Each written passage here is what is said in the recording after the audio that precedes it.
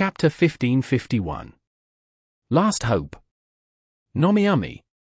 Nomiumi. Amidst a rain of bullets, Mo-fan repeatedly ran and dodged a total of 12 times. 2 times he was interrupted. 7 times nothing came of it. However, he succeeded 3 times, and the battle ended in Mo-fan's victory. The audience didn't know how to feel regardless if they supported Tyranny or Happy. Mo-fan's performance couldn't be described as good or bad. His stubbornness seemed ridiculous, yet in the end, he was able to drag down Qin Muyun through patience and perseverance. You might not like this sort of person, but you had no choice but to recognize his achievements. Qin Muyun came down from the stage. His opponent had used the exact same strategy 12 times to win. It sounded like a joke, but no one would think Qin Muyun played badly. Qin Muyun played as steady as ever. As a player who had come from Tyranny's training camp and been trained meticulously, there was no way he would just let Mo-fan repeatedly use the same strategy over and over again. After realizing Mo-fan's intentions, he had kept trying to thwart Mo-fan's plans or directly kill him. However many times Mo-fan repeated the strategy was however many times he had tried to thwart it. He lost. That was the outcome, but no one could criticize him for it because no one knew how he was supposed to have won. Qin Muyun had done everything they could think of. It was an outcome that couldn't be explained through common sense. Everyone was silent as they watched Qin Muyun return to Tyranny's seats. Tyranny only had 1 player left. As for Happy? Apart from Mo-fan, they still had 2 players remaining. Their lead was enormous. After recognizing the situation, Happy's fans finally recovered and began rooting for their team. As for Tyranny's fans? They knew that the situation was extremely unfavorable for them, but they couldn't give up hope. They had to hope for a miracle. Even if they couldn't, they had to let Happy know that their conviction wouldn't be shaken even in this sort of situation. Who would be Tyranny's last player? The crowd watched attentively as a slim youth stood up from Tyranny's seats. Song Qiying. Tyranny's rookie this season. The person who would inherit Tyranny's future. At this moment, he had become Tyranny's last hope. Even though a loss in the group arena didn't mean the match was over, it was an incredibly important moment. Song Qiying's performance would set the momentum in the following team competition. Just thinking about it made many people feel extremely nervous. Song Qiying stepped forward and set his sights on the stage. "I definitely won't let your efforts go to waste," he said firmly. Just because they were behind didn't mean that the efforts from the others on Tyranny were for nothing. Song Qiying wasn't only referring to their efforts in the group arena, but their efforts over this entire season and these 10 years. Team Tyranny's 5th player was Song Qiying. Class, Striker. Character, River Sunset. The electronic screen displayed the results of the previous match before putting up the information on Tyranny's next player. Even though everyone already knew who it was, all of Tyranny's fans stared at the name on the screen. At this moment, Sun Qiying had become the symbol of Tyranny. Everyone was certain that this youth would hold up Tyranny for another 10 years. Steady. Never retreating. The 7th round in the group arena. Happy's Mo-fan versus Tyranny's final player, Song Qiying. The battle began. Song Qiying chose the middle road, and River Sunset cut across directly to the center. Mo-fan took a roundabout route just like in the previous 2 fights. At this point, was he still planning on being so stubborn? The camera stopped on Deception. The traces of the previous battle could still be seen on him. Qin Muyun had put up a fierce fight even if he had ended up losing. He had dealt a considerable amount of damage to Mo-fan. 4%. At this moment, Deception only had 4% of his health left. The outcome of this match was a foregone conclusion. But they felt like that if it was Mo-fan, he would certainly do something unexpected even if his character was nearly dead. The course of events went the same way as the previous 2 battles. Even though Song Qiying's River Sunset wasn't a long-ranged class, his vision was the same as theirs. When it was about time, he noticed Deception. Then, he didn't hesitate to turn around and rush over in that direction. It was the same as before. Everyone thought to themselves. Mo Fan had played on this map against 2 opponents. He was certainly much more familiar with the map than Song Qiying. Would he take advantage of the terrain in some way? With only 4% of his health, would he actually be able to take out Song Qiying? The audience was thinking of Mo Fan as some sort of monster, even daring to think that he could beat Song Qiying with only 4% of his health left. Let alone Deception's health, Deception barely even had any mana left. In the last fight, he had went back and forth with Qin Muyun 12 times. How could he not have expended an extraordinary amount of mana? Deception didn't have enough mana to kill a full health character. But then again, it wasn't without logic. There was lava, no? It's starting. The 2 characters approaching each other. This time, the one with the attack range advantage was Deception. As a result, he was the first to attack. After throwing a shuriken, Deception wasn't in a hurry to continue forward. Against long-ranged classes, closing in on the opponent was fatal. Against strikers, it was the opposite. If it wasn't from a sneak attack, then directly confronting a striker was the same as sending yourself to death. Deception wasn't in a hurry to approach. River Sunset didn't slow down though. He tilted his body to the side to dodge the shuriken and sprinted forward. In the blink of an eye, his fist swung towards Deception. Deception swiftly retreated. Mo Fan clearly didn't want a direct fight with Song Qiying. However, Song Qiying's advance didn't stop. River Sunset stepped forward in pursuit, while Deception continued to retreat. Not long afterwards, he was forced to the edge of the lava. Double Tiger Palm. River Sunset's 2 arms shot out, blocking Deception's path to the left and right. Behind was lava, but if he didn't dodge, he would be pushed into the lava. In the end, Mo Fan made one last struggle. Deception made feints left and right, then suddenly turned right. Unfortunately, Song Qiying wasn't tricked. His double tiger palm didn't leave any openings. Pa! A hit! Deception puffed into smoke. Oh oh oh! All sorts of cries came out. The feint to the left had been a feint. The feint to the right was a feint as well, but its true purpose was to hide his hand movements. Shadow clone technique. After his real body appeared behind River Sunset, with just a push, he could send River Sunset into the lava. Deception kicked out, annihilation. As for River Sunset, using the momentum from double tiger palm, his body jumped up, whirlwind kick. Bang bang. 2 sounds. Annihilation was extremely fast. It arrived at River Sunset first, but River Sunset was already moving backwards. In the end, the whirlwind kick had struck Deception as well. Tong! River Sunset fell into the lava, but Deception had lost his last remaining health from the whirlwind kick.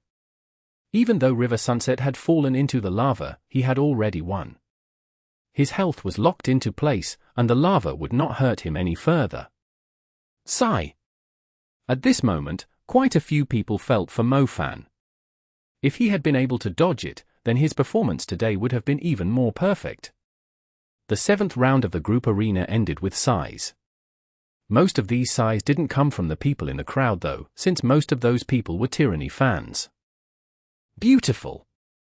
They were cheering for their young general, Song Qiying. When Deception had used Shadow Clone technique, they had been very worried. But at the critical juncture, Song Qiying's River Sunset executed a beautiful and precise whirlwind kick. How courageous! Truly deserving of Tyranny's future. Keep winning! They shouted. Happy's 4th player stood up. Fang Rui, the dirty Fang Rui. For rookies, he was the most difficult player to deal with. Rookies with weak willpower would sometimes even lose their confidence facing this sort of opponent. Although Song Qiying wouldn't go so far as to be afraid, it truly was unlucky for him to encounter Fang Rui here. No, it couldn't be said to be luck. Fang Rui had been chosen by Happy to come up. Perhaps it was to target a rookie like Song Qiying. Fang Rui's footsteps were gentle and light as if he were under no pressure. He winked at Mo Fan and said a few words as they passed by. Unfortunately, Mo Fan simply walked by him expressionlessly. This was exactly what the phrase giving the cold shoulder described Star. Fang Rui didn't seem to mind. As he walked onto the stage, he even said a few words to the referee. Soon, the match began. Friend, is there anything meaningful that you want to chat about today? And the trash talk began as well. Tyranny's fans looked at Fang Rui disdainfully. Although from his words, it sounded like there was some background to it. Those with good memory immediately thought of the 4th round of this season when Tyranny faced Happy in their away game. That round, Song Qiying had also met with Fang Rui. While Fang Rui was chattering non-stop, Song Qiying responded with a "I won't respond to anything that's meaningless," and then ignored Fang Rui. To think Fang Rui would actually remember those words. It seemed like his trash talk even needed some history to spice it up. The master of playing dirty was truly diligent. As for Song Qiying's reply today, "I'm going to win." It was just 3 words. Chapter 1552. An unexpected counter. Nomiami.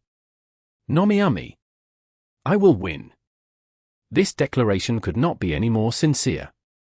It was what all pro players seeked. These 3 plain and simple words didn't give rise to much of a reaction though. Fang Rui laughed indifferently. "Ha ha, you'll win? You haven't asked me yet." No answer. Sure enough, Song Qiying acted the same way as he did in the 4th round of the regular season. He ignored any meaningless words. But just because he ignored them didn't mean that he didn't see them. Last time, Fang Rui didn't stop talking just because he was ignored, and it was the same this time. His trash talk wasn't as dense as Huang Shaoqian's, but his ability to provoke people was no worse. Would Song Qiying be affected by his trash talk? No one knew. They could only see that Song Qiying's River Sunset continued with the decision that he had made in the beginning and kept moving forward. Soon, the 2 characters met in the center. Fang Rui had also chosen to cut straight to the center. Strikers could only fight at a close range, but Qi Masters had decent mid-ranged options. Thus, the first to act was Fang Rui. Qi Bullet. The damage dealt by this skill wasn't high, and it didn't have any crowd control effects. It was mostly used as a harassment skill to probe how the opponent would react. Fang Rui often aimed this skill directly at the opponent's face.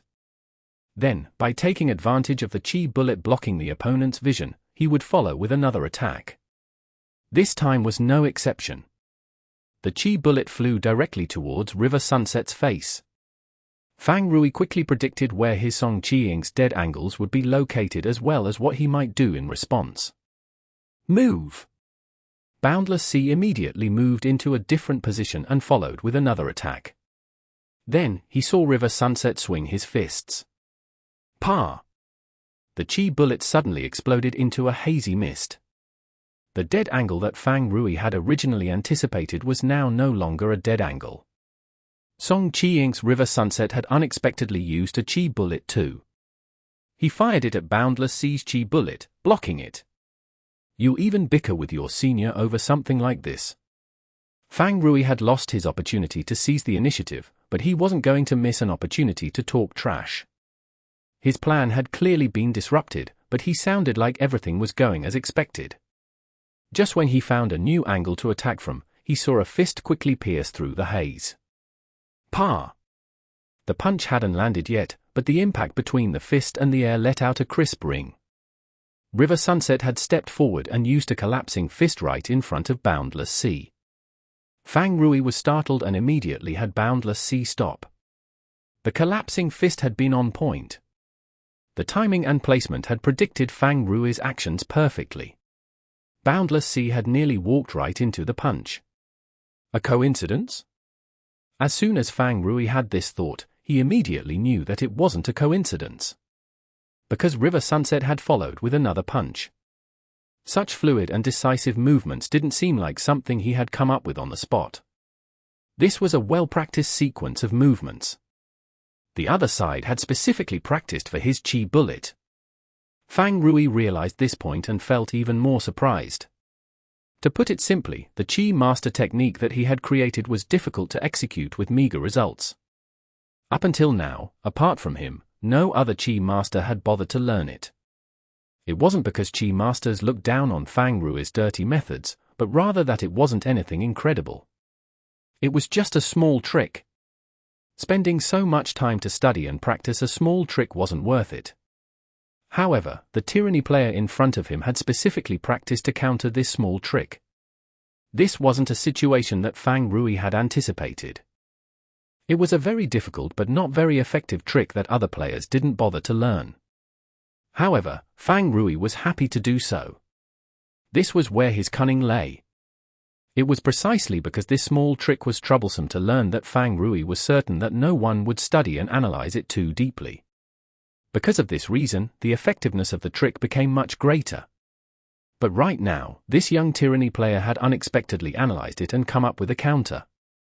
Fang Rui was surprised. The thoughts of the new generation, was he not able to see through them? Cloud body, straight punch, stomach kick. River Sunset completed all of these attacks in one breath.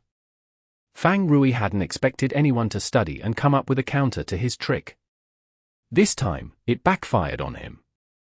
After his trick failed him, he was now in a very disadvantageous position. Under River Sunset's fierce assault, he had no choice but to retreat. Trash talk? Right now, Fang Rui really wanted to, but he didn't have the time.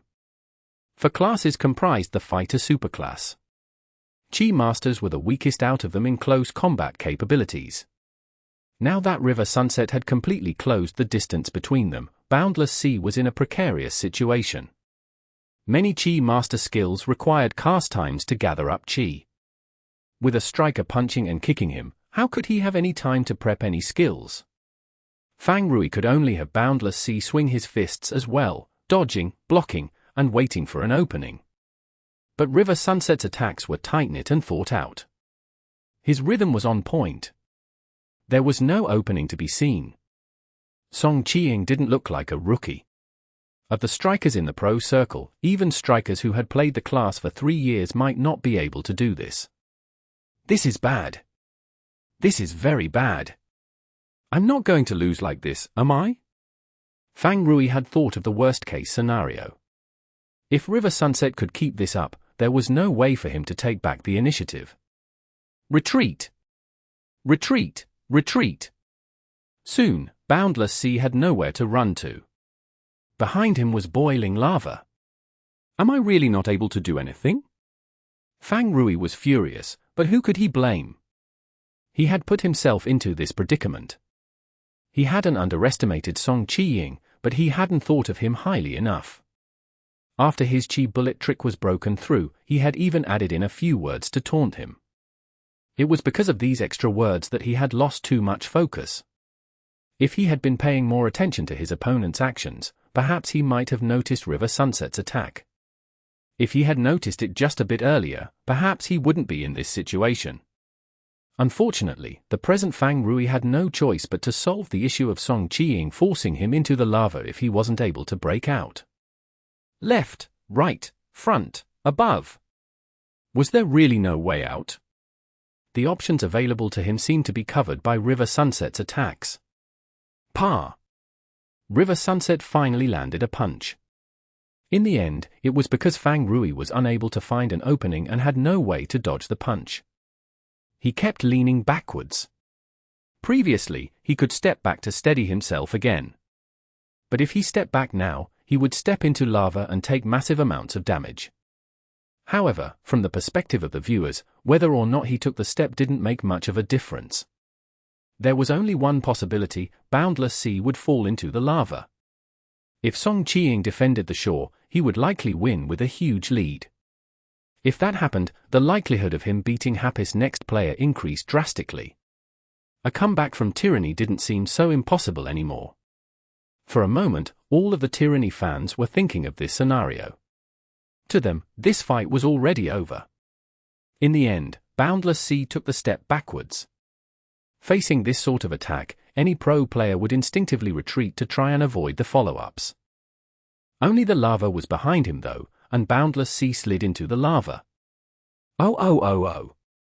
The Tyranny crowd gave their victory cheer. They thought that the fight was over. But very few people noticed that as Boundless Sea fell, his two arms extended out in front of him. After the lower half of his body sunk into the lava, he slammed his hands down on the ground. Landmine quake!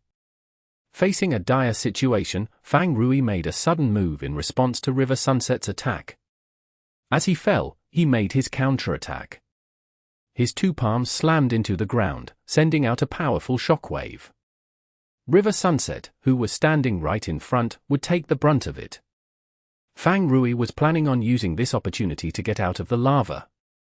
But before Boundless Sea could even jump, River Sunset was already in the air. Everyone had already thought that Song Qiying's victory was set in stone. Song Qiying didn't think the same though. His opponent still had 63% of his health left. How was his victory set in stone? He continued to closely follow Boundless Sea's movements. Very few people had noticed Boundless Sea extending out his arms as he fell, but Song Qiying was one of them. When the landmine quake came down, River Sunset jumped up. Then, 1,000-ton drop. Landmine quake's shockwave would damage River Sunset, it wouldn't be able to knock him away because of the 1,000-ton drop. River Sunset was like a mountain as he pressed down, blocking Boundless Sea's escape. From this close distance, Fang Rui could see this young character clearly, while his surroundings seemed to lose their color. The 8th round of the group arena. Fang Rui lost, Song Qiying won. It wasn't close either. Tyranny had already been celebrating long beforehand. The victory from Song Qiying instantly brought Tyranny back from the brink of death. After his fight with Fang Rui, River Sunset still had 79% of his health left. He definitely had a chance of beating Happy's final player. With Tyranny's fans riled up, they began booing at their opponents. Because Happy's previous few players had played spectacularly, they had no way to boo them. But with Fang Rui, they had an opportunity. Even though Lin Jingyan hadn't done too well on his turn, they could at least accept his efforts. But Fang Rui? All they saw was a careless fool. Maybe that was a method of getting the opponent to become numb to his feints, but in this match, it was the reason why he had lost. Fang Rui returned to Happy's seats amidst the boos. Fang Rui's expression seemed somewhat unnatural when he faced his teammates. You suck. You got destroyed by a rookie. Yishio was merciless. Disgusting, Wei Chen followed. In these situations, the only way you'll be forgiven is if you go on your knees and beg for mercy, Steamed Bun also added. He wasn't really talking to Fang Rui though. He was talking to Qiao Yifan, Luo Ji, and Anwenny, the other rookies. It was more like him watching a show and making a comment. Fuck, it wasn't that bad. Fang Rui said, I'll go to a corner and reflect back on what happened. After saying these words, he put his hands behind his head and crouched down at the corner, reviewing the fight. Hey, this, Chen Guo felt like it wasn't quite appropriate. Let him reflect on it. Yishio didn't stop him. Instead, he looked towards Happy's final player. Their huge lead had been reduced to this extent. The side being caught up would be under great pressure. But Happy's next player didn't seem to mind. It's finally my turn. Tang Ru exclaimed. Chapter 1553. Wrestling along the shore. Nomiami. Nomiami. Tang Ru walked onto the stage. Tyranny's fans very much admired this controversial player. Her style possessed the fearlessness that they liked to see.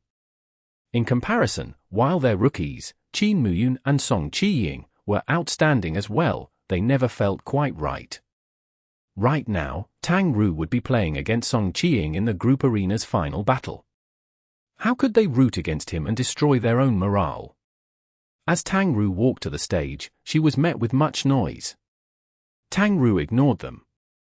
After the referee went over how she would leave the stage after the group arena was over, she went into the designated player booth. It was the deciding battle. If she won, she would put a halt to the opponent's momentum. All of these factors only made Tang Ru's fighting spirit rise even higher. What's more, the two had fought the deciding battle in last round's group arena. In that match, Tang Ru's soft mist had started with less health. Even though she was able to catch up quite a bit, in the end, she still lost to Song Qiying. What about this round? Song Qiying's River Sunset had 79% of his health left. This time, it was Song Qiying who would be starting with less health. In the past, Tang Ru wouldn't have cared about her lead.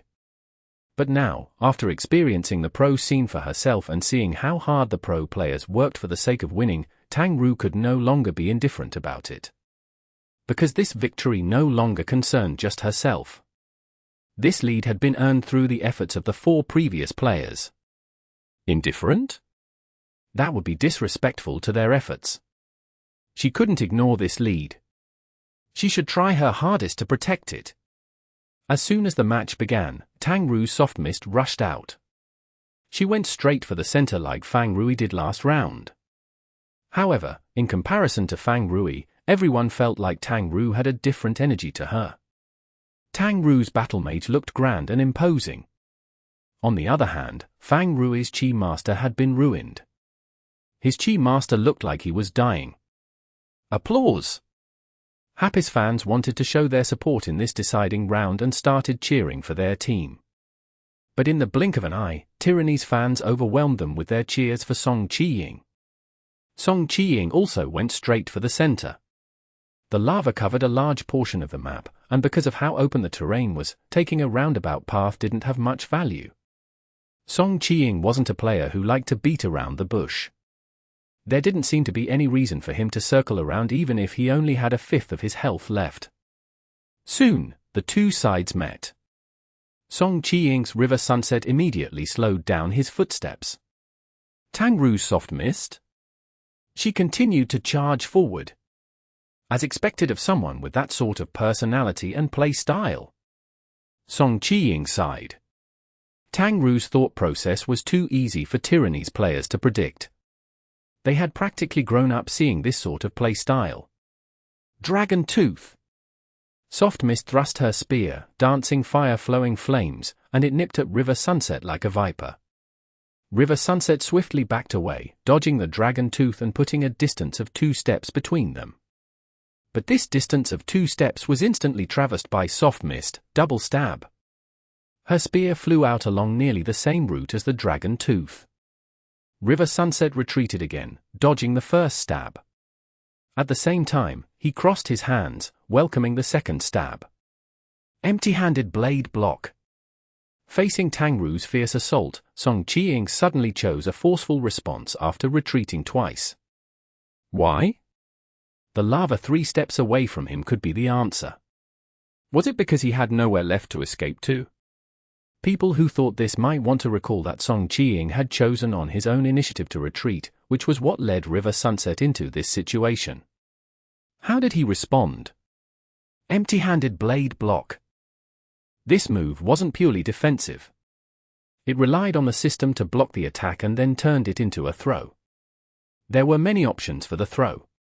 In this current situation, a practiced striker could easily use the throw to send his opponent into the lava 3 steps away. This was Song Qiying's true purpose. It was a response filled with bravery and confidence. He had courage too. It was just that it differed in the way that Tyranny's fans were familiar with. His courage hid many schemes. Rapidly retreat 3 times to bait the opponent into chasing after him. He didn't hurry to use empty-handed blade block. Instead, he waited for second hit from double stab. The execution difficulty was higher, but it also made it harder for the opponent to react. Song Qiying succeeded. River Sunset's hands locked Soft Mist's spear into place. Without any hesitation, the throw followed the block. He twisted his body, and Soft Mist was thrown towards the lava. Only 3 skills had been used so far in their battle, yet one of the players was about to fall into the lava. With this fall, Happy's lead would likely be destroyed. Fast and fierce. TSK, TSK, TSK, those who didn't think highly of Happy clicked their tongues. But as Soft Mist flew out, she thrust out her dancing fire-flowing flames. The instant River Sunset threw Soft Mist using empty-handed blade block, her spear became free and stabbed towards River Sunset. This was the fastest counterattack she could do after being hit by empty-handed blade block. River Sunset retreated as fast as he could, but he was still too slow. He was backing away from Soft Mist, but her spear had already struck his chest. Circle swing! The airborne Soft Mist swung her arms, and River Sunset was launched into the air. There was nothing he could do against a grab skill. Splash! Splash! The two characters had fallen into the lava simultaneously. However, River Sunset had been thrown deeper into the lava than Soft Mist. Only 4 skills had been exchanged between the two of them. One person falling into the lava? Wrong. The outcome was far bolder than they could have imagined.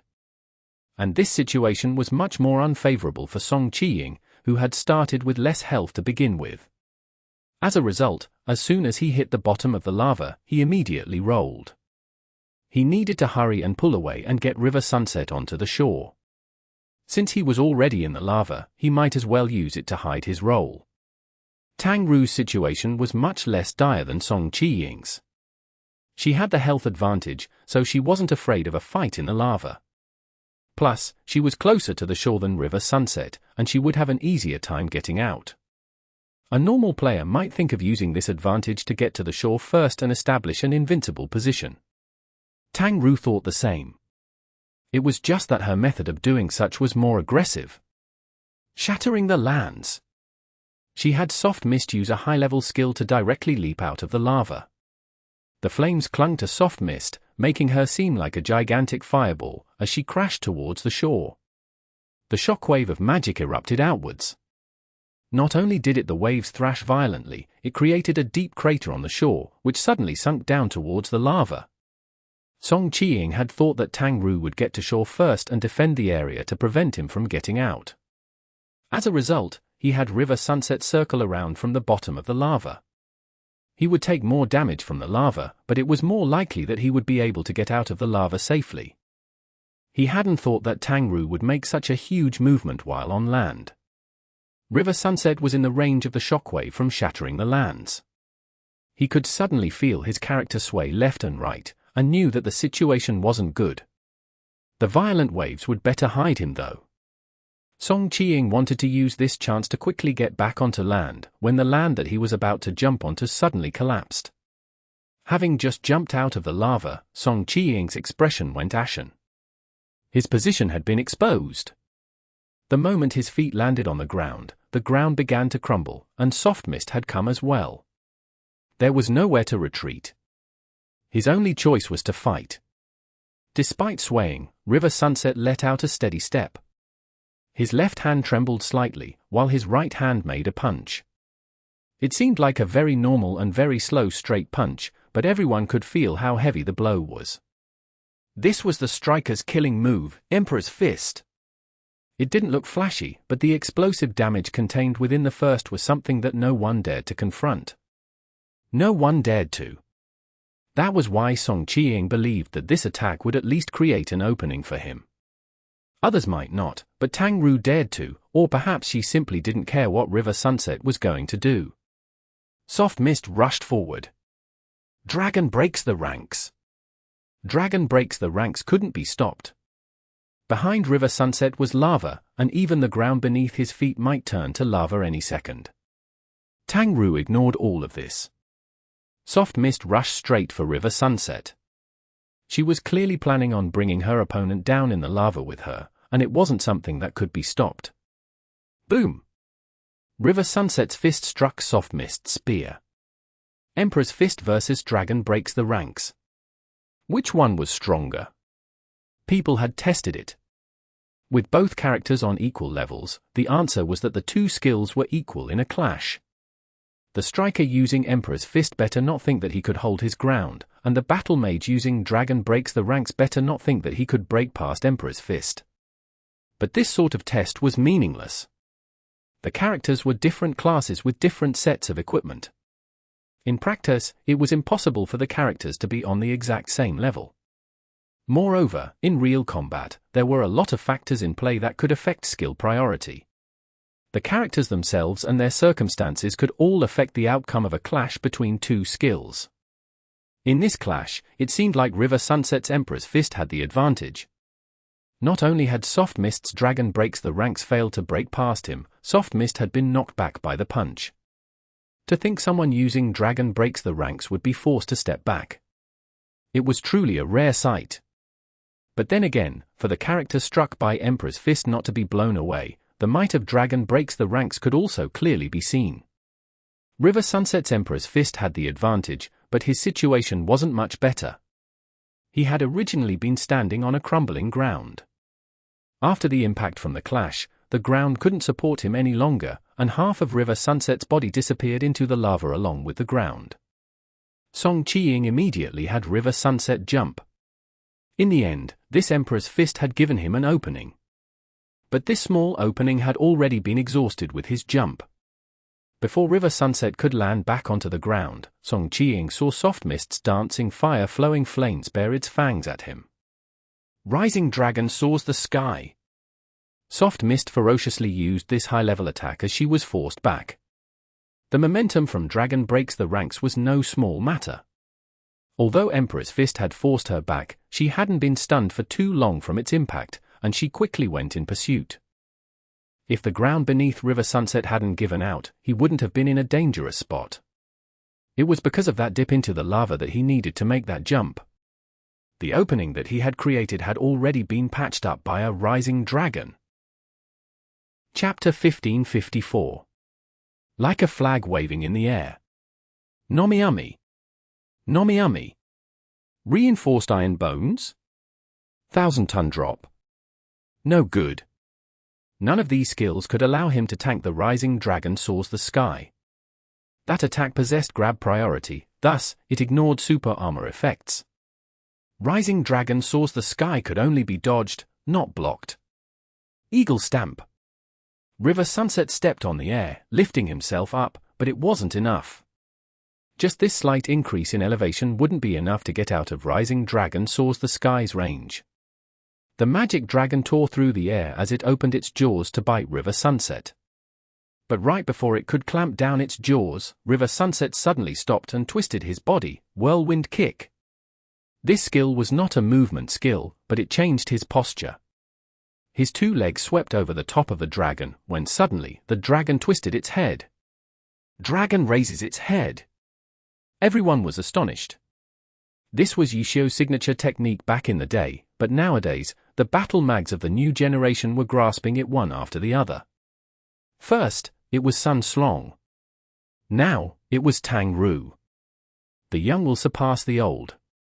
And in the glory competitive scene, it was this pursuit that made the scene flourish. Rising Dragon soars the sky, hit. The dragon clamped down on River Sunset. Dazzling light engulfed him as the magic exploded.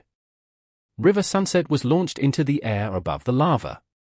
When the skill ended, he fell into the lava. River Sunset moved along with the tumultuous waves of lava. Quick recover and then jump out. Song Qiying reacted extremely fast, not wasting a single second. River Sunset no longer had the health to swim over to the faraway shore. Every second in the lava was a blow to him. Rising Dragon soars the sky had a long ending animation. During this time, he needed to get back onto the shore. It was his only chance for a comeback. After he jumped, he was right next to the shore. With another jump, River Sunset was about to land back onto the shore. Soft Mist could only just start moving again. At a distance of several steps away, it wasn't possible for her to instantly reach River Sunset and intercept him. However, she could still send out magic chasers. A blue and a purple ball of light shot towards River Sunset. The blue light was an ice chaser that had been created when she had used double stab. The purple light was a dark chaser that had been created when she landed circle swing. Tang Ru hadn't immediately used these chasers, and now, it seemed like her decision had paid off. River Sunset was still mid-jump and couldn't dodge. The two chasers exploded, and of these two chasers, the Ice Chaser's CC went into effect. For every level in Ice Chaser, the Battle Mage's physical defense would increase by 2%. For a Battle Mage with leather armor proficiency, it wasn't too great of a buff. The strength buff from Fire Chasers was far better, and the attack speed buff from Light Chasers was more useful. However, when the Ice Chaser hit the target, its CC effect was the best out of all 5 types of chasers. The Ice Chaser stunned the target briefly and had a 50% chance of lowering the target's movement speed. This was the effect for a level 1 Ice Chaser, and it was already very useful. Taking advantage of River Sunset's stun state, Soft Mist rushed forward. She thrust her spear, and the air began to crackle. 100 Dragon Meteor Strike. Countless Scarlet Spears appeared. It was too late for Song Qiang to activate a super armor skill like Reinforced Iron Bones. Right when River Sunset's stun wore off, the spear reached him. Then, more attacks followed. As Soft Mist closed the distance, the attacks became more and more dense. Finally, she reached 2 steps away from River Sunset. She launched River Sunset into the air. Every attack from her carefully considered how the attack would affect the target. Despite needing to maintain a fast tempo, she was still able to accurately make these precise calculations. There was no doubt that Tang Ru deserved the title of Best Rookie this season. Pu 100 Dragon Meteor Striker's final strike sent River Sunset at a new angle in the air. Droplets of blood dripped out from his flying figure. Who knew how much damage her combo had dealt to River Sunset? Now, the two were face to face. Soft Mist's dancing fire-flowing flames leapt up, and a sky strike struck River Sunset, launching him into the air. Then, Draconic Crusher! Soft Mist swung downwards like a spike, sending River Sunset crashing towards the lava. The high-priority Draconic Crusher sent River Sunset into the lava for a 3rd time. The wave of lava created by the plunge from River Sunset was more than 2 people tall, reaching high enough to even splash onto Soft Mist. Tang Ru ignored the damage and followed with another attack. Cloud-whirling Windstorm. Her spear twisted, producing a whirlwind of magic that shot towards the lava, giving the attack an even deeper color. Scarlet flames swallowed River Sunset, and there was nothing Song Qiang could do. The previous Draconic Crusher had forced a knockdown. Until River Sunset was flat on the ground, he wouldn't be able to move. The cloud-whirling windstorm mixed in with the lava, striking River Sunset and forced him flat on the bottom of the floor of lava. Roll! Song Qiang immediately had River Sunset roll. When he saw from up above, the dancing fire-flowing flames in Soft Mist's hands descend like a bolt of lightning. Furious Dragon strikes the heart. The successive strikes made it such that the surrounding lava pushed away was unable to return. An empty piece of ground was laid bare in the lava. River Sunset was rolling on the ground when Soft Mist's spear stabbed through his heart and nailed him to the ground. The lava flooded back. In the blink of an eye, it engulfed River Sunset, who was bent like a small shrimp, and then Soft Mist, who had harpooned him. Glory! The winner had been determined. Tang Ru had won. Happy had won. And the one who won did it in the most flashy way possible. The scene made Tyranny's side feel awkward. When Soft Mist threw her spear downwards, River Sunset hung on the top of the spear like a shrimp. He almost looked like a flag waving in the air. When Song Qiang walked out from the player booth, he saw his character hanging on the opponent's spear. Shameful? Song Qiang felt a bit embarrassed, but he also knew that it was just Tang Ru seizing the opportunity to give the fatal blow. Tang Ru hadn't been trying to humiliate him on purpose. He was more concerned with the fact that he hadn't been able to win this deciding battle. He had failed to live up to everyone's expectations. This was what made him disappointed the most. The Tyranny fans weren't in high spirits. A striker losing to a battle mage was reminiscent of past pains. Han Wenqing had lost to Yishou in the first round, and in the fight between the symbols of the future of the two teams, they had also suffered a defeat. Song Qiang had played well enough though. He had eliminated Happy's lead and brought Tyranny an opportunity to win. But in the end, Tyranny lost. The final scene of River Sunset hanging off of Soft Mist's spear only made the pain worse. Even so, when Song Qiang walked down from the stage, they gave him their applause.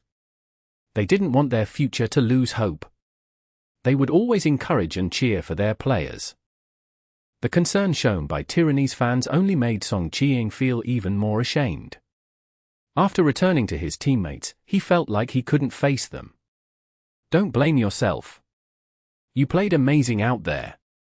It was because we played poorly that we left too big of a burden on you, Jingyan said. He had played the worst in the group arena today. Tyranny falling behind was practically his fault. As he consoled Song Qiying, he also pushed the blame onto himself. You have to win next time. Han Wenqing didn't say too much and simply expressed his expectations in the future. HM? It's not too big of a problem, no? Losing by 1 point in the group arena is practically no different from even. Zhong Jiala felt that the atmosphere felt abnormally gloomy. He hoped that he could bring up everyone's spirits. There's still a difference, Zhong Xinjiu immediately retorted. Zhong Jiala was helpless. Their vice-captain was too serious.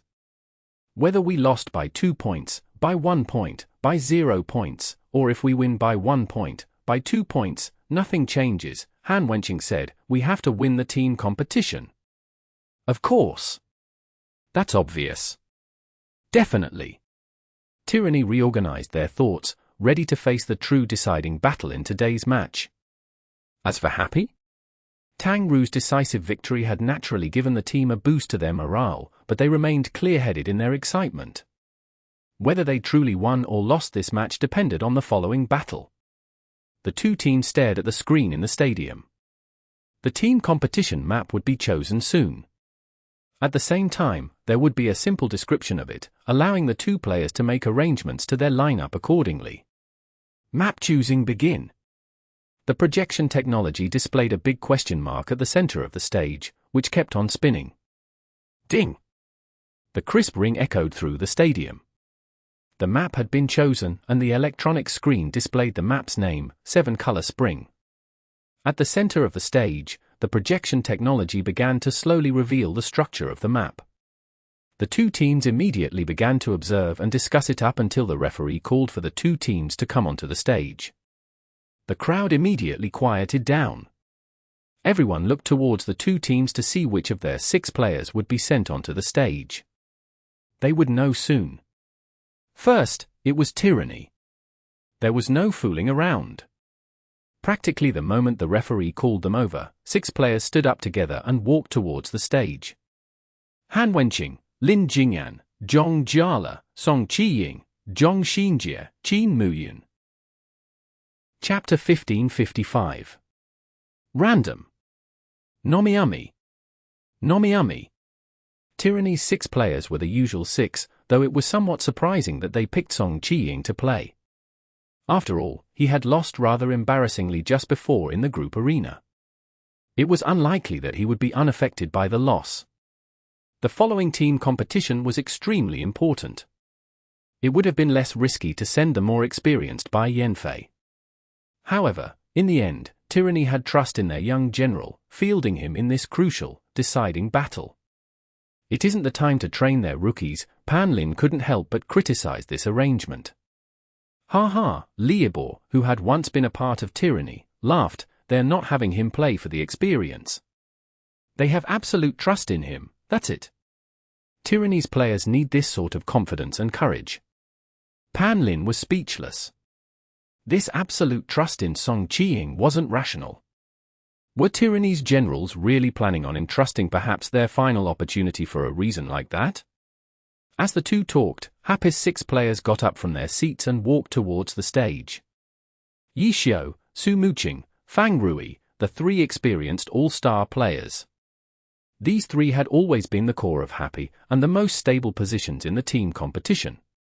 And Wenny, Happy's cleric, also had a stable position in the team competition because of his class. Then, it was Tang Ru. She had just crushed Tyranny's momentum in the group arena. In her confrontation with Tyranny's rookie, Song Qiying, she had won in a dominating fashion. Her deserving of the title Best Rookie was becoming more and more convincing. Finally, their 6th player was Luo Ji. He had played the fewest times in the regular season, but in the first round of Happy's semifinals game with Tyranny, he had single-handedly turned the situation around, triggering a heated discussion amongst the community. The discussion had been interrupted for a moment by the match between Samsara and Tiny Herb, but when it was time for the second game between Happy and Tyranny, Luo Ji's name often came up in the discussion and predictions. In the second game, Tyranny chose the map, and Happy did not send out Luo-G. The map that Tyranny had chosen indeed didn't have any areas that could be dismantled. Tyranny had showed some worry over Luo-G. For this third game, after getting a general overview of the random map, Happy immediately sent out Luo-G in this important deciding match. This map was a map that had specifically been prepared for the playoffs. It had never been seen before, so it wasn't possible for anyone to have made any preparations for it. Could it be that Luo-G's ability to instantly understand the structure of the terrain and then dismantle it was real? For a moment, the discussion began to revolve around Luo-G. Pan Lin had felt that Tyranny had been bold, daring to send out Song Qiying. Now, he had no idea what to say for Happy. No matter how you put it, Song Qiying had been a prime candidate for the title of Best Rookie this season. That was a proof of his skill. As for Luo-G, the few times that he had appeared in the regular season, he had rarely made any especially great plays. It wasn't until the semifinals of the playoffs did he suddenly attract everyone's attention.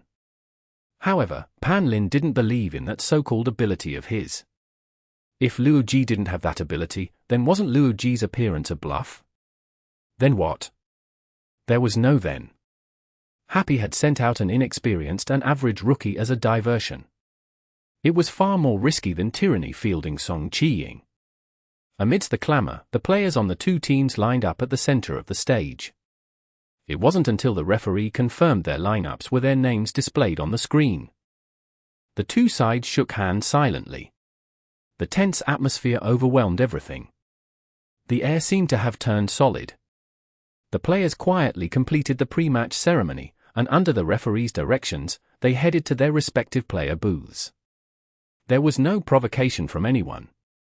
No one tried to probe the other side's mentality. There was also no friends first, competition second behavior either. The battle that would decide their efforts over this entire year began in this way. The audience could feel this terrifying oppressiveness and were silent as well. If even the spectators were like this, how were the players themselves feeling?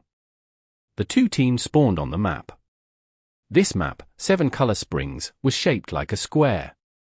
The spawn locations weren't the usual corners, but rather at the 12 o'clock, 3 o'clock, 6 o'clock, and 9 o'clock positions.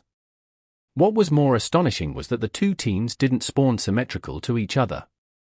Team Happy spawned at the 6 o'clock position, while Team Tyranny spawned at the 3 o'clock position. This was the first time the spawn locations had broken glory traditions. But then again, whether it was the Alliance's rules or the competitive rules, neither of them specified that the spawn locations needed to be opposite of each other. From the numerous maps over the years though, it seemed to be a tacit agreement. However, in this crucial battle, this tacit agreement was broken, immediately leading to a large commotion outside of the stage. Their spawn locations aren't symmetrical. Pan Lin was astonished. Coach Lee, how do you think this will affect the match? It will definitely have an effect on the match. The two teams don't know about this situation. They will likely assume that their opponent spawned on the opposite end, and then based on this assumption, they'll make predictions on when and where the opponent might come from. But with this current situation, the two teams' predictions will be wrong. Their first encounter will come as a surprise to both teams. It will be a test of their reaction speed and ability to adapt to unexpected situations. Whichever side is able to figure out the reason for the issue the fastest will have a better grasp of the situation. Li Yibor went into a fairly lengthy analysis. The two teams also began to move. After their intentions gradually became clear, the crowd once again went into a commotion. The straightforward and direct Tyranny didn't lose their inherent traits in this random map and cut straight towards the center. On the other hand, Happy took a roundabout route, and they split into two parties. Lord Grim, Dancing Rain, Boundless Sea, and Little Cold Hands went to the left, while Tangru's Soft Mist went to the right. If the two teams had spawned normally at opposite ends of the map, Team Tyranny would have been caught in a pincer attack from the left and right. However, with Tyranny coming in from the 3 o'clock direction, Tangru's Soft Mist would run into the entirety of Team Tyranny all alone first. An individual's movement speed was faster than a group's movement speed. The asymmetric spawn location spelled trouble for Happy. From a time perspective, Tang Ru definitely wouldn't be able to expect that Tyranny would be coming from the side. The three parties continued to move along their respective paths. Happy's four-player group was ignored by the projection technology and the broadcast. Everyone was watching Tyranny's and Tang Ru's movements, predicting where they would meet based on their movement speeds. The broadcast team had people to analyze it and help from software. Soon, the screen displayed a drawing showing their likely routes. Then, a bright red dot was placed on where the two sides would meet. The camera zoomed in and showed the terrain of this location. The terrain was not favorable for Tang Ru. If the terrain was flat, then she would be able to notice Tyranny from far away. She would have plenty of time to adjust and wouldn't need to be worried. However, this 7-color spring wasn't a flat map. The 4 spawn locations were situated on 4 high grounds. The rest of the map was filled with steep and precipitous terrain. This map was rather similar to a canyon area. It was just that it was intermixed with other elements. In particular, the 7-color spring in the middle didn't fit in with the setting of a desolate highland.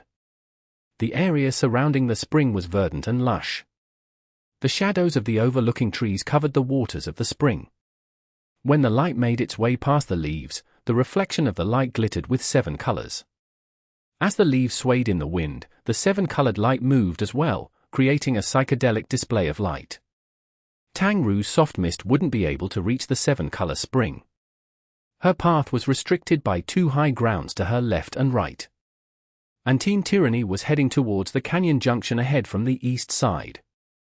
It was where the broadcast had predicted the 2 sides would meet. Maybe it wouldn't be precisely on the dot, but the 2 sides would certainly meet at that junction. What mattered was the distance between the 2 sides when they noticed each other. This distance would decide Tang Ru's fate. No one believed in a miracle like a 1v5. When the 2 sides met, Tang Ru would definitely be fleeing for her life. The Happy fans were naturally very anxious. They didn't know how things could get better. Soft Mist's movement speed and direction hadn't changed. As she approached that junction, Pan Lin sucked in a deep breath of air, waiting for the moment when the 2 sides collided. As the 2 sides neared, the predictions became more and more accurate. It seemed like the 2 sides would notice each other at a very close distance. The situation was becoming worse and worse for Happy. They're close. Just a bit more. Pan Lin's voice started getting louder as he stared at the scene. Soon, it's the entrance of the juncture. Soft Mist is running towards it. Running, she stopped. Pan Lin was about to shout she's charged out, but in the end, he wasn't able to say them. Tang Ru's Soft Mist had unexpectedly stopped the instant she reached the juncture. What's going on? Pan Lin was puzzled. Soft Mist had already started retreating. She stuck to the side of a wall as she carefully retreated back. The cameraman had noticed the issue and switched to Tang Ru's point of view. This point of view didn't just show what Tang Ru saw but what she was hearing. Footsteps. It was the sound of jumbled footsteps. Chapter 1556. An unknown coincidence. Nomiami. Nomiami. Found 5. Tang Ru quickly typed in Happy's chat. She also gave Soft Mist's coordinates. The audience was astonished. Team Tyranny hadn't even appeared in her sights yet, but just through those jumbled footsteps, she was able to deduce that there were 5 people. She must be quite confident in her listening abilities. Several pro players shut their eyes and tried, but even though they knew that were 5 people there, they couldn't distinguish between these footsteps at all. All they could get was that there was more than one person. Where are they? Yishio was surprised. From the east. That can't be right. Tang Ru didn't have time to continue chatting with Yishio. Even though she had noticed Tyranny's movements ahead of time and retreated, this canyon area was very flat and straight. True, she could back away, but there was nowhere for her to hide. During this time, Tyranny's 5 players had arrived at the entrance of the canyon. Hoping that they wouldn't look straight was unrealistic.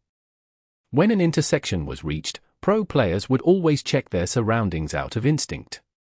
As a result, Tyranny quickly noticed Tang Ru's Soft Mist. Everyone in Tyranny was startled. For experienced players, as soon as the size of the map was known, estimating approximately what time the two sides would meet was an easy task. They only saw soft mist, but even considering that an individual moved relatively faster than a group, encountering her here shouldn't be possible. The spawn locations were different than normal. The spectators could see it with their own eyes, but for the players on stage, there was no way they would think of something that had never happened before. As a result, whether it was Tyranny or Happy, everyone was at a loss. They weren't able to figure out what the reason was. Happy's response to it was rather simple. Tangru was only one person. She was in a 1v5 situation, what more was there to think about? The 36 stratagems. If all else fails, retreat. But it was more complicated for Tyranny. Bait? Trap? These words went through their heads. As a result, although Tangru was alone, they didn't dare rashly attack her. Facing this unfamiliar map, they thought about it and felt like Happy must have discovered something particular about this area.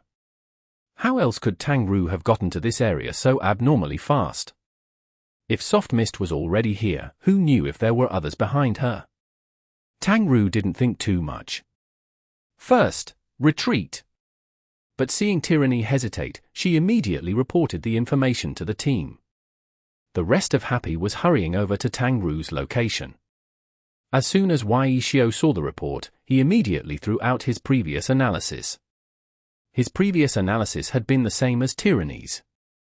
Tyranny must have found some sort of secret in this map to be able to have reached that location so fast. But when Tangru reported that Tyranny was hesitating on whether they should chase after her, Yishio knew that his analysis had been wrong. For a team like Tyranny to hesitate this much, it meant that they must be feeling very apprehensive about the situation. From this, it could be seen that they hadn't expected to meet anyone from Happy there. In other words, their encounter with Soft Mist came as much of a surprise to them as it did to Happy. Therefore, there must be a different reason leading to this abnormal situation to occur. Because of this small difference, Happy was a step ahead of Tyranny in solving this mystery. They at least knew that Tyranny didn't have the initiative. It was a surprise encounter. In that case, try and harass them. Yishio messaged. Harass? Tangru was surprised. She obviously knew what the word meant. It was just that harassing required a bit of finesse. It wasn't Tangru's strong suit. She also lacked experience in reading the situation, so it was a rather difficult task for her. Give them something more to think about, Yishio explained his intentions. Got it, Tangru wasn't stupid. It was a 5v1, yet Tyranny was hesitating. The other side was clearly apprehensive about something. Yishio's meaning was to make a bluff and mislead them into thinking their misgivings were correct. Go back and attack? Tangru pondered over it. For now, she had Soft Mist stop retreating. This sudden pause magnified that shadow of doubt in Tyranny's hearts. They had previously been hesitating, but when they noticed how quick and decisive Soft Mist's retreat was, they gradually became aware of Tangru's misgivings towards them. Just when they were about to come to the same conclusion as Yishio, Soft Mist suddenly stopped and turned around to look at them. Was it because they hadn't gone forward that the other side had no other choice? Which meant that the other side had set this up, and it really had been a bait. Tangru was still thinking of how to harass them. But she hadn't thought that the other side would analyze her move to that extent. Just this pause made the other side doubtful. Tangru was already misleading them. But at this moment, Tyranny's Zhong Xinjie ordered, "We attack." Zhong Jiala was somewhat surprised. If the order had come from Han Wenqing, he wouldn't have been surprised. Only their captain wouldn't bother thinking about whether it was a trap or not, just use brute force to break through it.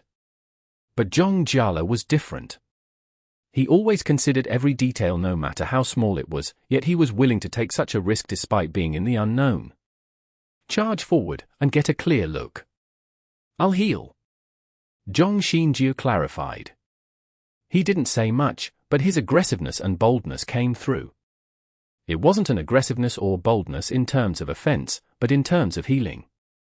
Zhong Xinjie was stating, "Go look, I'll protect you." using force to suppress. But this time, they weren't relying on offense, but on healing. This aggressiveness wasn't without caution. Tyranny's and Zhong Xinjia's playstyle never lacked caution. Understood. We'll go forward. Zhong Jiala's dazzling 100 blossoms immediately rushed out. For this type of scouting, a long-ranged class was safer. Qiying, protect the healer, Han Wenkini ordered, and then Desert Dust rushed forward as well. Lin Jingyan's Dark Thunder followed. Song Qiying followed the order, and River Sunset kept close to Zhong Xinjia's immovable rock. Team Tyranny finally moved forward. However, they still displayed a defensive stance. Their coming Tangru reported to her teammates, and Soft Mist turned around and retreated again. Already? How decisive! Protect yourself. Yishio replied. If he had said this to anyone else, they would have most likely wanted to cry. It was a 1v5. Saying, protect yourself, was easier said than done.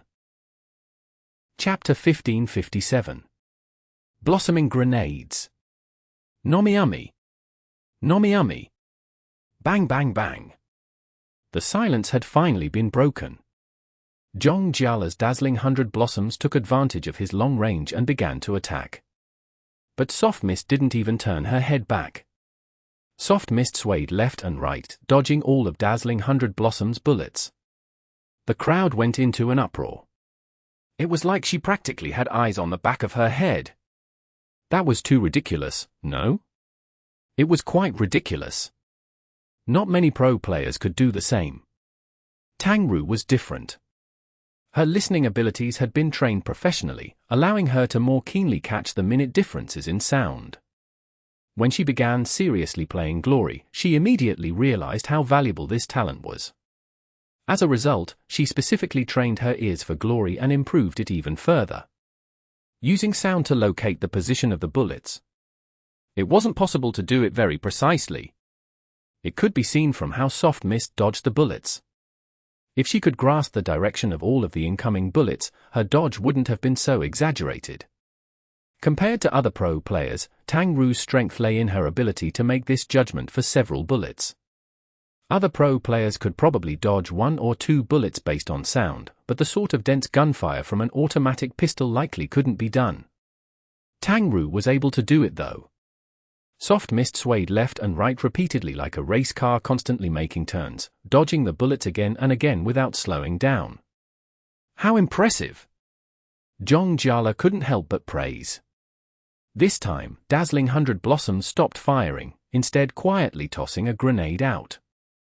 Then, bang bang bang, he began firing again. His experience and cunning was being put on display. If it had just been a quiet grenade toss, the other side would likely be suspicious. But by tossing the grenade while simultaneously firing, the other side would continue hearing gunshots and would likely ignore the possibility of a grenade toss. Zhong Jiala's thoughts were very logical, but unfortunately, it didn't work because Soft Mist turned her head. The reason was very simple. Yishio had told her that she shouldn't completely rely on her listening abilities because many attacks and skills didn't have sound. As a result, Tangru wouldn't completely rely on her listening abilities. She would occasionally turn her head back, which she happened to do so when dazzling 100 blossoms threw his grenade. She saw it and determined what it was. Implosion grenade. If Soft Mist had dodged to the side like she did with the bullets, the shockwave from the implosion grenade would have thrown her to the walls of the canyon. This delay would be enough for Tyranny to catch up to her. They believed that Happy had likely set up something in this area and were planning on seeing what it was with their own eyes, but if they could intercept Soft Mist before she could make it there, then that would obviously be the best scenario. The situation would turn around, and they would have the initiative. But unfortunately, she noticed it. Zhong Jiala didn't hold back. The sky rained down with grenades. With caution in mind, Tyranny chased after her, taking up a more defensive stance, and thus, the team formation could not scatter. As a result, their collective movement speed wouldn't be as fast as Soft Mist. There wouldn't be many opportunities to hold her here, and soon afterwards, they would be stepping right into where the enemy side wanted them to be. Right now wasn't the time to hold back. The grenades filled the sky like the petals of a flower bud. Everyone could already see the blossoms of light scattered through the air. Tang Ru quickly tried to analyze where these grenades would fall. This required lots of glory experience to do so, which was what Tang Ru was lacking in. She could only do her best. Bang bang! 2 gunshots rang out, followed by 2 explosions. Light filled the sky. Jingyan had taken the initiative to make 2 grenades explode. In a split second, the rest of the grenades were swallowed by the blinding light. Tang Ru had already been having trouble figuring out where the grenades would land when she could see them. Now that the grenades couldn't be seen, she might as well not even try. Soft Mist disregarded them and sprinted away as fast as she could. The farther she ran, the better. As for the grenades, she would have to rely on her reaction speed to deal with them. Boom! The first grenade exploded. A giant fireball rippled through the air. It was a flame grenade. The fire burned and dealt damage, but it didn't have any effects on movement speed. Soft Mist simply dashed right through the flames. Boom! Another grenade landed beside Soft Mist. It was a normal impact grenade that exploded on impact. The explosion not only dealt damage, but it would hinder her movements to a certain extent. Out of reflex, Tang Ru had Soft Mist twist her body to the side, shaking off the explosion. Boom boom boom. Grenades continued to fall, and light continued to blossom. The viewers weren't able to clearly distinguish between the different grandies. All they could see was a mess of explosions. Yet Soft Mist was moving left and right amidst this light.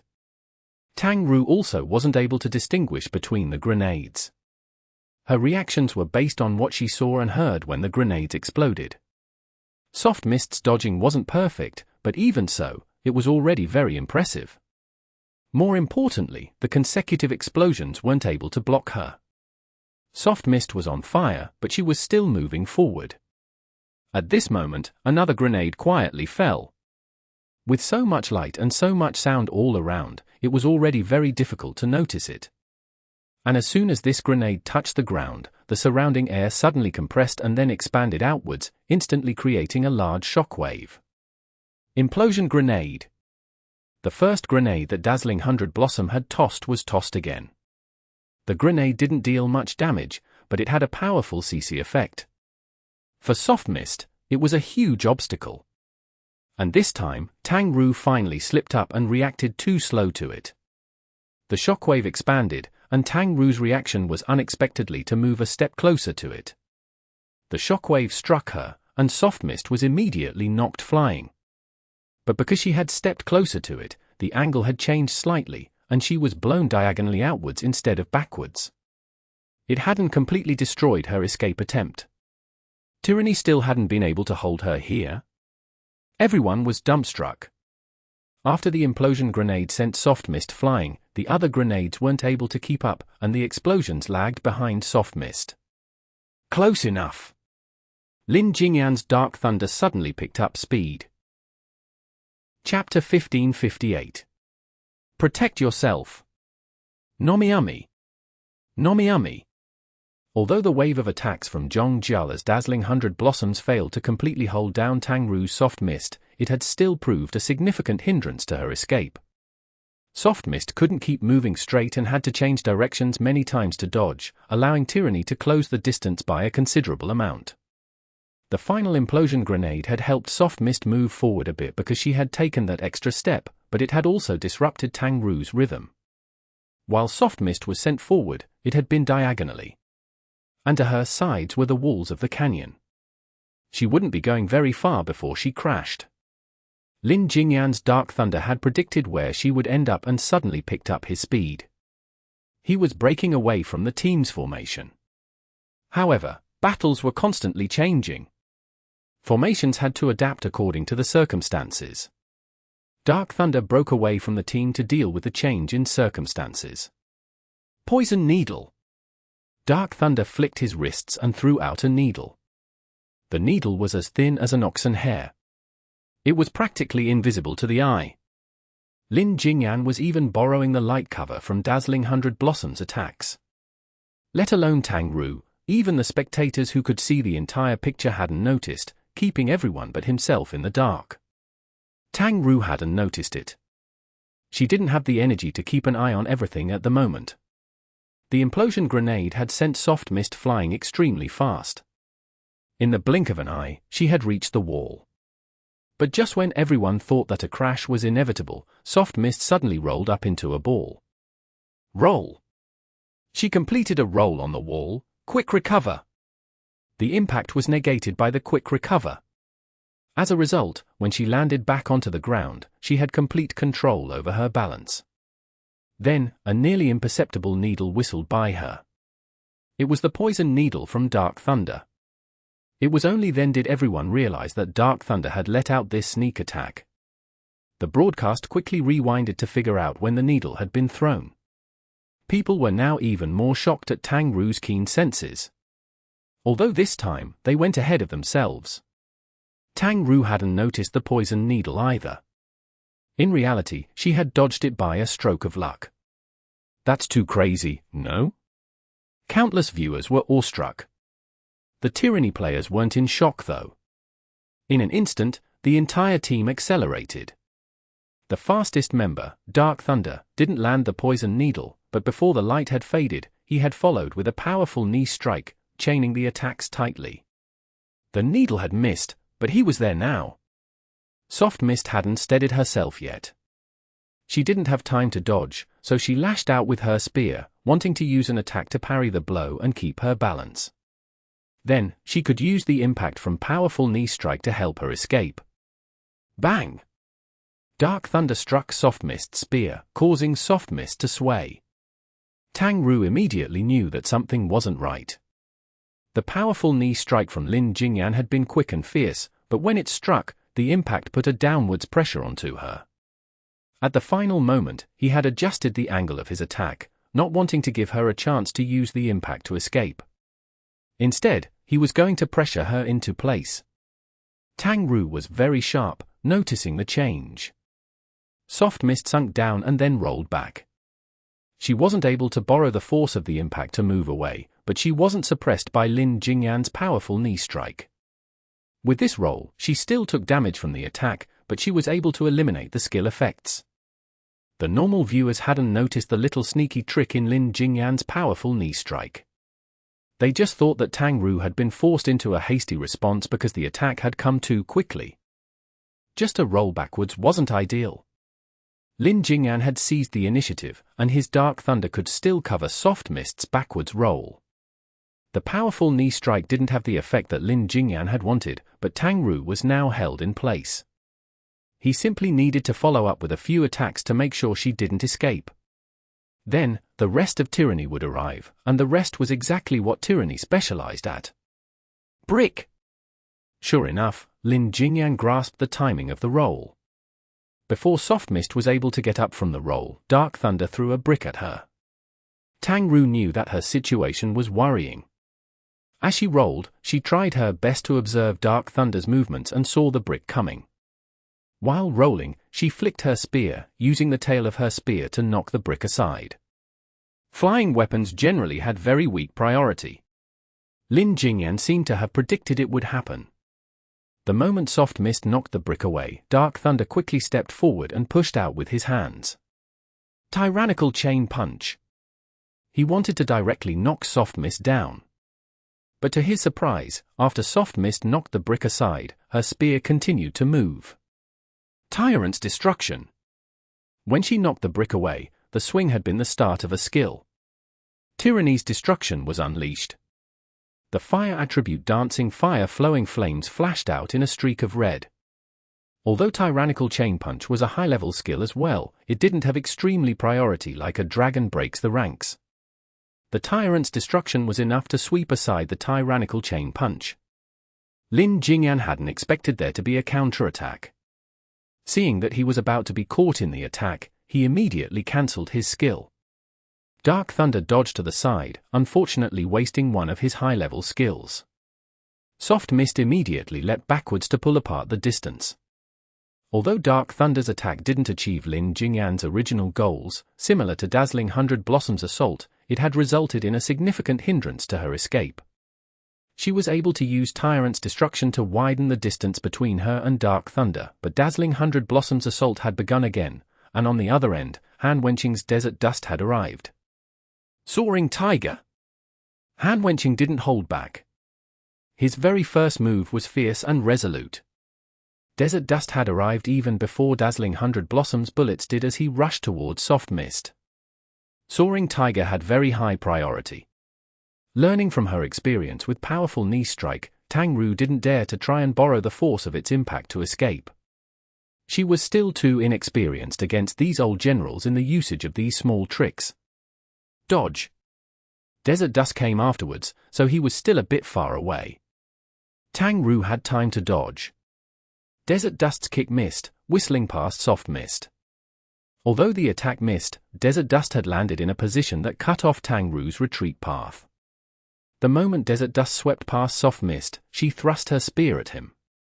Circle Swing. Tang Ru had noticed his intent and wanted to try and toss Desert Dust back. The circle swing had been extremely accurate. Just when she was about to land the grab, Soft Mist suddenly leapt to the side. The circle swing missed. Suddenly, white flames roared to life where Soft Mist had been standing previously. Sacred Fire! Immovable Rock's backlight cross was still glowing from using the skill. Tang Ru had no choice but to give up on the circle swing. Desert Dust landed on the ground and turned around.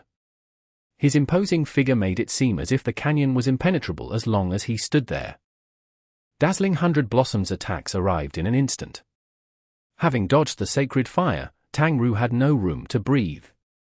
Soft Mist quickly ran, avoiding the rain of bullets from Dazzling 100 Blossoms. Lin Jingyan's Dark Thunder and Han Wenqing's Desert Dust had formed a pincer on Soft Mist, the former in front, the latter behind.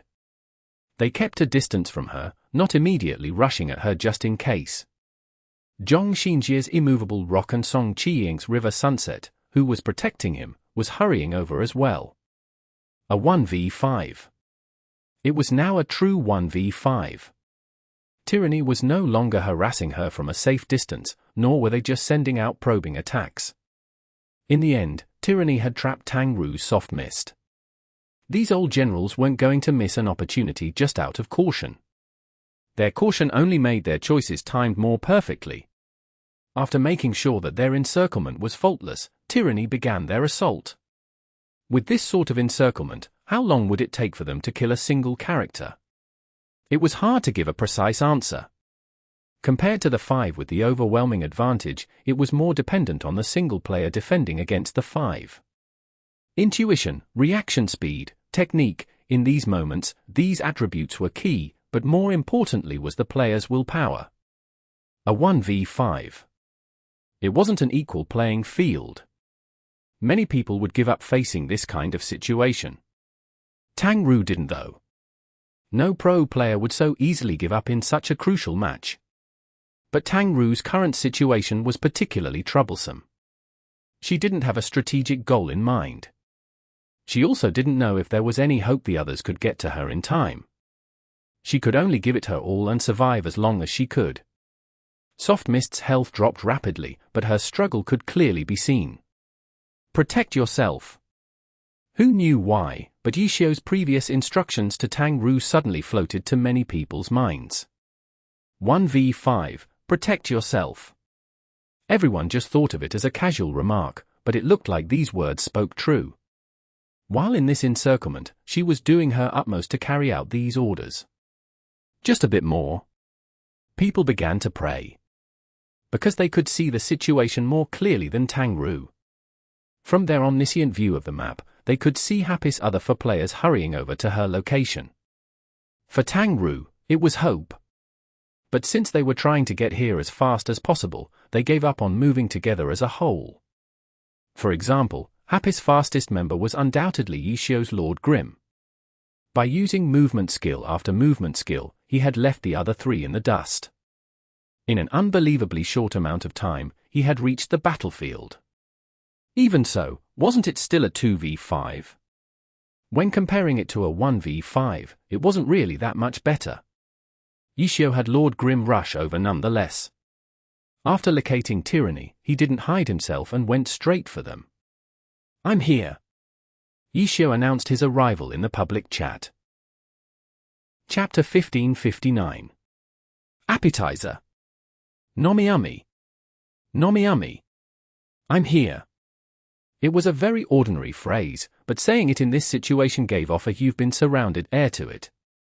What made it even more unbearable was that Tangru's soft mist was currently surrounded by Tyranny. Yishio's Lord Grim had come charging in alone. He was simply adding oil to the fire. If he had just quietly rushed in, it would have been fine. But he just had to announce himself in the public chat. This was a glory match. There could only be at most 5 players on a side. You can yell all you want, but the other side wasn't going to think you had brought 100 people with you. They couldn't understand the reason for Yishio's bravado, but Tyranny's reaction left them even more puzzled. Tyranny had unexpectedly been scared by Yishio, quickly pulling back. The way they positioned themselves made it appear as if they were about to face an imminent disaster. They didn't look like they were about to face a single lone person. Go die. Yishio was still typing in the chat. For a moment, the viewers were confused about which side was the one surrounded. Boom, boom, boom. Yishio did as he said. As soon as the message was typed out, he made his move. Lord Grim's myriad manifestations umbrella shot out 3 anti-tank missiles, aimed unambiguously towards 3 different people. Dodge! Han Wenqing, Lin Jingyan, and Zhong Xinjie dodged the missiles aimed at them. There was still a bit of distance between the 2 sides, so it wasn't hard to dodge. The 3 were more concerned with what Yishio would do next, or perhaps, what Happy would do next.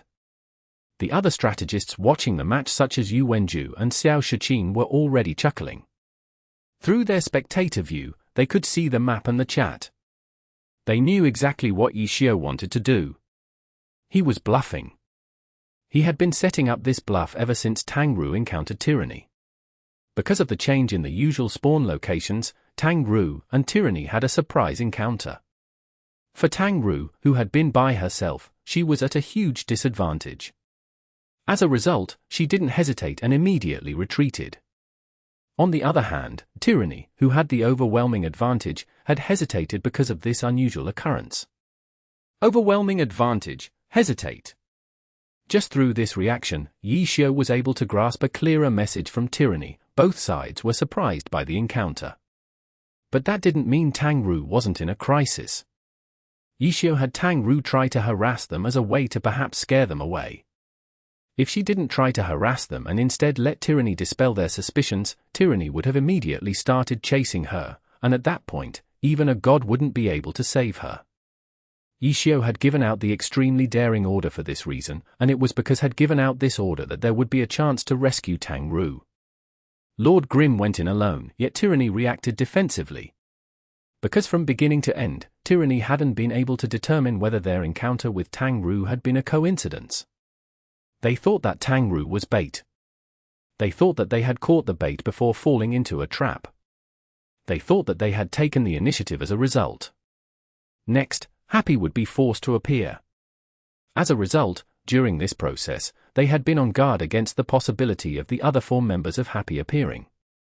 Then, Yishio's Lord Grim appeared right on time, going along perfectly with Tyranny's expectations.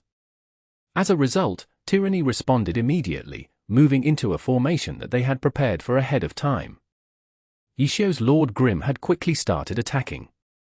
3 anti-tank missiles split between 3 enemies. The 3 instinctively dodged. Then, they saw Soft Mist, with 4 chasers floating around her, use Dragon breaks the ranks. Out! An opening had appeared in Tyranny's encirclement. Had they overlooked Tangru? No.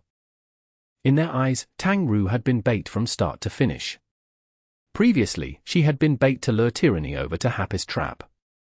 After catching her, they were now using her as bait to lure out Happy. The fish hadn't been caught on the hook yet. How could that be overlooking her? Yishio's appearance was like a weight off their minds. They had been on guard against him this entire time, and now they no longer needed to. It was hard to avoid a shift in balance under these circumstances. If it had been a bit longer, Tyranny would have certainly readjusted the balance. After all, they had been using Tangru to pin down Happy. But Yishio sent out attacks the instant the balance shifted, affecting Tyranny's plans for him. And Tangru seemed like she had been waiting for this moment. Soft Mist's chasers suddenly shot out. At the same time, she charged out with a dragon breaks the ranks.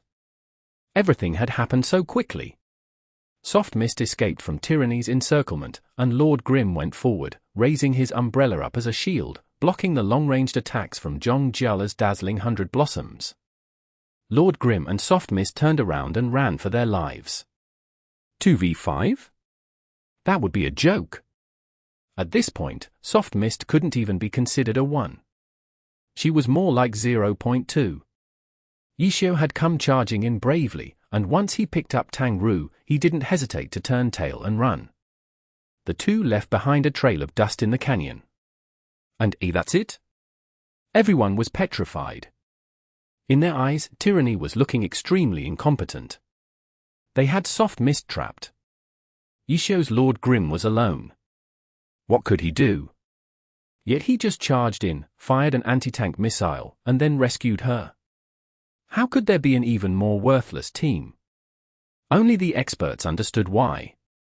Yishio had made the best of what he had, and Tyranny cautiously responded. It had been an exchange filled with complexities. From an overall perspective, Tyranny had lost an opportunity, but not much else. As for Happy? Happy hadn't gained anything. After a huge struggle at great risks, they had escaped from the crisis. During this escape, Soft Mist had lost a considerable amount of health and mana. Life could be healed, but healing would use up mana. And mana could not be replenished. From this perspective, Happy had lost much from this exchange. A good appetizer? The pro player QQ chat group was quite lively. Of the 20 teams in the alliance, 17 had been eliminated this season. However, many of them were still quite interested in the playoffs. There were quite a few of them watching this deciding semifinals game, whether that was live, through the computer, or through their cell phones. Many of them were watching while discussing in the GG chat group. Team Void's Li Xian had commented, calling the exchange an appetizer. Yeah. The other players agreed and then continued to watch the match. For people at their skill level, there was no playoffs match that would be boring to watch. Others might find it boring because they didn't understand the small intricacies involved. Lord Grim and Soft Mist said goodbye, and Tyranny was just going to quietly send them off. Of course not. Tyranny had tried to stop them. Jingyan had been the fastest to react. It was just that Lord Grim's umbrella shield weakened his long-ranged attacks by a large degree. Happy's two players had already started picking up speed. In a race, the differences in speed would result in the group separating. And Tyranny continued to be cautious, keeping their formation intact, as they chased calmly after Lord Grim and Soft Mist. Team Tyranny had looked incompetent just before, and now, their lack of decisiveness looked as if it would make that impression worse. In reality, that was not the case. Through their omniscient view, the viewers could clearly see the instructions left by Yishio as he ran away. The other three unhappy, who hadn't arrived yet, received instructions to set up an ambush. As Yishio hurried over to this area, he had been taking note of the terrain, so he gave them coordinates for the ambush location. At that moment, he had thought up a plan. He was like an outstanding chess player. He wasn't thinking just one step ahead, but 2 or even 3 steps. Tyranny was reacting cautiously, and to the spectators, it was a very smart move. After all, glory was a game. An ambush would only result in having the initiative. It was very difficult to kill an opponent with one strike. And with Tyranny keeping their guard up, Happy had no way to focus on a target and surprise kill an opponent. Through a sturdy defense, Tyranny would be able to hold their ground against Happy's ambush and then search for an opportunity to counterattack. That was the plan that Tyranny had intended to do when they chased after Soft Mist. This time, their plans didn't change. Seeing their 2 targets turn at the corner up ahead and disappear from their view, Tyranny didn't panic. They continued to move at the same pace. When they reached this corner, they raised their guards and rushed through it. But all they saw was Lord Grim. Can you guys hurry up? I'm afraid I'll lose you guys, Yishio typed into the chat. Then stop running. You come over here. Jingyan shouted.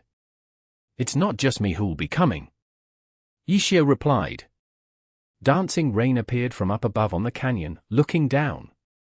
Her cannon was aimed straight at Tyranny. Hi everyone. Su Muqing greeted. Dancing Rain attacked. Chapter 1560. Bait. Nomiumi. Nomiumi. Bang. Boom. A shot, and then an explosion. A stinger fired into the air, exploding like a firework.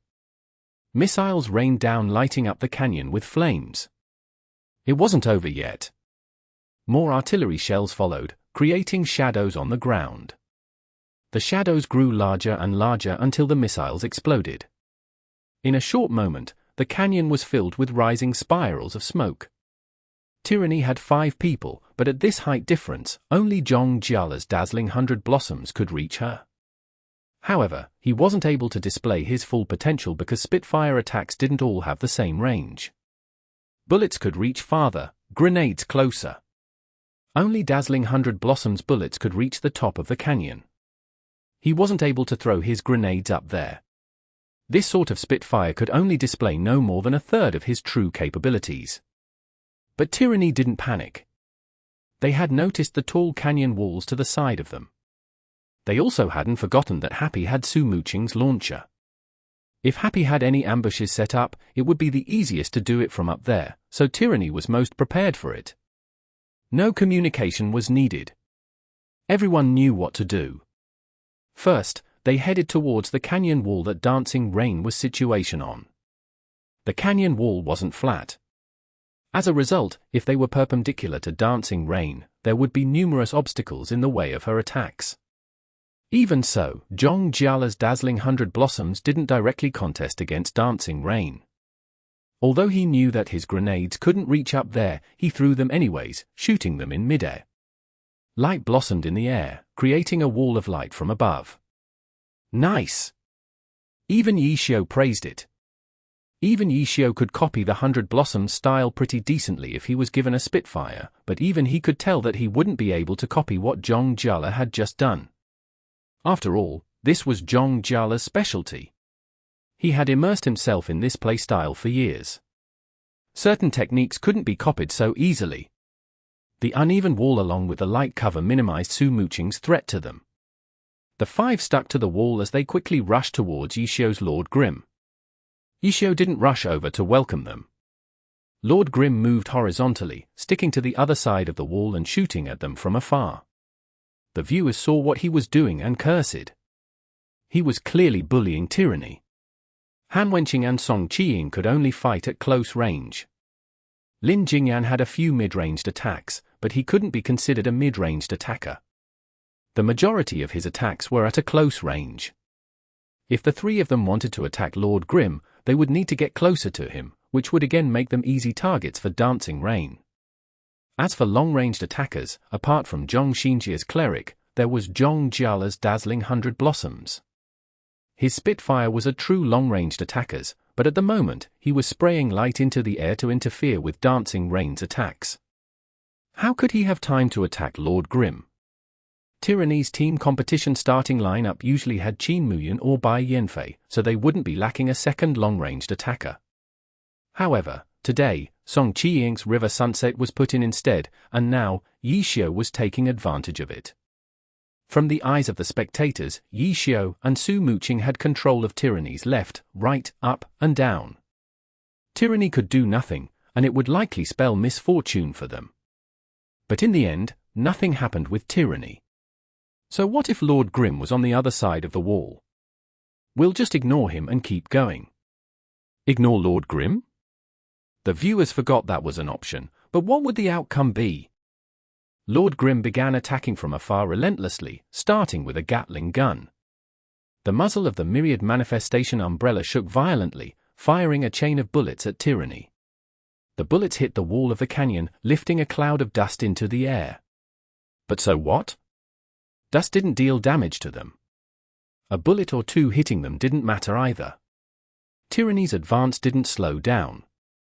Grenade! Anti-tank missiles! Ishio had Lord Grim follow with heavier attacks. These attacks dealt AoE damage, dodging them wouldn't be so easy. However, Tyranny didn't consist of a bunch of normal 10th server players.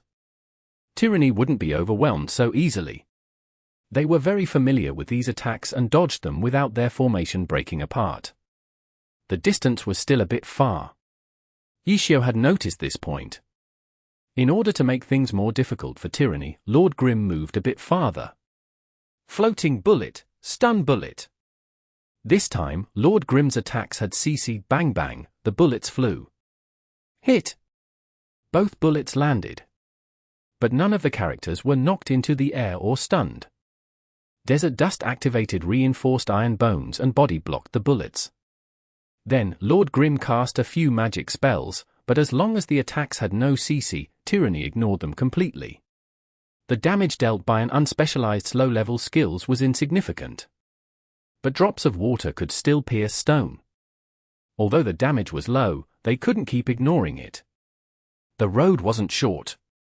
Tyranny was venturing into unknown territory, but the spectators knew that Ishio and Tangru were luring Tyranny into the longest ravine on the map. Ishio and Su Muchen could control the left, right, above, and below for a long time. Just this alone would rack up quite a bit of damage onto Tyranny. Happy still had two attackers who hadn't joined yet either. The crowd was having a hard time sitting still seeing Tyranny's patience, especially the Tyranny fans. They felt like Tyranny was continuing with their plans because they didn't know the map. However, if they continued like this, they would suffer greatly. It wouldn't be worth it. Just when they were thinking this, dazzling 100 blossoms suddenly shifted targets. Bang, bang, bang, bang, bang, he shot at Lord Grim. Desert Dust, River Sunset, and Dark Thunder, the three fighters, rushed towards Lord Grim. What's going on? What happened? Although the fans were feeling anxious about Tyranny, when they suddenly switched up the tempo, they still felt anxious. For them to have suddenly made a move, was it because an opportunity had appeared? What was it? Dancing Rain was still above them. Ha ha ha, I know her 100 times better than you guys. Ishio left a message in the chat. At the same time, when Tyranny suddenly made their move, Lord Grim retreated, dodging dazzling 100 blossoms attacks. He leapt up, his myriad manifestations umbrella transforming into a ninjato, as he scaled up the wall of the canyon. With just a few swings, Lord Grim was at a height where Han Wenqing and Song Qiying, who had the lowest range, could only grind their teeth. Lin Jingyan and Zhong Jiala, in particular, could still continue attacking. However, up above, although the cannon fire had weakened, it was concentrated on Zhong Jiala's dazzling 100 blossoms. With this harassment, Zhong Jiala couldn't focus his attention on Ishio. And just dealing with a few mid-ranged attacks from a brawler was nothing difficult for Ishio. Lord Grim went up and down several times and then activated rotor wings to fly directly to the top. My friends below, how are you all doing? Ishio was still taunting them. Zhong Jiala was furious. Dazzling 100 blossoms fired at him fiercely, but Lord Grim simply shrunk his head back and dodged them all. Dancing Rain's cannon fire seemed to weaken again. Tyranny immediately went back towards the canyon wall that she was on. Finally, the audience realized what had happened. Tyranny hadn't made their move because they had lost their patience. They had found an opportunity, which came from Dancing Rain's cooldowns. After a wave of attacks, a portion of her skills would go on cooldown. If you wanted to keep a steady DPS, you had to cycle your skills properly. PvE players, who played against bosses in-game, understood this well. However, PvP was different, because PvP was full of changes. While in PvE, it was often best to keep a steady damage output, but in PvP, it might be necessary to bursts of damage, especially in the team competition.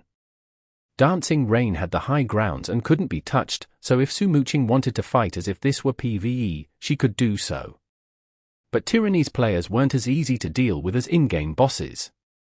Although they wouldn't attack back, they had ways of defending against her attacks.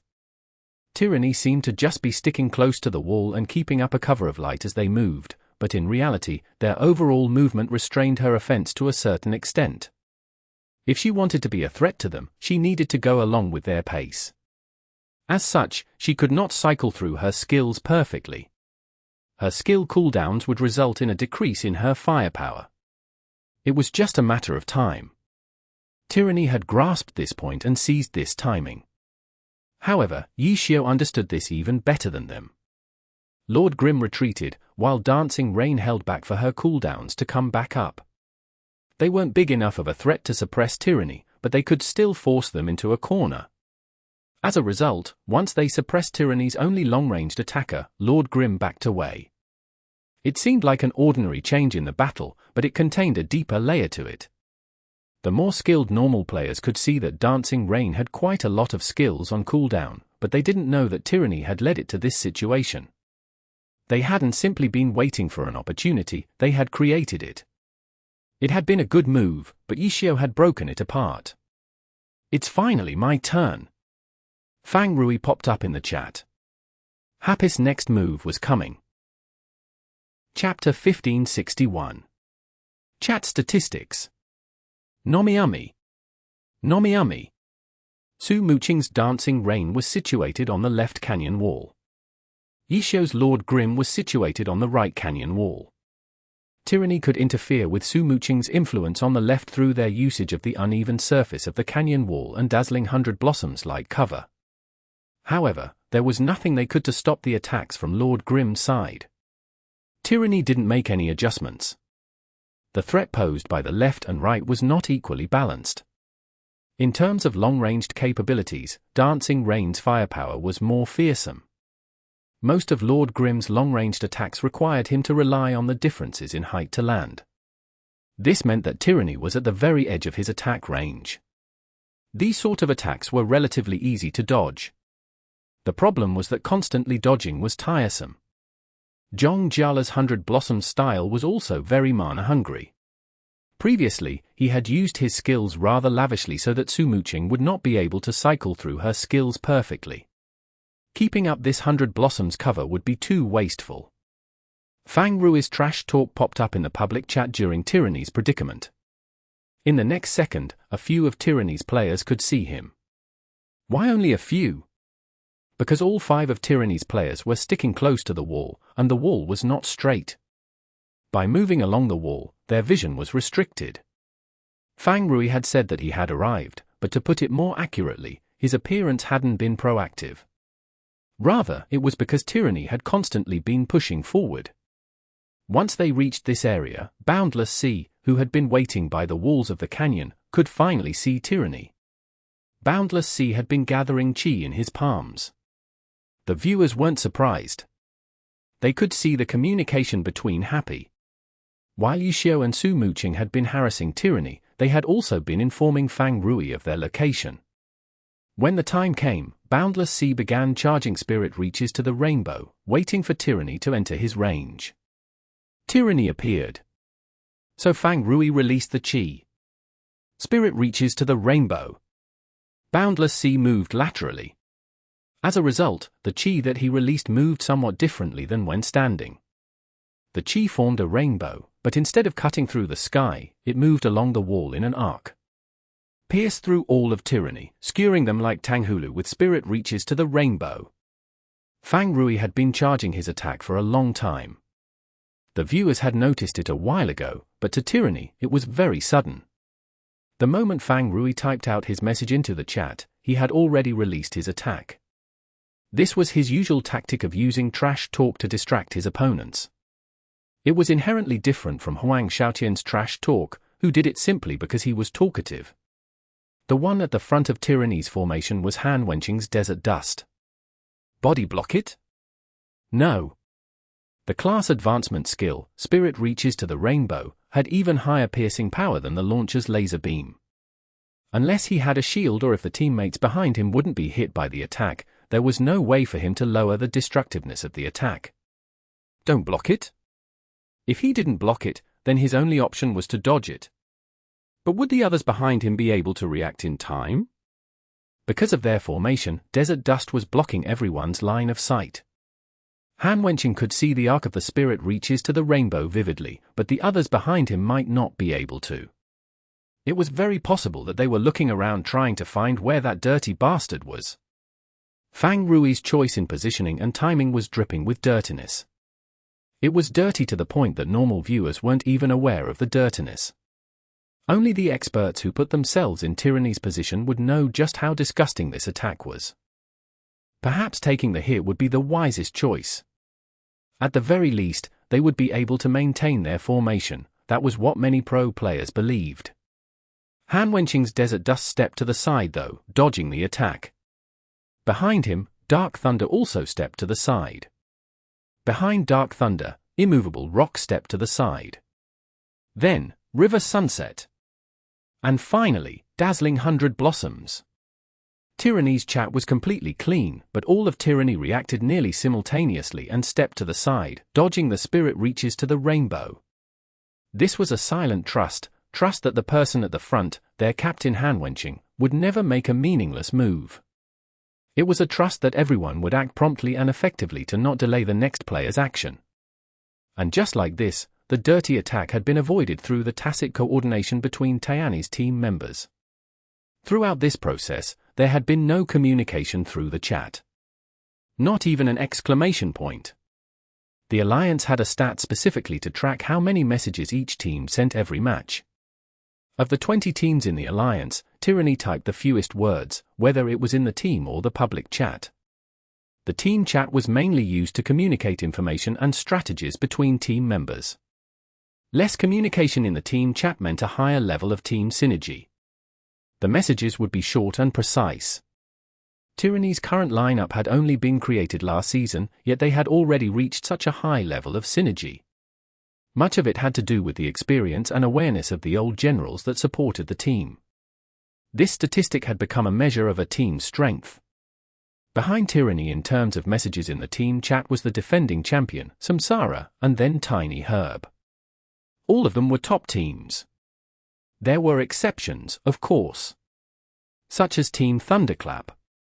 Their performance in the regular season had been outstanding, but for them, not only did the number of messages in the team chat not decrease, it increased.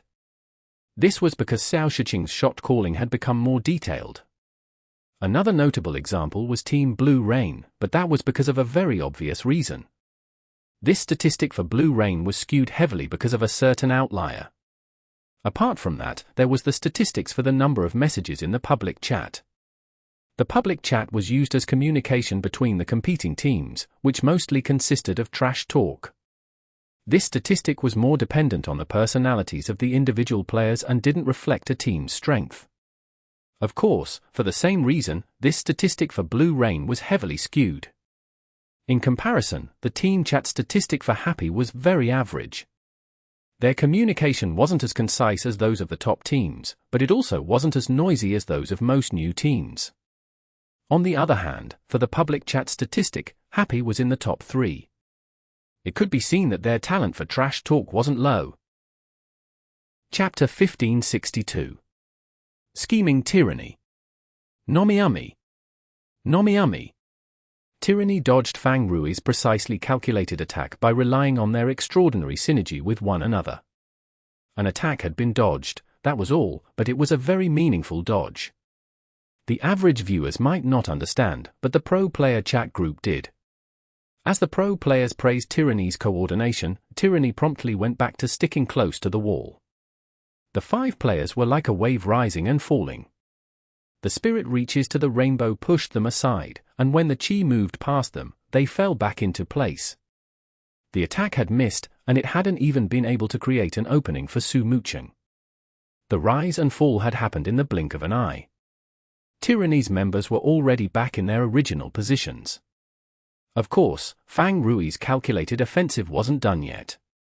The moment Boundless Sea fired spirit reaches to the rainbow, he began preparing for the next attack. Dragon Wave. Boundless Sea attacked again. The chi swirled into a dragon that flew towards Tyranny with a roar. This dragon wave could be controlled manually by the player. As a result, the attack would be more nimble. Tyranny wouldn't be able to dodge it mechanically like the last attack. However, Dragon Wave didn't have the same sort of piercing power as Spirit Reaches to the Rainbow. On Tyranny's side, Han Wenqing's Desert Dust rushed forward and activated Reinforced Iron Bones. He was clearly planning on tanking the Dragon Wave. On the battlefield, it was never a good idea to go along with what the opponent wanted. This was the only way to firmly take the initiative. Han Wenqing wanted Desert Dust to tank it, but Fang Rui wasn't going to let him. With a flick of his wrist, Boundless Sea lifted his arm, and the Dragon Wave rose into the air, passing over Desert Dust's head. It was only by going against what the opponent wanted would you be able to disrupt the opponent's rhythm. But Han Wenqing's rhythm wasn't broken. The Dragon Wave flew past his head, but his movements hadn't changed. Continue charging straight forward. Ahead was Boundless Sea.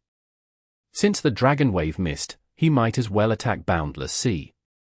With a sudden burst of speed, he instantly closed the distance between them. The Dragon Wave that flew past Desert Dust made Fang Rui feel like it wasn't going to make it. On the other canyon wall, Yishio noticed that the situation on Fang Rui's end wasn't looking good. Tyranny had suddenly changed their intentions. Happy was making it uncomfortable for them to their left and right. As a result, they began letting to take the offensive. Desert Dust's charge was simply a prelude. Tyranny was planning on ignoring the two long-ranged harassers and going straight for the kill on Boundless Sea. Desert Dust didn't turn back, tearing apart Fang Rui's original plans. Tyranny never lacked courage.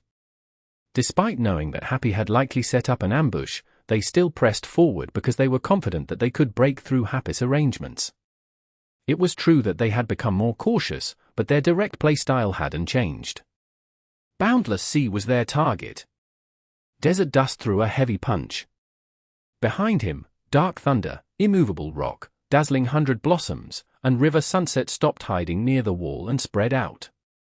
Next, Fang Rui needed to figure out which target for his Dragon Wave to pursue. But right now, Fang Rui had no time to hesitate. In the blink of an eye, Desert Dust arrived. Cancel! Fang Rui wanted to cancel the skill, but suddenly, a figure appeared in what he felt was a very convenient position. Nice! Fang Rui was delighted. It was obviously better not to waste a skill, the figure was in such a perfect position. Fang Rui didn't hesitate and turned the Dragon Wave.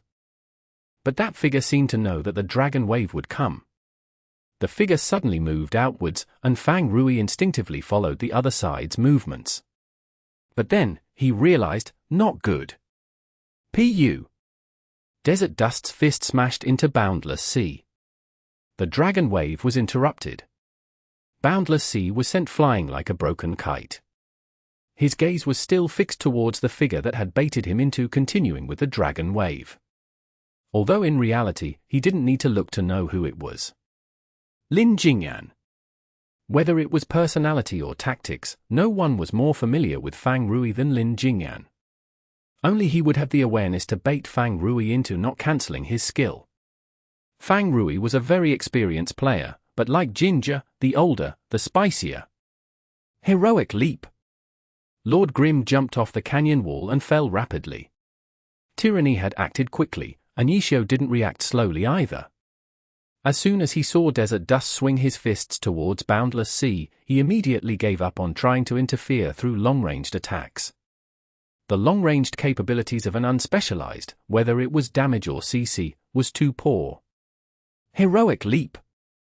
Lord Grim leapt into the air and then plummeted downwards.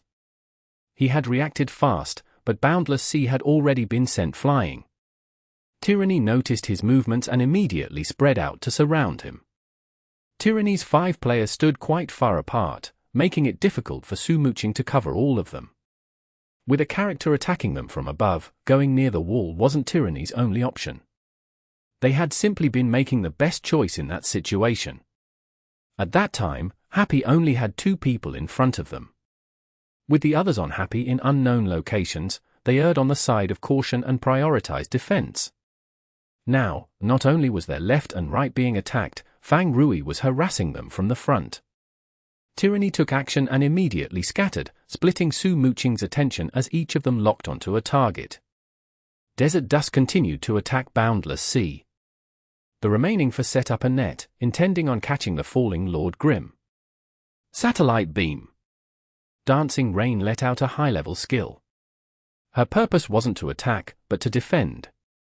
The powerful beam of light seemed to envelop Lord Grim as he fell. The smaller pillars of light immediately began to revolve around it. Under this protection, Tyranny couldn't easily attack Lord Grim.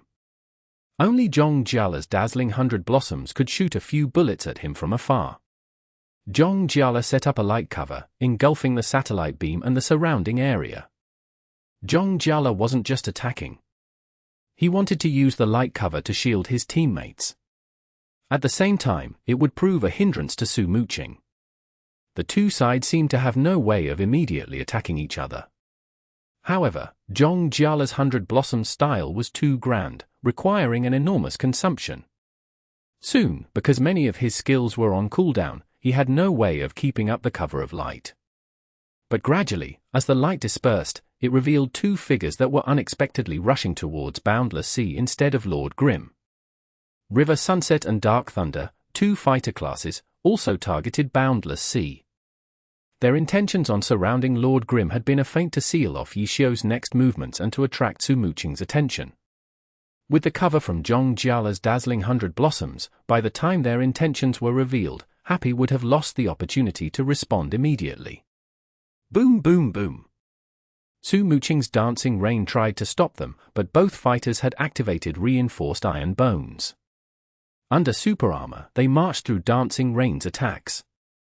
At the same time, their bodies flashed with white light. Jingyan's immovable rock was healing them. Attack these two? Or interrupt the healer? Either way, there was no way for Su Muqing to stop the two from reaching Boundless Sea. What about Yishio? Lord Grim was trapped by Jingyan's shrinking blossoms of light. Previously, he had spread the light cover too wide. After the skills went on cooldown, he had no way of keeping it up. But he could do it if he shrunk the area of effect, since he was only facing against Yishio. Jingyan didn't only respond to the situation at hand, but also thinking ahead. A few seconds ago, Tyranny had been in an uncomfortable position. But in a short moment, they had turned it around. Under Tyranny's pressure, Happy's weakness at the moment was made clear: they had less people. Why? Why didn't Happy go all out with their ambush? Because Tang Ru's soft mist had suffered heavy injuries during her escape. She needed time to heal. With her way of fighting, if she had entered the battle at critical health, Tyranny would have likely killed her off in one wave. Not even Happy's healer would be able to save her. Happy had set up their ambush, slowly bringing their players into stall for time and let Soft Mist recover more health. But when their ambush was broken through, a fatal weakness was revealed. No wonder Tyranny pursued them so closely. They were biting fiercely onto Soft Mist's low health. Because of Soft Mist's low health, Happy is practically lacking a combatant. She can't directly join the fight. Could they have intentionally let Soft Mist go? They guided Happy into setting up this flimsy ambush. If Soft Mist had died, Happy would have a full health character on the battlefield. Wouldn't Happy's ambush be much more threatening then? When the pro players saw this scene, they started typing like crazy into the QQ chat group, discussing their viewpoints. Happy being in a disadvantageous spot hasn't changed since Tang Ru ran into Tyranny. Tyranny has been taking advantage of this point. Truly cunning. Just watching it scares me. What will Happy do? What about Tang Ru? Soft Mist? She has to come out and attack now, no. Maybe switch with that summoner. But it'll be difficult for a summoner to open up this situation. She's coming out. The pro players also had the spectator view. The broadcast also knew where the key point lay, and a small window appeared, focusing on Soft Mist. Fuck, this is staking it all on one throw. Everyone was surprised by Happy's move. Both Happy's Battle Mage and Summoner had come out. In other words, they had switched out their healer. Chapter 1563. Former Radiance. Nomiami. Nomiami. In the team competition of the playoffs, Happy switched out their healer. Everyone in the alliance knew how bold Happy was and knew that they would occasionally make an unconventional gambit.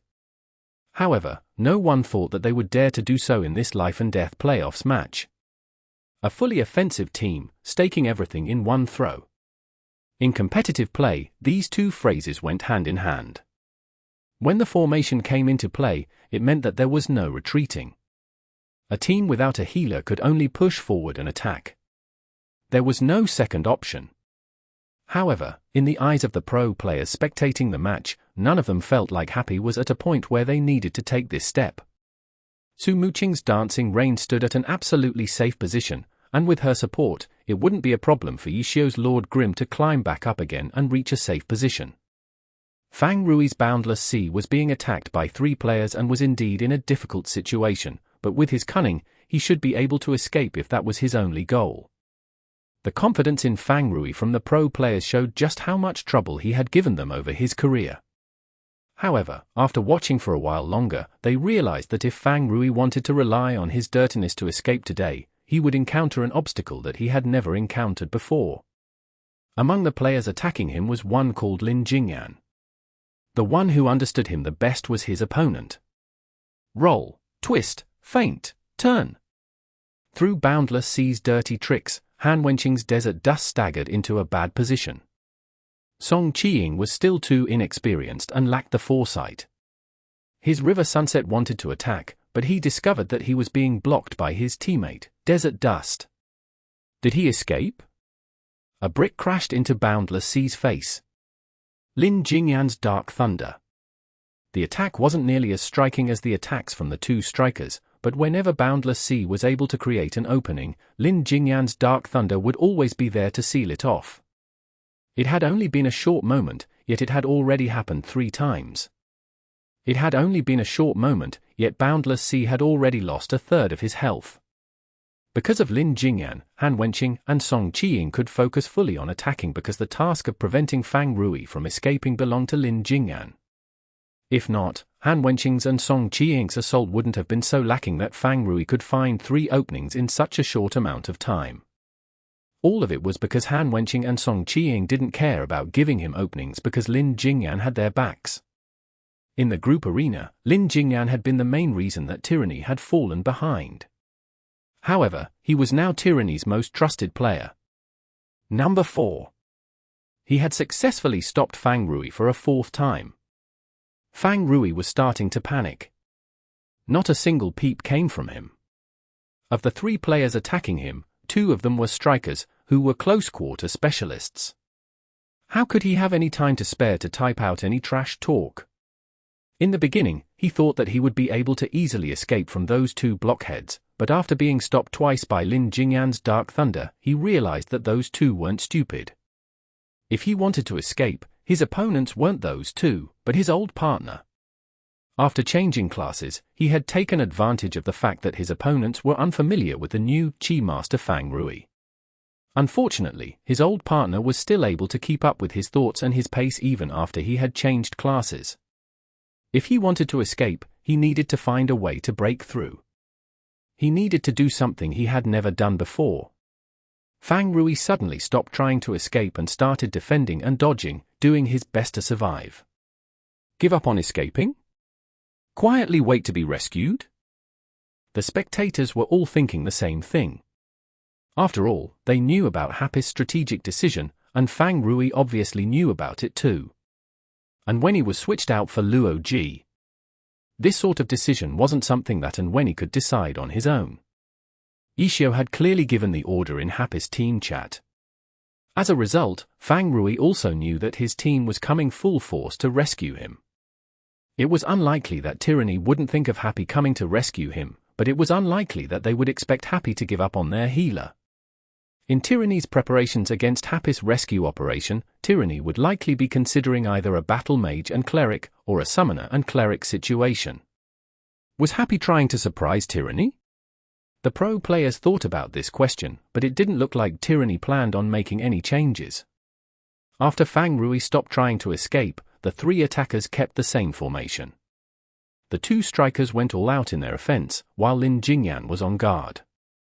Fang Rui was even more annoyed. However, he hadn't given up on escaping, because he was quite clear about the high risks of switching out their healer. He knew that the reason Happy had made such a risky decision was because of his current predicament. If he could safely escape, Su Muqing was already safe, and Yishio could easily escape as well. In that case, Happy could regroup and try a different strategy. There was no need to gamble everything on one throw. Fang Rui's thoughts had originally been the same as the other pro players watching. Happy shouldn't need to have to make such a risky play in this important life-and-death match yet. But soon, he changed his mind. Right now, he was in the predicament. He was the breakthrough that Tyranny had seized. He was the one who wasn't able to escape, pulling Happy down along with him. Although it wasn't like escaping from a 1v3 was ever an easy task, Fang Rui hated how he was the weak point. Tang Ru and Luo Ji would come soon, but Fang Rui still wanted to try and change the current situation before they arrived. However, Tyranny wasn't going to fall for it. He faked his true intentions to try bait Tyranny into changing their approach, but Tyranny refused to do so. Truly a bunch of stubborn bastards. With no time to type out any words, Fang Rui could only curse at them inwardly. He was truly annoyed at Tyranny. How could he know that in reality, when he began faking his true intentions, Lin Jingyan immediately warned Tyranny, ignore it. In the end, Lin Jingyan had seen through him. After Fang Rui changed classes, Lin Jingyan wasn't used to the way his Chi master played either. However, Lin Jingyan understood how Fang Rui thought. Oftentimes, he wasn't predicting what Fang Rui would do, but predicting how Fang Rui wanted to do it. He wasn't looking at Fang Rui's methods, but rather his intentions. With his two teammates pressuring Fang Rui, he was able to get a more precise read on him. Fang Rui saw that his plan wasn't working and could only try switch it up again. If trickery doesn't work, then try brute force. Fang Rui decided. He tossed aside his dirtiness and suddenly began trying to brute force his way out. At this moment, a message popped up in Happy's team chat, Lin. The message came from Yishio. Artillery fire soon followed. Su Muqing's dancing rain suddenly increased the pressure towards his side. In an instant, artillery shells rained down. Perfect! Fang Rui cheered. This sort of surprise almost made him cry out in excitement. Team competition. On this stage, you were never alone. When you needed help the most, your teammate would always support you. Boom boom boom. Artillery shells blotted the sky. Amidst the flames, Boundless Sea swung his fists, spiry. The swirling chi carried Boundless Sea as he shot forward. His target, Dark Thunder. To break through, Fang Rui chose his old partner. Familiarity was something both sides could use as weapons. Fang Rui felt like he had a better chance breaking through against Lin Jingyan than those two strikers. Moreover, Su Muqing was providing support towards this side, which came from Yishio's orders. It seemed like Yishio had thought the same as him. Dark Thunder backed away. He dodged Dancing Rain's artillery fire, while also getting out of the way of the spiraling chi. His retreat was straight as an arrow. He tried his hardest to maintain the distance between the two of them, refusing to let out an opening. Tyranny had lost 1 point in the group arena because of him. He wasn't going to give up another opening, not just for this match, but for this entire year, perhaps even for his entire life.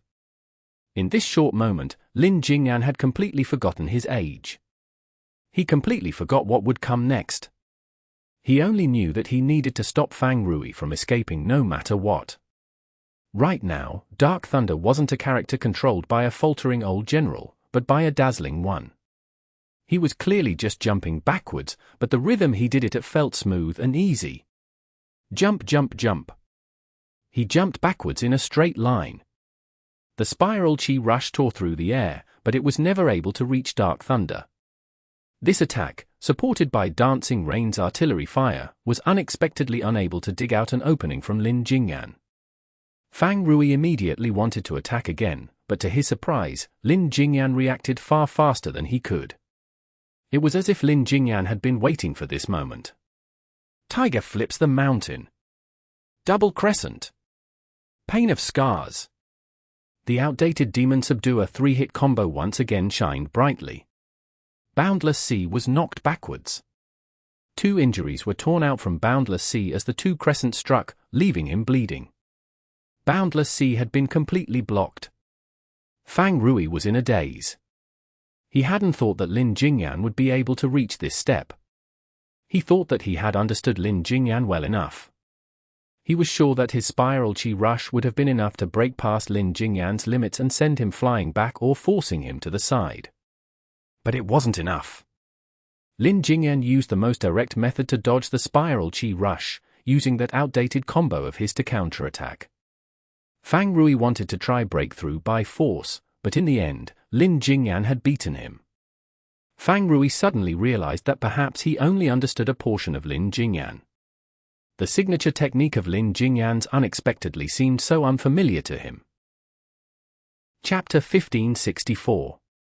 Cleric Blockade. Nomiami. Nomiami.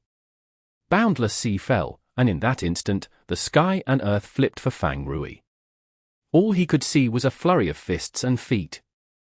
Han Wenqing's Desert Dust and Song Qiying's River Sunset had chased after him and attacked ferociously. His health dropped rapidly. Dancing Rain's artillery support wasn't enough to stop them. Tyranny's 3 fighters attacked fiercely amidst the fire and smoke. White light continued to flash on top of them. Zhong Xinjie's immovable rock was going all out to heal them. This was how Tyranny operated. Even the smallest thing wouldn't be missed by them. Their arrangements had multiple layers to them. Each and every member of Tyranny contributed towards the pressure on Happy, making their opponents appear weak and insignificant. Tyranny was like an impregnable war machine, slowly crushing down on Happy. Scheme? Trap? Ambush? None of those were important. Zhong Xinjie had always been considered incompatible with Tyranny's style, but once he began to truly integrate himself into Tyranny, people realized that it was as if the final piece of the puzzle had been placed down for Tyranny. The new Tyranny was both bold yet cautious, more reliable and stronger. Wasn't this the overwhelming power that Tyranny had always sought? Even the people watching felt a shudder. How could this sort of tyranny be beaten? Fang Rui's Boundless Sea was just their first stepping stone. And then? Lord Grim? Dancing Rain? Or Soft Mist and Concealed Light, who were on the verge of arriving? Facing such a domineering tyranny, Happy had unexpectedly chosen to go with a healerless team composition? The broadcast occasionally switched over to Soft Mist's and Concealed Light's direction. What these two did next would likely determine the outcome of this match. Would these 2 rookies be enough to shake the domineering tyranny? Almost no one had any confidence in them, showing just how powerful Tyranny appeared to everyone. With such meticulous coordination and efficiency, an opening? No such thing. Stop! A message suddenly popped up in Happy's chat from Yi Xiu. When Tang Ru and Luo Ji saw the message, they immediately stopped. Were they giving up? Was there no way for them to rescue this situation? Was the miracle worker Yi Xiu also helpless today?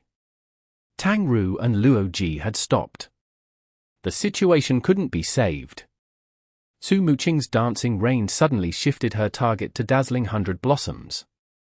Dancing Rain focused on Dazzling 100 Blossoms to provide cover for Lord Grim to retreat. Under the heavy gunfire, the light cover from Zhong Jiala's Dazzling 100 Blossoms began to falter, and Lord Grim immediately seized this opening. Climb the wall?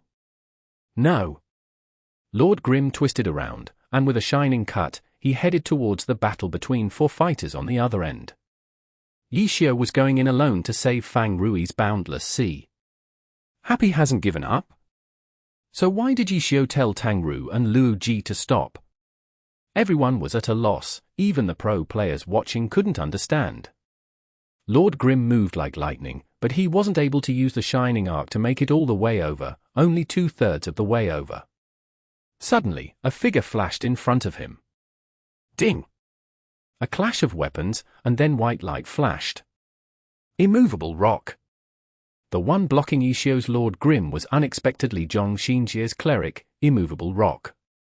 The backlight cross in his hands parried the incoming shining cut. However, clerics were lacking in strength and wouldn't be looking for the stat in their equipment. Although they could also swing their weapons as a basic attack, due to their low strength, it was very ineffective. Cleric basic attacks had no way to parry a shining cut, but Lord Grim had truly been stopped. The shining cut had somehow been knocked aside by Immovable Rock's cross. Zhong Xinjie's Immovable Rock had equipment with strength. That was everyone's first thought, but everyone knew that it didn't really make any sense. Clerics weren't going to sacrifice other important stats just to buff their basic attacks. Then what was the reason? Everyone was doubtful. Then, they saw Immovable Rock continue moving. After blocking the shining cut, his cross swung towards Lord Grim. This seemingly decorative cross moved like a meteor in Immovable Rock's hands. White light rippled, once, twice, forcing Lord Grim back. This is Crusader's Trials. In the end, the Knight players amongst the pro player chat group recognized the skill. Your clerics actually choose to use Crusader's Trials. The player added. The player instinctively worded it as your clerics. He was Team 301's newly transferred European player, Bai Shu. As someone in a different competitive scene, seeing something he had never seen before, he immediately thought that it was a China-specific strategy, hence the your clerics. What's special about that? It's pretty common here. Royal Styles Lin Sen expressed. Yeah. The other players added with a sense of satisfaction. They felt like Zhong Xinjie was truly giving face to their country's glory scene. Making this foreign player feel as if he was seeing a whole new world was too awesome of a feeling. They forgot that Bai Shu had teammates too. Team 301's Yang Tsong private messaged Bai Shu, telling him that the others were messing with him. It was their first time seeing Crusader's Trials on a cleric too. Crusader's Trials. The Knight's level 70 skill used basic attacks as the foundation. However, the priority of these basic attacks would naturally be much higher than usual. As the skill stacked up, the priority would only increase. Although the first strike had successfully interrupted Lord Grim's shining arc, it could be seen that because it was a level 1 skill from a cleric, it had only barely succeeded. If it had been a maxed Crusader's Trials from a true knight, the first strike would have overwhelmed a skill like shining arc. The Assassin's Shining Arc was actually considered an attack with rather weak priority. Immovable Rock's Crusader's Trials had only just barely been able to parry the Shining Arc, but he quickly followed up with successive trials. Yishio clearly hadn't expected Zhong Xinjie's skill choice and was caught off guard. No matter how experienced he may be, he had never met a cleric whacking him with a cross. Because of this surprise, the slight pause was enough for dazzling 100 Blossoms to catch up. Zhong Jiala was no longer spreading a cover of light. He was focusing on Lord Grim, who was now caught between a flurry of cross strikes and a barrage of bullets. With this delay, the distance between Yishio's Lord Grim and Boundless Sea had pulled away. Yishio perhaps felt it more clearer than anyone else how troublesome the current situation was. The battle strength that Tyranny displayed had surprised him. He hadn't thought that Tyranny would be able to find their rhythm in this life and death match. The current Tyranny was no longer the Tyranny that Yishio was familiar with. Tyranny had reached a new realm. Yishio could only tell Tang Ru and Luo Ji to stop. They had no way to break past Tyranny's wall at the moment, which was why he tried to scout them out himself, while seeing if he could help Fang Rui as well. In the end, nothing came out of it. Zhong Xinjie's Immovable Rock had blocked his way forward. Crusader's Trials. For a cleric to choose this sort of skill, why? Was it in order to contest with the enemy for a short if the enemy closed in? In any case, the Crusader's Trials had been very effective. Yishio's Lord Grim had just stepped on the gas pedal, but before he could even accelerate, he had to step on the brakes. Don't worry about me. Fang Rui typed out in the public chat. The enemies had surrounded him, and since Tyranny was suppressing Happy, it wasn't hard for Tyranny to figure out what Happy wanted to do. For example, Yishio's Lord Grim suddenly turning around. Zhong Xinjie immediately realized that Yishio still wanted to save Boundless Sea, so he was able to react in time and block him. If this sort of suppression could be utilized well, it was enough to decide the winner of the match. Fang Rui's declaration was rather solemn. He was Happy's left and right arm, but right now, it was as if he were poisoned. If this continued, the poison would likely spread to the entire body. If he was cut off promptly, although it would be a heavy blow to the team, it would not be fatal. How this situation should be handled was a difficult problem, especially in such an important match. It was difficult, and there was no time for any hesitation. What would Yishio do? Everyone was focused on Lord Grim. The broadcast felt like if they moved the camera even slightly away from him, the crowd would start cursing violently at them. Lord Grim stepped forward and sword light flashed. Sword draw. Yishio hadn't given up. He still pressed forward. Clerics didn't have any close-range methods. Crusader's Trials was now on cooldown. Zhong Xinjie's immovable rock could only use his body to block. However, this sort of sacrifice was bearable. Sword light struck immovable rock. Although he had also swung his cross, without help from a skill, it was practically ignored. Moreover, sword draw itself had high priority. But this seemingly negligible resistance was able to provide an opportunity for immovable rock. Immovable rock wasn't pushed back as far as a result. A beautiful bullet shot towards Lord Grim from behind. Zhong Xinjie had tanked the hit because he didn't want Lord Grim to get past him. Zhong Jiala's dazzling 100 Blossoms was behind Lord Grim, carefully watching over him. Hua! Suddenly, at this moment, the umbrella unexpectedly opened while the sword was halfway pulled out. But the shield was only for a split second, as another sword light flashed out. Compared to the previous one, it was brighter and stronger. Downwind sword slash. A streak of blood flew into the air, and immovable rock was thrown to the side. Lord Grim had opened up a path. Chapter 1565. Magnetic Field Coil. Nomiami. Nomiami. Lord Grim swept past immovable rock. Zhong Xinjie saw it, but he had no way to stop him. However, from his angle, he was able to see Lord Grim pull something out from his folded umbrella. What is that? This sort of movement must be a skill, but what was it? The worst part about the unspecialized was that it was practically impossible to make any predictions on one. Careful! Zhong Xinjie could only give out a vague warning, but with how little Tyranny communicated in the chat, it could be seen just how concerned Zhong Xinjie was. For him, the unknown was the most terrifying. Tyranny couldn't ignore Yishio. Even the inexperienced rookie, Song Qiying, had learned to never underestimate Yishio. Facing him, anything could happen. However, that didn't make Zhong Xinjie's warning meaningless. Tyranny's players knew very well that Zhong Xinjie wouldn't warn them simply as a reminder. If he spoke, it meant that something had happened already. It wasn't clear what that something was, but it was enough for them to be careful. Tyranny's three strikers immediately looked towards Yishio's Lord Grim after the warning. Was an attack incoming? This was the signal that they got from Zhong Xinjie's warning. Sure enough. Lord Grim had yet to close in when he threw a grenade with his left hand. The three were surprised. If it was just a normal grenade, it wouldn't be hard to deal with. But for an unspecialized, it might not be a normal grenade. Was it a special grenade from a Spitfire skill? Such as an implosion grenade? There was too little time for Tyranny to ponder over it. This would be a test of their eyesight. What did the grenade look like? If they couldn't tell, they wouldn't be able to respond. Norm. A single word popped up in Tyranny's team chat. Zhong Jiala's dazzling 100 Blossoms was being suppressed by dancing rain, but his eyes were mainly focused on Lord Grim. He was the farthest from that grenade, yet he was the first to deduce what the grenade was. He didn't put his years of experience as a Spitfire to shame. Norm, a normal one. It was a low-level grenade with no special effects. No one doubted Zhong Jiala's judgment. Han Wenqing's Desert Dust stepped forward and used a high kick. Boom! An explosion occurred at his feet.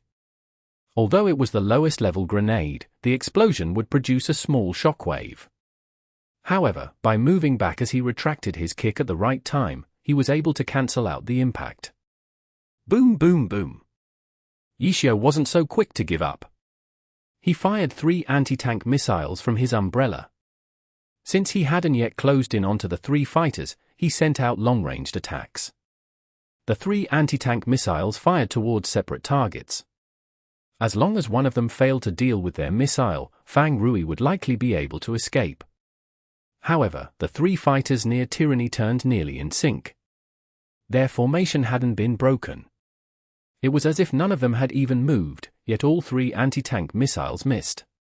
What else? Tyranny hadn't relaxed yet. Lord Grim suddenly stepped to the side and fired a shot. A stun bullet shot towards River Sunset. The sidestep wasn't without purpose either. With this step, River Sunset and Desert Dust were lined up. If River Sunset dodged this bullet, Desert Dust would need to dodge as well. However, Han Wenqing's line of sight would be blocked by River Sunset. It was rather similar to when Fang Rui surprise attacked at the beginning with a spirit reaches to the rainbow. Dodge! One to the left, the other to the right. River Sunset and Desert Dust seemed to swap places. The bullet seemed to pass right through them. Dodged again. Song Qiying had reacted fast, but what about Han Wenqing? Han Wenqing had relied on his experience and intuition. With Lord Grim's sidestep, the 3 of them would be in a line. Hearing the gunshot, he quickly deduced that a bullet was heading towards him. He didn't need to see it. Song Qiying had gone left, so he went right. In this way, there wouldn't be any openings for Boundless Sea to take advantage of. None of Yishio's attacks were working, and Yishio didn't have the time to stand around and keep trying. Zhong Jala was being suppressed by Su Muqing, but it wasn't a complete suppression. Dazzling 100 Blossoms was shuttling back and forth amidst the explosions, and all of his attacks were aimed towards Lord Grim. There was also Zhong Xinjie's immovable rock. Clerics had ways to control a battlefield as well. There was also the 3 fighters surrounding Boundless Sea. Those 3 could turn on him at any moment. Coming to rescue Fang Rui but ending up trapped alongside him wasn't the outcome that Yishio wanted to see.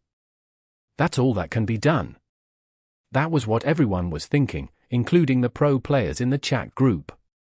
Happy was at a numbers disadvantage at the moment. Yishio didn't dare let Lord Grim get too close, afraid that Tyranny would entrap him and Fang Rui together. He prioritized his own safety first. But with 5 enemies around him, how long could he stay safe? It was already quite impressive for him to be able to get out those 3 attacks. Lord Grim turned around and rushed towards one of the canyon walls. His intention to climb up the wall and escape was clear as day. However, he hadn't completely given up on trying to rescue Fang Rui. A 1% chance was still better than none. Bang! Another gunshot. This time, it was a floating bullet. If the bullet hit, it would knock the target into the air and create an opening in Tyranny's encirclement. Unfortunately, this attack had missed. River Sunset, who had been the target, sidestepped it. Out. The moment the gunshot rang, Yishio typed out a message in the chat. Out? Were Tang Ru and Luo Ji going to start moving again? Brief but imprecise messages were like torture towards the audience. Fortunately, the answer would soon be revealed. The person going out was Fang Rui. Boundless Sea immediately moved towards where River Sunset had originally been. That was considered an opening?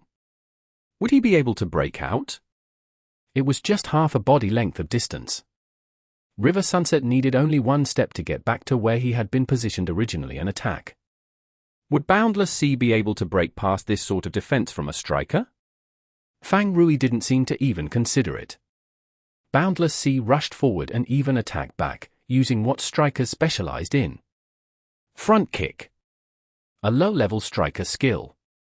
Although in reality, even strikers didn't like using this skill because this skill had a knockback effect. For strikers who wanted to be as close as possible to their opponents, how could they want their target to be knocked back? Of course, it was occasionally useful when you were in a disadvantageous position and wanted to reset the field. As a result, this sort of skill wouldn't be completely tossed aside, although usually only a point or two would be put into it. Fang Rui wanted to use this skill to create a path out for himself? And seeing Boundless Sea's kick, it looked like he had only put in a point or two as well as a defensive skill. Yet this front kick had unexpectedly landed on River Sunset. The viewers watched dumbstruck as River Sunset slid back. Boundless Sea didn't stop for even a moment, kicking as he moved. He had been struggling to get out for so long, and he was going to do it in this way? How is that possible? Everyone was doubtful. Whether it was dodging the front kick or stopping it, let alone a pro player like Song Qiying, even an average player could do it. That was why no one had considered it an opening of any sort. But Song Qiying, Han Wenqing's future successor, had actually been kicked away? Had he been distracted? No. Boundless Sea had escaped. The two old generals on Tyranny didn't have time to figure out the reason. They needed to rescue the situation. However, when the two raised their arms, everyone noticed that their movement seemed rather slow.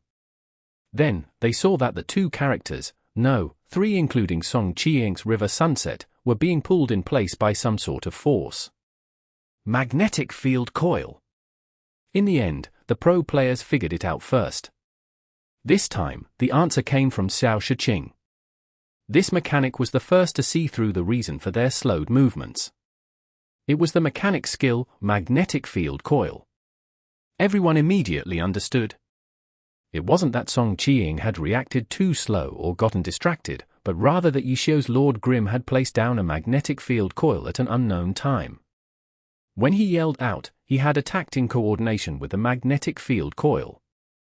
River Sunset had been affected by the skill and his movements were slowed. That was why he wasn't able to react properly to Boundless Sea's front kick. By the time he noticed it, Boundless Sea had already sent him flying back. This was the limit to what Yishio could do. He needed to prioritize his own safety. After that floating bullet, Lord Grim had gotten to the wall and started climbing. They escaped. In the end, they were able to escape. Just when everyone was thinking this, Han Wenqing's desert dust suddenly leapt into the air. Magnetic field coil? Magnetic field coil didn't completely seal a character's movement.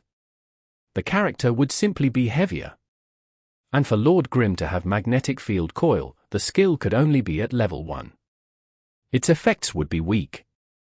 If it hadn't caught them off guard, Fang Rui might not have been able to get past Song Qiying. Right now, Desert Dust was using an attack under the effects of magnetic field coil, a soaring tiger. It was a skill with powerful jump. It would be slower than usual due to the magnetic field coil, but he would still be able to reach Boundless Sea. Hit!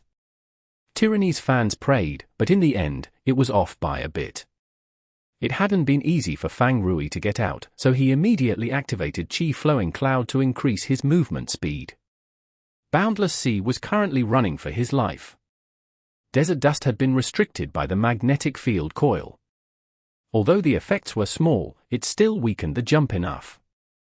Just off by a bit. Everyone felt regretful over it, when suddenly, Desert Dust dropped down.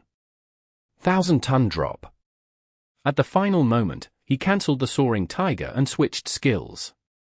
Boom! His legs touched the ground, shaking the earth with the force of 1,000 tons. Under the effects of magnetic field coil, the effects of 1,000-ton drop were buffed. Boundless Sea had only been half a body length away from Desert Dust, and he was launched into the air from the impact. Ferocious Tiger Flurry. Desert Dust rushed forward, his clothes fluttering in the wind. Fang Rui was still stabilizing his Boundless Sea when the first punch struck. Pu! The punch had struck him squarely in the waist.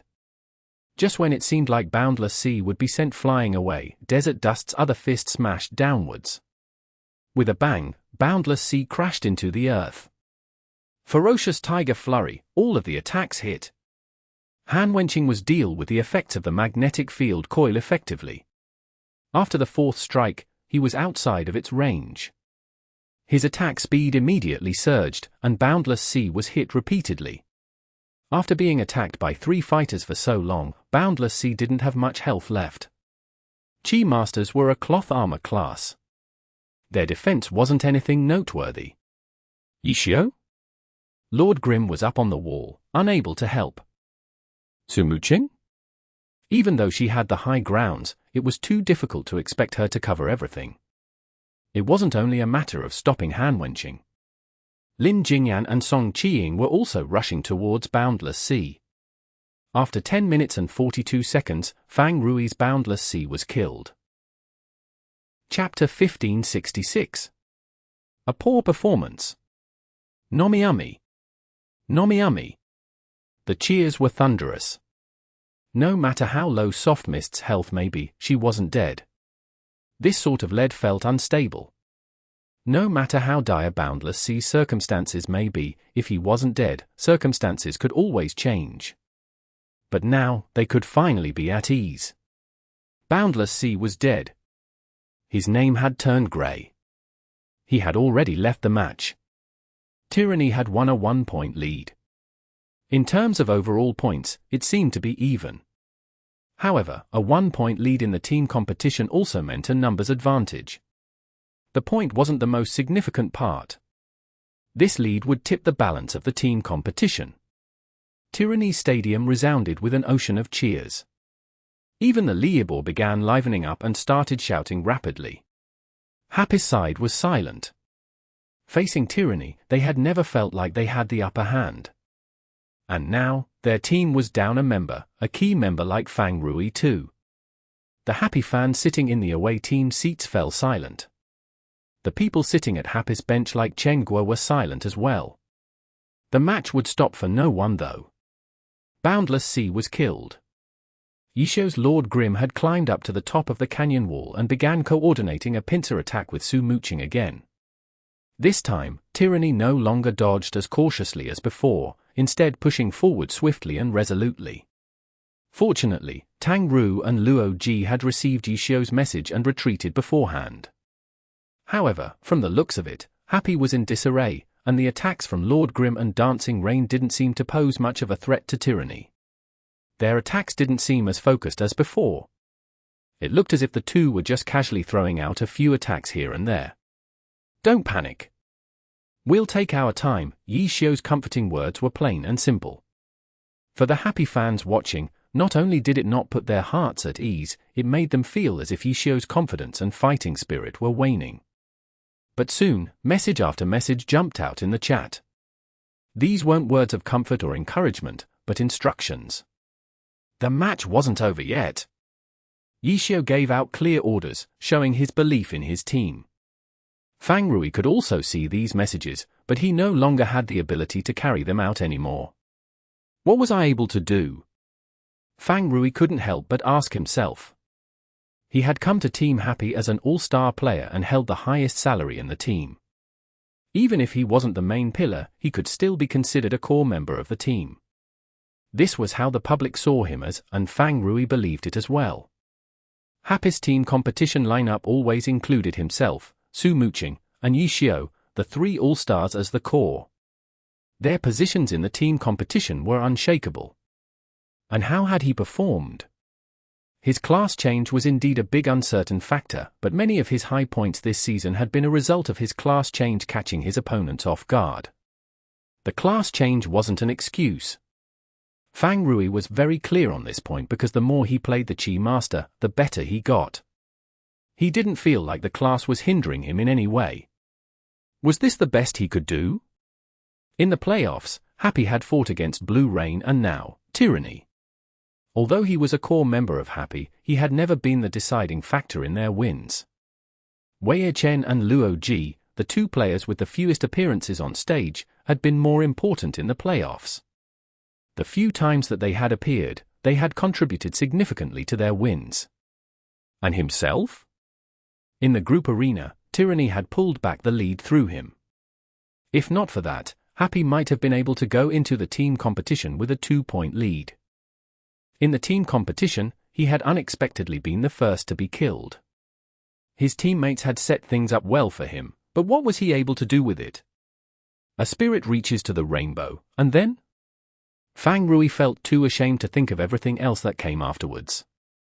Even at the end, Ishio had done his best to give him an opportunity to escape, and the outcome?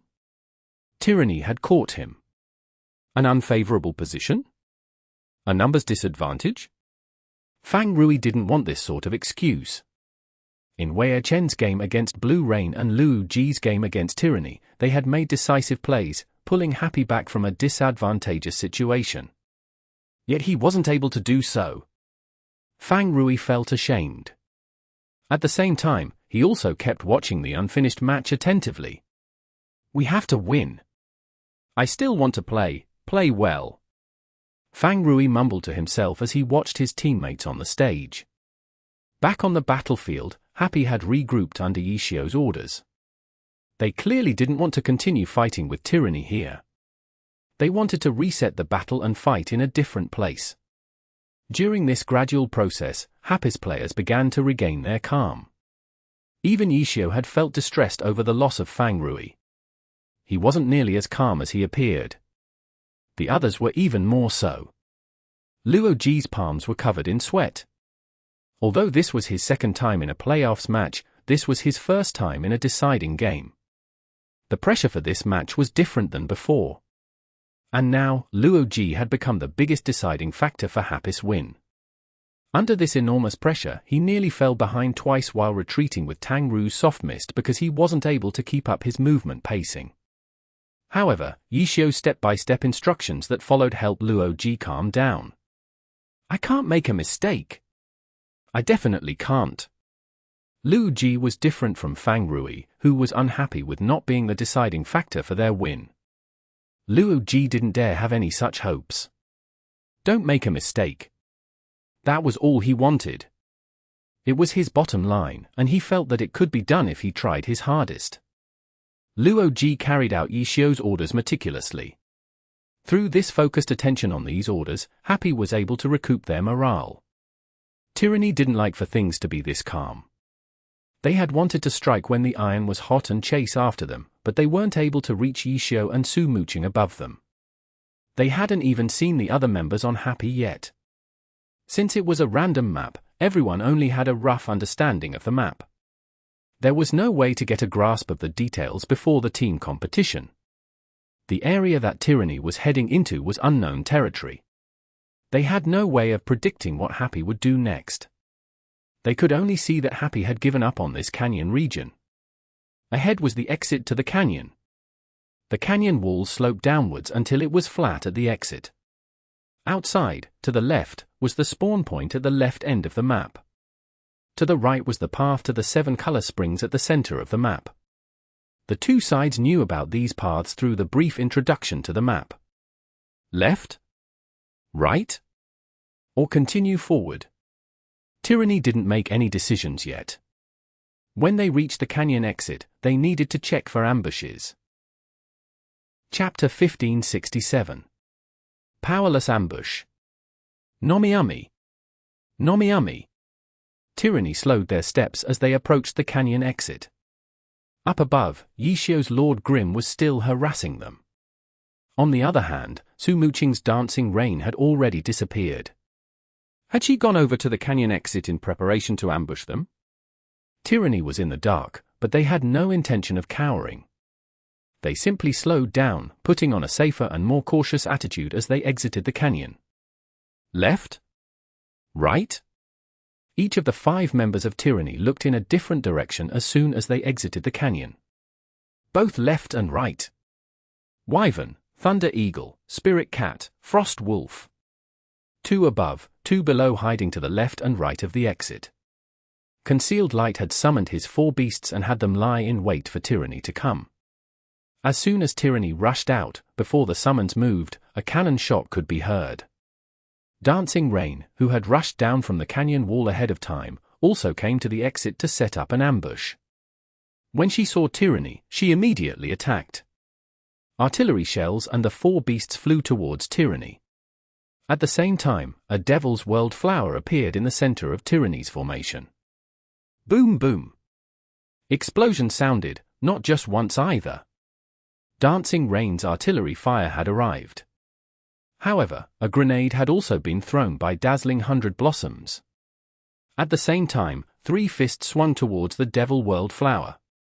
The poor Devil World Flower had only dug halfway out from the ground, its petals still unfolding, when Tyranny instantly destroyed it. Tyranny had been on guard against an ambush. Now that an ambush had come, they were ready. With one glance, they saw how the four beasts were arranged, as well as Dancing Rain's position. The Devil World Flower had no chance to sneak attack them. Before it could even display its abilities, it was destroyed. Then, the entire team turned right and rushed out. Tyranny ignored the Wyvern and Frostwolf to their left, as well as Dancing Rain firing from afar. All of them headed right towards the Thunder Eagle and Spirit Cat. Behind them was their summoner, Concealed Light. From rushing out of the canyon, examining their situation, dodging the cannon fire, killing the Devil World Flower, and rushing towards the right, all of it had taken place in less than a second. Let alone being shaken by the ambush, Tyranny didn't even let their opponents take the initiative. Not even a second had passed, and their counterattack had begun. Their entire focus was on Concealed Light. In an instant, Happy seemed to be in a dire situation. Thunder Eagle? Spirit Cat? Tyranny wasn't concerned with these two summons. Zhong Jiala's dazzling 100 Blossoms attacked as he moved. The Thunder Eagle swayed unsteadily as it was shot. The Spirit Cat moved about nimbly like a shadow, but in the next second, an imprint of a punch appeared on the shadow. The Spirit Cat was knocked several steps back before rolling on the ground and disappearing. Emperor's Fist! It was a high-level striker skill, instantly killing the Spirit Cat. Who had used it? Everyone thought that it was Han Wenqing's Desert Dust, but when they saw who it was, they realized that it had come from Song Qiying's River Sunset. Beautiful! Han Wenqing praised. Desert Dust charged forward. In the blink of an eye, Tyranny had eliminated the two summons. Luo Ji's only choice was to retreat, and Concealed Light was already backing away. This was Happy's ambush? This obviously couldn't be all. Soft Mist had been healed to full health by Anwenny. With her spear raised, she rushed out towards Tyranny from behind Concealed Light. Even so, no one thought that anything would change. The terrain surrounding the canyon exit was rather simple. There was no way to set up any elaborate ambushes. All anyone could do was make the first move when the enemy side rushed out. This sort of ambush couldn't threaten Tyranny. Happy wasn't able to establish any sort of advantage with their initiation, and in the blink of an eye, Tyranny had turned it around on them. Of the 5 creatures summoned by Concealed Light, only 3 were left. He wasn't even able to use Elemental Beast King formation before his summons died.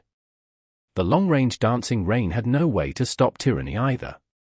All Tang Ru's Soft Mist could do was protect Luo Ji for a bit. How could she contend against the entirety of Tyranny alone? As for Yishio? Yishio's Lord Grim was hopping down from the canyon wall. His rapid descent looked imposing, but how could he be the meteor that wiped out the dinosaurs? Even so, Tyranny paid the most attention to Yishio's Lord Grim. The approaching Soft Mist could easily be held off. Brick! Lin Jingyan's Dark Thunder lifted his hands and threw a brick towards Lord Grim. Hooah! The myriad manifestations umbrella opened up, blocking the brick. But Han Wenqing used Yishio's dead angle from opening the umbrella to close in and let out a punch. It's a counterattack! Zhong Xinjie warned. Previously, when Yishio had broken past him to rescue Fang Rui, Zhong Xinjie had been paying close attention to him. In the end, he hadn't noticed the magnetic field coil being placed down either. When he thought back, the scene of Lord Grim fishing something out from his umbrella might have been Lord Grim placing down the magnetic field coil. Unfortunately, he hadn't been able to call back then. However, experience was accumulated bit by bit. Zhong Xinjie was already aware that to call out Yishio's moves might be impossible with only one person. Not only did his myriad manifestations umbrella making things complicated by opening up such a wide range of skills, Yishio could also use it to hide his character's movements. As a result, when Lord Grim jumped down from the canyon wall, Zhong Xinjie's immovable rock had moved to a different angle to observe Lord Grim's movements. When the myriad manifestations umbrella opened, immovable rock moved to Lord Grim's side. He saw that after the umbrella opened, the canvas separated from the umbrella rod. The canvas was a shield. In the other hand was something else, but either way, it was a common move from knights. Through his different viewpoint, Jingyan was able to immediately determine what skill Lord Grim would likely use. Maelstrom counterattack. It was a skill where the shield absorbed a blow, while the other hand counterattacked. When the Night Awakening skill, Night Spirit, was used, the skill transformed into honest Maelstrom counterattack, reflecting the damage back fully. Lord Grim couldn't learn Night Spirit. His Maelstrom counterattack was only level 1, so the reflected damage was rather limited. But the damage was secondary. This sort of counterattack was enough to disrupt Tyranny's current formation and tempo. Luckily, Jingyan had noticed it and promptly gave out a warning. Desert Dust immediately stopped his punch and jumped out of the way. For Maelstrom counterattack to work, the opponent had to attack first. It couldn't be used as a standalone attack. The previous second, Tyranny had been lying in wait for Lord Grim. The next second, Lord Grim had become nothing but air to them. Han Wenqing and Lin Jingyan went to help River Sunset take down Soft Mist. By now, Zhong Jiala's dazzling 100 Blossom had killed off the Thunder Eagle. He turned fire, keeping the Frost Wolf and Wyvern at bay. The health of summoned creatures wasn't nearly as precious as a player's. Oftentimes, sacrificing some health to attack was okay. However, Spitfire attacks didn't only deal damage. The vast majority of their bullets had special effects. By using these additional effects, blocking off 2 summons wasn't anything difficult for Zhong Jiala. The situation was completely under Tyranny's control. Lord Grim's descent became rather embarrassing. Lord Grim had indeed prepared a Maelstrom counterattack. Yishio had predicted that Tyranny would focus him. As soon as he came down, he would certainly be attacked, so use a Maelstrom counterattack to scatter them. That was Yishio's plan. But this time, Jingyan had seen through it. Tyranny had completely avoided him. His Maelstrom counterattack immediately became worthless. Yishio wasn't able to see Tyranny's team chat, but seeing how Tyranny had seen through his plan, trying to make his plan work would be a waste of time. Charge! Yishio cancelled Maelstrom counterattack. His myriad manifestations umbrella form didn't change forms. He used another night skill to make his way towards them. But Tyranny had seen through it once again. Han Wenqing and Lin Jingyan had only pretended to go attack Soft Mist. In reality, their attention had been on Lord Grim. They weren't surprised by Yishio's quick decision to give up on the Maelstrom counterattack. Desert Dust twisted his body and swung his arm. Collapsing fist!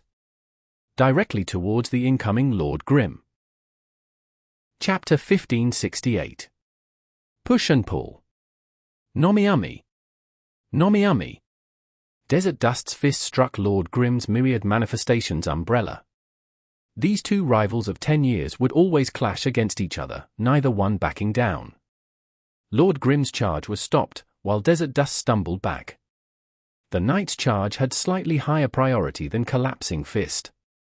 With this advantage, getting past Desert Dust was an easy matter. The problem was that Han Wenqing wasn't the only person that Yishio needed to get past. Tiger flips the mountain.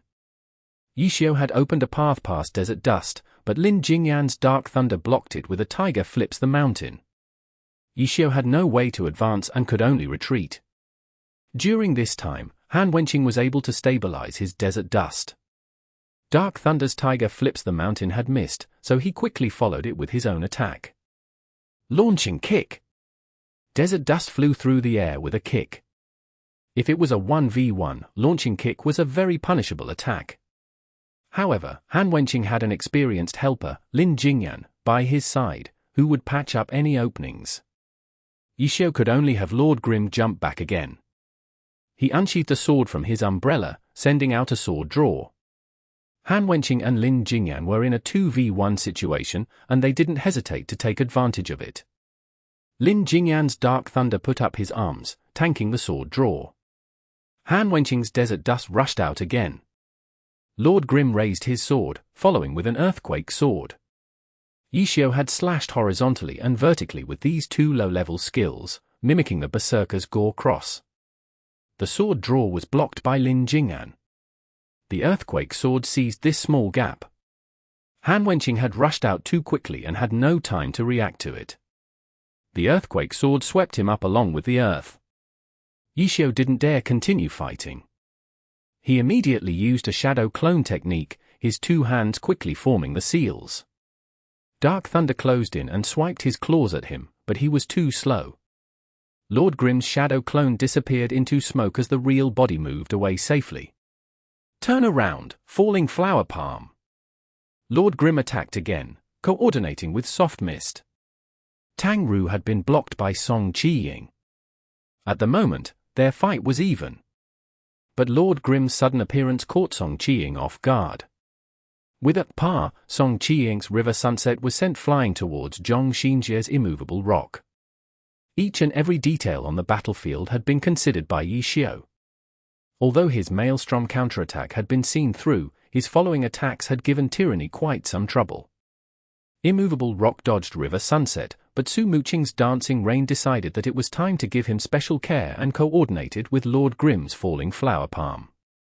Dancing Rain had fired a satellite beam right where Immovable Rock had dodged to. In an instant, Immovable Rock was swallowed by the light. The damage dealt by satellite beam wasn't low, but it was as if it hadn't affected Tyranny in the slightest. River Sunset ignored it. Immovable Rock ignored it. After destroying Lord Grimm's shadow clone, Lin Jingyan's Dark Thunder gave chase, throwing out a paralysis needle. As for Han Wenqing's Desert Dust, the Earthquake sword had knocked him back, but by twisting his body, he was able to spring off the wave of earth. Desert Dust rolled and then sprinted forward. In the blink of an eye, he had closed the distance. In contrast, Soft Mist's spear seemed dull and slow. Punch! His fists moved like a blur as they twinkled with light. Bang, bang, bang, bang. Lord Grimm and Soft Mist were both hit by the flurry of punches. Striker level 75 skill, Light Speed Punch. The speed of light was just a description. It wasn't so fast that it couldn't blocked. However, the attack came out far faster than most other skills. The afterimages formed from the skill were rather deceiving as a result. Lord Grimm and Soft Mist were knocked back. The Tyranny crowd erupted into cheers. They were beaten. The viewers all thought the same, but not Han Wenqing. The two looked as if they had been sent flying, but in reality, both of them had jumped back. To put it more precisely, the light speed punch had landed as they jumped back, making them lose their balance. A loss of balance wouldn't pose a problem for those two just based on the fact that they had been able to react so quickly and jump back. Attack! Continue attacking. Don't give the enemy any room to breath. Han Wenqing thought to himself. Desert Dust had already charged forward, but he hadn't expected them to counterattack before even steadying themselves. Cloud Whirling Storm. Tang Ru's Soft Mist had been able to sneak in a high-level skill. Soft Mist didn't know what she would need to do to balance herself when she landed. It was very easy to mess up one's rhythm when attacking under these circumstances. Usually, most players would use a quick low-level skill to defend themselves, but she unexpectedly decided to use a high-level skill instead. Magic danced around her spear and then burst out. This is Cloud Whirling Storm? Dark Thunder immediately stopped. Lin Jingyan had originally thought that he had enough space to circle around it, but when the Cloud Whirling Storm burst forth, the range of the magic AoE was far greater than he had expected. It moved extremely irregularly too, so he had no way to predict where it would move to. What is this? The camera switched over to Soft Mist's perspective. She had used the skill while adjusting her balance. Because of her multitasking, her control over the Cloud Whirling Storm was rather messy, but this messiness was what made it unpredictable. Lin Jingyan was gloomy. He knew that the paralysis needle he had thrown struck his target. Lord Grimm wasn't moving, no? It was because the moment that he had jumped back, the paralysis needle had hit him, putting him in a paralyzed state. If they could catch and kill him, their victory would be certain. Lin Jingyan grit his teeth. Dark Thunder immediately activated reinforced iron bones and charged into the cloud-whirling storm. The magic assaulted Dark Thunder, crackling as it burned away his health. But with his super armor, Dark Thunder was able to quickly move through it. Powerful knee strike. Dark Thunder immediately leapt towards Lord Grim, who had yet to land on the ground. Bang! He had only made it halfway through before hitting a target. A spirit cat pounced into the air, intercepting Dark Thunder. The spirit cats had lower priority than Dark Thunder's powerful knee strike, but it could still take the hit in place of someone else. Dark Thunder landed on the ground, while the spirit cat rolled to the side. It was then quickly killed, leaving behind a piece of scorched earth. Zhong Jiala's dazzling 100 blossoms had cleared away the summons behind him by now and had shifted his attention to this side. But just when he turned around, concealed light resummoned his dead beasts. As a result, Han Wenqing quickly went to finish off the spirit cat blocking Dark Thunder. The elemental beast king formation created through the 4 beasts was nothing to be scoffed at. As a result, when facing a 4-beast style summoner, killing off one of the beasts to prevent it from coming into play was very crucial. The spirit cat was instantly killed.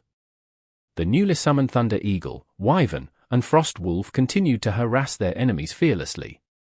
Ishio! Lin Jingyan shouted in the chat. There was no time to lose. Tyranny was about to attack Ishio's Lord Grim when they saw a bright light shine on top of Lord Grim before dissipating. Lord Grim landed on the ground and rolled. A black shadow slithered from his sleeves, Shadow Cloak. Everyone on Tyranny was experienced enough to recognize that bright light. Purify, a paladin skill that dispelled debuffs and status effects from the target's body. Happy's healer, and Wenny, had chosen it to put on his little cold hands weapon. It was a level 1 Purify, and could only remove 1 status effect. However, Lord Grim only had 1 status effect on him, Paralysis. After being purified, he could immediately move normally again. He quick recovered and used Shadow Cloak. Tyranny was able to react in time though, if not, Lord Grim would have been able to catch all of them. The initiative was still held by Tyranny though. After dodging the Shadow Cloak, Tyranny immediately pushed forward again. Happy pulled back. Lord Grim and Soft Mist coordinated with Concealed Light summons, protecting Concealed Light and Little Cold Hands, attacking and retreating. Su Muqing's dancing rain wandered around on the edges of the battlefield, harassing and disrupting Tyranny's offensive maneuvers. But Tyranny continued to push forward. Although it was a 5v5 again, Tyranny still had a 6th player that could be subbed in. They had the numbers advantage, which allowed them to be bolder and make aggressive moves. Bold and aggressive was exactly what Tyranny was best at. Their offense was relentless. Happy was unable to escape from it. They could only face it, fighting while retreating. Wave after wave of cheers came from Tyranny's fans. As long as Tyranny kept up this pressure, it seemed as if Tyranny's victory would only be a matter of time. However, Tyranny's players weren't celebrating yet. They didn't dare get careless. Careful! Zhong Xinjie typed into the team chat. In his eyes, although Happy was retreating, they weren't retreating because they had no other choice. Their control over their tempo was quite firm. The direction of their retreat was within their grasp. Happy was waiting for an opportunity to counterattack. Zhong Xinjie was certain of it. Did that mean this opportunity was lying in wait in the direction that they were retreating towards? That area was the center of the map, the 7-color springs. It was an area that Tyranny had never ventured into. Was there a feature in that area that could be taken advantage of by Happy? Was it another area that could collapse? Seeing Concealed Light now and then recalling how Happy had only now come together as 5 after so long, Zhong Xinjie couldn't help but think of this possibility. Chapter 1569. Switch. Nomiami. Nomiami. Who should we send to scout out the terrain? This was Zhong Xinjie's first thought, but he quickly dispelled it. On paper, Tyranny should be stronger than Happy, but if one of their members left to scout their surroundings, it would be a 4v5. Right now, Happy was on the defensive. A 4v5 under these circumstances wouldn't be too big of an issue, but circumstances could change. If it became a 4v5, Happy would certainly turn on them and attack. Yishio wasn't someone who would just stay idle at such a prime opportunity. We can't send someone out to scout ahead. We can only see what we can do given our present situation. Does Luo Ji really have that sort of talent? When Zhong Xinjie's gaze shifted towards concealed light, he couldn't help but think of this question. The vast majority of people considered Luo Ji's talent at seeing through the terrain with a single glance was a bluff and couldn't be believed. But it wasn't as if it was impossible. For someone like Zhong Xinjie, it would constantly weigh on his mind. He even guessed that this might have been Happy's goal, but there was nothing he could do about it. He wasn't paranoid about it or anything. He would simply take it into account when he made his plans. The terrain collapsing was only one of many possibilities. It might not be the case. Perhaps it might just be that the terrain gave Happy certain advantages that they could use against Tyranny. Be more cautious and continue with their pursuit? It would be a perfectly good option under normal circumstances, but what if it was a trap? In the end, the safest option seemed to be to shy away from Happy's preferred route. Zhong Xinjie concluded after careful consideration. Increase our aggression. He gave out an order to Tyranny. Han Wenqing was the first to understand his intentions. He was also the first to carry out the order. Desert Dust had just forced Soft Mist back. With a step forward, he followed up with a kick. Soft Mist blocked the kick with her spear. To Desert Dust's side, Lord Grim sneakily sent out a circle swing. Cloud Body, Double Tiger Palm. Desert Dust twisted his body, just barely dodging Lord Grim's umbrella. Then, he followed with a double tiger palm, one palm towards Lord Grim, and the other towards Soft Mist. Lord Grim jumped back and dodged it. Soft Mist sidestepped it and then slid forward, stabbing towards Desert Dust with a dragon tooth. Han Wenqing didn't dodge or block it, striking back with a straight punch. Desert Dust avoided the dragon tooth using the dash provided by the skill, while simultaneously throwing a punch towards Lord Grim. But as Lord Grim jumped back, Yishio counterattacked, using a dragon tooth as well. The dragon tooth collided with Desert Dust's straight punch. Both sides trembled from the impact. Neither skill trumped the other, an even match. The words "increase our aggression" wasn't a buff. It didn't mean the team's battle strength would suddenly rise to another level. To be more aggressive, the players needed to make adjustments to the tempo of the match. To put it simply, it was to shift the balance between offense and defense towards offense. In other words, sacrifice defense for offense. The outcome would be more aggressive exchanges. When one would normally choose to dodge or defend, one would instead continue to attack. Taking more damage didn't matter. Desert Dust's straight punch didn't seem to embody this philosophy, but Han Wenqing had made his decisions with it in mind. The main purpose of the straight punch had been to deal damage to Lord Grim. Dodging Soft Mist's dragon tooth was simply in the passing. It could be seen as a reflection of Han Wenqing's many years of experience. Even if attacking was his priority, it was best to minimize the damage. Soft Mist's dragon tooth had missed, but Han Wenqing wouldn't be able to dodge her next attacks. Soft Mist followed with a double stab, both strikes hitting Desert Dust. At the same time, a grenade appeared in front of her face. With a boom, Soft Mist was thrown to the side. Soft Mist immediately rolled to reduce the impact. Lin Jingyan's Dark Thunder was rushing towards her, when a black shadow cut him off. Concealed Light Spirit Cat pounced towards Dark Thunder.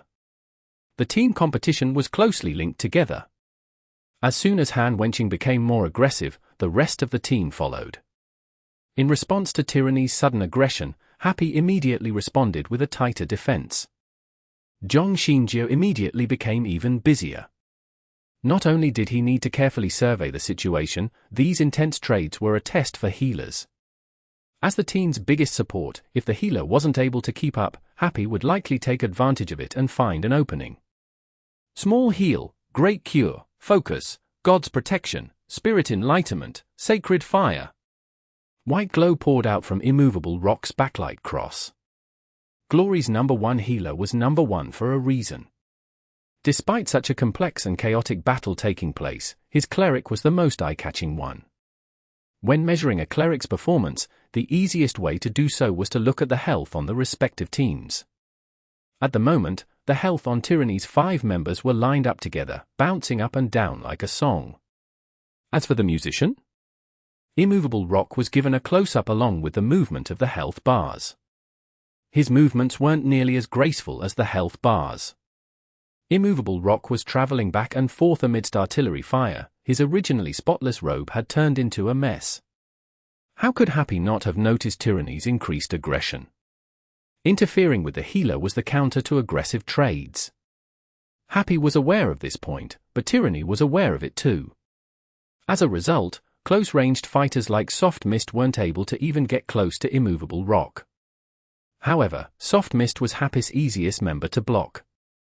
Su Muqing's dancing rain wandered around the edges of the battlefield. Tyranny's 3 fighters couldn't touch her. Only Zhong Jiala's dazzling 100 Blossoms could fire back, but the threat he posed to her was extremely limited. Dazzling 100 Blossoms had consumed an enormous amount of mana setting up light covers in the previous fights. Right now, he needed to play more conservatively. He couldn't maintain a cover of light, and in terms of attack range, Spitfires lost to launchers. Su Muqing wasn't the only one Zhong Jiala needed to deal with either. The Wyvern and Frost Eagle summoned by Concealed Light were flying beasts. The 3 fighters naturally had a much harder time against these summons compared to a long-range gunner like him. As a result, Zhong Jiala needed to keep both Dancing Rain and Concealed Light busy. Finally, Yishio's Lord Grim was the most annoying and most nauseating enemy. Lord Grim was both a close-ranged and a long-ranged threat. If you focused on him, he was like a general with 100 tricks up his sleeves. If you ignored him, he would take any chance he could get to attack Immovable Rock and interrupt his healing. There were numerous forces trying to disrupt Immovable Rock, trying to destroy Tyranny's aggression and force Tyranny into defense. During the most critical moments, Tyranny's vice-captain would keep ordering for Tyranny to maintain the same tempo. Keep up the aggression. Keep up the aggression. Han Wenqing and Zhong Xinjie would say the same thing. As a result, Tyranny continued to attack and put pressure on Happy, minimizing their protection over Zhong Xinjie to restrict Happy's freedom. Tyranny was able to keep up this tempo going, but Zhong Xinjie needed to deal with the attacks coming towards him on his own. Dodge and tank. Immovable Rock dealt with the attacks this way, while preserving his healing. The difficult situations that he faced along with the harmonious healing that he produced were 2 intense opposites, making it even more clear just how skilled Zhong Xinjie was. Attack while ignoring defense. For defense, the others on Tyranny would be relying on Zhong Xinjie. How could this sort of Tyranny lose? Tyranny had won. Happy had no way to deal with Zhong Xinjie. This was what countless people thought. Tyranny's fans had already started shouting victory cries. The threat of the 7-color springs? Could Happy even hold on until then? Even if they could, how many of them would be left? What else can Happy do? The pro players in the chat group were discussing this question. When they watched matches, they would pretend that they were the ones playing the match. If they were winning, how could they widen the lead? If they were losing, how could they bring it back? The chat group became a war room. People would put in their thoughts, while others would argue against it. Their words were like a simulation of the battle. It's time to go all in, Tiny Herbs Wang Jieshi said. He was referring to Happy, of course. If Tyranny kept this up without making a mistake, they would win. Happy needed to do something to save themselves. Everyone knew that interrupting Zhong Xinjie was key. From the looks of it, disrupting Zhong Xinjie was the only way to affect Tyranny significantly. But doing so wasn't easy. Happy had interrupted Zhong Xinjie's healing here and there, but it wasn't enough. Once or twice would throw off Tyranny's rhythm. Right now, Happy needed to completely suppress Zhong Xinjie's Immovable Rock to turn around the situation. Attack! Forcing their way through was Happy's last remaining option. Their focus would need to be Zhong Xinjie's Immovable Rock. Who would initiate it? The pro players paid attention to this question. They didn't believe that Happy would just sit there and watch Tyranny defeat them. Happy would certainly struggle. Even if they lost in the end, they wouldn't go down without a fight.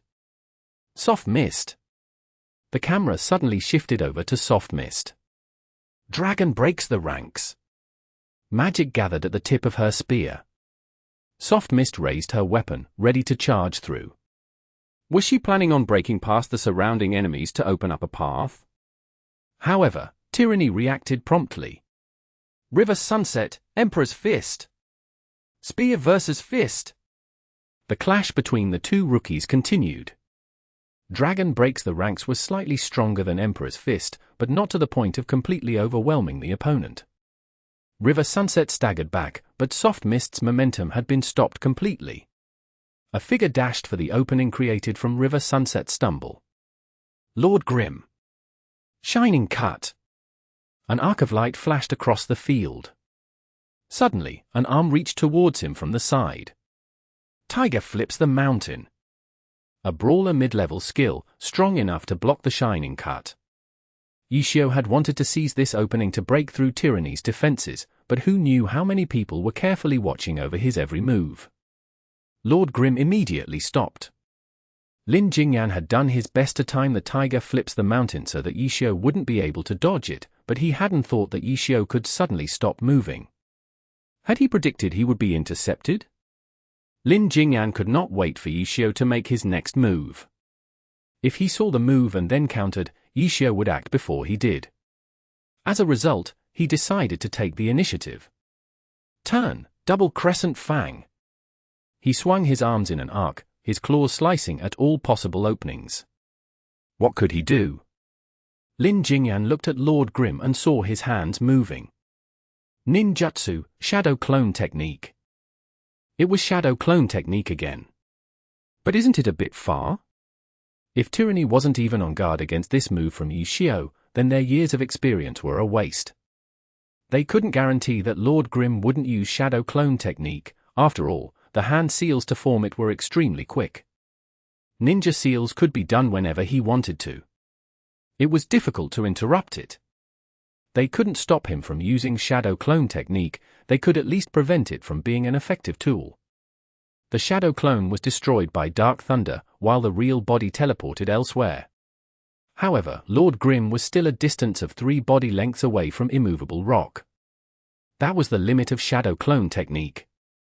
Afterwards, he saw a grenade fall 1 body length away from Immovable Rock. Does he have a way to get in front of the grenade? Flickering Stab? They had seen Ishio use it in the group arena against Hanwenching, so they knew that Lord Grim had this skill in his arsenal. However, Flickering Stab would only move him 1 unit forward. He was 2 units away from the grenade though, so it wouldn't be able to get him where he wanted. Ishio had no way to get past the grenade in time. The grenade exploded. Implosion Grenade. The powerful shockwave sent Lord Grim flying back to where he came from. But before he reached his destination, a figure jumped out to receive Lord Grim. Ferocious Tiger Flurry. Hanwenching directly used a high-level skill. Desert Dust began his dangerous dance in the air. Lord Grim also answered back though, fighting until they reached the ground. But under the pressure from Ferocious Tiger Flurry, Lord Grim could only retreat. Hanwenching focused his attention here, ignoring everything else. For such a huge threat like Ishio, having someone specifically on guard against him was completely reasonable. Sumuching's long-range support? She was too far. She couldn't put enough pressure onto Zhong Xinjie. Sumuching had tried to push forward to pressure him harder and get Immovable Rock into her firing line to completely suppress his healing. But at that distance, Dancing Rain became well into Dazzling 100 Blossoms range. Under the threat of a Spitfire's numerous special bullets, how could she set up her firing line? Mounted Gun. Sumuching activated another high-level skill. However, many of the pro players saw this move and had their doubts. It was true that while under Mounted Gun's effects, she couldn't be interrupted. The problem was that it also restricted her movements. Her goal was to attack Immovable Rock, not to win over Dazzling 100 Blossoms. Immovable Rocks could simply move away, and Dancing Rain couldn't follow. Mounted gun? What use was that? She wasn't fighting with dazzling 100 blossoms. Zhong Xinjie as everyone expected him to. As soon as he saw Dancing Rain use mounted gun, he immediately moved away. But after only a few steps, the ground in front of him suddenly lit up. Magic began to flow. It was a summoning formation. The pro player's eyes lit up. So Happis had made arrangements here? Dancing Rain had forced Immovable Rock into the jaws of the beast? The camera shifted over to Concealed Light. They saw him stick close to a wall, trying to make himself invisible as he waved his staff. In reality, none of Tyranny had overlooked him. You could see it simply by noticing that Concealed Light had never able to get his four summons to gather together. Tyranny had been on guard against his most threatening move, Elemental Beast King formation, the entire time. The present situation showed this. There were 3 summons, Frost Eagle, Wyvern, Spirit Cat, all surrounding Dark Thunder. Otherwise, Lin Jingyan's Dark Thunder would have rushed forward to take out Concealed Light or Little Cold Hands. These 2 characters had constantly been under Happy's protection, but now that Happy had begun going on the offense, they didn't have time to take care of them. Lin Jingyan's Dark Thunder had leapt into the air to swipe his claws at the Thunder Eagle. Fighting with summons was treating the symptoms but not the cause. Lin Jingyan wanted to quickly break away from these 3 summons to directly attack the summoner. However, just when he swiped his claws, the Thunder Eagle turned into a bolt of lightning and disappeared. Hit? Lin Jingyan knew that he hadn't. This only happened when the summon was killed, or when the summon was resummoned. Lin Jingyan heard an eagle cry and turned to look over. A new Thunder Eagle had flown out from the summoning circle in front of Immovable Rock. With a thunderclap, it dove towards Immovable Rock. Immovable Rock dodged, but a second summoning circle had appeared next to him. The Wyvern and Spirit Cat next to Dark Thunder immediately rushed towards Immovable Rock. Lin Jingyan had no one on him now, but his heart began to drop. 2 of the summons were moving towards there, and over there was a new Thunder Eagle and a Frost Wolf. All 4 beasts were on the verge of gathering together. He had to stop one of them no matter what. Dark Thunder twisted his body to attack, but the Spirit Cat was too nimble and dodged it. Lin Jingyan didn't try again. The Spirit Cat was the hardest of the 4 to hit. He tapped lightly on his keyboard and Dark Thunder leapt into the air. He stretched out his hand, grabbing the tail of the Wyvern. His 2 hands pulled. Fling! The Wyvern was thrown as far away as possible, and then powerful knee strike. Dark Thunder rushed towards Concealed Light. Killing the Wyvern wouldn't solve the problem. Throwing it far away was the smartest choice. The Frost Wolf walked out from the summoning circle. As for Immovable Rock, the backlight cross in his hands glowed as he fought against the Frost Wolf. Crusader's Trials. The skill he had brought into the match was being used again to contend with the Frost Wolf. A 3rd summoning circle appeared. Luo Ji was preparing to resummon a Wyvern, but Dark Thunder had already closed in. He raised his hands and threw a brick. A figure flashed by, blocking it. And when he had used Little Cold Hands to body block the brick, preventing Concealed Light summon from being interrupted. The Wyvern would be summoned again, but he'd better not think of trying to use Elemental Beast King formation. There was more than enough time for Dark Thunder to reach Concealed Light. Little Cold Hands? With a slap, he swatted him aside. The healer was always the focal point in a team competition, yet Lin Jingyan had ignored him. Concealed Light, only Concealed Light had the power for Happy to make a comeback. For Elemental Beast King, Concealed Light shook his wand. The 4 beasts seemed to hear the owner's command and began to circulate their elemental power. The 4 elements gathered together, but before the spell could be completed, the summoning circle shattered. Interrupted. A strangle. Dark Thunder held Concealed Light by the throat. He was pinned against the wall, unable to continue casting. It's over?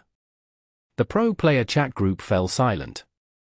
It wasn't to say that they wanted Happy to win, but rather that they had hoped for more twists and turns in the match. It was true that Immovable Rock had 4 summons surrounding him, but he was able to use Crusader's Trials to protect himself for a bit.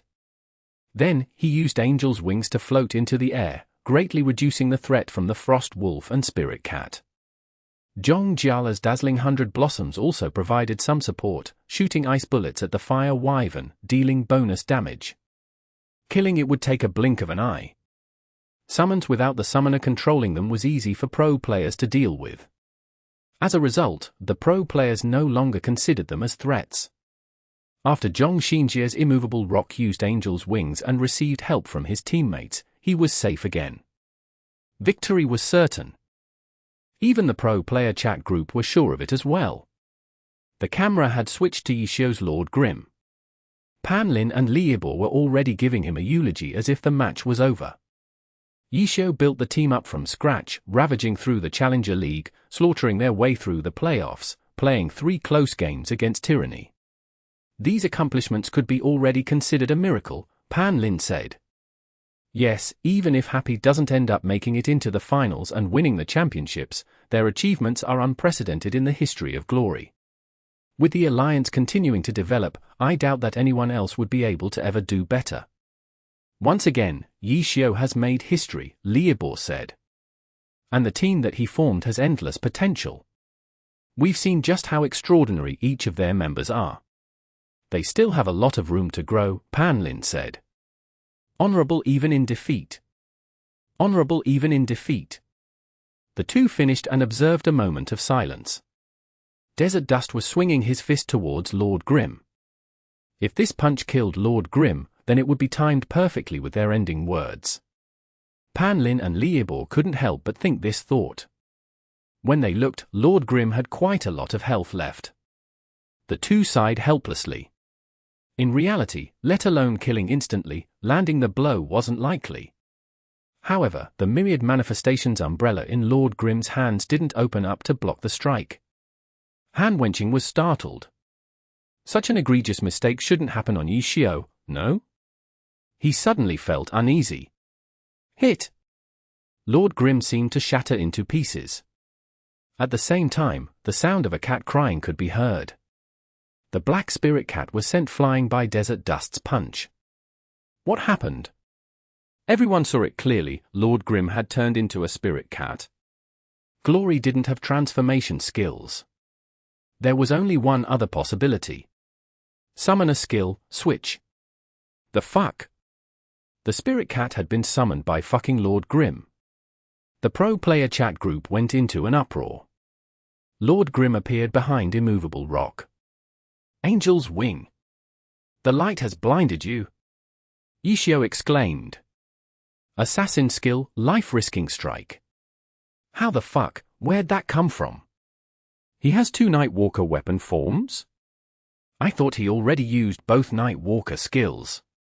The pro player chat group was in an uproar again. Chapter 1570. Life-risking strike. Nomiami. Nomiami. Everything was a mess. The broadcast team was in chaos. Pan Lin and Liebo had just been lamenting over Yishio's accomplishments. Then, they watched as their grieved person turned into a spirit cat. Angel's Wing. The light has blinded you. Yishio had already started his taunts. The broadcast hadn't been able to catch that switch. When they hastily switched over to immovable rock, Lord Grim had already jumped into the air, slashing towards immovable rock's back with a life-risking strike. The pro player chat group was in chaos too. Too many things had happened all at once. Even they didn't know where to start. The biggest question right now, where did that life-risking strike come from? The myriad manifestations umbrella had a total of 12 forms, giving Lord Grim a total of 12 high-level skills excluding class advancement and awakening ones. Every match with Yishio turned into a sort of guessing game in the Glory community to which 12 skills he possessed. These 12 skills would occasionally be revealed during a match. After all, there was a purpose to every skill choice. The skill would be used if it could help him win. What about today's match?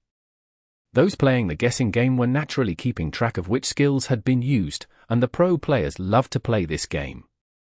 Heroic Leap, Poison Needle, Underground Tunneling Technique, Flickering Stab, Wind Wave Sword, Magnetic Field Coil, Maelstrom Counterattack. Everyone had been counting. He had also just summoned a Spirit Cat and used Switch, making it a total of 9 out of 12 skills revealed. Life-risking strike seemed to be one, but it didn't make sense. Everyone knew what forms the myriad manifestations Umbrella could transform into. 3 priest forms, 2 mage forms, 2 fighter forms, 2 swordmaster forms, 2 night walker forms, and 1 gunner form, a total of 12. In today's match, he had already used 2 night walker skills, underground tunneling technique and flickering stab. He only had 2 night walker weapon forms, so how could he have a 3rd night walker skill like life-risking strike? There was a 13th weapon form? It was everyone's first thought, but when they took a closer look, everyone coughed blood. Myriad Manifestations Umbrella? Lord Grim had put it away in his inventory. Lord Grim was currently holding a dagger. He had switched weapons. For gunners, switching weapons was called dual gun style. For swordmasters, switching weapons was called dual sword style, and so on and so forth. They could all be collectively referred to as weapon switching style. Unspecialized, to use skills from different classes, they needed to equip different class weapons to fight. They were the biggest proponent of this weapon switching style. The reason why other classes would choose to use a weapon switching style was to make their movesets more flexible. On the other hand, unspecialized players chose to switch weapons out of helplessness. If they didn't, there was no way for them to play. As a result, among the classes that could employ a weapon switching style, unspecialized players actually hated it the most. For unspecialized players, the Myriad Manifestations Umbrella in Yishio's hands was their biggest dream. It was a weapon that could transform into 12 different weapon forms. It would let them say bye-bye to the weapon switching style. However, despite already having a weapon with 12 different forms, Lord Grim unexpectedly carried a 12th one so that he could switch weapons. No one knew what to say. The pro players instantly began to curse at him, showing off their hand speed. As for the live crowd? Because of the projection technology, the live crowd hadn't missed it just because the broadcast had. They had seen Desert Dust strike the Spirit Cat, while Lord Grim appeared where the Spirit Cat had originally been. Life-risking strike. Blood for blood, life for life. The damage dealt by the skill depended on the user's health. The proportion between damage dealt and health burned was determined by the level of the skill. Lord Grim had added it to his weapon as a bonus skill, so it could only be level 1. The amount of damage it dealt was limited. Was this strike enough to instant kill immovable rock? No one bothered to make calculations because the answer would soon be revealed. The ones in the most chaos were Tyranny's players. This change had been too sudden. Zhong Jiala's dazzling 100 Blossoms was currently attacking Dancing Rain. Song Qiying's River Sunset was in an intense fight with Tang Ru's Soft Mist. Lin Jingyan's Dark Thunder was trying to eliminate the threat of Happy's Summoner. In that instant, their backs had been facing there. They didn't know about what had just happened. Up until Yishio's taunting. Han Wenqing typed. Healer? When Desert Dust struck the Spirit Cat, he immediately sent out a warning. He hadn't panicked. He had commanded the team as the captain for 10 years. Giving out clear orders was instinct to him. Others might have warned with a switch. But that was too vague. Switch? Switch to where? Even if Tyranny's players were experienced, if they saw this instruction, they wouldn't have thought of the summoner's switch skill. The word switch had multiple meanings. Giving this sort of order would only confuse the team even further. But Han Wenqing wouldn't make this sort of mistake. The switch had happened already. The players fighting didn't need anyone to explain what was going on in the battlefield. What they needed to know was what the next step should be and how they should take it. Healer? A single clear word. On the other hand, Yishio's taunting was 8 words along with 2 exclamation marks. There were many players who talked trash, but there were very few who let their trash talking get in the way of their playing. Everyone knew what the priority was. While Han Wenqing had hastily warned his team using just a single word, Yishio took his time to type out his message. Just from this comparison, it could be seen which side was in a more dire situation. Tyranny's 3 players turned to look. Jingyan's dazzling 100 blossoms even fired towards there as he did so. With hundreds of matches of experience, he had unconsciously noticed how abnormal Han-Wenqing's sudden warning had been. By the time they turned their heads to look, all they saw was Lord Grim with his dagger pierced through Immovable Rock's heart. Immovable Rock hadn't turned to look. He was holding his backlight cross, about to cast an instant heal on himself. But it was too late. Dead. When he saw his rapidly dropping health bar, Jingyan knew it already. He had guessed that it was a life-risking strike. And right now, only Yishio's Lord Grim had the ability to use this skill. Everyone else was waiting to see the outcome of this strike, but Jingyan? He was very confident in Yishio. For him to use as risky of a move as life-risking strike, he was certain that Yishio had calculated it. This strike wouldn't give him any opportunity to turn things around. One hit certain death, OHKO. The glow from backlight cross receded. The angel's wings lost its luster and then shattered. Immovable Rock plunged towards the ground, his name had turned grey. 31 minutes 58 seconds. Team Tyranny had lost Jingyan, their healer. Apart from Han-Wenqing, the other Tyranny members didn't know how it had happened, including Jingyan. All they saw was Lord Grim next to the dead Immovable Rock, as well as the dagger in Lord Grim's hands. Life-risking strike. It had to be life-risking strike. There was no other skill that had such explosive burst. If it was life-risking strike, then you die too. Having lost their healer, Tyranny needed to kill Yishio, and the opportunity was right there. After life-risking strike, he wouldn't be able to get healed for a certain amount of time. For a level 1 life-risking strike, the proportion between health burned and damage dealt couldn't be high.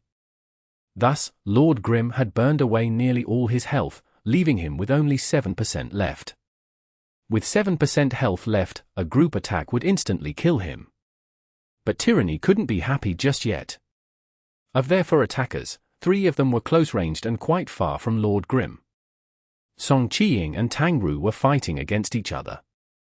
The 2 were interlocked, unable to escape from each other. Han-Wenqing's Desert Dust was free to move around, but he was the farthest away.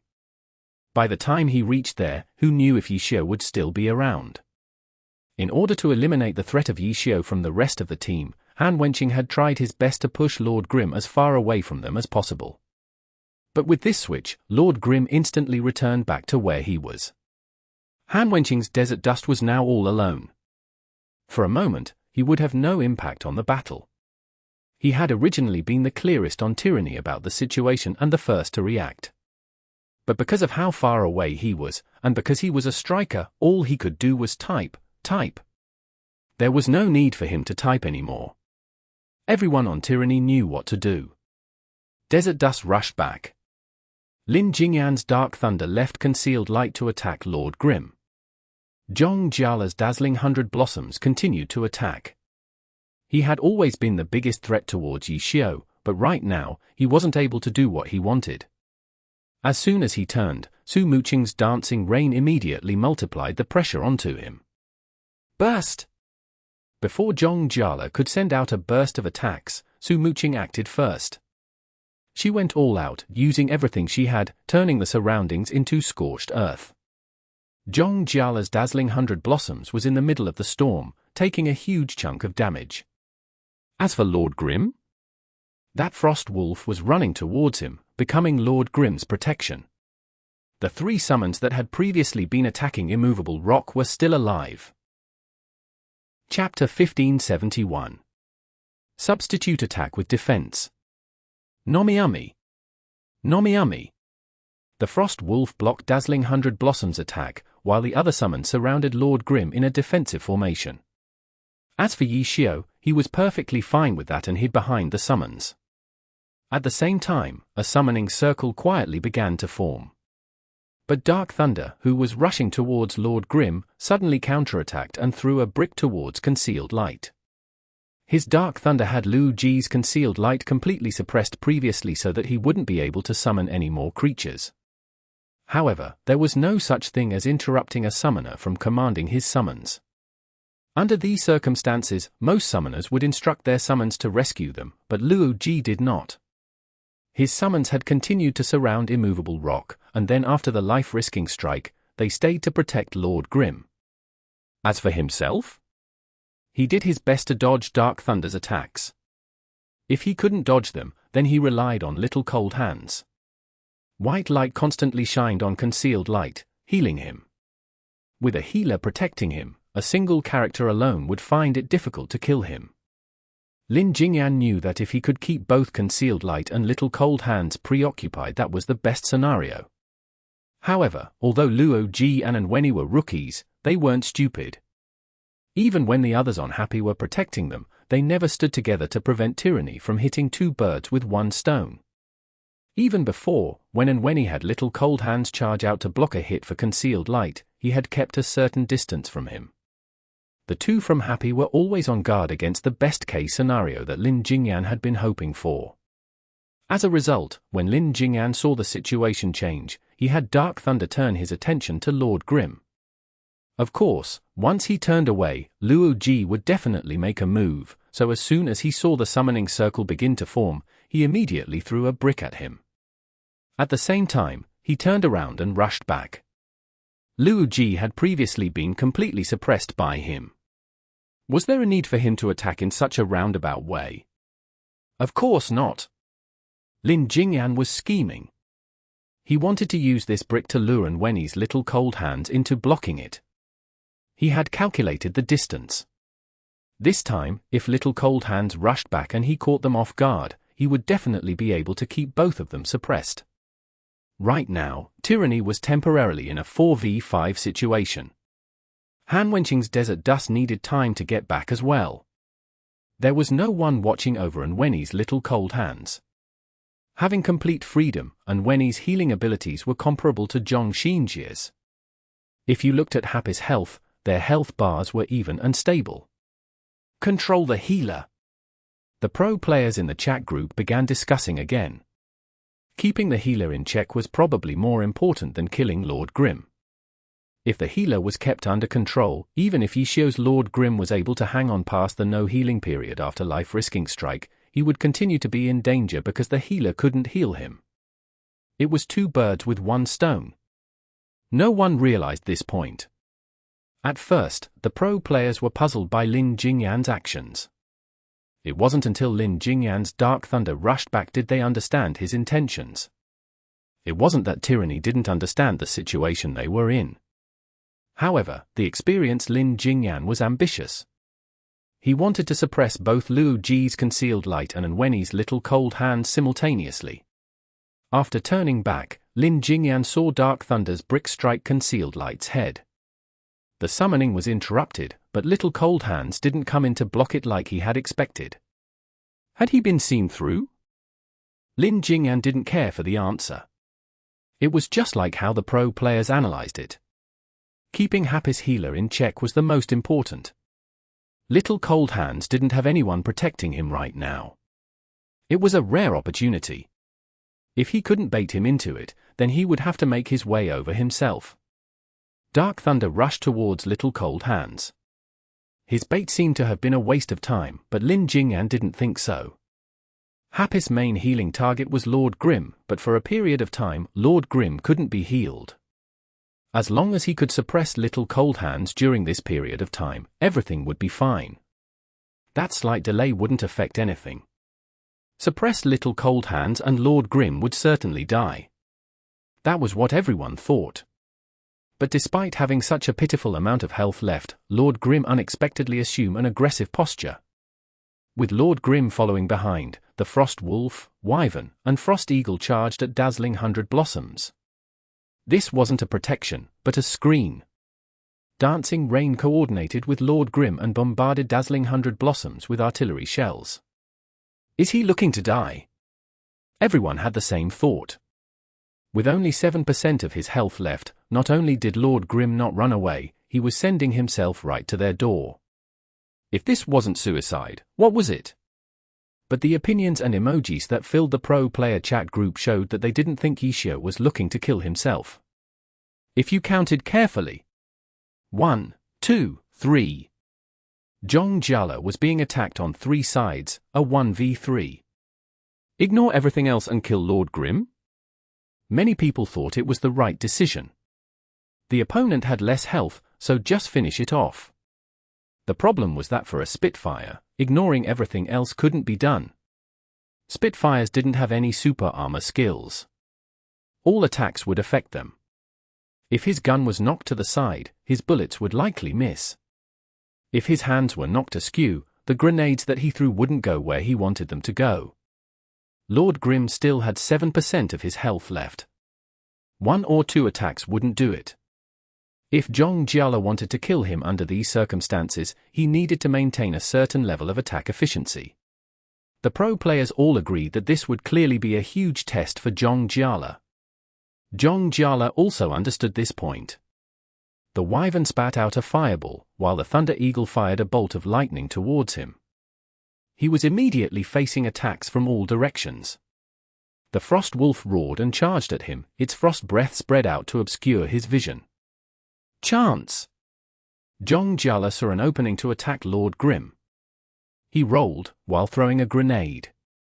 Compared to shooting, grenades had AoE damage. Even if his aim was slightly off, the AoE might hit Lord Grim. It was more likely for the grenade to deal damage compared to his bullets. Bang! A gunshot. Just when he threw the grenade, it exploded. Lord Grim's Myriad Manifestations umbrella had fired a shot. Yishio wasn't the one being protected. He was one of the attackers. Jingyan was under attack from all sides, making it difficult for him to aim properly. In comparison, Lord Grim had it easy. The best defense is a good offense. Happy was using this adage to suppress Dazzling 100 Blossoms, who was trying to kill Lord Grim. Chapter 1572. Who will break the deadlock? Nomiami. Nomiami. No one had expected the situation to turn out this way. Everyone had thought that Lord Grim would be running for his life. Everyone had been wondering whether Lord Grim would end up dying or living. But now?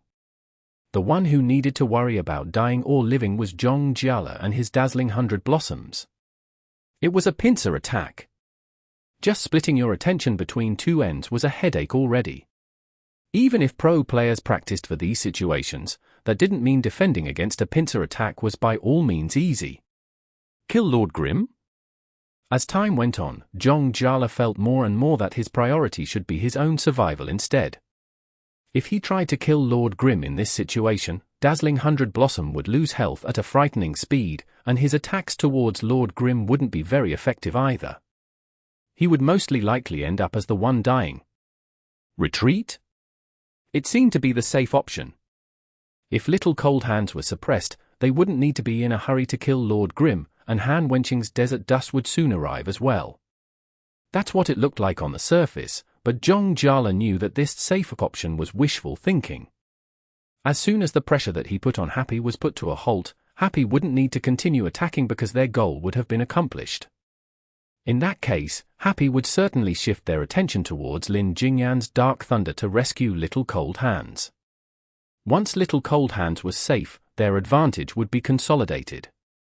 No matter how many twists and turns occurred in the team competition, attacking the healer would always be a good move. By pressuring Lord Grim with his attacks, Jingyan became a chain preventing Happy from protecting their healer. From a certain perspective, it showed just how important Yishio was to Happy. Any other team would have likely abandoned one of their players to prioritize protecting their healer. Even if it ended up becoming a 4v5 later, having a healer while the other side didn't mean that their chances of winning wouldn't be low. This principle was backed by hard data. In all 10 years of Glory Pro play, this sort of 4 with healer versus 5 without healer situation had happened 101 times. In 74 of these 101 matches, the 4 with healer side won. It had happened in Season 4, when Zhong Xinjie helped Han Wenqing topple Team Excellent Era's reign. In Season 5 and Season 7, the God of Healing, Fang Shiqian helped Wang Jieshi lead Team Tiny Herb to 2 championship wins, giving birth to the saying whoever has the healer rules the world. The healer was immensely important to a team, and as a result, many strategies targeting healers had been created. During the regular season, Happy's healer wasn't looked upon highly, but Happy took advantage of this opinion, setting up traps around their healer. It was a classic example of using the value of a healer to one's advantage. Healers wouldn't be sacrificed. Even if Happy was currently using little cold hands to protect Lord Grim, as soon as the pressure on Lord Grim lessened, Happy would immediately turn fire. As a result, he definitely could not back down. It was a 1v3, but he had to fight it. Attack Lord Grim. Jingyan didn't retreat. Dazzling 100 Blossoms didn't retreat. Everyone could feel his determination and the meaning behind it. Happy wanted to force Jingyan back and then save Little Cold Hands. It would be killing two birds with one stone. However, Jingyan refused to back down. If he didn't back down, Happy could not turn fire. If they turned fire, an opening would appear, and Jingyan would certainly seize it to kill off the 7% health Lord Grim. What now? Happy's one-hit kill against Immovable Rock had been a miraculous play. And now? How would they get out of this impasse?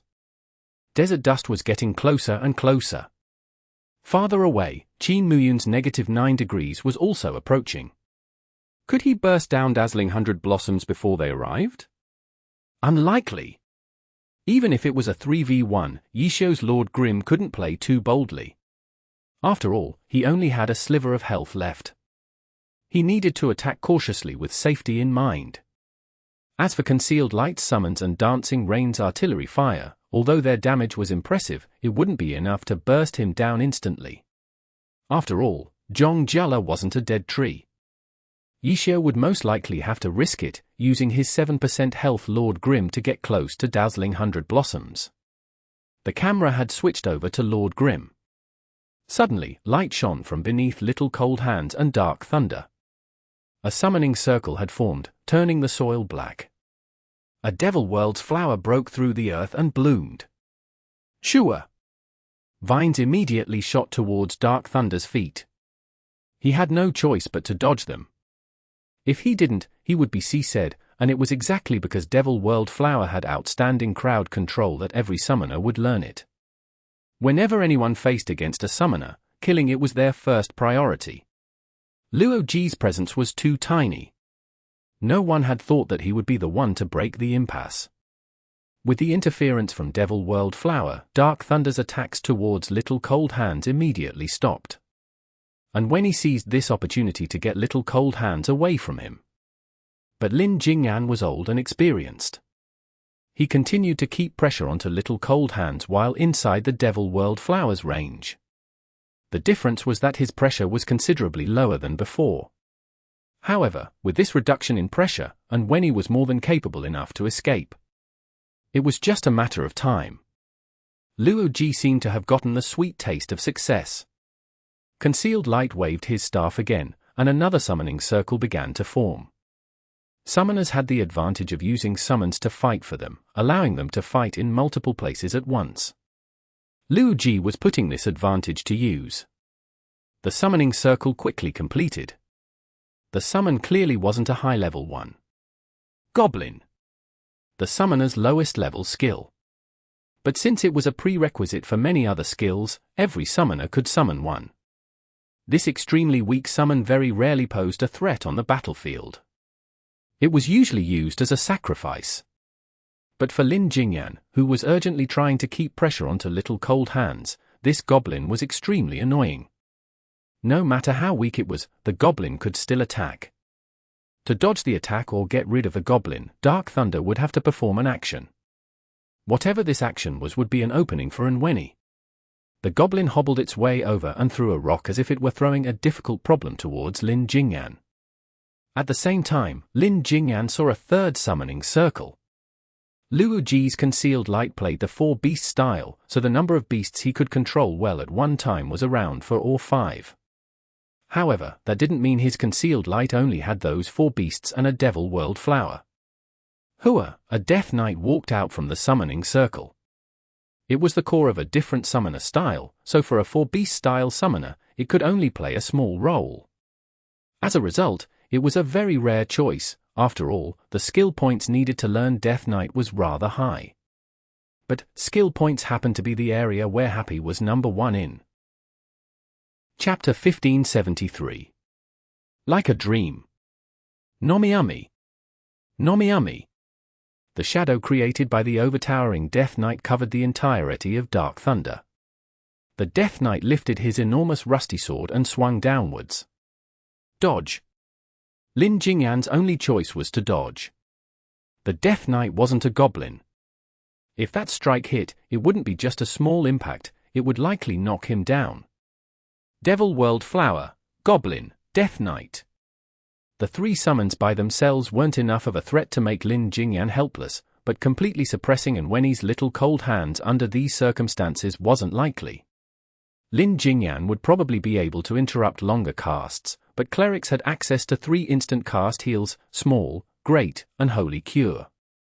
Knowing that Lord Grim would need to be healed after using life-risking strike, and Wenny had intentionally saved these skills for him. Happy had stabilized the situation. Everyone realized this point, and the one who helped Happy stabilize it was Luo Ji. This inexperienced rookie had shined brightly in both team competitions against Tyranny. Last time, it had been through his outrageous dismantle style. And this time? He had done it by putting to use one of the most fundamental characteristics of a summoner. Luo Ji's hands were shaking. He could sense his hurried breathing. More than 30 minutes had passed since the start of the match, and he was still nervous. However, his thoughts were exceptionally clear. His hands may be trembling uncontrollably, but he did what he had to do bit by bit. He didn't even know himself how much of an impact his actions would have on the battle, but he kept telling himself that he needed to succeed. He needed to do the only thing that he could do, not make any mistakes. Everything he did turned into a reality, and it showed. He didn't overlook a single detail. He was playing perfectly. It wasn't easy for him to control 6 summons split between 2 different areas, but fortunately, his summons didn't need to fight too precisely. If this continued, Happy would win. That was what the pro player chat group thought. Luo Ji had no one on him. He had complete freedom in the battlefield. For Tyranny, who needed to focus on Lord Grim, Luo Ji had become their greatest hindrance. Was Tyranny going to lose because of this rookie? Luo Ji had been the decisive factor in both the team competitions that he had participated in. Lose? No. Not yet. Han Wenqing and his Desert Dust had arrived. For a striker, he had initially been relatively far away from the battle, but he had finally returned. He had no one on him either. Didn't that mean he could go directly for Lord Grim? Or he could fend off Dancing Rain and the summons to let Dazzling 100 Blossoms finish off Lord Grim. Or he could help Dark Thunder shut down Little Cold Hands. Han Wenqing had several options, but at this moment, Zhong Jiala suddenly noticed Luo Ji casting something. It wasn't a summon, but a spell. What was it? For a moment, Zhong Jiala couldn't think of anything. However, his many years of experience was giving him feeling of danger. He could sense that if he didn't interrupt Concealed Light, things might truly be over for Tyranny. Bang bang bang. Ignoring everything else around him, Dazzling 100 Blossoms fired 3 shots at Concealed Light. The Frost Wolf immediately pounced on him and knocked him to the ground. It'll reach. Zhong Jiala was still looking towards Concealed Light. He saw Concealed Light staff glowing with magic, but it wasn't yet complete. It was a spell with a very long casting time. His 3 bullets would make it in time. But suddenly, a figure suddenly flashed into Zhong Jiala's view. Peng peng peng, the 3 bullets bounced off that shameless Myriad Manifestations umbrella. With only 4% of his health left, Lord Grim rushed in to protect Concealed Light. Who would have thought? The gathered magic burst out. Concealed Light was able to cast his spell. Zhong Jiala could feel a biting chill. It was as if the spell had penetrated through to reality. Absolute zero. Not towards him, but Desert Dust. The Elementalist level 75 skill had completely frozen Desert Dust, who was perhaps Tyranny's hope for a reversal. This was the skill that Luoji had chosen to put on his weapon, a powerful CC skill.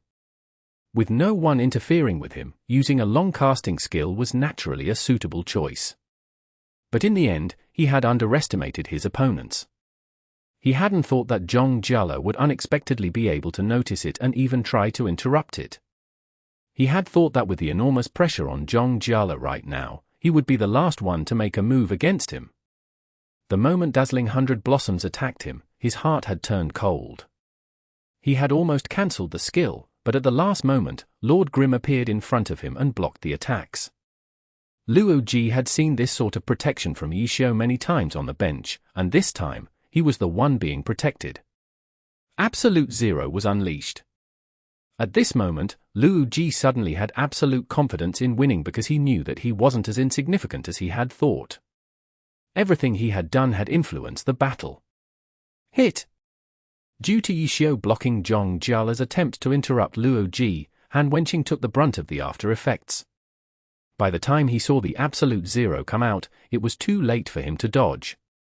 This skill created a new dimension, instantly affecting all those within its range. Desert Dust was instantly frozen, and once again, he wouldn't be able to participate in the battle for some time. The freeze time was rather limited though, since it was only a level 1 skill without Ice Elemental affinity to buff the Absolute Zero's effects, but in a situation where every second counted, it was enough to be a deciding factor. If not for this Absolute Zero, Desert Dust might be swinging his fist at Lord Grim. But right now, all hope was lost. And when he didn't drop the ball just because he was a rookie. The no healing period of time after life-risking strike had finally ended. He quickly seized the opportunity and cast a Holy Cure. Light flashed, a crit. Lord Grim's health instantly shot up. It was now high enough to make the fans on Tyranny despair, even if they could see Qin Muyun's -9 degrees approaching closer and closer. His sharpshooter would soon be able to provide support for Tyranny, but it was too late. Yishio had dared to body block attacks with only 4% of his health left. Now that he had received a critical Holy Cure, what wouldn't he dare to do? Target, Dazzling 100 Blossoms. Lord Grim instantly closed in. Dazzling 100 Blossoms had only just climbed back up onto his feet, and now he was trapped inside an unspecialized combo. To make things worse, there was Dancing Rain's artillery barrage from behind, as well as attacks from the Wyvern and Thunder Eagle. In his attempts to finish off Lord Grim, he had lost a considerable amount of health. How much longer could he last? Absolute Zero's effects ended, and Desert Dust rushed out. A crisp gunshot could be heard from the other end. Qin Muyun's -9 degrees had finally arrived. But Dazzling 100 Blossoms was already at his last breath. Yishio didn't even need to waste time on him anymore. Lord Grim turned around and went directly for Desert Dust.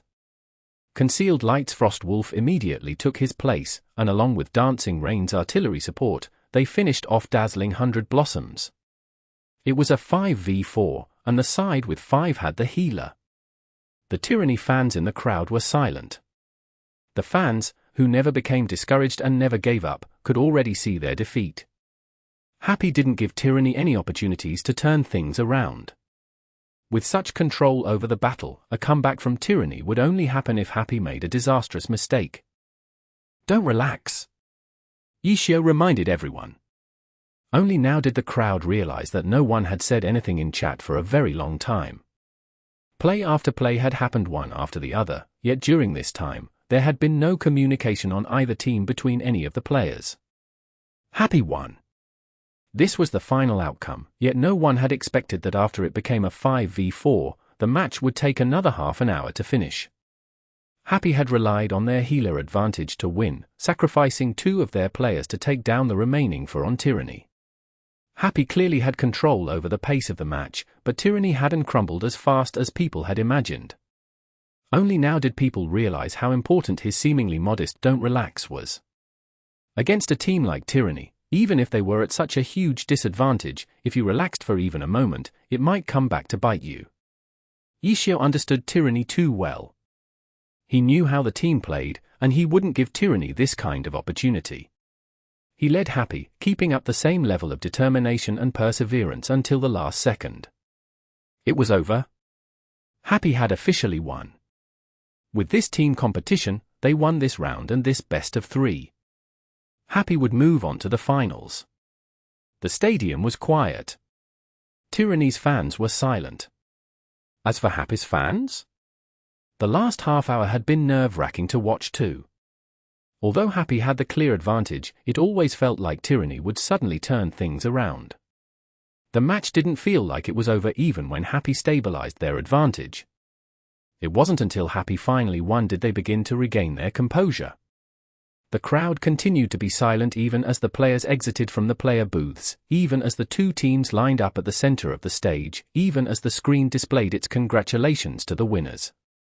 Finally, reality hit. Happy had won. They had started at the bottom of the Challenger League, and now they would be moving on to the highest stage in glory. It was all like a dream. Chapter 1574. Their own roads. Nomiami. Nomiami. The simple celebration that Tyranny had set up in order to celebrate their own team making it to the finals ultimately couldn't be used. On the display screen in the stadium, there was just a rather standard congratulations to the winning team. The two teams lined up in the center of the stage. Yishio, Han Wenqing, Lin Jingyan, Zhong Jiala. On this stage built from passion, these old generals met each other, knew each other, killed each other, some felt joy, others felt sadness, others felt moved. Perhaps they couldn't be called friends, but their mutual understanding was no inferior to that between any pair of closest friends. They had the same desires and the same goal. On this stage, they shed the same sweat, burned with the same passion. But it was a shame, for not everyone could achieve the results they desired. Every time, there would always be those who had to leave the stage partway through. It was over. Han Wenqing looked at this familiar stage, at the silent stadium. Another season was over. The 10th season of his professional career had come to an end. Another failure. Yes. In Han Wenqing's heart, not obtaining the championship was a failure. Glorious defeat was not a phrase that he liked. And this time, the one who had orchestrated his failure, Yishio once again, although in the past he had been called Yichio. Han Wenqing did not care at all about why he had to change his name. No matter what it was changed to, he would always immediately recognize this person on stage. This was the person who had left him the most memories over his 10-year career, from start to finish, from happiness to tragedy. And this time, this was the fourth time that Yishio had brought him and his Tyranny to bitter defeat in the playoffs. But after it was over, the first word that Han Wenqing said to Yishio was, "Congratulations." Congratulations, congratulating victory. His own grief was the other side's joy. Competition was simply this cruel. "Thank you," Yishio answered, and the two shook hands. In the silent stadium, applause suddenly rose forth, applause that lasted for a long time. This was truly a pair of opponents worthy of respect. 10 years of glory, they continued to persevere. No matter what difficulties they faced, their pursuit of the championship never faltered. But between the two of them, only one of them could remain. This was truly an incomparably saddening fact. Tyranny's fans disliked and even hated Yishio, but in this moment, they couldn't help but think, if Yishio and Han Wenqing were on the same team, if they could lift that championship trophy together instead of constantly being at each other's throats, then how wonderful would that be? But these two players did not have such melancholy. Countless cameras were focused on these two at this moment, desperately hoping that they would have some moving interaction, but there was none. Congratulations, thanks, separation. Never mind a hug or anything like that. When the two of them shook hands, they hadn't even lingered very long before separating. And then the two of them each turned away, walking toward their next goal. The next person that Han Wenqing met was Su Muqing. What about Yishio? He saw Lin Jingyan, Zhong Jiala. Normally, when the teams lined up to shake hands after a match, they would follow a certain order. The captain first, and then the vice-captain, continuing down from there. Happy only had Yishio as the captain, and no one set as the vice-captain, so they were a bit more casual in their lineup. On Tyranny's side, Vice-Captain Zhong Xinjia's presence was very strong, but right now, Zhong Xinjia hadn't followed the typical order of shaking hands with Yishio after Han Wenqing had. Instead, Lin Jingyan and Zhong Jiala arrived at about the same time in front of Yishio. An excellent match, Lin Jingyan said, shaking hands with Yishio first. Thank you. Yishio still only had this simple reply. These two in front of him now hadn't fought with him for 10 years like Han Wenqing had, but they were perhaps more tragic than Han Wenqing. The pair of Han Wenqing and Zhong Xinjia had at least defeated Yishio in Season 4, overthrowing Excellent Era's dynasty and obtaining a championship. With that, they had somewhat of a foundation, so that even if they did not manage to obtain any results for the rest of their careers, they would not be considered a total tragedy. But Lin Jingyan and Zhong Jiala, these two Season 2 debuts, had fought for only one less year than Yishio and Han Wenqing had. Yet they still were unable to obtain that championship. Lin Jingyan, last season was the first time he had even made it to the finals. Zhong Jiala, the synonym of unlucky in glory, for times in the finals, for times his hand brushed against that championship trophy, yet in the end he still had nothing to show for it. And this time, he hadn't even had the chance to touch that trophy.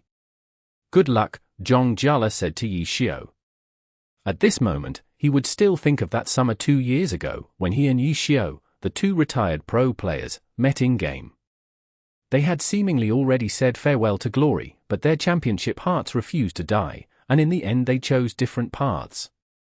Yishio picked up a new account, trained it up through the game, recruited soldiers, and bought equipment. He built his opportunity himself, built hope himself, and ultimately created a team.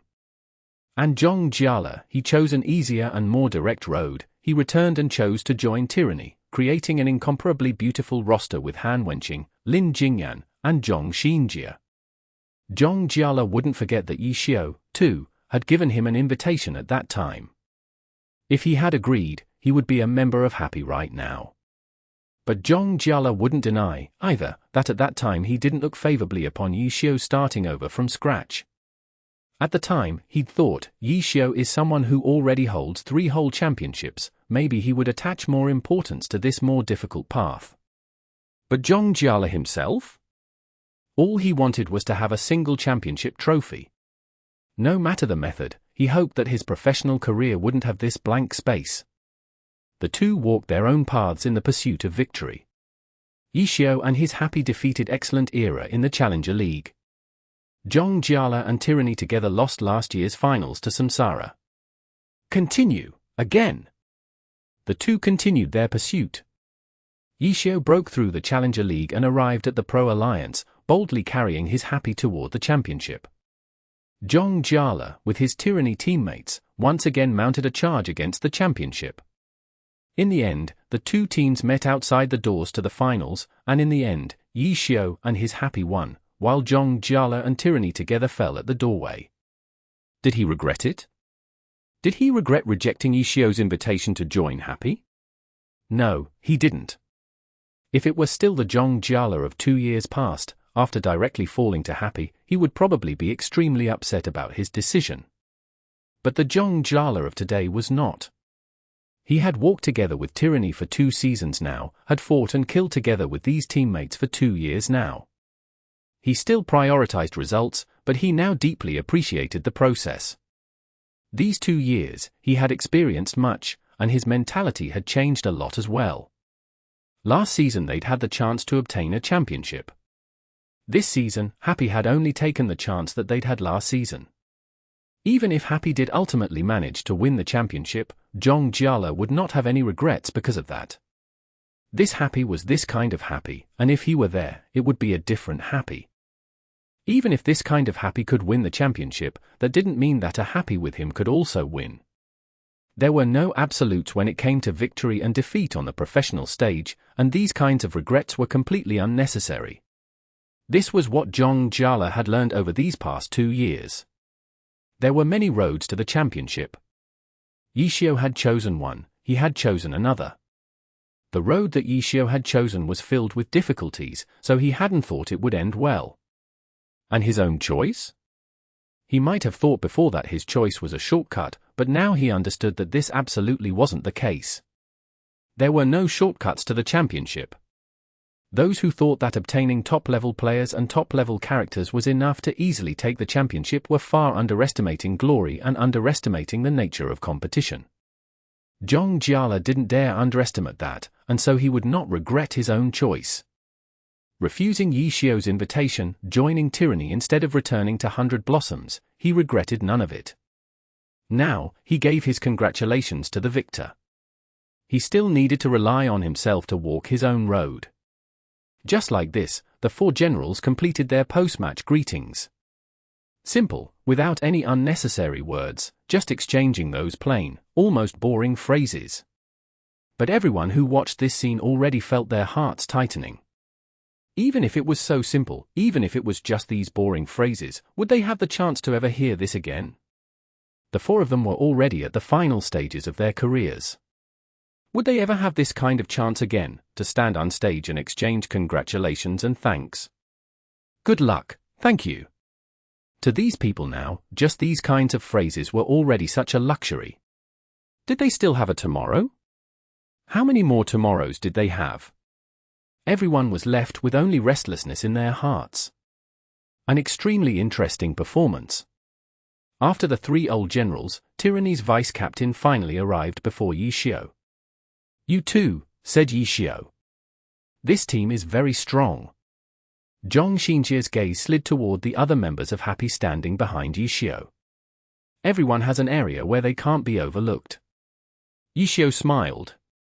He knew that Jingyan could see much more than most other people. Happy was able to defeat Tyranny not because of one person or one thrilling moment. Their team's operation was thorough and outstanding. In that thrilling battle to reverse the disadvantage, Happy hadn't communicated in the chat at all. This was the greatest proof. This showed that their teamwork was well trained. This showed that they had a shared awareness in that kind of situation, that they could cooperate, pushing themselves and the team in the direction of victory. Keep working hard, Jingyan said. You too, Yishio said. Jingyan nodded. He wasn't someone who would say insincere polite words. Happy still had areas to improve, and their Tyranny did as well. Even though he had brought Yishio to a downfall as soon as he joined the alliance, he had never underestimated him. When it came to the strategic system of Happy, the team that Yishio had pulled together, there was just too much to learn from and analyze. The contents of the Glory textbook were constantly updating, constantly evolving. Chapter 1575. Real Analysis. Nomiami. Han Wenqing, Lin Jingyan, Jingyan, Jingyan. Tyranny appeared invincible because of these four, but Tyranny wasn't only just these four. Song Qiying and Qin Muyun had played in this round's team competition. By the time Qin Muyun joined the battle, Happy already held the upper hand. He didn't lose his fighting spirit, though. He tried his best to turn things around, contributing greatly towards extending the intense battle by another half an hour. As for Song Qiying, he had been the team's last hope in the group arena, but in the end, he failed to make a comeback. He had played in the team competition as well, playing until the last moment, but all that he received was another bitter defeat. Why? Song Qiying was trying his hardest not to cry, but tears were already racing down his cheeks. You seniors were all working so hard, but why did we still? Song Qiying couldn't accept this. He didn't understand. He himself was still young and had a future, and as a man of Tyranny, he wouldn't start crying uncontrollably just because of a single defeat. However, even if he had the future, what about his teammates, who were on the verge of retirement? Their youthful days were over, and they no longer had any opportunities to waste. The amount of time that they could still remain on the glory stage could be counted on one hand. It was because of this that they practiced no less than anyone else. Even at their final moments, they wouldn't give up on even the slightest chance of improving themselves. Song Qiying had seen their efforts with his own eyes. They treasured every chance they had, but in the end, why did opportunity never gaze upon them? Their efforts, their sweat, their everything, they had sacrificed it all, yet all they got in exchange was defeat. Why? Song Qiying didn't know who he was asking. Qin Muyan patted his shoulders to comfort him. Zhong Xinjie was ready to bring him away when he heard Yi Xiu say calmly, "Effort alone can't win you everything. Don't be so conceited." Conceited? How was Song Qiying being conceited? He couldn't help but feel stunned at that word. In terms of effort, do you think our Happy would lose to you? No, not Happy, and not any team, Yi Xiu said. On this glory stage, effort is the last thing you should brag about, because it's a given, it's something everyone will put in, it's the lowest and smallest thing. Recognize this and keep climbing. Keep working hard. As Yi Xiu said this, he shook hands with Tyranny's sixth player, Qin Muyan, and then waved to the crowd, even if this was Tyranny's home stadium, even if this place was filled with glory fans who hated him. Applause came, but it was rather reserved. Although there were people who were moved by Yi Xiu's words, their hatred stood strong. Today's match was another addition to the list. The crowd didn't boo, instead giving Yi Xiu a bit of applause. It showed just how moving Yi Xiu's words were today. The referee announced Team Happy's victory. This time, the fans in the away team seats gave thunderous cheers, looking more like winners than before. The applause from Tyranny's fans wasn't too soft either, but their applause wasn't for the winners, but the losers, Tyranny. Although their applause hid their disappointment, they had to tell their team that even in defeat, Tyranny would always be heroes in their heart. The two teams entered the stadium's passageway. Neither team said anything as they walked to their prep rooms. The two teams were required to participate in the following press conference. The order wouldn't be by home and away team, but by losing and winning team. The first to go up was Team Tyranny. Their loss didn't only symbolize the end of this round, but the end of this set and this season. The questions that Tyranny would need to face wouldn't be limited to just today's match. Han Wenqing, Zhong Xinjie, Lin Jingyan, Zhong Jiala. These four went out for the press conference. Their gathering ignited sparks among the glory community. Happy's ambush at the canyon exit wasn't successful. It could be said that Happy had relied on Yi Xiu's outstanding playing to stabilize the situation. At this point, Happy was in a defensive position, but they had a clear retreat path. Their destination was the center of the map, the Seven-Color Springs. We had yet to explore this area. We had thought that this destination was the turning point that Happy was waiting for, but it turned out that our judgment was incorrect. Zhong Xinjie didn't cover up his mistake, directly calling it out. Happy had been waiting for an opportunity. This opportunity wasn't the Seven-Color Springs, but rather us thinking that the Seven-Color Springs was the turning point. Once we made this prediction, the most effective method to eliminate this possibility was to win before the Seven-Color Springs was reached. Starting from when we killed Fang Rui's Boundless Sea, we had the lead and the initiative. As a result, we adopted a more aggressive posture. And this was the opportunity that Happy was waiting for. Their plan had begun the moment Fang Rui was killed.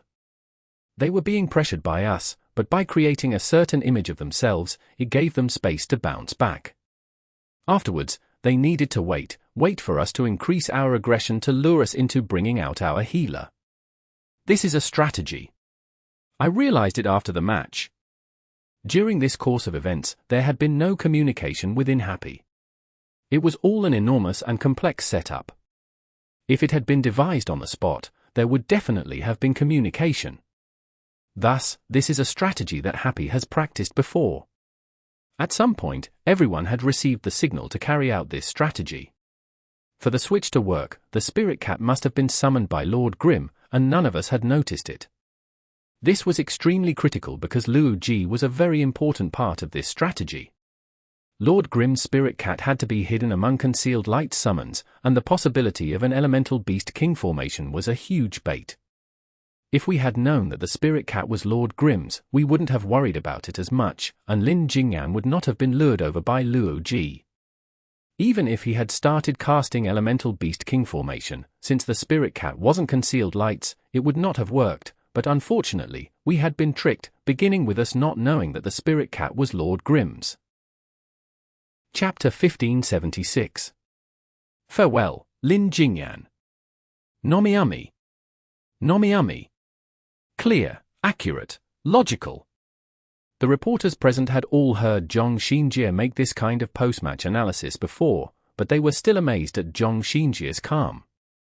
Even after this defeat, which had ruined a year's worth of hard work, no one could tell that his mood had been affected at all. Was he not bitter? Was he not disappointed? Was he not regretful? Of course he felt those things. No pro player could remain completely unaffected after this kind of defeat. But Zhong Xinjie could hide his own mood like this, could control himself to do the appropriate thing at the appropriate time. The reporters ask for our opinion of the opponents. Alright, whether you actually want to know or are just making conversation, since you've asked this, when it's my turn to answer, I will answer in a direct manner. The reporters couldn't be more satisfied. With the post-match analysis that Zhong Xinjie gave, their reports on this match could be much more sophisticated. But now, how could they bring up the topic that everyone was more concerned about? Zhong Xinjie only talked about strategy, not emotion, so they couldn't find a good transition point anywhere in the whole speech he gave. This was Zhong Xinjie's consistently strict style in accepting interviews. His answers always addressed the current question, nothing more. You couldn't find any content in them that would give rise to new topics. Not a single drop ever leaked. There was no way to progress naturally from here, so the reporters could only start anew. It really was an incredibly thrilling match. One reporter followed Zhong Xinjie's analysis with a word of praise, then began to change the topic. Then, after today's loss, what are all of your plans for the future? The question was very direct. And this was exactly the question that everyone was most concerned about. Instantly, the press conference quieted down. I can still continue to fight, said Captain Han Wenqing. The keen reporters immediately realized something. Han Wenqing had used the word I. Even though he was the captain, at this moment, he did not speak for the whole team. Everyone immediately guessed the hidden news revealed by this sentence. Han Wenqing could continue to fight, but some people could not. I as well, Zhong Xinjie answered after him. Of course he could. He was of the golden generation. Compared to Season 1 and 2 debuts, he still had plenty of matches left to fight. The question that everyone cared about had never been directed at him. I won't give up either, the next person said. But when the reporters' gazes turned, they already began to recognize something even more clearly. Tyranny's current seating order on stage: Han Wenqing, Zhong Xinjie, Lin Jingyan, Zhong Jiala. As the captain, Han Wenqing answered first, but he didn't represent the whole team, he only spoke for himself. And then Zhong Xinjie. And then, it wasn't the next person in line, Lin Jingyan, who spoke, but Zhong Jiala.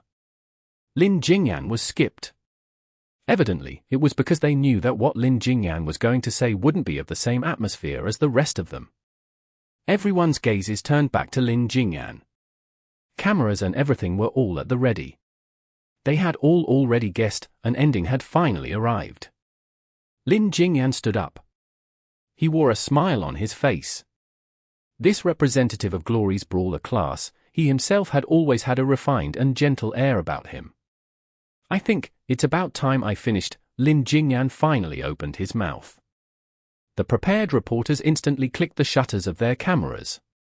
They needed to record these images, these sounds, this scene. And of the other 3 Tyranny players sitting on stage, Han Wenqing's face was as strong and unyielding as ever, and Zhong Xinjie was also calm. Only Zhong Jiala's face showed a bit of sadness at this moment. Was it because of today's loss? Or was it because of Lin Jingyan's imminent retirement? Or a bit of both? It seemed like he wanted to say something, but in the end he didn't open his mouth. It was clear that his Tyranny teammates already knew Lin Jingyan's decision. Perhaps they had tried to persuade him otherwise, but in the end, they chose to respect his decision. None of them said anything, giving this moment entirely to him. And in this end, I want to give thanks, Lin Jingyan continued to say. First, I want to thank the teammates sitting beside me. Before coming to Tyranny, I never thought that one day I'd have the chance to fight alongside all of you for the championship. You are all the most outstanding players in the Alliance. To be able to fight side by side with you is my fortune, and the glory of my lifetime. Therefore, I also want to give special thanks to Tyranny as a team. I thank this team for giving me such a good opportunity, even in the twilight years of my career. These 2 years, for me, have been fulfilling and happy. My only regret is that I was still unable to lift that championship trophy alongside everyone, and here I would like to apologize to Tyranny, that I cannot continue to work hard with everyone. This decision does not come lightly. It is a careful decision that I have made after considering my own condition. I believe that my professional career should end here. No life is perfect, and it's unfortunate that I wasn't able to win a championship. But from Windhowl to Tyranny, I have always had the most outstanding teammates at my side. It is glory that allowed me to meet you all. What I want to say is, to be able to play Glory, to become a Glory Pro player, this is the greatest fortune of my entire life. Today, I leave this stage first. But I won't leave Glory, I never will. I will still watch you, and I hope that you will fulfill your dreams. In the end, I want to give my best wishes to everyone connected to Glory. It is Glory that has linked us all together, this will be the glory of our lifetimes. Thank you everyone, I wish you all the best, Lin Jingyan bowed, concluding his farewell speech. The reporters had finally gotten to a relatively interesting topic, but in this moment, they wished that this news didn't exist. They wished that Lin Jingyan could be like Han Wenqing, Zhong Xinjie, Zhong Jiala, and express his intent to continue working hard. But, no. Everything that had just happened was real. Lin Jingyan had already declared his retirement. He was leaving. This Season 2 debut, this pinnacle player, the #1 brawler, had finally finished walking the path of his professional career. He hadn't won a championship, and he hadn't had any special individual accomplishments. Before he'd joined Tyranny, he'd never even made it to the finals.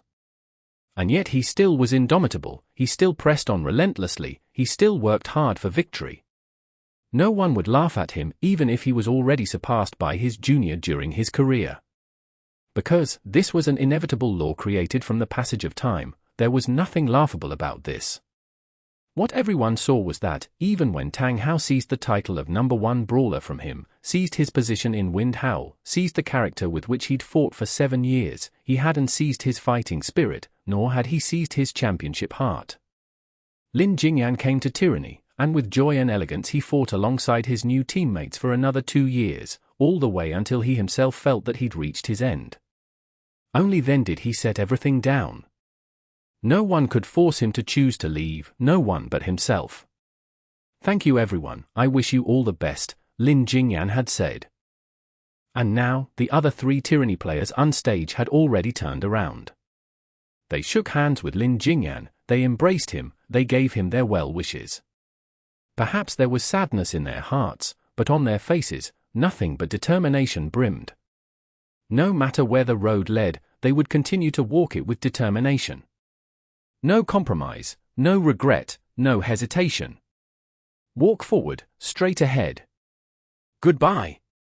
After he finished his exchanges with his teammates, Lin Jingyan waved to the reporters below. He gave a final nod to his 3 teammates, before turning and walking toward the exit passageway. Was it over? The reporters were a bit stunned, but soon they realized that Han Wenqing, Zhong Xinjie, Zhong Jiala, these 3 players had already sat back down at their seats. It was as though nothing had happened, as though that empty seat had been empty since the beginning. Lin Jingyan had made his decision and they had made theirs as well. Lin Jingyan had already bid farewell to this stage, and so he left, and they had chosen to stay, chosen to continue, and so, this press conference would continue. The reporters were in a daze. Having never experienced this kind of scene before, they didn't know what they should ask the 3 remaining players. They even hoped that this press conference would quickly come to an end, which was something they'd never felt before. Tyranny's determination, Tyranny's unwavering spirit, they felt it, and they almost couldn't bear the weight of it. Then, after Lin Jingyan's retirement, what adjustments will Tyranny make? In the end, someone still stood up to ask a question. Naturally, there will be someone to fill the opening, said Han Wenqing. Then could you reveal who it'll be? Will it be someone in Tyranny, or will moves be made during the transfer window? One reporter asked. This hasn't been decided yet, said Han Wenqing. All right, by this point, the reporters no longer had their normal strength to desperately fight for answers. The atmosphere was completely smothered, and after these two questions, it instantly became silent again. At last, Tyranny's news official stood up and said, "Then, if there are no further questions, the press conference can end here." "All right, that's fine," the reporters quickly agreed. It was over. Tyranny's press conference was over, and the professional career of a top player was also over. But on this stage, even as some people left, others would continue to resolutely walk onward. Others of Tyranny would walk onward. And right now, happy, this team, their road this season hadn't ended yet, they still had more to walk. The finals, the championship, this newbie team in the Alliance had actually made it to the finals. Just making it here was already a miracle, just this step was enough of an explosive topic. Happy walked on stage. They'd sent out 3 representatives. Yixiao, Fang Rui, Luo Ji. Excellent. These people got the reporters excited. After Tyranny left, they'd returned to their normal condition and instantly detected the interesting topic here. Without even asking about Happy themselves, someone had already stood up and asked, "Do you know that Lin Jingyan just announced his retirement?" As soon as the question came out, everyone looked at Fang Rui, Lin Jingyan's partner of many years in Wind Howl. Chapter 1577. Storm's End. Nomiami. Nomiami. The silence of the press conference was far quieter than Happy's prep room. Even though they could see the live broadcast of Lin Jingyan's retirement announcement on the television, the Alliance rookies still had limited experience with the helplessness and grief of retirement. Moreover, they were still immersed in the wild joy of having made it to the finals. The news of Lin Jingyan's retirement didn't change the atmosphere in Happy's prep room. The young players were still laughing merrily, but at that moment, melancholy still spread in Happy's prep room. Yixiao had known Lin Jingyan for a long time. They'd fought against each other from Season 2 until now, so they were no strangers. Yixiao had played from Season 1 all the way until today, and over the course of these years, he'd seen familiar faces leaving one after another. Some had been teammates, some had been opponents, but in that moment of departure, everyone would forget these identities. All they would feel was the departure of a partner. Today was the same. Another familiar face was fading away. Yixiao was silent. Fang Rui, too, was silent. He hadn't known Lin Jingyan for as long as Yixiao had, but he, who had debuted in Season 5, had immediately come to Lin Jingyan's side. It was Lin Jingyan who had watched him grow, and then they'd become a famous duo. And then after Season 8, Season 9, they'd gone their separate ways. To Fang Rui, Lin Jingyan had been both a teacher and a friend. If he had to pick the player in the Alliance that he respected the most, Fang Rui would vote for Lin Jingyan without any hesitation, even if Lin Jingyan wasn't the best player in the circle. And now, he had left. Fang Rui, who now already had several years of professional experience, had realized that this day would come eventually. But he had never imagined that he would witness Lin Jingyan's departure like this. He'd originally thought that the two of them would fight side by side, until one day, Lin Jingyan would suddenly smile and say he couldn't fight any longer. And then Fang Rui would make fun of him for it, but Lin Jingyan wouldn't change his mind, and just like that, smiling, he would say goodbye. And today, he saw it. Lin Jingyan was smiling, he said farewell to everyone, but it was after being defeated by the team that Fang Rui represented. The sadness hidden beneath the smile, how many people could feel it? Fang Rui knew Lin Jingyan definitely still hoped to win a championship. He hoped so much. But the ones who had ultimately destroyed that hope were himself and Happy. Lin Jingyan would have no more chances. Because he had already chosen to leave. "I wish you all the best." He gave his well wishes to everyone, and this, of course, included Fang Rui. But how could this kind of well-wishing make someone feel better? Fang Rui, at least, wouldn't. He couldn't bear to watch any longer, and in that moment, he found an excuse and left Happy's prep room. After him, Wei Chen, this old guy who had retired early on only to return many years later, ignored the rules that forbade smoking in the prep room, and roughly pulled out a cigarette. Unlike normal, Chenghua didn't go to scold him. As a senior Glory fan, even though she had never personally experienced this kind of goodbye, she had seen it happen like this many times before. And now that she had entered this circle, she felt the pain, and she was aware that she would gradually see these farewells occurring next to her. Wei Chen, Yi Xiao, and then after that, Su Muqing, Fang Rui. Chenghua was scared, truly very scared. She watched as Fang Rui mumbled something and left the prep room. No one tried to stop him. Even the still celebrating rookies, at this time, recognized that the prep room wasn't entirely this joyful atmosphere, and they quieted down as they saw Fang Rui leave. And then, they saw the broadcast of the press conference, as Lin Jingyan hugged and said goodbye to the other 3 Tyranny players, thanked everyone, and left. Those whose brains moved a little faster already realized something. Fang Rui had left the prep room, and Lin Jingyan was returning from the press conference. Then, wouldn't these two meet in the passageway? The prep room instantly went quiet, and someone had even muted the television, as though it would disrupt the two talking in the passageway. No one moved, no one made a sound, until the door to the prep room was pushed open again. "It's our turn," Fang Rui said calmly, standing in the doorway. And so Yi Xiao and Luo Ji, the two that Happy had already arranged to participate in the press conference, walked out of the prep room. In the passageway, they saw Lin Jingyan, who smiled at them, and then patted Fang Rui. He didn't return to Tyranny's prep room, but instead continued to walk down this passageway, which would eventually lead outside the stadium. "Let's go." Yi Xiao didn't watch him any longer. He waved at the others, and the 3 Happy players walked out of the passageway, toward the press conference. "Do you know that Lin Jingyan just announced his retirement?" The reporters had already pulled out their first question. "Yes," Yi Xiao nodded. "Could each of you say some of your thoughts on this?" The reporter emphasized each of you. Evidently, they weren't very interested in Yi Xiao answering this question. What they wanted to hear was Fang Rui's thoughts. Fang Rui didn't shy away, voluntarily taking the microphone, so Yi Xiao didn't try to say anything first. Just as the reporters wanted, he waited for Fang Rui to say his thoughts. "I wish him the best." Fang Rui took the microphone and said 5 words. Everyone quietly waited. But then, there was nothing after. Fang Rui said only these 5 words. To his partner of many years, to his teacher and friend, to Lin Jingyan, whose lifelong dream he'd personally ruined, Fang Rui only said these 5 words. That's all. The reporters didn't give up.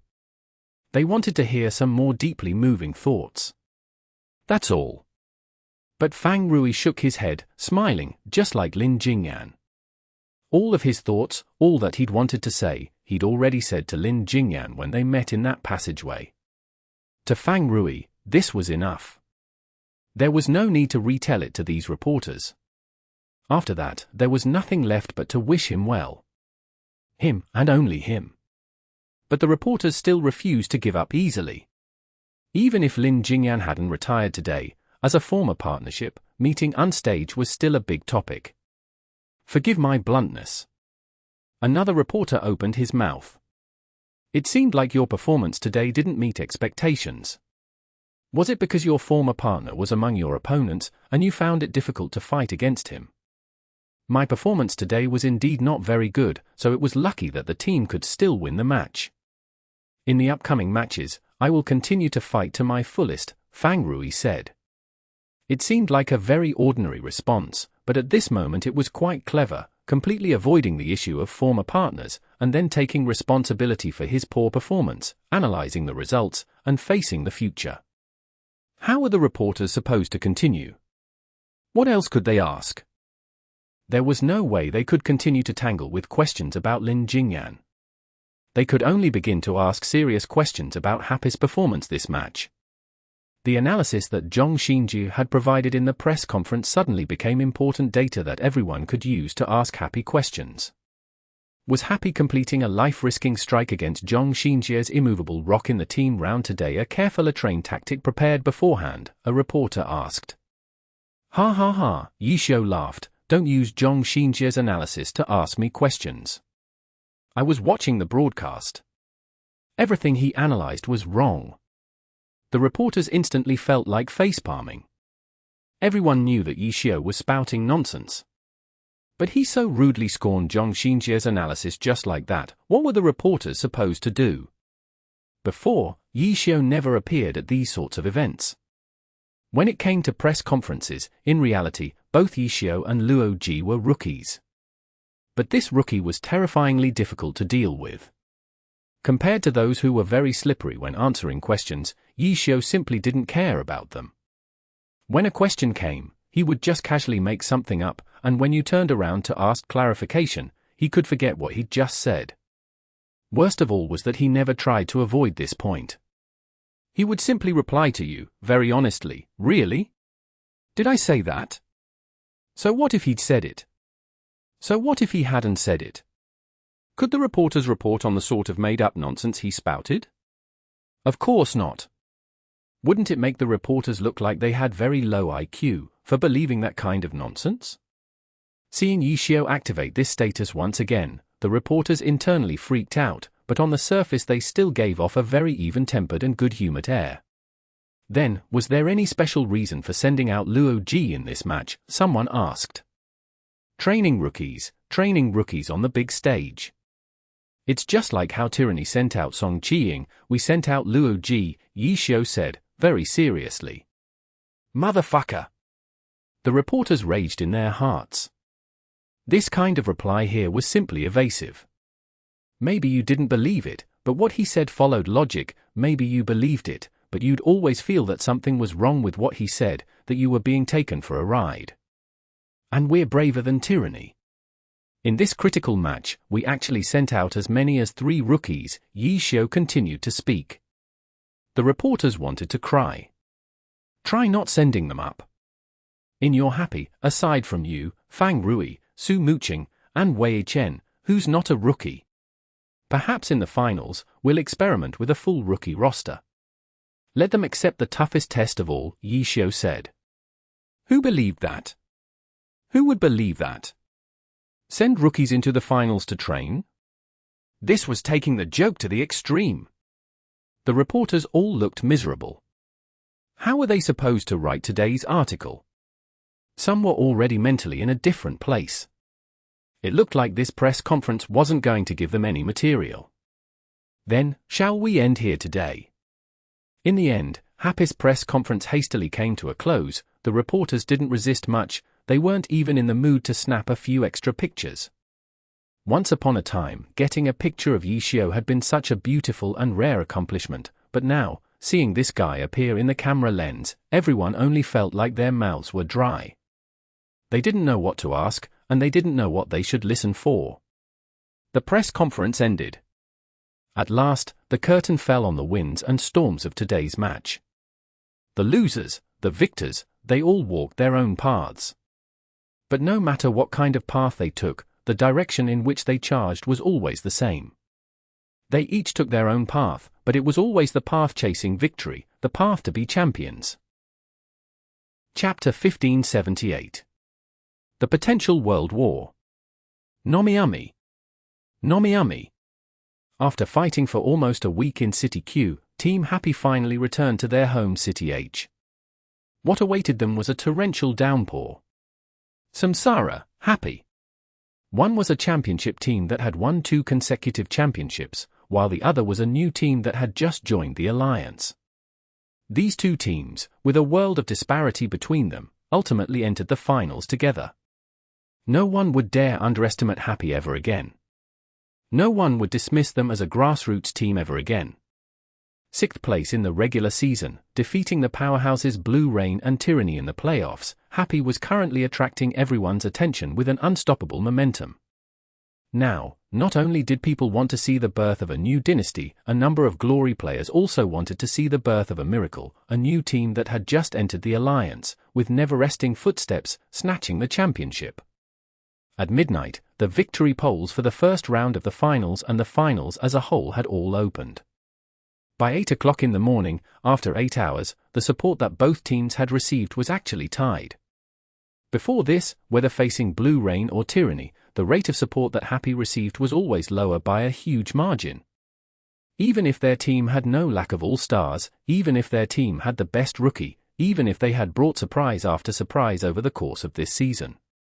Despite all that, in the playoffs, the Glory fans still didn't look favorably upon them. Until today. Until now. They defeated Blue Rain, defeated Tyranny. Happy had received enough trust. In the pre-match support poll, they were in fact tied with Samsara. Samsara, 51.6%. Happy, 48.4%. Samsara had a slight lead, but such a small difference was really nothing.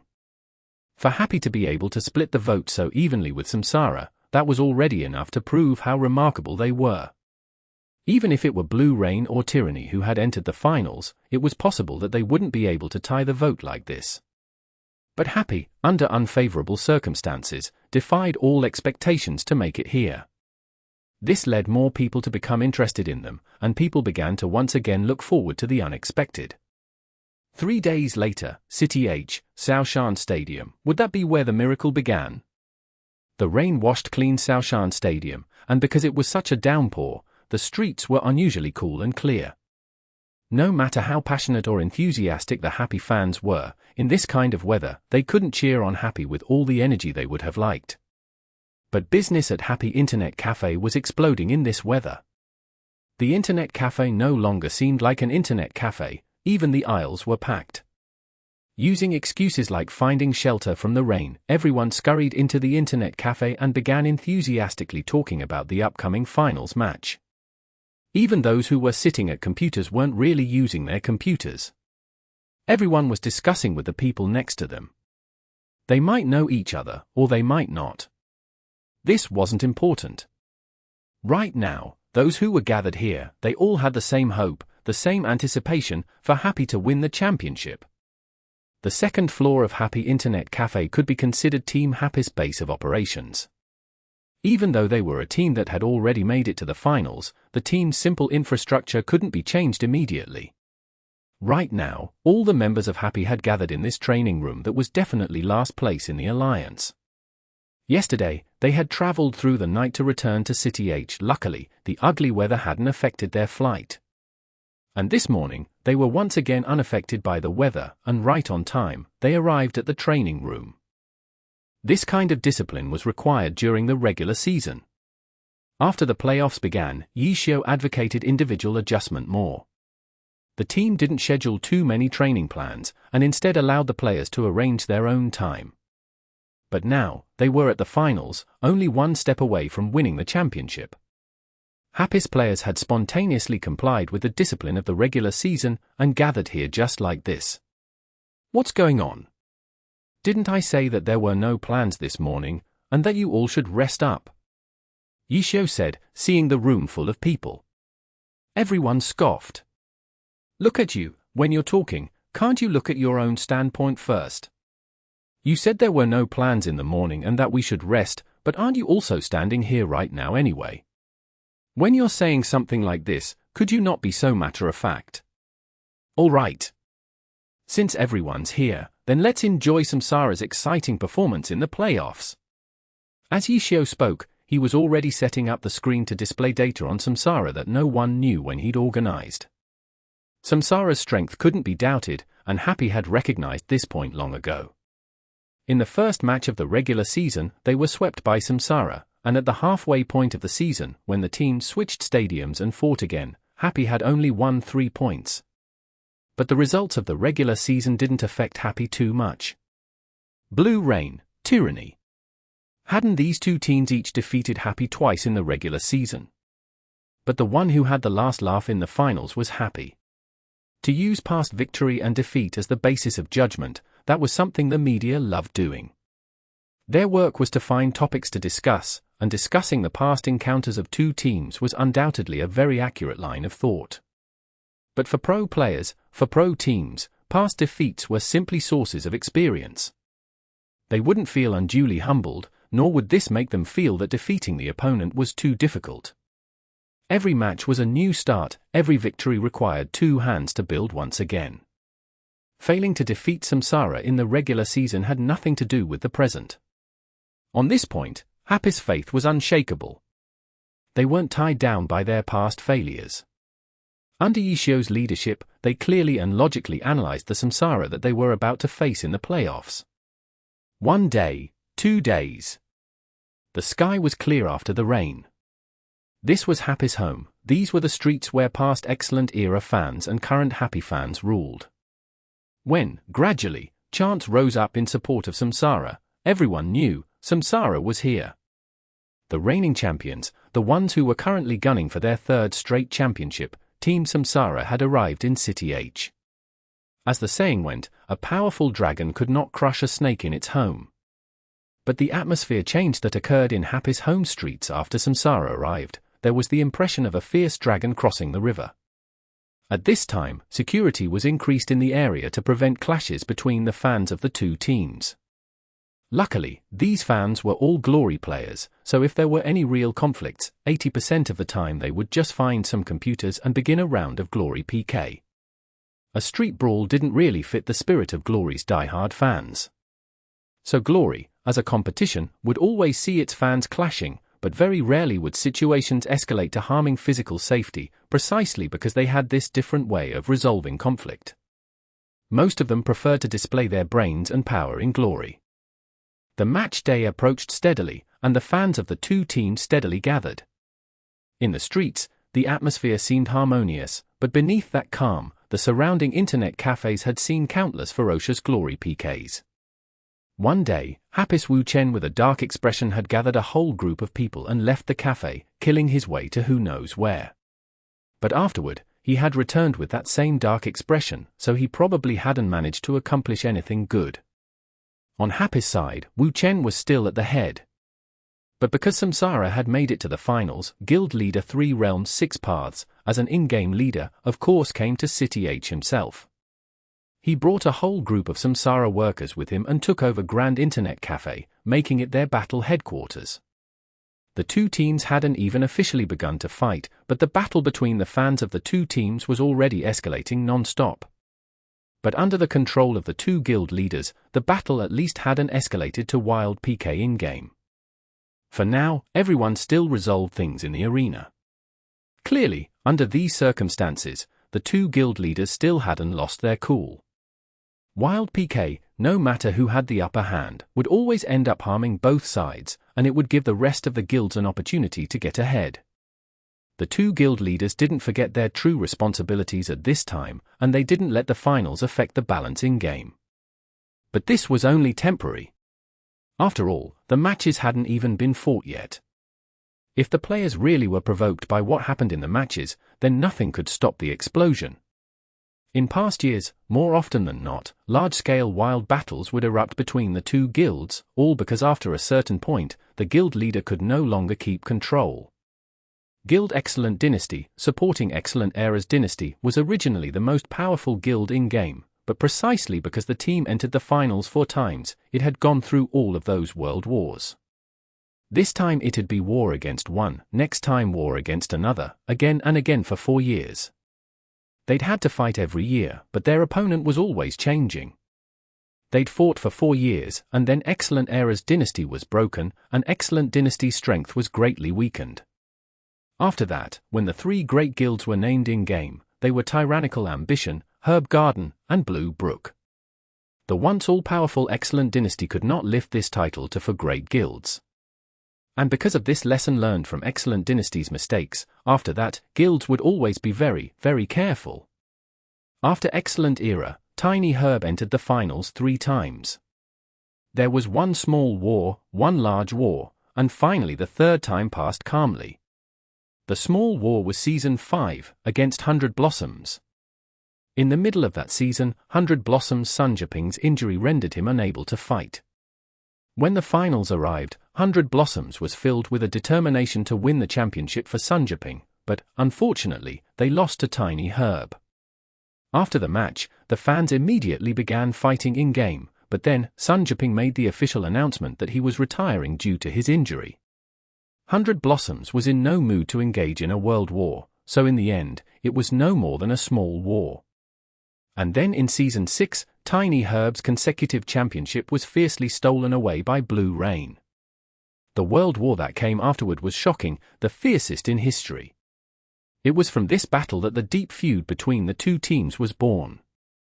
And then in Season 7, Tiny Herb once again met 100 Blossoms. The two teams both had experience with the finals and very much understood the harm of allowing the flames of battle spread to the guilds. Thus, this time, with the hard work of the guild leaders to maintain the peace, they managed to control the situation in game, and no war occurred. This became the only time so far that everything ended peacefully. And then Seasons 8 and 9 had both seen guild world wars, but under the leadership and control of the guild leaders, they ended fairly quickly after everyone vented their emotions, and there were no lasting injuries. And this time, Samsara, happy. In-game, they couldn't be considered top guilds, but the tide began to build toward a potential world war. Chapter 1579. Little people sneaking into the stadium. Nomiami. Nomiami. 3 days' time, not too long, not too short, but it passed by in a flash. As the sun shone down upon City H after the rain, the city seemed refreshed and pure. After being washed, even the familiar streets seemed to have something new about them. 1 hour until the matches start, the audience had been let into the stadium long before, but the area outside of the stadium was still bustling with crowds of people. Far too many Glory players hoped for the chance to watch the finals live, but unfortunately, tickets were hard to obtain. There were a number of people who hung around near the stadium to try their luck, some who wanted to sneak their way in, some who were asking around to see if anyone had an extra ticket. In any case, no one was idle. Fu Chao was one of these Glory players, and his goal was the same as those of these gathered gamers, but from the very start, Fu Chao hadn't joined the crowd. There were too many people here, it would be much too difficult to try and sneak in through the front or get a ticket from someone. Fu Chao stayed far away from the crowds, and instead lingered around another area of the stadium, paying close attention to his surroundings. There were many passageways leading in and out of Shaoshan Stadium. Right now, during such a large event, they of course opened the main doors, which were the largest and could accommodate the most traffic. And the side doors, the small doors, wouldn't be freely open for use at this time, of course. But just because they weren't open for use didn't mean that they couldn't be used. Fu Chao planned to use one of these side doors.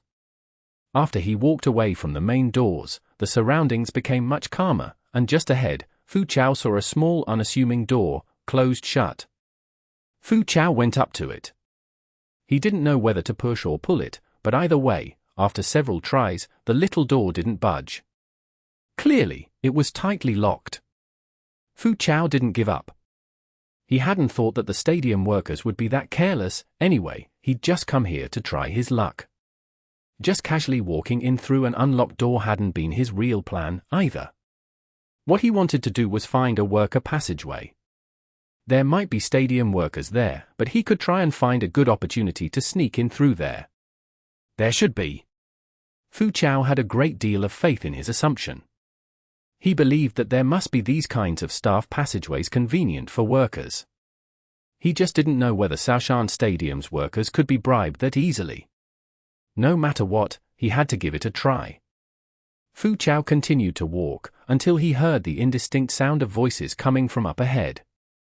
He quickened his footsteps, turned a corner, and saw another side door, which was just about to be closed by the last person entering. "Wait up!" Fu Chao disregarded all else as he shouted and sprinted toward it. This was a chance he didn't want to miss. That person had clearly heard the shout and stopped moving, turning around to take a look.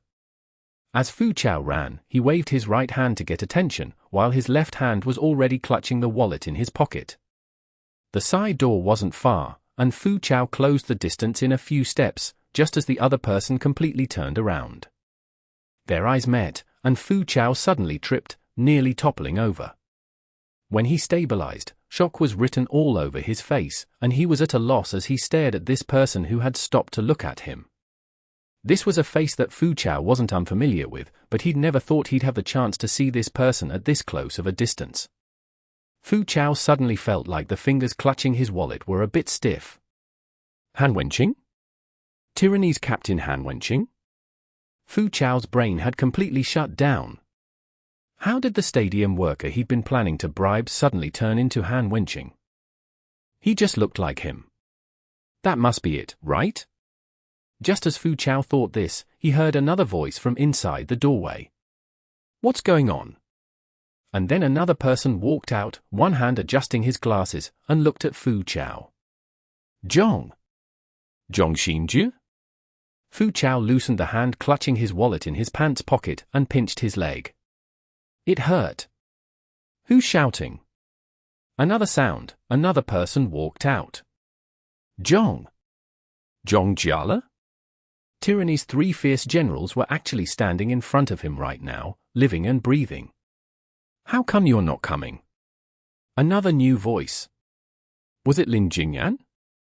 Evidently, Fu Chao had adjusted, and was already beginning to subconsciously make predictions. But the person who came out? Wang Jieshi? Fu Chao felt another wave of dizziness. It was actually Tiny Herb's Captain Wang Jieshi, another impossibly major figure. What's going on? What are you guys doing? One voice after another, one person after another.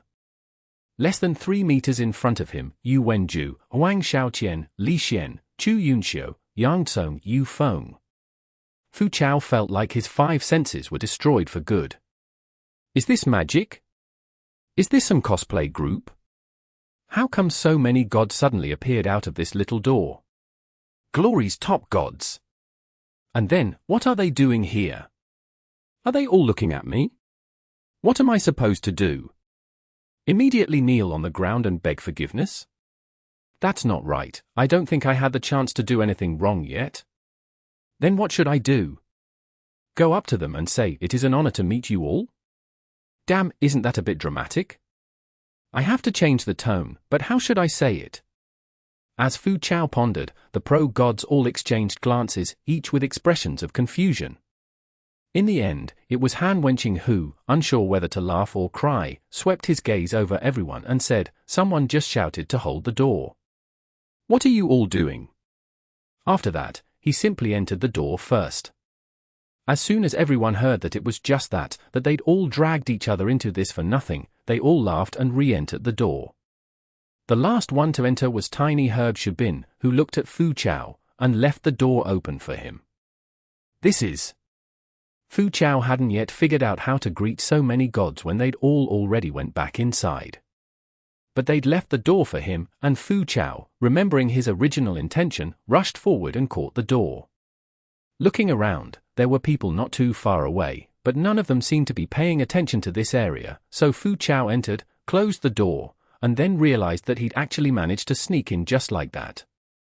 And the people that had led the way for him were all of Glory's top gods. This is, they misunderstood, and thought he was a worker? Fu Chao's mind was actually quite good, being able to think of a plan like this.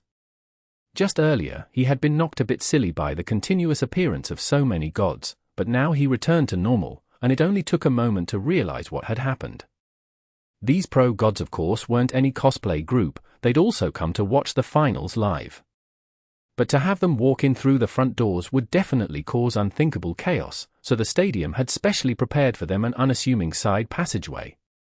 Fu Chao had mistakenly ended up here, just in time to see all of these gods entering. He'd shouted without seeing who it was, and so the gods had mistakenly thought that he was a stadium worker, and he'd cheated his way in just like that. So lucky! How excited he felt! Excited at being able to enter the stadium, and even more excited at having done so through this kind of method. At this moment, Fu Chao felt like his desire to see the match wasn't even as strong as before. He was more excited to get online and gossip about this legendary encounter to all of his friends. His heart was surging, but Fu Chao didn't dare show it on his face. He had to maintain this misunderstanding. Soon, there was a bright light coming from up ahead, and the sounds of cheering rang clearer and clearer. He was just about to enter the main stadium area, the stadium of the finals. Fu Chao's thoughts instantly returned to the match. He didn't just come to the finals for the excitement. Fu Chao, as a City H resident, had been converted into a hardcore Happy fan after a season of matches, and he couldn't wait to see Happy defeat Samsara, a never-before-seen Black Horse miracle. Go Happy! Go Samsara! The stadium echoed with the sounds of cheering from the two teams' fan clubs. Although Samsara was the away team, they had a very strong following, as expected of the current most powerful team in the alliance. Aside from the fans that had followed the team here, even in City H they had a number of supporters. Right now, even though they couldn't overturn Happy's home stadium, they could still make some waves here. They weren't suppressed by Happy's home at all. Defeat Samsara! Fu Chao was instantly angry. This was Happy's stadium. No matter what team came, this sort of pride and arrogance just wasn't allowed. Although he didn't even have a seat, he simply stood in the passageway and started shouting. As for where the pro gods had gone to sit down after arriving, Fu Chao forgot to pay attention. "Sir, please quickly return to your seat." Jumping around like this in the passageway, Fu Chao quickly drew attention, and a worker came over. But the worker didn't suspect that he didn't have a ticket, and simply instructed him to return to his seat in the interest of maintaining order. All right, as soon as I go to the bathroom I'll return to my seat." Fu Chao had already thought about how to remain undetected after making it into the stadium. Just now, he'd forgotten himself and attracted attention, and when the worker came up to speak to him, he regretted it so much that he wanted to hit himself. He'd hurriedly used a bathroom excuse, and the worker hadn't become suspicious, so he quickly headed to the bathroom. He hid in the bathroom for quite a while. Watching the time, hearing the shouts from the stadium, Fu Chao grit his teeth and endured. The stadium stopped letting people in half an hour before the match officially began, and during that half an hour, the stadium went through strict procedures to secure the area. To stay in the stadium during this time without a seat, he would be discovered very easily. Fu Chao had to last through this period of time. After the match officially began, if there wasn't an absolute need, there wouldn't be any large movements from security. At that time, if workers were still wandering around everywhere and disrupting the audience, they would probably be blasted to death. 8:30. Fu Chao's watch had slid to this time, and he could hear the sounds from the stadium. The match was indeed just about to begin. Group Arena, Happy's first player was still Yi Xiao. That full rookie roster he'd talked about in the press conference last time indeed turned out to be nonsense. Samsara's first player was Lu Buiyuan, the all-star grappler player. You have to win. Fu Chao could only sit in the bathroom, grind his teeth, and pray. The match had only just begun, so to be safe, he was prepared to wait for a few more minutes. On one hand, he hoped for Happy to win quickly, on the other, he hoped they could play a little longer so he wouldn't miss as much. One could only imagine the conflict in his heart. 2 minutes passed. He couldn't hold back any longer. Fu Chao charged out of the bathroom and flew back toward the main stadium area. Victory! Happy opened strong. Yi Xiao, undefeated in individual match, continued his brilliant record this season, coming unstage first and defeating Samsara's Lu Buiyuan. Beautiful! By the time Fu Chao arrived, all he saw was the word glory, but even so, he was as thrilled and excited as if he'd seen the entire process. But after waving his fist once, he immediately remembered that he was supposed to be lying low, and after carefully examining his surroundings, Fu Chao began to sneak around, looking for a corner where he wouldn't be noticed. The match continued. Only now did Fu Chao remember that so many top gods had come to this stadium to watch the match live. Where were these people sitting now? With how large this stadium was, there was of course no way he could find them.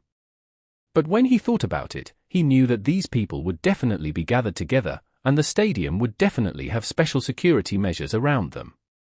As someone who didn't even have a ticket, Fu Chao would be looking for death if he tried to find where they were and slip in among them. Here's a good spot. Fu Chao finally found a seat that he was relatively satisfied with. Standing, sitting, or crouching, just being able to sneak in here and enjoy this match was satisfying enough. That was what Fu Chao had originally thought, at least. But in the end, he found that he was wrong. To be truly satisfying, the match itself needed to have a satisfying outcome. But today's match ended in Happy's defeat. In the finals, Samsara took the lead in their away game. Chapter 1580. Heart's Longing. Nomiumi. Nomiumi. Happy lost. The result of the first match of the finals was like a bucket of cold water, instantly splashing many people awake. Just before this match had begun, when the poll had finally closed, Happy had actually obtained a 51.1% support rate. They had actually surpassed the defending champion Samsara. Because of this, Happy's supporters were very excited. They forgot that this poll only represented people's hopes. Happy had more support only because people were curious and excited to see the Black Horse, the underdogs, overturn the Giants. Votes didn't determine the team's strengths. Votes certainly couldn't determine this match's outcome. Happy didn't lose faith from their 2 losses to Samsara in the regular season. And Samsara? They weren't scared of how Happy had consecutively defeated Blue Rain and Tyranny in the playoffs. In comparison, it was clearly Samsara, having eliminated both of their opponents 2-0, who was more at ease in the playoffs. Because they were more at ease, Samsara obtained more sufficient time to rest. While Happy was bitterly fighting their third match against Tyranny, Samsara had rested for a full 6 days. This battle had been very exhausting for Happy, especially the last half hour of the team round. Tyranny, with only 4 players left and no healer, had stubbornly and fiercely fought against Happy for half an hour. They had still lost, but Happy had paid a large price for this victory. After that bitter battle, Happy returned to City H that night. After rushing about, they really only had 2 full days of rest. And then they met Samsara, who had calmly adjusted their condition for 6 days. 6 days without battle wouldn't cause any deterioration in condition, because the span of 6 days was just about the length of time between matches in the regular season. Pro teams and players had more experience using 6 days to adjust their condition than they did using 3 days. From the contents of the first match, it could be seen that although Happy still carried that fierce excitement from their battle with Tyranny, this excitement soon turned into their burden. Their spirits, not having relaxed enough from that battle, were once again tightened, and they quickly lost the tension that they needed. Happy lost. This shouldn't have been too surprising of an outcome. But because of their earlier excellent performance, because it was their home game, people placed high hopes on Happy.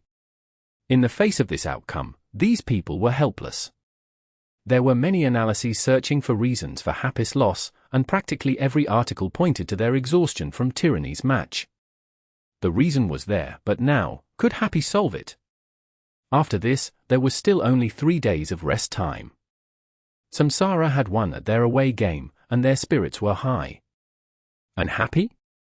Could they stabilize when they were 1 game down? That night at midnight, voting for the second match opened, and Samsara's support rate surged. Sometimes gamers would vote for the team they hoped would win, but usually they voted for the team they expected to win. Hope was a type of aspiration, while expectation came from a type of trust. Happy was still a black horse, and people still could only put their hopes of a revolution on them. But now, their hopes weren't as energetic as they'd been at the start. Because of the first round's loss, these hopes had wavered, had been shaken. Happy's support rate trembled in the balance. 3 days passed, and they returned to City S, Samsara's home stadium.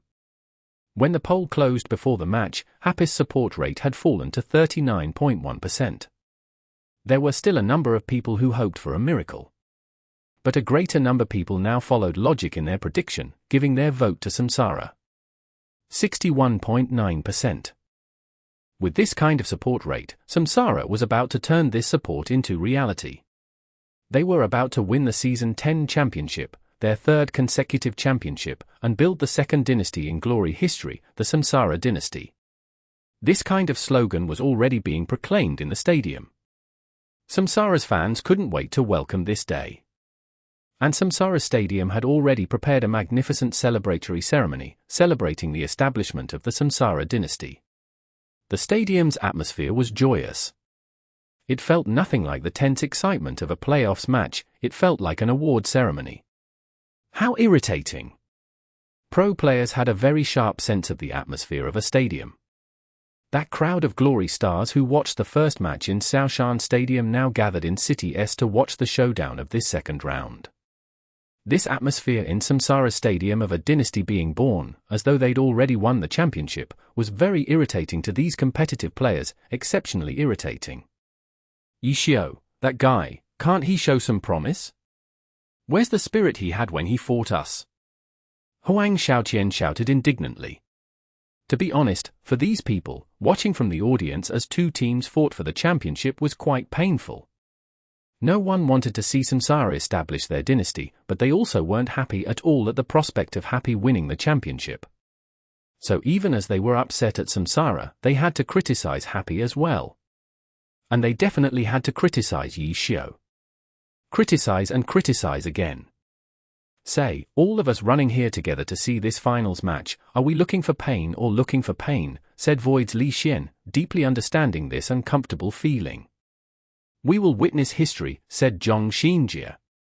If Samsara won the championship, a new dynasty would be born, and history would be made.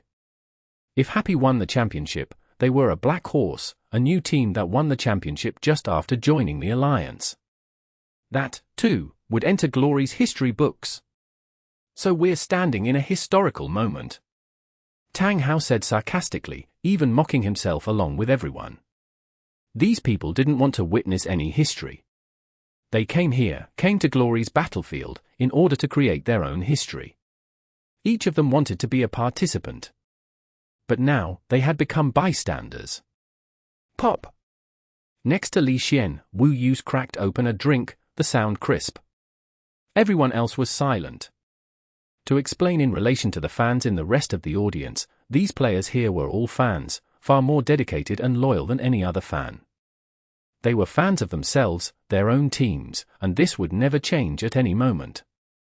So, when they watched this match, they didn't particularly wish for either side's victory.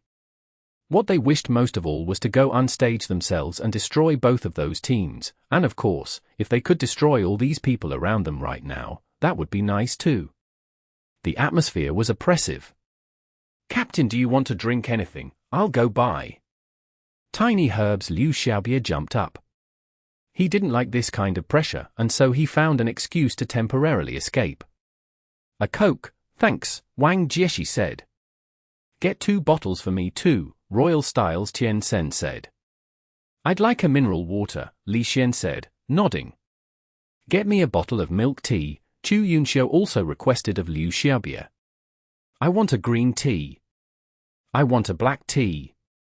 With everyone talking at the same time, Liu Xiaobie instantly collapsed. I can't remember that many. Write it down on your phone, Xiao Shiqin suggested, very kind-heartedly. Liu Xiaobie sighed and pulled out his phone. Come on, faster, get that hand speed up. Misty Rain's Li Hua said, pushing forward to watch Liu Xiaobie type. On his phone, a long list of requests quickly stretched out. Practically no one was polite with him. Liu Xiaobie felt like crying.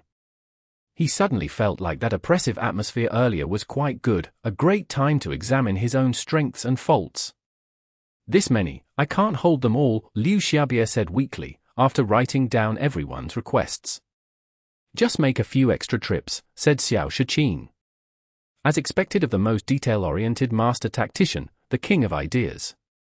With such fast hands, your legs should be pretty quick too, no? Dai Yanqi supported her captain. Liu Xiaobie was already despairing. He slowly began to trudge away, but when he felt at his pocket, his spirit suddenly lifted. He flipped his pockets inside out and then laughed loudly. Ah ha ha ha, I forgot to bring my wallet today. We're already giving you so much trouble, how could we let you pay out of pocket too? Yu Wenju, calm as always, pulled out his own wallet. I'll treat everyone. All right. Yu Feng led the applause, boosting his former captain. Captain, save me. Liu Xiaobie was about to kneel down in front of Wang Jieshi. A few others go with him, the match is about to start. Wang Jieshi spoke justice. And so the younger players of the various teams here all voluntarily stood up, teaming up to carry out this task. everyone began to quietly wait for the match to begin. These pro players didn't care too much about who would win, and there was no need to come to watch the match live if they just wanted to analyze their opponents. Yet even so, they had all gathered here. In the end, their hearts' longing still haunted them. Everyone here wished that they were the one standing on that stage. They couldn't participate in the finals. Then, it was still nice to come here and experience the atmosphere live. Chapter 1581. Win Streak Pattern. Nomiami. Nomiami. The finals. Countless pro players and even ordinary gamers would dream of this ultimate PK stage, and now, the one standing on that stage were Happy and Samsara. After losing the first round, Happy had no room for error. But defeating Samsara in their home stadium, so far, not a single team had accomplished it this season. Samsara's stadium had become territory that no one in the Alliance could capture. Tyranny, Blue Rain, Tiny Herb, these powerful names had found only defeat here. The team that had come closest was actually 100 Blossoms, in round 38 of the regular season, ending their battle against Samsara with 4-6. And what they'd approached was only a tie. After leaving their city first, the upcoming matches would both occur in their defended fortress, and this round's fortress was undoubtedly the strongest. This round, Samsara had the advantage of map choice. This time we won't hold back anymore. But before the match, the one who spoke first was actually Happy's Yi Xiao. When he said this, his attitude was so confident and righteous that even the judge felt a bit embarrassed. Without context, one could actually believe that Happy had purposely let Samsara win in the first round. How could that be true? This was the playoffs, the teams were fighting for every inch of land. And moreover, this was the finals, the stage where ownership of the championship would be determined. Even that description of the struggle didn't feel strong enough. Who will Happy send up first? Looking at the large display screen, the pro players in the audience were all deep in discussion. If they went from habit, then it would definitely be Yi Xiao. All this time, Yi Xiao had fought Happy's first battle. But if this arrangement became a certainty in the minds of the opponents, then if there was a sudden change or adjustment, then it would be a very surprising blow. Among the pros, there was no lack of smart and resourceful people. In their minds, Happy may have used this arrangement all this time just so that they could surprise their opponents in a crucial moment. And now, this was the finals, and Happy was down one game. They had no more path of retreat. If they didn't use this surprise tactic now, wouldn't they have wasted the set way of thinking that they'd built up in their opponents' minds over the course of this season? Yi Xiao. But in the crowd of pro players, someone spoke with complete certainty that Yi Xiao would be the first on stage. Han Wenqing. The one who understood Yi Xiao even more than the Happy players did. Han Wenqing of course understood that Yi Xiao wasn't a rigid and unchanging person. As long as it was for victory, anything could happen when it came to Yi Xiao. But at the same time, he also understood clearly, Yi Xiao wasn't someone who would shy away from responsibility at a crucial point. Yi Xiao's win streak exerted a great pressure on his opponents, but when the win streak became a fixed pattern, this pressure would gradually transfer to Yi Xiao as well. Once this pattern was broken, Team Happy would suffer the effects, so Yi Xiao had to maintain this pattern. And it was exactly because of this that many people would think that not going first was a smart thing to do. This way, the pattern wouldn't be broken, and there would be no risk of it being broken. But this would be deceiving the self as well as the enemy. Now that Yi Xiao had solidified his win streak pattern to this extent, for him to suddenly change it, too many people would probably think that this was a sign of weakness. Even if there was very logical strategy to explain it, it couldn't completely eliminate the shadow over the heart. A shadow over others, that didn't matter, but if Happy's own players had no way of dispelling this shadow, and it affected their condition, then there wouldn't be much difference between this and the win streak pattern directly breaking. Comparing the two situations, there was greater opportunity if Yi Xiao continued to go first. And Han Wenqing still believed firmly that Yi Xiao had the bravery to take up this kind of pressure. As expected. Looking at the players on stage, everyone quickly realized that while the pros on both sides were showing signs of leaving the stage, only Yi Xiao took a step forward. Who's coming to dive first? Yi Xiao asked Samsara. Happy's first player was still him. Hooah! Applause. The Happy fans, in this deadly Samsara stadium, desperately sent applause to their team and their captain. Knowing that the mountain hid a tiger, yet advancing toward that mountain anyway. Just this bravery was worthy of great recognition. Senior really is quite cunning. But then, someone from Samsara spoke, unhurried, wearing a smile. To be able to win consecutively for so long, everyone feels that it only gets harder and harder. If another win can be gotten under these circumstances, the morale boost to your own team and the blow to the other team reaches a peak. On the other hand, because the win streak has gone on for so long, everyone has recognized the difficulty, so perhaps too many people have already made mental preparations for the streak to be broken, right? Even if the streak was broken, I imagine it wouldn't hurt your team's morale too much either, said Samsara's vice-captain Jiang Butao. You have this double-edged sword, yet the side facing you has already been blunted, while the side facing us is as sharp as ever. Senior, you have sharpened a good sword. It looks like you recognized this pretty clearly. Yishio also smiled. What I know more clearly is this, the side of Senior's sword that faces us is, in fact, not that sharp. A win streak is only a record. 5 wins, 10 wins, 100 wins, in reality, it doesn't have any impact on the outcome of the upcoming match. It's like flipping a coin. If it came up heads last time, everyone feels that it's a bit more likely that it'll come up tails the next time. But actually, every time you flip a coin, the chance of heads is always the same, 50%. The chance of flipping 10 heads consecutively is the same as the chance of flipping any other sequence of outcomes. This is a very complicated math problem, you can't draw a conclusion lightly. In a bit, come over and learn from the outstanding student in our team. As for right now, are you ready to meet your death? Yishio said. No. It's not me. Jiang Butao smiled, and took 2 steps back. And at the same time, the stadium display lit up with the rosters of the 2 teams for the group arena. And on stage, Samsara's first player walked forward from the rest of the team. Whoa! Instantly, the stadium was filled with shocked exclamations. Juzakai? It was actually Juzakai. Samsara's first player in the group arena was actually their core player, the one currently called the number 1 of glory, Juzakai. Oh, Yishio was also caught off guard, and then he glanced at Jiang Butao and smiled. It looks like you guys are pretty cunning too. Likewise. Jiang Butao smiled as well. Jiang Butao had clearly laid out all of the implications and deceptions hidden beneath Yishio's win streak pattern, but Samsara still didn't back down. They actually sent out their strongest player to deal a strong blow to Happy's spirit, just like many teams had tried before. But they had made this arrangement while knowing all of the depths of Yishio's win streak. This was psychological warfare at a higher level.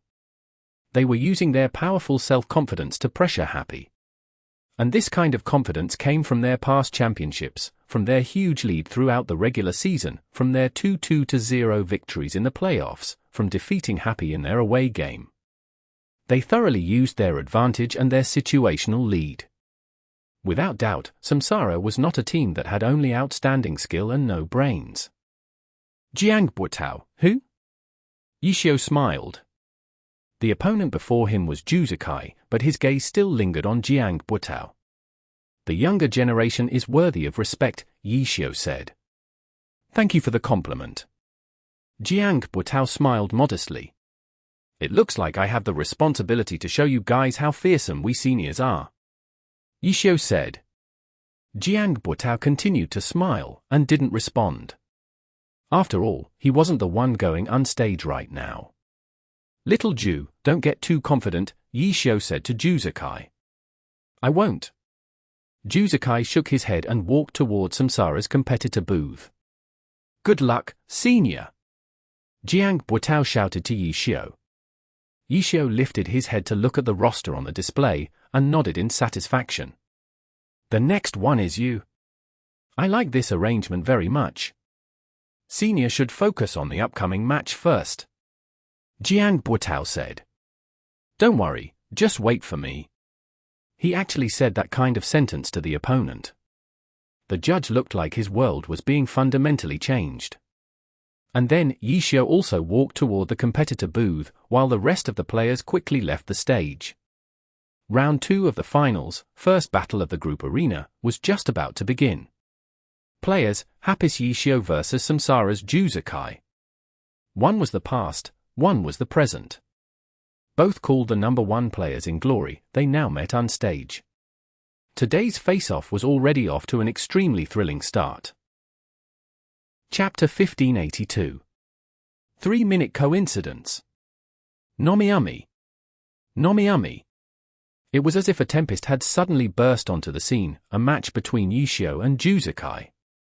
The former versus current number 1 would be a sensational confrontation.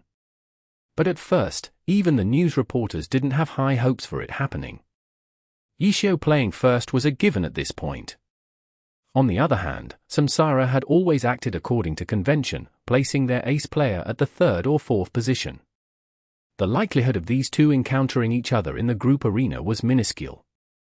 Even if Samsara wanted to break Yishio's legendary win streak, their team had another reliable 1v1 expert, Sun Srong. Placing Sun Srong first and then having Juzakai guard the 3rd or 4th position seemed to be a more likely lineup for Samsara. Sun Srong and Yishio had a lot of history between them as well, but their confrontation had already peaked at the Challenger League finals last season. Yishio had left Excellent Era and then led Happy to eliminate Excellent Era. It was a fierce slap in the face to Excellent Era and his successor, Sun Srong. The story had ended, and the media had been satisfied with the conclusion. Bringing it up again wouldn't bring anything new to the table. But seeing that it was unlikely for a confrontation between the current and former number 1 player, it seemed like they would have to settle for the next best thing. They could talk about Sun Srong's growth in Samsara, whether he had walked out from the shadows of his past failures, and so on. As it turned out, there was no need for any of that, and the media wasn't at all sorry. Compared to a match between the former and current number 1 player, who cared about a revenge story for Sun Srong, the reporters were ecstatic. Everyone was excited. Even the people who felt like Samsara's arrangements might not be the most optimal move were hyped for the match. Yishio had once been the dominant number 1 player in glory, but after his retirement, Juzakai had taken that title for himself. Between the two, who was truly number 1? The outcome of a 1v1 between the two players would be the most persuasive support for one side, even if making a conclusion from a single match was rather negligent. Why hasn't it started yet? Both players had entered their respective player booths, but it wasn't yet time for the scheduled match to start. Their thoughts showed how hyped they were for this match. To think they would send Juzakai to start. The pro players were discussing this topic amongst each other as well. They were very curious too. But today's referee wouldn't be swayed by the hype. He knew that everyone was waiting impatiently to see the fight, but he still followed the schedule strictly, waiting until it was 8 o'clock sharp. Begin! All sorts of sound effects and lights came on to hype up the audience. Was there really a need? Not really. The finals was hype in and of itself. Lights, sound effects. At this moment, they couldn't hold a candle to thunderous cheers and applause from the crowd. The characters were loading. The map was loading. As for the viewers watching in front of their TV and their computers, they were listening to Panlin and Liebor talking rapid fire. There were too many things to talk about, and the two were scrambling excitedly to get their thoughts out. To listeners, it is almost like a bombardment of words. Map, Dripstone Cave. Although the two commentators were fighting to speak, the content of their commentary was on point. The things that they needed to talk about were talked about. The map had finished loading. For this match, Samsara had chosen Dripstone Cave. Oh, this map. The stalagmites and stalactites in the cave aren't actually packed together as tightly as a forest, so even gunners have a good amount of room to maneuver around in. Liebor wasn't sure how to describe it, so Pan Lin immediately picked up on the explanation. Good doesn't do it justice. The way the stalactites are arranged make it extremely suitable for gunners. Large open areas aren't necessarily the best for long-ranged classes like gunners. Terrain that provides cover for them is very advantageous for them too, Liebor added, all in one breath. For Samsara, who has Juzakai, this map seems to be quite favorable for them, Pan Lin followed. Although Yishio's unspecialized can play up close or from afar, the unspecialized is far more threatening up close. As a result, this map isn't as favorable for his unspecialized compared to Juzakai's sharpshooter, Liebor said. By choosing this map, Samsara takes the upper hand first, Pan Lin said. The map was still loading, and the two had already gone back and forth and said so much. Okay, it's done loading. The match has officially begun. This sort of announcement was oftentimes Pan Lin's responsibility, so he had more experience timing it. Liebor was just about to say it, but in the end, he still fell behind. Dripstone Cave took place in an enclosed circular cave. Mineral formations were scattered all throughout the area. These were the one special feature of this map. As Liebor had analyzed, the dripstones, the stalagmites and stalactites, weren't densely packed together. For a practiced sharpshooter, there was a lot of space to maneuver around in. It could be considered a very technical map. Juzakai was considered the #1 player in Glory at the moment. His mastery over his class didn't need to be said. In addition, Samsara had chosen this map, so there was no doubt about his familiarity with the terrain. Cloudpisser walked lightly and quickly. The broadcast switched it over to his perspective to let everyone see how he moved. As for Yishio, he didn't move as freely or confidently as Juzakai. Starting from his very first step, Lord Grim moved around very cautiously. He would constantly be looking around, taking careful note of where he had already gone. He clearly wasn't as familiar with this map as Juzakai. Under these circumstances, choosing to move in a roundabout manner was standard, and Yishio was no exception. The only notable part was that the detour that he took was very large. It didn't look like he was planning on circling around to get behind his opponent but rather to get as far away as possible from him. A minute passed. If the two sides had chosen to go straight towards the center, sparks would already be flying. But right now? A minute had passed, and the fight that everyone had been waiting for was nowhere to be seen. It was all because Yishio's detour was too excessive. He probably wants to explore the map first, Pan Lin said as he watched Yishio's Lord Grim hug the wall and go around in a big circle.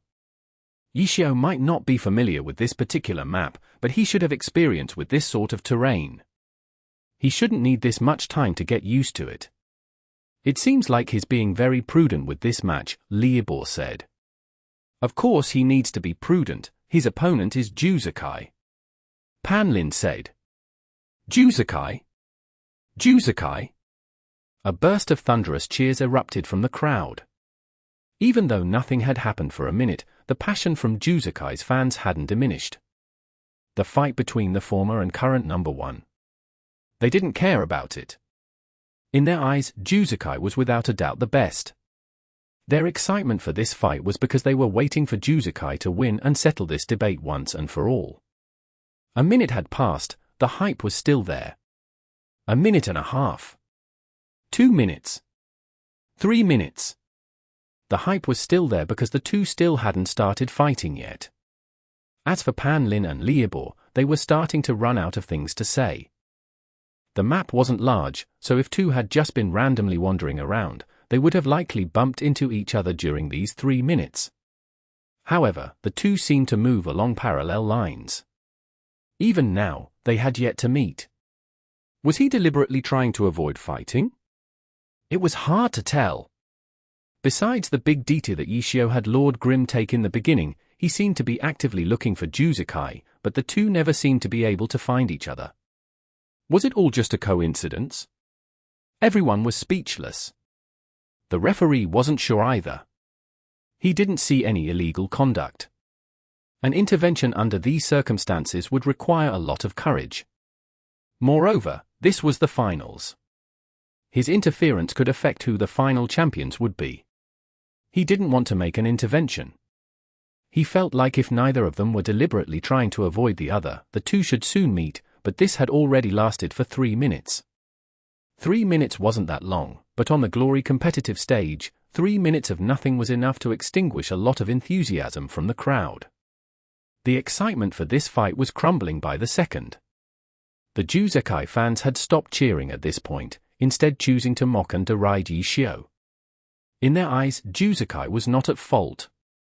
On the other hand, Yi Xiu's D2 at the beginning looked to be the reason. Former versus current number 1? What a joke! Anyone who had been hyped for that was truly blind. Too naive. The pro players heard the derision from the crowd and disagreed with it, especially the older pros. How could Yi Xiu be avoiding the opponent? Especially on the competitive stage, avoiding the opponent wouldn't result in anything. Did you think this was the online game? You couldn't avoid a fight forever. Victory would be decided one way or the other. The two would have to fight. It was just that 3 minutes of nothing was indeed quite strange. Do you think it's a coincidence? Everyone was asking each other. They were wondering if it was all just a coincidence. The majority of the answers was no. Look at it from a bird's eye view and pay attention to Yi Xiu's positioning, Zhong Xinjie said. The projection technology didn't show the match from this view, but the large screen in the stadium displayed it. Apart from the projection technology, the crowd also had a large screen displaying a live broadcast.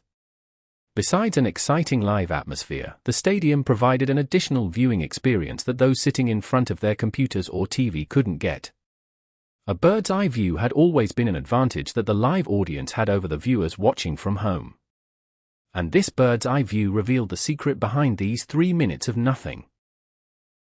Chapter 1583. Web. Nomiami. Nomiami. Positioning. Zhong Xinjie reminded everyone, and so everyone took a look at Lord Grimm's position. Because the map cave was an enclosed space, the bird's eye view showed 2 layers. The cave ceiling was depicted as a translucent layer that overlapped with the ground underneath. For normal viewers, it was easy to get confused, but the pro players had no trouble distinguishing between the 2 layers. After finding Lord Grimm's position through the bird's eye view of the map, everyone quickly realized what they should be paying attention to. The dripstone surrounding Lord Grimm. The pro players quickly understood the reason why Yi Xiu and Juzekai had yet to encounter each other. Luck was a part of it, but the foundation for this luck was purposefully constructed by Yi Xiu. Lord Grimm had been taking advantage of the surrounding dripstone to hide himself. It wasn't as simple as just hiding behind a piece of dripstone. He was carefully keeping track of what sort of cover the surrounding dripstone could provide him. As a result, the surrounding 10 units of dripstone formed a sort of net that blocked the enemy's vision. Lord Grimm would always move towards the area in the net that provided him the most cover. Under this protection, if Juzekai wanted to find Lord Grimm, his cloud pisser would need to fortuitously be in a few specific positions. However, what was more depressing for the viewers was that Yi Xiu clearly knew where these positions were, so he would constantly be adjusting his positioning. After recognizing this point, Zhong Xinjie turned to look towards his teammate, Qin Muyun. Qin Muyun understood his vice-captain's intent and slowly shook his head. I wouldn't be able to do it. Qin Muyun was a player with exceptional talent as positioning, but he didn't hesitate to reach this conclusion. He wasn't able to move around like Yi Xiu could in this map. This sort of positioning requires a lot of experience to do. Han Wenqing explained why Qin Muyun wasn't able to do it. What about you, Captain? Song Qiying asked. Han Wenqing stared blankly for a moment before shaking his head helplessly. I wouldn't be able to do it as meticulously as him. Experience. Han Wenqing didn't lack experience. Positioning was a fundamental part of Glory, and after so many years of playing Glory, his fundamentals couldn't be lacking either. Experience alone wasn't enough to do what Yi Xiu was doing though. Yi Xiu's positioning required careful calculations, and that wasn't Han Wenqing's strong point.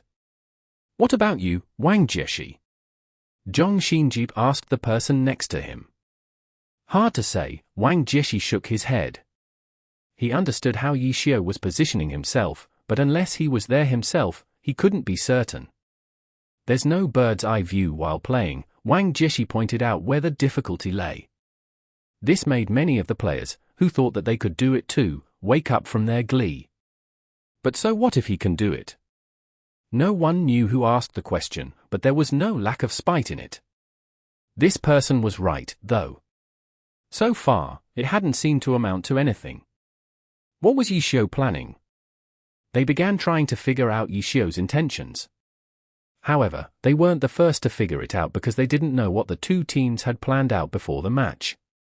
On the sidelines, Samsara's Jiang noticed Yishio's actions and quickly realized his goals. Finish him off in a burst of energy.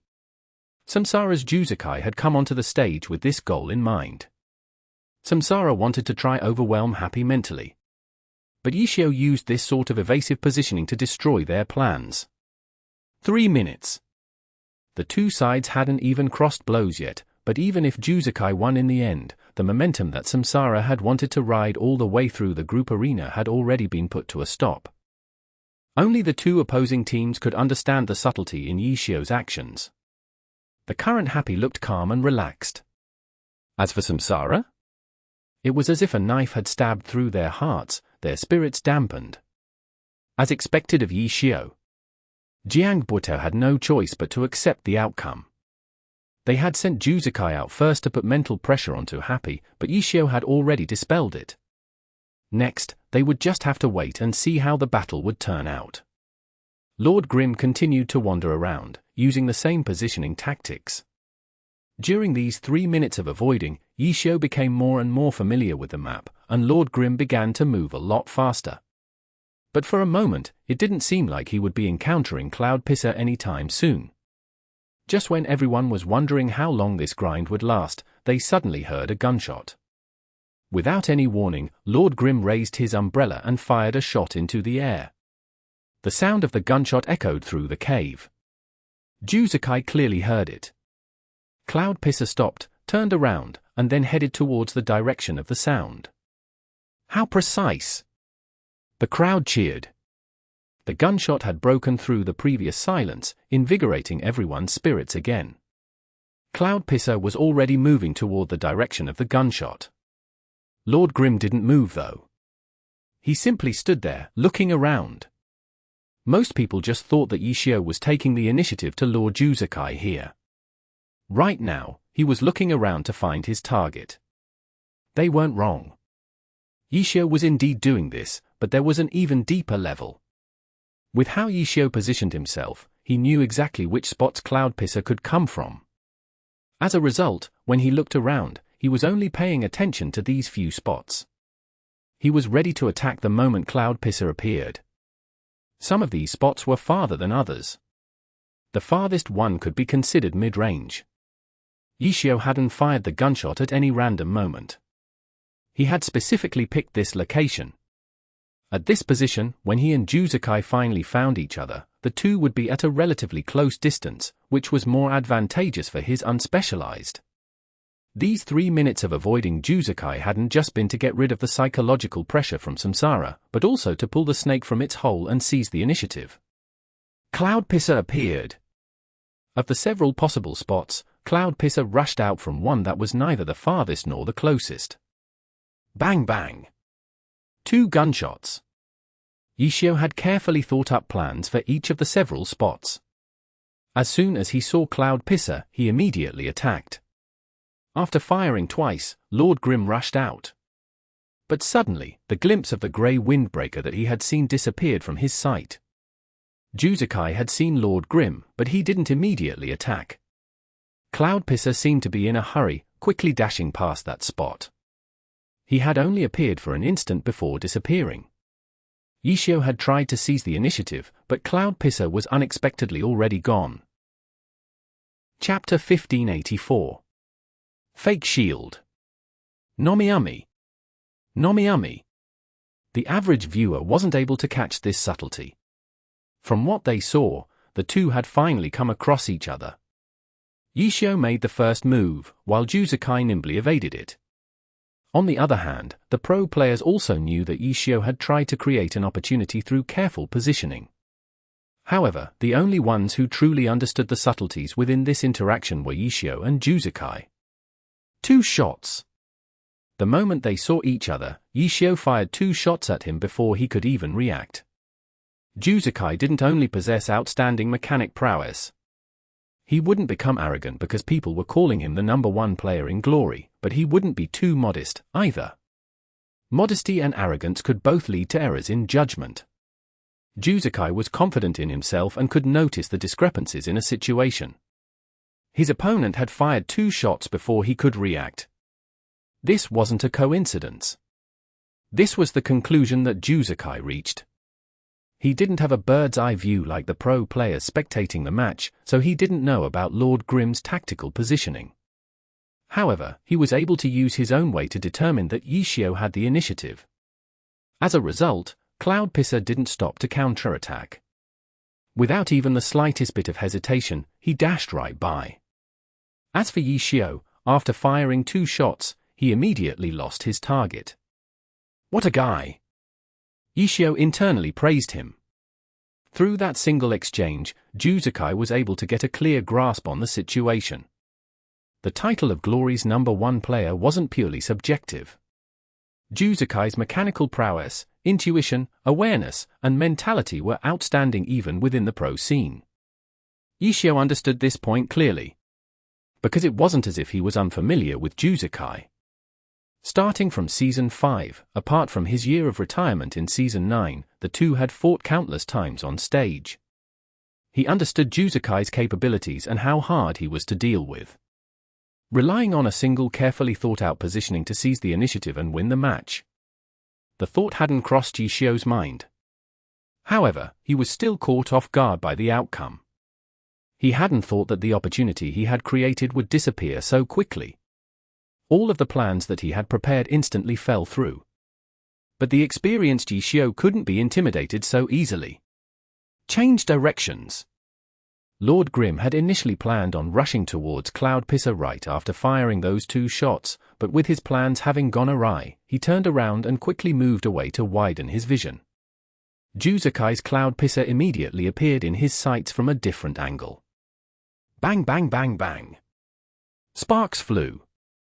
Such dense gunfire couldn't be produced by Lord Grimm's unspecialized. This sort of burst could have only been done by a sharpshooter. Wildfire in his right hand, shattered frost in his left. The grey windbreaker on Cloudpisser flapped as he moved. Yishio's movements had instead given Juzakai the initiative. This scene was eerily similar to the previous scene where Cloudpisser had stepped into Yishio's trap. Juzakai didn't completely understand Yishio's tactical positioning, though, so this wasn't returning a tooth for a tooth. These 2 top players were simply taking advantage of the terrain. Yishio had done it through careful observation and precise calculations. As for Juzakai? Samsara had chosen this map, so how could he not be familiar with it? Gunfire roared. Yishio was at gunpoint. That was exactly the situation that Yishio now faced. Shua! The myriad manifestations umbrella opened. The bullet struck the canvas like a tempest, causing it to shake uncontrollably. The gunfire was too fierce. The stadium screen as well as the broadcast picked out data on the myriad manifestations umbrella. The durability. The myriad manifestations umbrella had a durability of 23. For a shield, this was a very low number. Because of how shields were used, its durability should be much higher than other weapons. A durability of 23 was the durability of a normal weapon. The umbrella could transform into a shield, but its durability didn't change. How low of a durability was it for a shield? Using a comparison was best. Glory's lowest level shield, a level 5 wooden shield, had a durability of 20, which wasn't far from the myriad manifestation umbrellas. In the heavenly domain, many knight players had the level 70 purple shield, Drenched Thorn, which had a durability of 85. And the strongest shield in Glory, that Sighing Wall owned by Tiny Herb's Knight Angelica, had a durability of 135. A high-level shield with a durability of 23? There was no shield with a durability lower than that.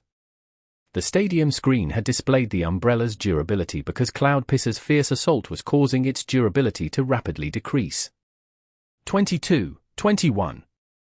The number was decreasing at a visible speed, showing just how powerful Cloudpisser's offense was. Run! Chenghua shouted anxiously from Happy's bench. The durability on the umbrella wasn't just for the shield form, but for the umbrella as a whole. If this continued, its durability would soon drop to 0, and when the durability of an equipment dropped to 0, it would be destroyed and become useless. 2019. After just a few seconds, the durability on the Myriad Manifestations umbrella had dropped by 4. Facing Cloudpisser's burst, the shield appeared frail and weak. But Lord Grim didn't run. During these few seconds, Yishio's Lord Grim continued to hold up his umbrella shield. It wasn't that he didn't want to run, but that there was nowhere to run to.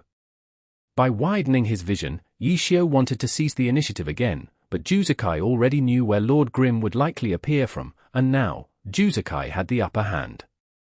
He was just one step faster. Yishio could only defend against the attacks. There was currently nowhere close by for Lord Grim to take cover. As a result, his only choice was to prop up his shield. For the durability on his shield to be decreasing so rapidly, this sort of dense gunfire couldn't be avoided through just movement. There was nowhere to retreat, nowhere to hide, and his umbrella shield wouldn't be able to last much longer. Then, his only choice was to push forward and advance under this barrage of bullets. Charge! The shield form was considered a priest weapon, thus, using a knight's charge wasn't a problem. Amidst a hail of bullets, Lord Grim charged towards Cloudpisser. Juzakai had Cloudpisser move horizontally in an attempt to find an angle where he could directly shoot Lord Grim behind his umbrella shield. As Cloudpisser moved, his gun stayed steady. In an instant, he had found the angle, and the Myriad Manifestations umbrella hadn't moved to adjust to his movements. Fire! Bullets flew behind the Myriad Manifestations umbrella. But there was no one there. Chapter 1585. Gunshot. Nomiumi. Nomiumi. Using the Myriad Manifestation umbrella's large canvas to hide Lord Grim's movements was a trick that Yishio liked to use. There was no way Team Samsara wouldn't know about it. Knowing about it and playing against it were two entirely different matters. When Lord Grim held up his umbrella in front of him and used charge, Juzakai had recognized this possibility. He had observed that Lord Grim should still be behind his umbrella. After all, his umbrella was mid-charge. Yes, the Myriad Manifestations umbrella was still mid-charge. But when Cloudpisser moved horizontally so that he could attack Lord Grim unobstructed, Lord Grim was gone. Juzakai was confused for a moment, but he quickly figured out what had happened. Spirit Guidance. This was the Exorcist's Spirit Guidance. Yishio used this skill and threw out his umbrella to make it seem like he had used charge. In theory, any priest class could do this, but no one ever did because no one had a shield that completely covered them like the Myriad Manifestations umbrella. Even Juzakai wasn't able to keep up with the endless skill combinations from the unspecialized. Figuring out that it was Spirit Guidance so quickly was already very impressive. Lord Grim wasn't there. Where was he? Cloudpisser used random firing as he searched his surroundings. Bullets flew in all directions, creating a protective net around himself. Juzakai had unexpectedly adopted a defensive stance. However, he wasn't able to locate Lord Grim. He had searched everywhere around him, but no one was there. How? How did Lord Grim run so far away in such a short amount of time? Shadow clone technique? Teleport? There was no shadow clone left behind, but it wouldn't have been possible anyways. Because his Myriad Manifestations umbrella had been thrown out with a Spirit Guidance, Lord Grim could only use priest skills. Spirit Guidance wasn't discarding the weapon. The thrown weapon was still considered equipped even if it wasn't in the user's hands. Thus, Lord Grim was stuck as a priest, and priest classes didn't have instant movement skills. There was only one possibility. Cloudpisser leapt to the side. While in the air, he turned around and fired 2 shots towards the Myriad Manifestations umbrella. A change had already occurred over there. The moment Cloudpisser turned around to search his surroundings, the Myriad Manifestations umbrella retracted, and Lord Grim appeared. Then, he lifted his umbrella and sprinted towards Cloudpisser. Everyone except for Juzakai saw this change.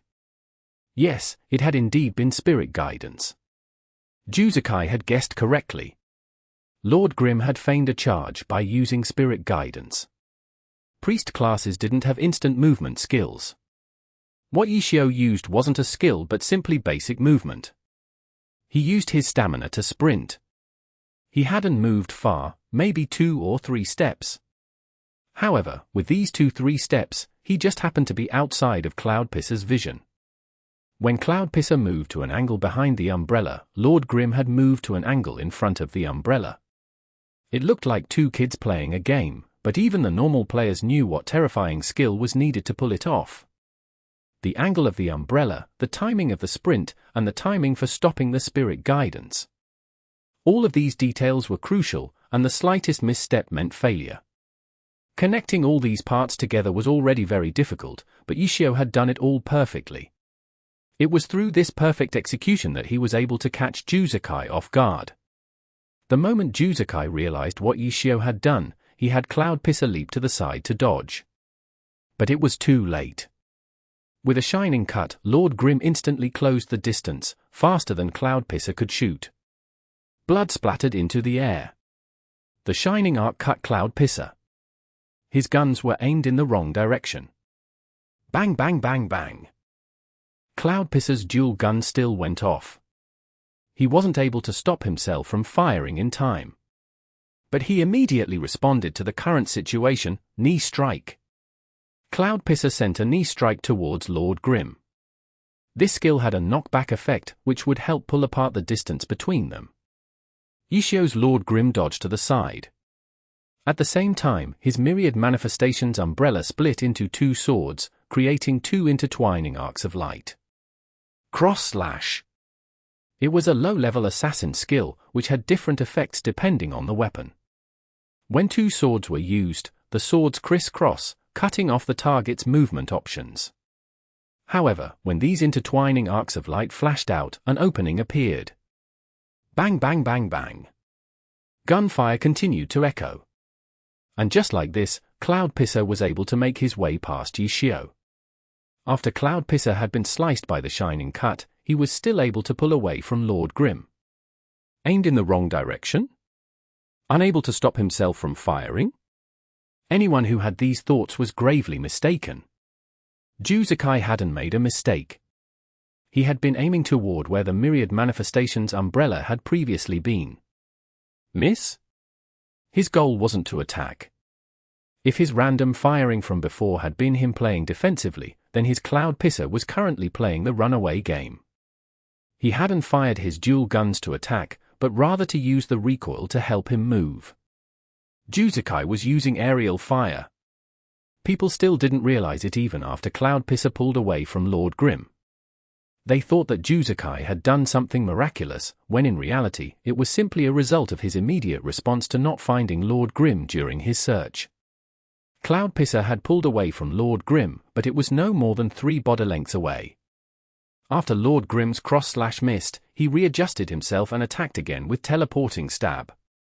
In Happy's match against Tyranny, Yishio had chosen to put flickering stab on his assassin weapon form, giving everyone a deep impression. This time, he used a similar skill to flickering stab, teleporting stab. The distance was instantly closed. But this move wasn't considered a teleport. No matter how fast it was, Lord Grim still had to turn around and take a step. It was just that it was all done extremely fast. But Juzakai was faster. Before the flickering stab could be completed, a pitch-black muzzle was already aimed towards Lord Grim's head. The body of the gun was very long. It wasn't a revolver. Sharpshooter level 70 skill, Thunder Snipe. He had actually used Thunder Snipe at such a close range. The crowd was in chaos. The Juzakai on stage and the Juzakai off stage were like 2 different people. Off stage, he was silent and invisible. But on stage, he was always so flashy. Bang! Chapter 1586. Despair and Hope. Nomiumi. Nomiumi. The open gunfire seemed to be right on Lord Grim's forehead. It was true that long-range attacks were at a disadvantage at close range, but at such close range, shots could be fired with extreme accuracy. Dodging would be impossible, something that no one could do. Puff! The bullet broke through the skull, and the sound of it entering the flesh was exceptionally clear. Lord Grim's head exploded with blood. Just from the power and movement of this attack, those watching felt that it wouldn't be unfair if this one attack was able to directly kill him. But this was a game, after all, and everything had to follow the rules of the game. Lord Grim's head was still there even after being hit, but the sharp drop in his health was unavoidable. Cloud Pisser, as the Great Gunner, had an extremely high attack stat to begin with, and as a headshot, the damage was doubled. This one attack took 1/3 of Lord Grim's health, enough to hurt the heart. With the skills available to an unspecialized, who knew how many attacks would need to land in order to do that kind of damage to the opponent. He can't go on? At this moment, even Happy's most loyal of fans couldn't help but wonder. Even though the two hadn't exchanged blows for too long, even though Lord Grim's health was far from depleted, the might that Juzukai's Cloud Pisser demonstrated on stage could generate this kind of despair. A thunder snipe unleashed at close range. Such an unthinkable thing spread despair off stage, and all those who stood opposed to Samsara felt it. Not only did this one attack deal so much damage, the momentum carried by this powerful shot affected the character's balance. The head that remained amidst the blood jerked back, as though punched, and it carried the rest of the body with it. But he didn't fall. Lord Grim's right foot stepped back, supporting the rest of this body. Perhaps most people wouldn't have noticed this detail, but this was a powerful demonstration of Yishio's skill. A snipe at this distance couldn't be avoided, but stepping back in time to support the rest of the body required reaction and response to the extreme. With this step, Lord Grim stabilized himself in the fastest way possible, and from here he could counterattack in the shortest time possible. After all, no matter how fierce or destructive, Thunder Snipe was only one attack. To switch the long gun for the revolver again, the character still needed to move, and this short span of time was a window for Yishio to counterattack. Without this step backward, he would have no way of seizing this opportunity. Amidst despair, hope arose. But only experts would be able to detect this kind of hope. Before this hope could spread to everyone, another wave of despair came crashing down. K. A light sound, clear, crisp, but uncommonly powerful. Thunder Snipe, bullet reload? No one dared believe their ears. Glory's Thunder Snipe only had one shot. Firing again required the skill to come off cooldown. But now, Juzukai's Cloud Pisser, right after using one shot, was already reloading a second shot. Where did his skill cooldown go? Skill cooldown? As soon as they thought of this game terminology, a number of players reacted. Dual load. This sharpshooter skill could allow a skill that was currently in cooldown be ready for immediate use. Juzukai must have used this skill. That was why, right after using a Thunder Snipe, it could immediately be reloaded, because he used dual load to end the cooldown. Bang!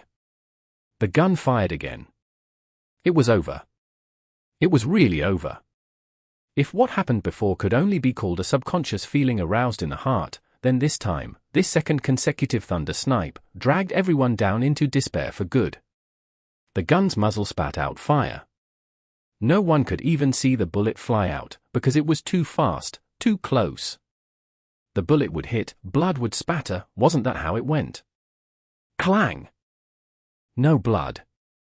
What came with the sound was a brilliant flash of sparks generated from the friction of a metal collision.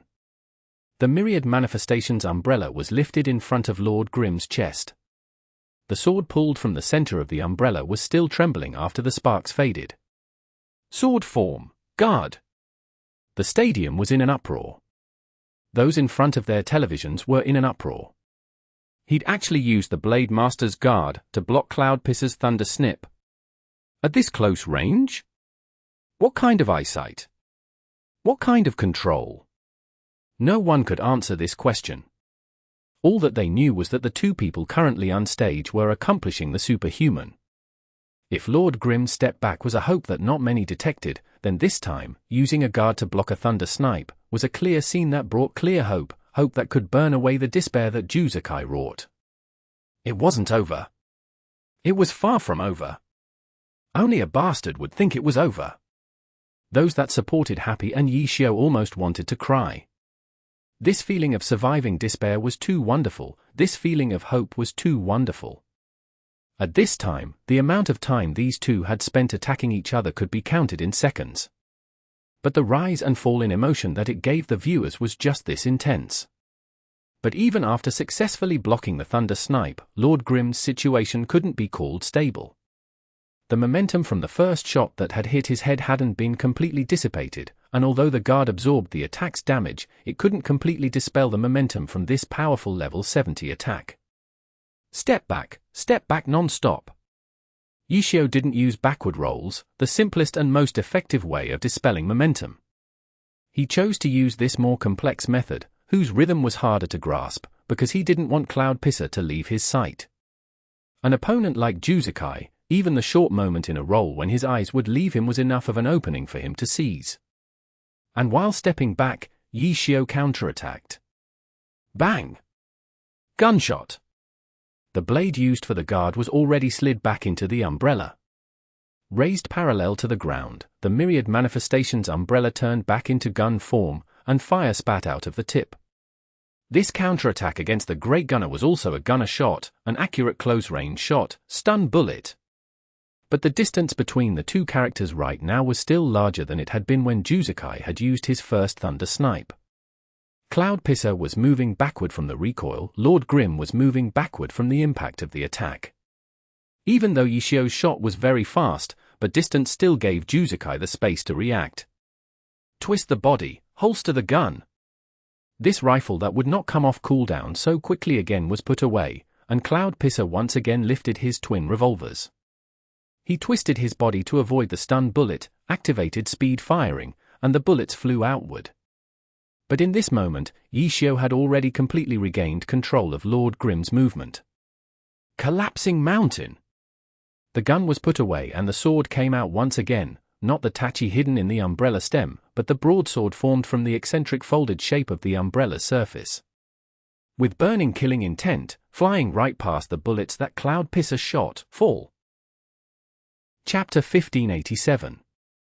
10 years, Samsara. Nomiami. Nomiami. The myriad manifestations umbrella in broadsword form wasn't bright, and its shape was so strange that it was laughable. But when it came plummeting down, carrying a strong gust of wind, even Juzukai couldn't laugh. Yishio didn't dodge, didn't retreat. Just like this, he met the attack head-on. Under the rain of bullets, Lord Grimm slashed forward with a collapsing mountain. With Juzukai's level of control, he could easily change the angle of Cloud Pisser's attack to land many shots upon Lord Grimm's body. But so what? He could damage Lord Grimm, but he couldn't stop the fall of Lord Grimm's collapsing mountain. In terms of attack priority, long-range attacks were no match for close-range. This was a design that Juzukai couldn't change. Even if he could use the level 75 Thunder Snipe and blast Lord Grimm's head again, he couldn't force Lord Grimm back. Yishio understood this point extremely clearly. To defeat a long-range class, he could only advance, and could not retreat. Whether facing an ordinary gamer in Glory's arena, or the #1 Great Gunner Juzukai, it was all the same. And so, he didn't retreat. And so, he maintained his forward-facing attack stance. He did so when faced with the Thunder Snipe. He did so when faced with the rain of bullets from speed firing. The collapsing mountain came down, and Juzukai had no choice but to dodge. Cloud Pisser hurriedly retreated, at the same time lifting his gun and firing toward the mid Lord Grimm. He chose to dodge, but he didn't give up on attacking. But Lord Grimm suddenly changed direction in mid-air, plunging downward with a speed that shouldn't have been possible with a collapsing mountain. Yishio had anticipated early on that Juzukai could dodge to the side and attack at the same time, and so he began making mid-air adjustments as soon as he jumped up for the collapsing mountain. Collapsing mountain cancel, falling light blade. A broadsword could use falling light blade as well. The form wasn't as light or graceful as it would be with a lightsaber or tachi, but it carried greater momentum and pressure.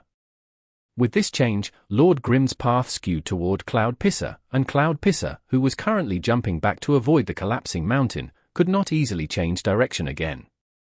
But the current controller of Cloud Pisser was Juzakai, that Juzakai who was said to be able to do anything unstage except heal. He was actually able to react fast enough to keep up with Lord Grim's swift change from collapsing mountain to falling light blade. The bullets he fired from the gun he just lifted were knocked away by the falling light blade, but then he was already moving. Characters in midair especially relied on recoil to adjust their movement. This whole process took less than a second, yet the two of them fought with so many changes, so many inputs. What level of technique was this? The broadcast wished to show stats of the two players' hand speeds, but by the time they displayed this data, that moment had already passed. They just couldn't catch up to the battle rhythm. All of this had happened in the span of time Cloud Pisser took to jump back once. Cloud Pisser landed, and immediately looked for a direction to roll. Even though he had adjusted his aim precisely, he could only damage Lord Grim, it wouldn't impact his skills very much. Immediately after, Lord Grim landed, and the force from the falling light blade expanded. Cloud Pisser, who had started rolling, couldn't avoid all of the damage, but he was able to dispel the effects of the attack with the greatest speed. When his roll was halfway through, two muzzles were already pointing at Lord Grim from the ground. This kind of attitude was very similar to Yishio's mindset when he stepped backward after the thunder snipe to stabilize himself. At any moment, both of them were working hard to find an opportunity to attack. In a situation where only half a step of retreat was necessary, no one would retreat any further, not even an inch. Gunshot! Gunfire burst forth from the muzzles of the revolvers. At this moment, Cloud Pisser and Lord Grim were already within melee range of each other, but even in this kind of small space, Lord Grim actually didn't have control over the situation. Cloud Pisser was supposed to be better at long range, but his gunshots didn't stop. It was as though he carried two knives in his hands, that spitting fire and those non-stop bullets serving as sharp blades, accurately slicing any enemies that dared approach. At this point, he had already broken past the idea of gun fu. This wasn't a combination of taijutsu and gunfire. Juzakai's gunfire had become a form of taijutsu, thanks to his extreme control, taking precision to the limit. Too strong. In the broadcast, Pan Lin couldn't hold himself back, forgetting himself as he shouted. Because he believed that he was far from the only one who had fallen into the craze of this moment. The entire glory world was probably trembling from this scene. Long range, short range, two completely different kinds of classes, but under Juzakai's control, this wall built into the game was actually broken. His Cloud Pisser danced with his gunfire like a close-range class. Wildfire, shattered frost, they spat out not individual bullets, but a tight and continuous stream. They were the searing and deadly blades in Juzakai's hands. Brilliant, beautiful, unbelievable. All sorts of praise tumbled from Pan Lin's mouth. This is the summit, this is a revolution, I think that even Yishio would have to admit this point. Yes. Worthy of being glory's number one. Li Ibor hurriedly broke in before Pan Lin could steal away all the words and spotlight. But would someone misunderstand? Would anyone not know the person about whom Li Ibor was talking? Of course not. The person he was talking about was of course Juzakai, only Juzakai, the Juzakai who could break through the very fundamentals of glory's design through sheer skill. The number one in glory was him. Li Ibor directly gave this conclusion. Facing Yishio, the Yishio who repeatedly surprised and humbled them, Li Ibor still dared to declare this without hesitation. All of those lessons and experiences from before, he no longer remembered them. In their eyes, there was only the sheer strength that Juzakai displayed. 1,000 troops and 10,000 horses couldn't stop him, how could a mere Yishio? Yes, a mere Yishio. Right now, everyone saw nothing but Juzakai's stunning, jaw-dropping performance. Yishio? Or a wooden dummy? A scarecrow? It didn't matter. He was just a backdrop, a not too bad backdrop, serving to augment the protagonist.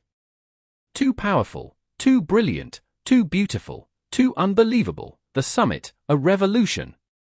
Pan Lin said that even Yishio would have to admit this point. Yes, Yishio very much admitted it. It was indeed very powerful, very brilliant, very beautiful, very unbelievable. But the problem was, this kind of incredible power, brilliance, beauty, he had already experienced it 10 years ago. 10 years ago, he had experienced it all. If not for an accident, this brilliance should have stepped onto this stage 10 years ago. 10 years, Samsara star. Chapter 1588. Glory's Greatest. Nomiami. Nomiami. This confrontation had everyone on the edge of their seats. Even neutral viewers who were indifferent to both teams felt exceptionally anxious right now. But the most anxious were still those audience members directly affected by the atmosphere of the audience, as well as the players of the two teams who'd been sitting in the player areas for a while now. When Juzakai broke through the class design barrier and controlled Cloud Pisser to wield his bullets like swinging blades, the stadium had gone wild. Countless people had jumped up, cheered, hollered. Samsara's power reached its peak, and even the Samsara players on the sidelines had burst into smiles. They were very strong, strong enough to directly push Juzakai into number one, but they weren't blindly confident. Competition had wins and losses, and even Juzakai couldn't win every single match he was in. Juzakai had stumbled in front of seemingly weak opponents before. And the opponent he now faced was Yishio, the Glory textbook, the former number one. It wasn't until Juzakai demonstrated this absolutely powerful stance that the Samsara players allowed themselves to relax, revealing smiles that anticipated victory. They relaxed, but Happy grew even more anxious. To be able to use gun attacks as close combat attacks, the ferocity that Juzakai demonstrated was clear and earth-shaking. Any Glory fan could feel it. In this moment, Chenghua hoped she was wrong. She hoped that her judgment would once again become a joke because her skill level wasn't high enough. But when she looked at everyone else, Wei Chen, Fang Rui, the shock written on their faces was the same as hers. Unfortunately, this time she wasn't wrong. Unfortunately, Juzakai was truly strong enough to shock everyone present. But Chenghua refused to give up. She continued to search everyone's faces for some reassurance, one after another. But nothing, there was nothing. Everyone's faces were grim. It was like one punch after another telling Chenghua that there was nothing optimistic about this situation. She looked around in a large circle, all the way until she saw Su Muqing, sitting on her other side. And here, she saw an expression different from everyone else's. There was shock, yes. But aside from that, she didn't seem as grim as everyone else. In Su Muqing's expression, Chenghua saw a sort of grief. Was Su Muqing already feeling grief for Yishio's imminent defeat? This person, who knew Yishio better than anyone else, did she have a clearer prediction of the situation than everyone else? He hasn't lost yet, Chenghua suddenly said. Even though the situation wasn't looking good, as long as Lord Grimm still had a drop of blood left, she would hope a miracle. Ah. Su Muqing responded automatically, as though she'd been lost in thought and was suddenly jolted awake. Her expression instantly became very calm. Yes, he hasn't lost yet, she said to Chenghua. After recovering, her face now brimmed with energy, with the unwavering trust in Yishio that she always had. He won't lose, Chenghua said firmly. Hasn't lost yet became won't lose. This was a wish, a hope, a trust. But there really weren't many who could do the same. In the live broadcast, Pan Lin and Li Ibor already declared Yishio's death, and were going back and forth discussing Juzakai's deadly skill. Because of this, Glory might have to undergo a massive rebalancing in the next update, Pan Lin chuckled. His tone was carefree, as though there were no tension in the battle in front of them right now. In his mind, this battle had already ended. Yes, this really is a game changer. Compared to forcing the Alliance to change its rules, forcing the Glory developers to change the game's design is much more drastic, said Liabor. Yes, he really is too strong. Pan Lin had used this phrase too strong countless times by now. Yes, too strong. But too strong didn't mean invincible. It was only too strong, not the strongest. The bullets traced blade-like paths in the air, and amidst it all, Lord Grimm suddenly tilted his body. The myriad manifestations umbrella in his hands came apart into two pieces, ton for form, and at the same time his body trembled. Reinforced iron bones. Lord Grim didn't dodge, instead suddenly using this skill. Instantly, countless bullets landed directly upon his chest, as though many slashes were cutting into him again and again. Blood spurted, Lord Grim continued to step forward. He charged through the blood filling the air, his umbrella again shifting to another fighter-class weapon, the claw, and his right hand swiftly thrust forward. Cloud body, strangle. Cloud Pisser hurriedly retreated. It might have been a step backward or a jump backward, but no one would know. Because this cloud body, this strangle had come so quickly, so suddenly, Juzakai had made the inputs, but Cloud Pisser didn't have the chance to display the movement. Lord Grim's right hand was already tightly gripping his throat. Everyone was stunned. How had the elegant and game-changing Great Gunner been caught by a crude strangle just like that? But this didn't affect his attack, did it? Everyone could see that although Lord Grim had rushed forward to seize Cloud Pisser's twin revolvers were still tightly pressed against Lord Grim's body. Strangle could restrict the opponent's movement, but not their attack. Right now, Juzakai didn't even need to aim in order to fire like crazy. In this moment, how much of Lord Grim's health could he destroy? Peng! A dull sound. A gunshot? No, it was Lord Grim bashing his head directly against Cloud Pisser's. Immediately, blood began streaming down his forehead. Headbutt. A brawler skill. Only the street-dwelling brawlers would use anything as weapons in a scuffle, even their own heads. This was how they survived the violent street life. Juzakai's vision swayed, but even so, Cloud Pisser's revolvers were still steady, and the sound of gunshots was as strong as ever. But Lord Grim's knee was already connecting with Cloud Pisser's abdomen, the force of the impact bending his entire body in half. Knee attack. Under the effect of this half-grab skill, Cloud Pisser finally had no way of maintaining his posture. When his body bent, his arms naturally came down, and his bullet swept the ground. Then, there was an elbow, coming down heavily upon the back of Cloud Pisser's lowered head. As Cloud Pisser crumpled downward, Lord Grim's other hand was already forming a fist, and an uppercut sent him back into the air. Strangle, headbutt, knee attack, elbow, uppercut. They were all brawler skills, and aside from headbutt, the other four were all sub-level 20 skills. Yet the combination of these attacks managed to break Juzakai's remarkable technique. Those shouting and cheering earlier now seemed as though a fist had been shoved in their mouth, rendering them speechless. Chengguo was excited. No wonder this was Yi Xiao. As expected of Yi Xiao. This was the Yi Xiao that never let her down. Amazing, she shouted. It is. Su Muqing smiled gently. Just like how she wasn't too panicked before, right now she didn't seem too excited. When she had seen Juzakai's exceptional technique earlier, she had indeed gotten somewhat lost in thought. She thought of her now-deceased older brother Su Muqing, also using a sharpshooter, also possessing incomparably elegant skill and technique. At the same time, she couldn't forget that shock when his sharpshooter autumn tree had been sent sprawling to the ground by Yi Xiao's one autumn leaf. Fuck!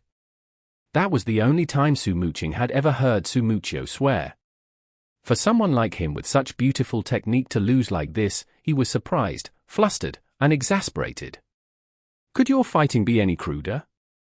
Su Muqing still remembered the mockery that Su Muqing had often thrown at Yi Xiao.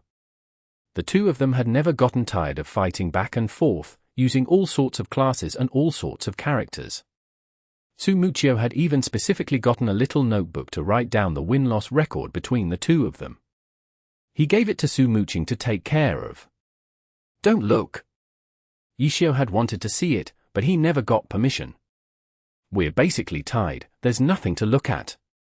That was what Su Muqing always said, but Su Muqing, as the one holding the notebook, of course knew that Yi Xiao was always in the lead. They had that youthful spirit of always wanting to outdo the other. Su Muqing certainly wasn't keeping track of the win record because he wanted to display his failures. But unfortunately, in the end, he had been unable to tie the score.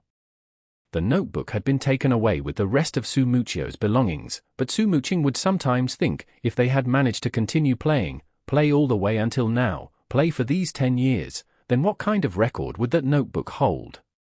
Who was Glory's greatest? Everyone had an answer in their heart, and because of emotional bias, this answer would never be universal. Yi Xiao, for example, always felt that if Sumuchio were still alive, he would definitely be Glory's greatest player. This thought was tangled up with feelings of loss and regret toward the one who had passed away. But in Su Muqing's heart, the greatest was Yi Xiao. Even though she also missed Sumuchio, she still believed this, because this was what her brother told her, Yi Xiao, the greatest. So, in this attention-catching match between Glory's number ones, from the very beginning, Su Muqing had had an answer in her heart. No matter what the result was, her answer wouldn't change. As soon as he was sent into the air by the uppercut, Cloud Pisser was already readjusting his aim. Juzukai's reaction was both fast and accurate. While in midair, he couldn't see Lord Grimm at all, but based on his experience and awareness, the dual revolvers in Cloud Pisser's hands fired down shot after shot. Bullets rained down, that was truly the only way to describe it. The bullets that came out of his guns were all aimed in different directions, with a slight adjustment in angle after every shot. The bullets instantly poured out, covering the maximum possible area. But, so what? Yi Xiao ignored them entirely. Lord Grimm's chest remained upright as he welcomed the bullets that rained down, and continued to attack. Because the distance was close enough, because the two characters were almost right on top of each other. Even if Juzukai could rely on his exceptional technique to turn Cloud Pisser's bullets into blades no matter what, he couldn't change the fundamental design of the game. The priority of long-range attacks couldn't compare to that of close-range. Turning firepower into blade work, no matter how beautiful it was, it couldn't control a situation as solidly or securely as true close-range attacks. This was the most basic of principles. Or, in other words, this was the crudest of principles. Chapter 1589. Simple and clean Nomiami. Nomiami. All the cheers and screaming stopped. Only the sound of the fight between the two characters remained. The viewers watching at home wanted to know what exactly had happened, but the commentators, who had been talking excitedly just before, had suddenly quieted down. It seemed like the only thing that could be heard from them were coughing sounds. Pan Lin and Liebo were on the verge of tears. The two felt like they had been thrown onto the... What could they say? What did they still dare to say? Even if the two had a million things to say about the current situation, they couldn't put the words together. The embellishment that the two had blurted out just a moment ago was like a whip. After twirling the whip in a circle, they had winded it around their own necks. The harder they pulled, the harder it became to say anything. The commentators were supposed to be neutral, without any bias for either side. They hadn't been excited because they wanted Samsara to win, but rather because Juzukai's stunning play had excited them. If such stunning and beautiful playing couldn't win, then how could the heavens be fair? The two had said those words because of this belief. Otherwise, the countless time that Yi Xiao had slapped their face would have reminded them to be cautious. How else could they have gotten excited and predicted the outcome even when the other side had more than half his health left? In that instant, they had indeed thought that Juzukai was invincible. In that instant, they had forgotten that there was no such thing as absolute victory in a match. In that instant, they had forgotten that the match wasn't over until the last drop of blood flowed. It had been the case before, and it always would be. However, breaking Juzukai's breathtaking four-step gun fu didn't mean that Yi Xiao had won either. Cloud Pisser was still in the lead by a considerable amount of health. Even if Yi Xiao had seized the initiative, Juzukai's might was no less than before. For the average player, an airborne character was the sign of someone about to get thrashed. However, Juzukai's Cloud Pisser continued to attack while in the air. A rain of bullets descended, making it feel as if whatever was beneath it was a lamb in a tiger's den. Yi Xiao didn't seem to see it though. Lord Grimm tanked the bullets and continued his attacks. A trade? Lord Grimm had less health. A trade didn't seem to be wise though. Pan Lin and Liebo thought the same thing, but remained silent. They were too afraid to try and guess Yi Xiao's intentions. Moonlight slash, full moonlight slash, wave wheel slasher. Lord Grim's myriad manifestations umbrella suddenly transformed from a fighter weapon into a swordsman weapon. 3 slashes one after the other. Light filled the sky as Cloudpisser tumbled through the air. Even Juzakai had no way to steady his character facing such fast successive attacks. Cloudpisser's shots began to miss their mark. The rain of bullets seemed to have split apart from the 3 bright sword lights, and Cloudpisser was locked into place by the wave wheel slasher, magic rendering him apart. Vision. Juzakai understood that this was the key point. He could only make the appropriate response if he could grasp the opponent's movements. However, Lord Grim followed close on his heels. In an instant, he moved into a dead angle where Cloudpisser wouldn't be able to see him. Vanishing Step. This difficult and complicated technique was already second nature to him. As soon as he saw his target airborne, he would use this technique out of habit to continue the combo. Even in the pro scene, there were many players who were helpless against Vanishing Step, but Ishio wasn't so naive to think that Juzakai would be one of them. He recognized Juzakai's skill clearly. Whether it worked or not, he had to at least try. It was an ideology that both of them agreed on. Juzakai wasn't able to see his target, but by process of elimination, he had a rough idea of Lord Grim's position. Cloudpisser wasn't able to turn his head towards that direction, but his hands were more nimble than his head. The trustworthy guns in his hands, Wildfire and Shattered Frost, instilled fear into anyone who saw them, the guns of the Gunner King. Fire burst out. This time, he wasn't spreading out his attacks to cover more area. He was aiming precisely towards his dead angle. Bang bang bang bang. Bullets descended. The distance was too close, and Ishio didn't have time to react to it.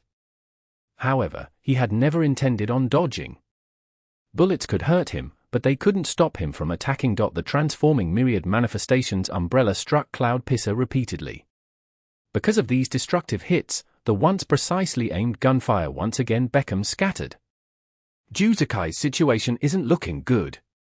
Pan Lin finally braved it out and spoke once he saw that Ishio had the upper hand. Before Liebor could finish his sentence, he shut his mouth and stared with wide eyes. Lord Grim's combo had made Cloudpisser lose his aim. His bullets no longer followed a straight path, but rather an arc. Curve firing! Pan Lin shouted. Curve firing wasn't a technique, but rather a sharpshooter skill. Of the 4 gunner classes, sharpshooters emphasized firing technique. Many of their skills were buffs. For example, rapid firing and burst firing. For a period of time, the skills gave the user increased firing speed or critical hit chance. Curved firing made the bullets curve. How much the bullets curved was set by the system by default, but the user could manually control it too. Juzakai had Cloudpisser use curved firing while in an airborne state. Despite losing control of his aim due to Lord Grim's attacks, many of the curved bullets still headed towards Lord Grim. Juzakai had taken into consideration the fact that Lord Grim would be comboing him, so he used curved firing as a counter. He wasn't so godly that he could accurately calculate the trajectories of all of the bullets, but with so many bullets being fired, some of them were bound to hit. It hadn't been easy for Pan Lin and Liebor to resume their commentating, but now they had been stopped in their tracks again. Today's situation was looking grim. No matter which side they talked about, they would immediately be slapped in the face. The two wanted to cry. What should they do? It wasn't like they could stay silent, no? The two were quiet, but the crowd wouldn't be. Those curved bullets flew around like wild bees, completely unpredictable. Ishio could only try his best to dodge them, but many of them still landed. However, curved firing only affected the trajectory. It didn't increase the damage or have any other effects. As a result, Lord Grim could still continue his attacks. Sky Strike! The myriad manifestations umbrella transformed into a spear and swung upwards towards the falling Cloudpisser. Just when it looked as if it was about to hit, Cloudpisser's dual gun suddenly turned towards him and fired 2 shots. The recoil made him move away slightly, and this slight displacement was enough for Lord Grim's Sky Strike to miss. The skilled are bold. Juzakai could have obviously done it earlier, utilizing the recoil to adjust himself while in the air, but he didn't because he knew that Yishio would certainly have countermeasures. He had intentionally waited for Yishio to act first before doing this at the very last moment, so Yishio wouldn't have time to readjust his attack. Finally, Cloud Pisser was back on the ground. Cloud Pisser landed and rolled, but before he could get up, he saw a grenade out of the corner of his eye. Boom! The grenade exploded, and Cloud Pisser was thrown to the side. Cold light flashed. Lord Grim used Shining Arc to close the distance, upward slash. Cloud Pisser was in the air again. He wasn't able to dodge it? Samsara's fans felt a blow to their hearts. They watched as their ace player used everything at his disposal while taking a beating, yet still failed to escape. Bang bang bang bang. Gunfire sounded again. Juzakai refused to give up, but everyone had noticed long ago that his attacks had no effect on Lord Grim's offense. Lord Grim simply took the hits and continued attacking. This isn't good, right? Pan Lin carefully expressed. Liebor didn't even follow up. The fight between the two number ones was truly too high level for them. They talked about this, but it was wrong. They talked about that, but they weren't sure. At this point, he and Pan Lin basically existed to get their faces slapped. It was too humiliating. Unfortunately, the one to suffer the most would be Pan Lin. After all, Liebor was considered an invited guest. His status was slightly higher, so while it might be okay for Liebor to not say anything, it was not okay for Pan Lin. Pan Lin could only brace himself and blabber away. He has no way to force Yishio back. Pan Lin's voice was like a mosquito. And this time, he was right. Yishio couldn't be forced back. Lord Grim continued to attack. He wasn't afraid of this sort of competition. Juzakai understood this point too, and he hadn't been hoping that he could force Yishio to retreat because he understood Yishio's thoughts. The priority of close-ranged skills was far higher than long-ranged skills. Juzakai hadn't forgotten this kind of basic knowledge. He didn't think his bullets could compete with close combat from an unspecialized. Everyone else had been cheering excitedly because it had seemed like Juzakai had broken the seemingly unshakable barrier between close-ranged and long-ranged classes. However, Juzakai knew clearly that it was because he had no other choice. Lord Grim had been too close to him. It wasn't good for sharpshooters to get closed in on. It was logic that even a noob in glory would know. But everyone had believed in him because he was Juzakai, and there was nothing he couldn't do apart from healing. That was why, although it was common sense that the situation had been unfavorable for a sharpshooter, it shouldn't be a problem for Juzakai. Even if his opponent had closed in, the one to be taught a lesson would be the opponent. In reality, it had indeed been the case numerous times. Even when Juzakai's opponents were able to close, they would often be the ones who lost. Juzakai didn't become arrogant though. Others could believe that his sharpshooter was invincible even in close combat. He himself couldn't. It wasn't good for sharpshooters to get closed in on. Juzakai, the current number 1 player, hadn't overlooked this logic that even a noob understood. When he played, he would still follow this principle. After being closed in on by Lord Grim, he had been trying to get away. However, while running away, he wouldn't miss an opportunity to injure his opponent. That was why he had used Thunder Snipe earlier and given Cloud Pisser a nearly 33% health lead. With this lead, Juzakai began to use Gun Fu to fight because at that time, he had decided to trade health for health. In other words, the thought that he could completely suppress Yishio with Gun Fu hadn't even crossed his mind. The reason that he had used Gun Fu was to trade. Trading meant that I hit you, and you hit me. The Gun Fu was like this, and it was the same afterwards even when Yishio seized the upper hand. However, Juzakai never let go of any opportunities to injure Lord Grim. By relying on this sort of accumulation of damage along with Cloud Pisser's health lead, even in these disadvantageous trades, he would be the one to win in the end. Juzakai was certain of it. As for all that flashiness, that was just a service to the plain and simple glory principle. The one with more health bullied the one with less. Chapter 1590. Trade. Nomiami. Nomiami. Those who supported Yishio or those who worried for Juzukai didn't quite understand the current situation. From start to finish, the only ones who remained unaffected were Team Samsara and Juzukai's teammates. Because they understood Juzukai's personality and play style.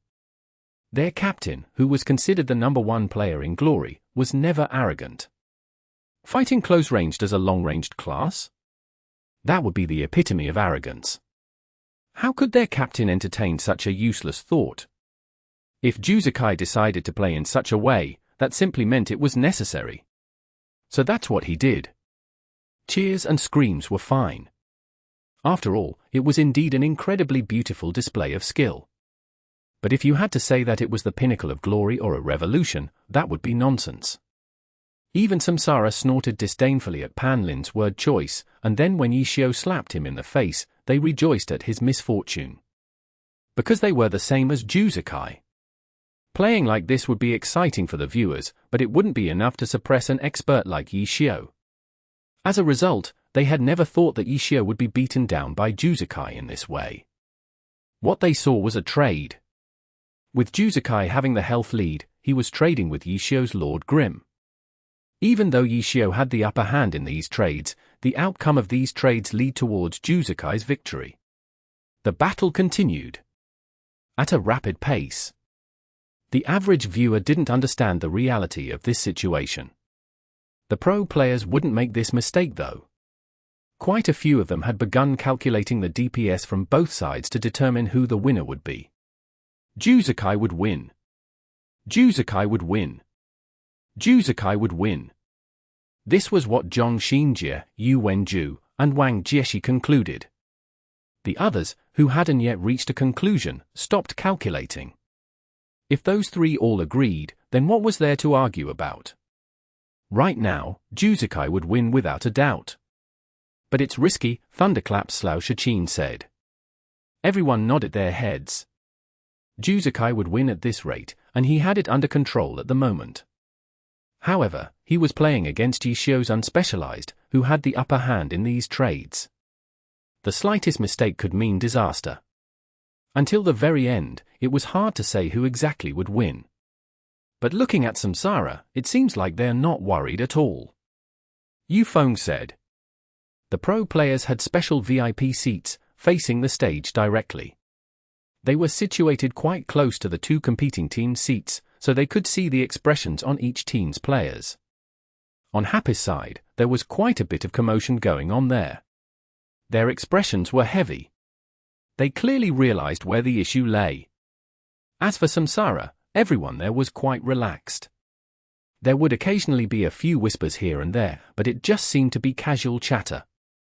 Juzukai isn't being completely dominated. Through his attempts to escape, he's restricting Yishio and giving himself opportunities to seize the upper hand, Zhong Jiala suddenly said. Yes, Han Wenqing affirmed. Yishio's situation is probably worse than we think, Chu Yinxiu said. If you ride a tiger, it's too hard to get off. It's kind of giving off this feeling, isn't it? Yeah. Juzukai isn't letting a single drop of water slip through. The pro players unanimously agreed. Yishio's situation wasn't like what the average viewers thought.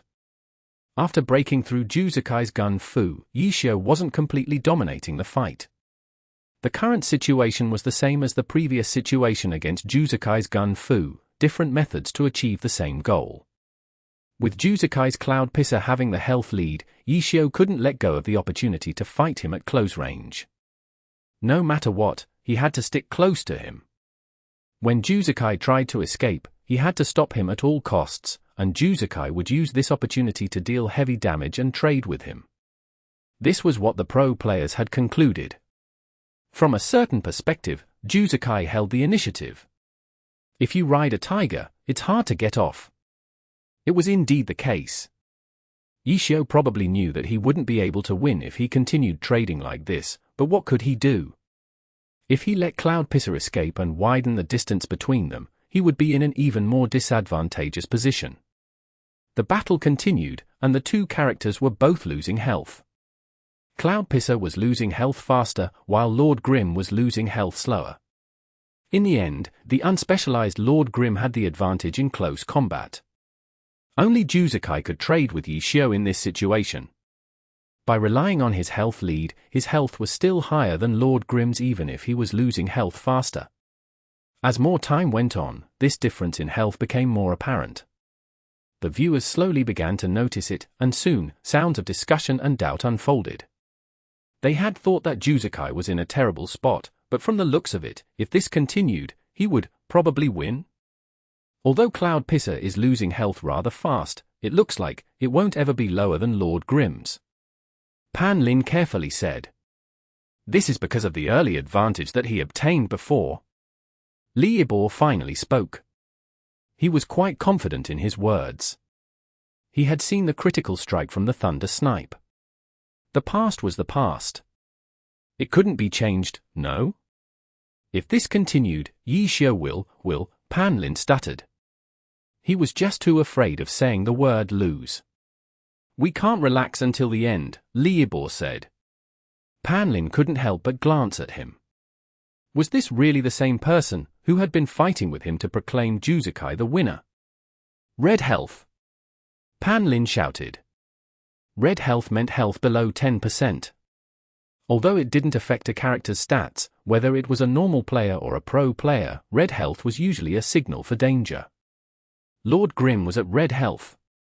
Juzakai's Cloud Pisser still had 22% of his health left. Yishio had closed the initial gap by a considerable amount, but it wasn't enough. Judging from their previous trades, Lord Grim's 10% could trade for approximately 15% of Cloud Pisser's health, about a 1 to 1.5 ratio.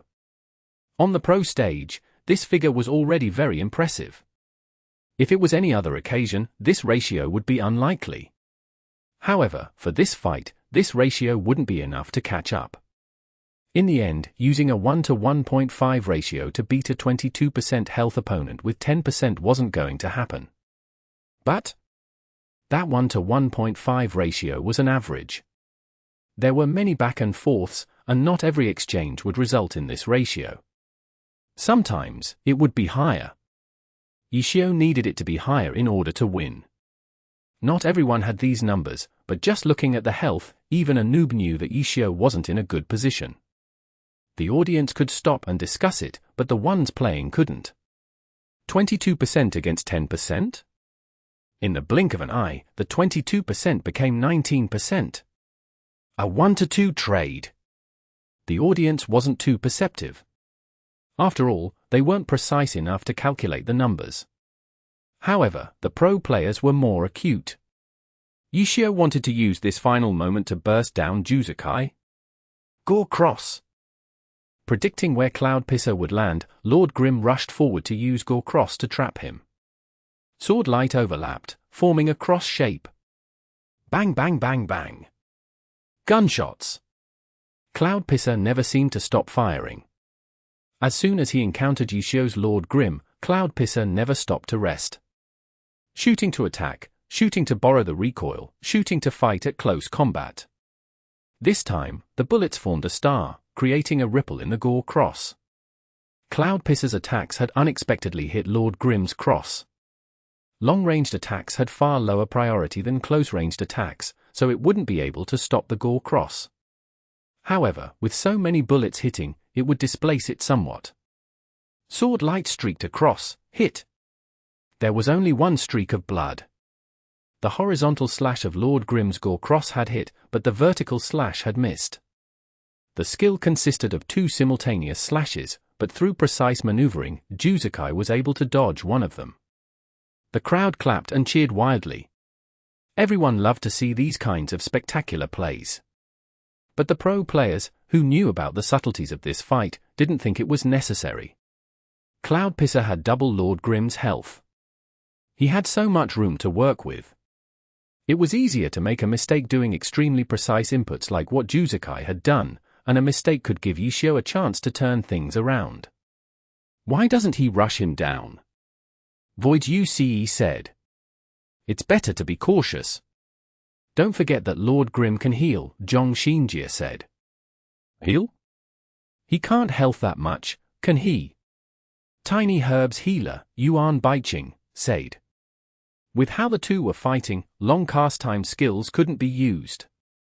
As a result, the only instant that Lord Grim's Unspecialized could do was a small cure.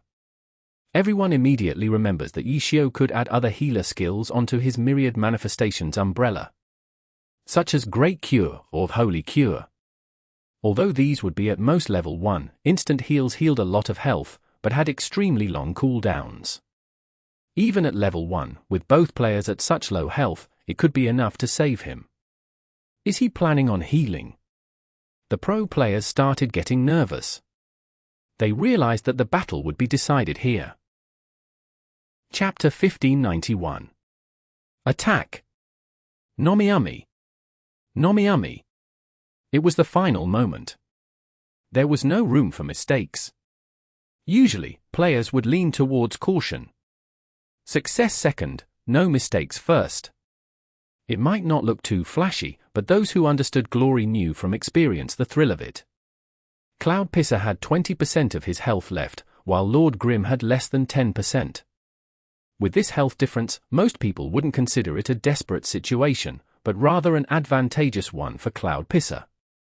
That wasn't what the spectating pro players thought though, because they had thought of how Yi Xiao could win this match. Thinking back of their experiences with Yi Xiao, they analyzed how much health he would have if he used Small, Great, and Holy Cure back to back. 4%? 5%? 6%? Higher? For a specialized healer, the amount of health healed would be a joke to them. But at this moment, it could be what saved Yi Xiao. With Lord Grim's advantage over Cloud Pierce in close combat, a few extra % in health would likely be enough for him to win. If you ride a tiger, it's hard to get off. It looks like Juzukai's the one in trouble, Huang Xiaoqian said. He spoke as if it was set in stone that Lord Grim would heal his health. Maybe not. Some of the pro players were trying to think of other possibilities. With how crafty and despicable that guy is, it's probably going to happen. Zhong Jiala nodded his head. He's been holding back, waiting for the very last moment to decide this match with one move. Doesn't it feel similar to that one play? What was it? Right, it was when Cloud Pisser dodged Lord Grim's Sky Strike. Juzukai had waited until the very last moment before dodging so that Yi Xiao wouldn't be able to react in time. Don't you think it's kind of similar? The more Huang Xiaoqian talked, the more excited he became. As for that one play, he had just been referring to a small little detail in this fight. No wonder he remembered it so clearly. When is he planning on acting? No one answered him. Huang Xiaoqian didn't seem to care and continued on. The two were still fighting, their health bars dropping. A short while later, Cloud Pisser's health had dropped to 14%, while Lord Grim's health had dropped to 5%. A single high damage skill could remove that last 5%, but with both sides being cautious, no such opportunity was given. Their health continued to slowly decline bit by bit. Just watching it made people sit on the edges of their seat. Isn't it about time he healed? People like Huang Xiaoqian and Zhong Jiala were certain that Yi Xiao would heal. They felt like it was about time. 5% health was too dangerous. Cloud Pisser could kill him easily in one combo. Was there any need for him to slowly grind away at Lord Grim until death? Yes. There was no need. Juzukai had been playing cautiously the entire time, to the extent that he would even go so far as to dodge half of a Gore Cross. His opponent only had 5% of his health left, while his Cloud Pisser had 14%. He suddenly rushed forward. He's going to rush him. Wu Yu shouted. When Lord Grim had 10% of his health left, Wu Yu's had already felt like Juzukai could just rush him down, but with everyone talking about those instant heals that Yi Xiao could use, it was quite easy to understand why Juzukai would rather be a bit more careful. Rushing down the opponent would come at the sacrifice of a large amount of his health. If he wasn't able to kill off Lord Grim and Lord Grim healed himself to survive, he would be in deep trouble. Not rushing down Yi Xiao at that time showed how clear-minded Juzukai was. He was the same as the spectating pro players. He had considered these possibilities. It wasn't as difficult as guessing what skills Yi Xiao could choose to use. Healing was its own entity, and no one would forget that Lord Grim could heal. In this situation, healing would be immensely effective. The pro players had realized it, and Juzakai did too. As a result, he played more cautiously. It was only when Lord Grim had 5% of his health left did Juzakai choose to rush him down. He was confident that with this health difference, he could take down Yishio in one combo and not give him an opportunity to heal. Yishio was waiting for the right moment to heal. Juzakai was waiting for the right moment to rush him. Huang Xiaoqian, Zhong Xinjie, and many other pro players felt like it was time for Yishio to heal, but Juzakai had picked this moment to make the first move. Huang Xiaoqian gave a deep sigh. He was a master opportunist. Both players wanted to seize this opportunity, but in the end, Juzakai had seized it first. Was it over? Not yet. Cloud Pisser twisted his body, ready to fire. Suddenly, he saw a flash of cold light. Lord Grim's myriad manifestations umbrella thrust towards him. Dragon Tooth! Juzakai had no choice but to dodge. Dragon Tooth stunned, which would disrupt his rhythm. Cloud Pisser twisted his body, dodging the Dragon Tooth. His body was moving, but his two guns aimed true as they fired towards Lord Grim. The Dragon Tooth hadn't affected his rush. Bullets flew out, but Yishio seemed to have predicted it. Lord crouched. At this close of a distance, he was unexpectedly able to dodge the bullets. Then, he unsheathed the handle of the Myriad Manifestations umbrella, and used the Berserker skill, Colliding Stab. Charge! The two were only 3 steps away. For normal players, it was a distance impossible to dodge the attack. However, Yishio was facing Juzakai, the most extraordinary in glory. 3 steps were the same as 0 steps for normal players, but for Juzakai, it was more than enough. Dodge! The instant Yishio unsheathed his sword, Juzakai's Cloud Pisser reacted. In a high-level confrontation like this, neither of them would just be standing still exchanging blows. The two were constantly moving. All of their attacking, defending, and dodging were done while moving. Cloud Pisser dodged the Dragon Tooth, while also taking the next step. When Lord Grim had used Colliding Stab, he had already taken half a step. He would dodge it. But he didn't. Juzakai had unexpectedly made an error in judgment. The attack distance wasn't 3 steps. The area covered by the strike was far greater than Juzakai had expected. Because the Colliding Stab hadn't come from the Tachi unsheathed from the umbrella. The Tachi had only been unsheathed halfway before retracting. Lord Grim had kept the same stance after using Dragon Tooth and then followed with a Colliding Stab. As a result, the distance of 3 steps was in fact 0 steps. Because when the Dragon Tooth came out, the umbrella had completed those 3 steps. All it did next was switch forms. The Tachi had been a feint. The Myriad Manifestations umbrella had transformed into the strange greatsword form. The canvas of the umbrella was considered the blade of the greatsword. As a result, the greatsword was ridiculously big, and the area covered by Colliding Stab was much bigger as a result. Hit! Cloud Pisser had been hit by the Colliding Stab. This skill didn't only have a knockback. The sword pierced through the target, flying out along with the target. Bang! Cloud Pisser crashed into a stalactite. There was nowhere for him to retreat to. Lord Grim closed in. At such a close distance, all Juzakai could see was Lord Grim's emotionless face. Not good. Juzakai had realized that the situation was bad. They were too close, so close that even a class with a close-ranged weapon like a Blade Master would feel uncomfortable, let alone a long-ranged class. At such a close distance, only punches and kicks could be performed. In other words, fighter skills. Bang! Headbutt, another headbutt. Head against head, for a second time. A punch to the stomach soon followed. It wasn't even a skill, but a normal attack. Lord Grim's offense had begun. Juzakai obviously wasn't going to just sit and let Lord Grim hit him. Cloud Pisser used Knee Strike. Knee Strike was a low-level sharpshooter skill. It used the knee to strike the opponent. It was similar to the Brawler's knee attack. The attack didn't have grab priority, but it had super armor. It meant that only a grab skill could interrupt it. As a shared low-level gunner skill, it was considered a godly skill for gunners in getting out of close combat. But the moment Cloud Pisser raised his knee, Lord Grim grabbed his leg and then threw Cloud Pisser onto his shoulder before slamming him back into the stalactite. Grappler skill, receiving throw. It was a dismantle skill, a grab that ignored super armor. A sudden shift. Everyone was dumbstruck, including the spectating pro players. Heal? That was their own wishful thinking? Lord Grim hadn't bothered to heal. When his health dropped to 5%, Juzakai rushed at him. As for Yishio? He did the same.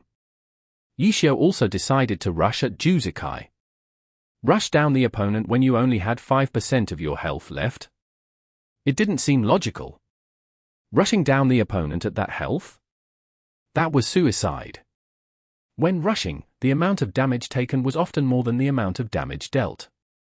Trying to kill the opponent relying on such low health would be rude. Cloud Pisser had a lot of health left. That was why Juzakai rushed at Yishio. Lord Grim had little health left. Yishio had unexpectedly done the same? Inconceivable. But that was what he did. Now, Cloud Pisser was pinned to the stalactite, with no room to run. The Gunner King was like the stuffing in a dumpling, squeezed together by the wonton wrapper, trapped and unable to escape. The 14% health was peeled off layer by layer, but was it enough? Lord Grim could only use fighter skills. Among those, skills like Chi Bullet were unsuitable and useless to him in this situation. He had only had a few low-level skills that he could use, yet he needed to finish off Cloud Pisser in one go. Punch, kick, knee, elbow, head. Lord Grim used every part of the body that he could use to attack. 13%, 12%, 11%. Right now, everyone wasn't thinking about what Juzakai could do, but rather whether Yishio could continue this combo until the end. The broadcast was clever. The broadcast team quickly figured out where the key lay and immediately pulled out Lord Grim's skill tree to show everyone his cooldowns. The umbrella was in its fighter weapon form. All other class skills were grey, unable to be used. Among the fighter skills available to Lord Grim, there was a big red question mark. It was the bonus skill on his claw form. It wouldn't appear in the skill tree. However, everyone knew that Yishio had chosen to add headbutt. All of his skills were low level, so the cooldowns weren't long. Even so, was it possible for him to chain these skills long enough to finish off Cloud Pisser? It's not enough, someone said. Pan Lin and Liebor obviously wouldn't dare to come to this conclusion. These two were too afraid of making any remarks towards Yishio. It was Han Wenqing who said it. He was the expert at close combat and also a fighter class. His judgment was naturally very reliable. It's probably just by a bit, Wang Jieshi said. Would this tiny bit be enough for Juzakai to turn it around? Everyone's gaze returned to the stage. They would know soon enough. Lord Grim's fighter skills would soon all be on cooldown. He would only be able to use normal skills or other class skills. He wouldn't be able to keep up an inescapable combo. Juzakai couldn't see Lord Grim's skill tree, yet he seemed to see it more clearly than any of the ones who could see it. He immediately saw the opening and seized it. Roundhouse kick. Cloud Pisser spun around with a kick, but Lord Grim had already activated Cloud Body and jumped out of the way. Cloud Pisser jumped up, pulled out his gun, and fired wildly. Lord Grim body flickered. The distance of 3 steps was instantly closed. Blade out, blade in. Assassin skill, teleporting stab. Cloud Pisser's health dropped to 0. Nice try. You were close, smiley face. Yishio typed into chat with a smiley face. Chapter 1592. Establishing Dominance.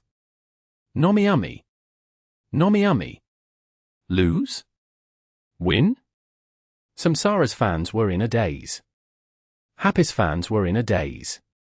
Unlike the pro players, they hadn't fully grasped what had just happened. Their judgment had been very simple: whoever had more health was winning. Of course, this sort of judgment wasn't wrong.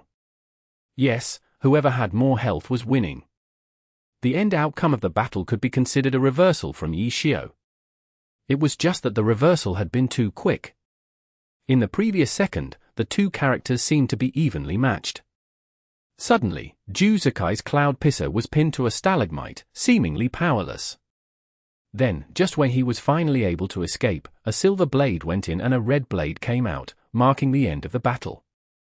How could it be? How could it be? Samsara's fans were at a loss.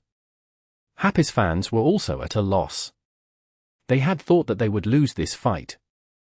Getting Juzukai's Cloud Pisser down to such a low amount of health was still an acceptable result though.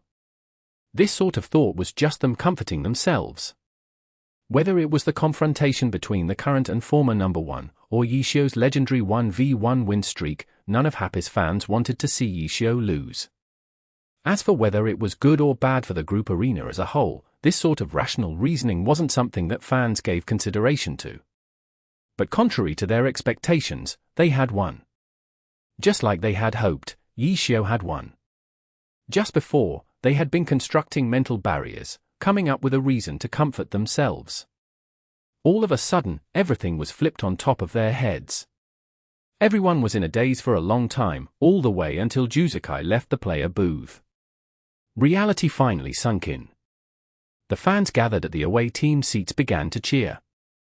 How did he win? They didn't know, but it wasn't important. Yi Xiu had won, so let's celebrate first. They could always go back and slowly analyze it at a later time. The audience could take on this mentality, but the commentators, Pan Lin and Liebor, couldn't. There was no later in a live broadcast. The two had to discuss the sudden reversal from Yi Xiu.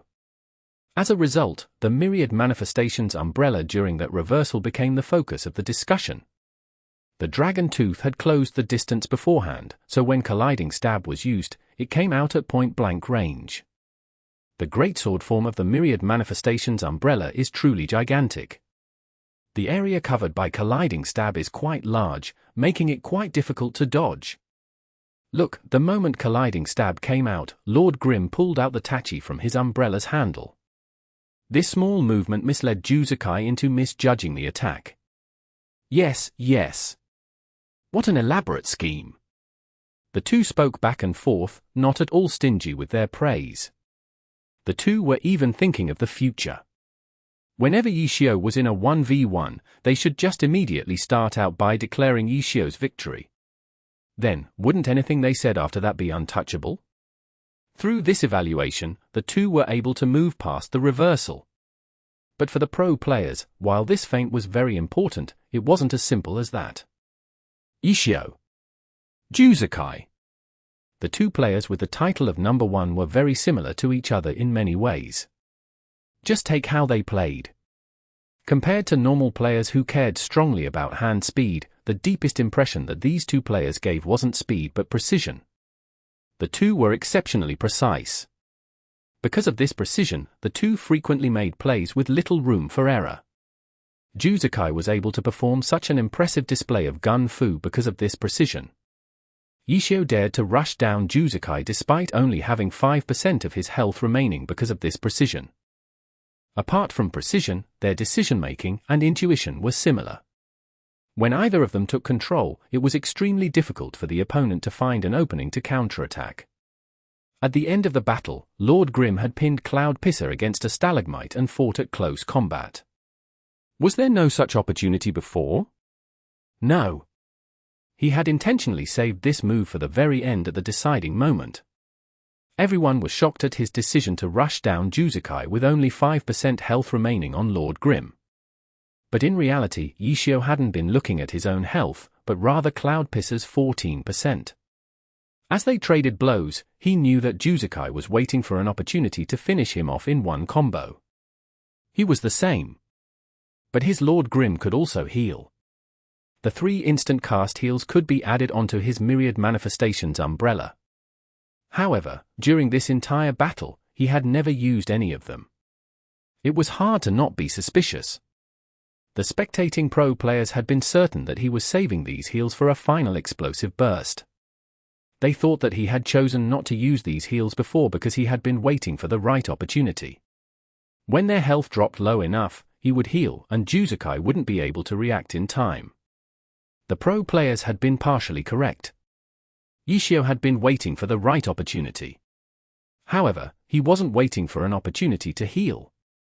Instead, he had been waiting for an opportunity to counterattack, waiting until Cloudpisser's health was low enough for him to kill him in one combo. He had also been waiting for Juzukai to rush him down. When performing a rush, attacking the opponent would be the priority, while defense would be secondary. Yishio had been watching Cloudpisser's health carefully. He seized the moment Juzukai decided to rush at him and counter-rushed him. The two were fighting at close range, and a sharpshooter couldn't compare to an unspecialized in close combat. And this time, Yishio wasn't going to give him any opportunity to trade. He would wipe out that 14% in one go. Everyone saw what happened afterwards. Lord Grimm completely suppressed Cloudpisser. Apart from taking some damage when forcing the colliding stab, Cloudpisser was unable to do anything. An opening had appeared because Lord Grimm wasn't able to continue his combo, but Yishio had been ready. Cloudpisser was only hit away from death. With a teleport, Lord Grimm gave the final fatal strike. What the pro players saw wasn't just technical prowess, but their control over the pace of the fight. Yishio had won a very close win, but if you considered how he had taken such a massive amount of damage from the Thunder Snipe at the start and then made a comeback from a disadvantageous position, he had been the one with a stronger grasp over the pace of the fight. Of course, Lord Grimm's class as an unspecialized and his transforming myriad manifestations umbrella contributed greatly towards this achievement. If he wasn't an unspecialized, without the possibility of healing, Juzukai wouldn't have waited until Lord Grimm only had 5% health before trying to rush him down. If Lord Grimm couldn't heal, Juzukai would have likely rushed him down to decide the fight when Lord Grimm had over 10% of his health left. In the online game, in PvP, if the winner relied on a class advantage or an equipment advantage to win, the loser would often spite the winner for having an unfair advantage. But on the pro stage, everyone would exploit the slightest of advantages to win. Yishio was no different. His unspecialized and his myriad manifestations umbrella gave other pro players a huge headache. They really wanted to be like the in-game players. If you didn't have that stupid umbrella or if you weren't playing a broken class, I would have won. But then again, when Yishio had been using a battle mage, hadn't they been getting slapped left and right as well? The pro players applauded. It had been a spectacular fight. The winner showed terrifying skill, but the loser did as well. When watching a match, they often pretended as if they were the ones playing. Their expressions were grave. Clearly, none of them dared to say that it might have gone differently if they had been the ones playing. Game 2 of the finals. The first round of the group arena had ended. In Samsara's home stadium, Happy had won the first round. Yishio continued his legendary win streak, and this time, he had defeated Juzukai, the number 1 player. With this win, he shut up the haters, who argued that his win streak was because he was avoiding those ace players in the group arena. Even Juzukai had lost against him. If that wasn't enough to legitimize his win streak, did he need to play 1v2s? The Samsara fans in the crowd were silent. Their ace, the god in their eyes, had lost. He had come out specifically to play against Yishio, coming out full force, yet he had lost. Samsara's fans weren't used to this. For a moment, they were having trouble accepting reality to the point of even forgetting to give a consolation applause to the loser. In their eyes, there were only cheers and praise for Juzukai. Consoling him as the loser didn't feel right. Then, it's my turn. At Samsara's bench, Jiang Buotao got up and went to welcome Juzukai back. Juzukai nodded his head. He was always quiet, so it was hard to tell what he was feeling. 4% health, huh? He's probably going to heal now, Jiang Buotao muttered as he walked towards the stage. The atmosphere in the stadium was heavy. Samsara had forgotten to console Juzukai, who had lost. They had also forgotten to cheer to give their Jiang Buotao encouragement. They were still trying to take in the fact that Juzukai had lost. But Jiang Buotao didn't appear to be concerned. 4%. Lord Grim only had a few drops of health left. From the perspective of the group arena as a whole, Juzukai's loss wasn't bad.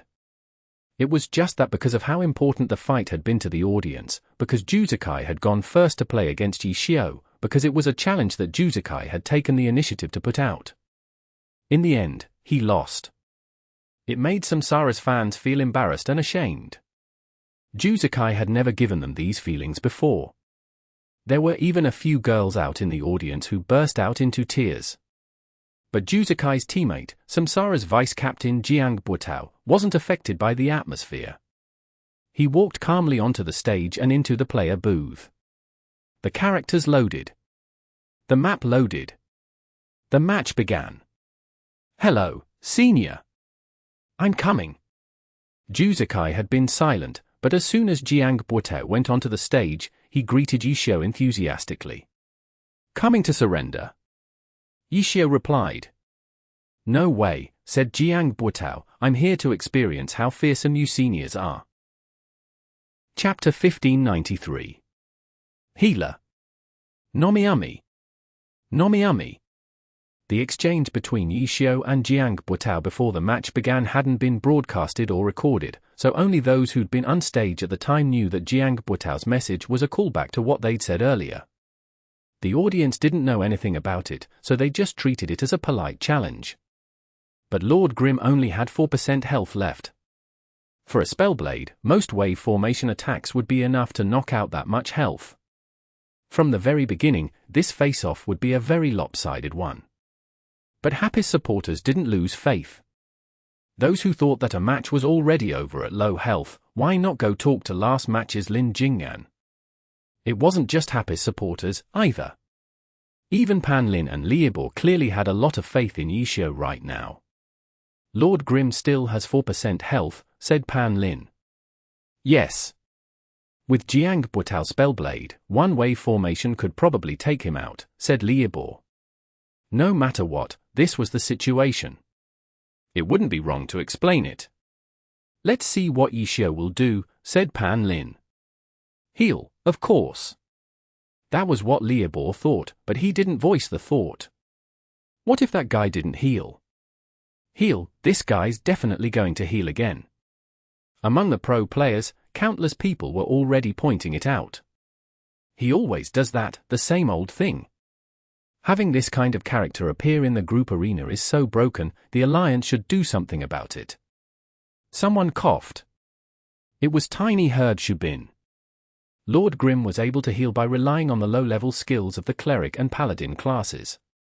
The low-level skills of these classes weren't limited to just unspecialized, though. The other priest classes, the Knight and Exorcist, could learn them too. And reality showed that the players of these two classes wouldn't pass on this kind of opportunity. In particular, the Cleric's small cure and the Paladin's recover were practically a necessity for their classes. Healing during a solo battle wasn't patented by the unspecialized Lord Grim, it was something that these two classes often did as well. Defeating an opponent during the group arena and then hiding at the start of the next battle to heal was commonly done when it came to them. But their presence was far weaker than that of Yishio and Lord Grim.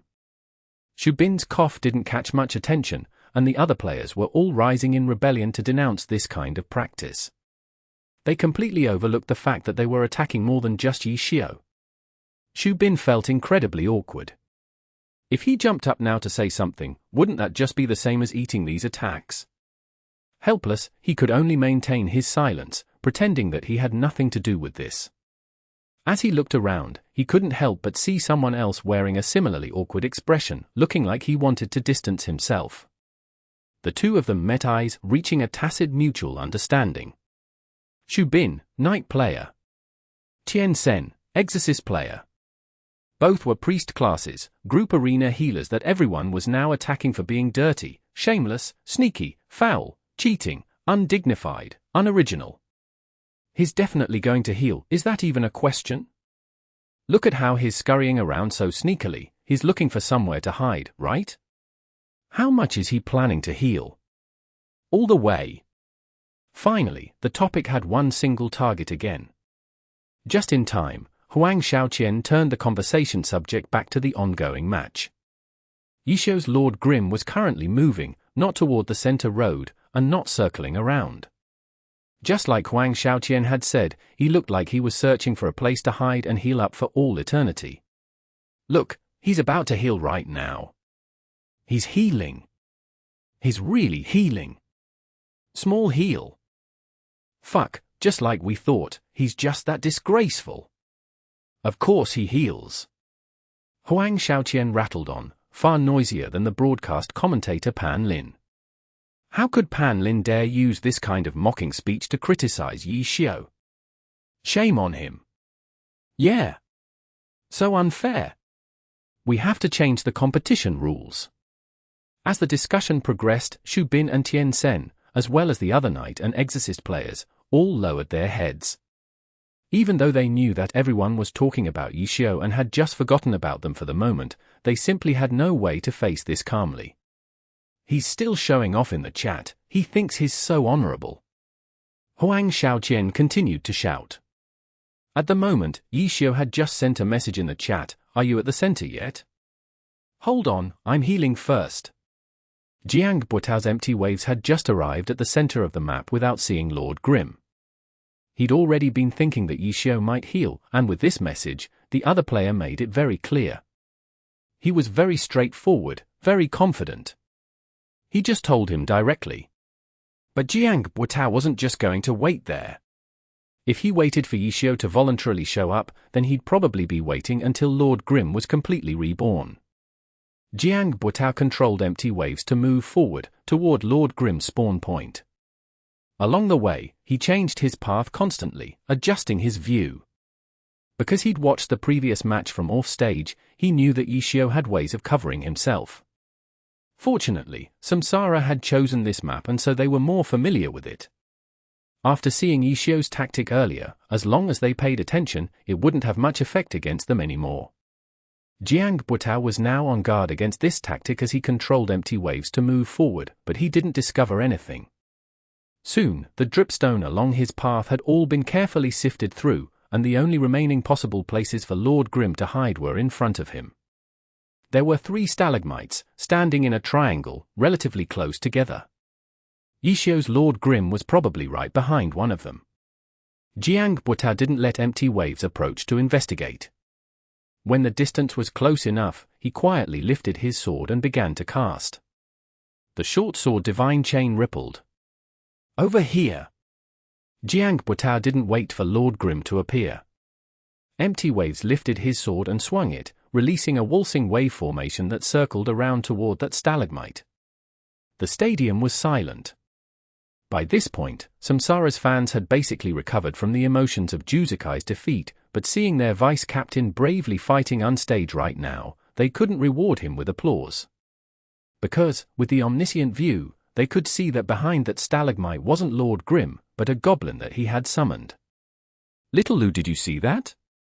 If you're too simple an NA, a VE, you're no match for Yi Xiao. Seeing this scene, Huang Xiaoqian sighed and gave this lesson to his junior sitting next to him. Simple and naive? You're talking about Jiang Buotao.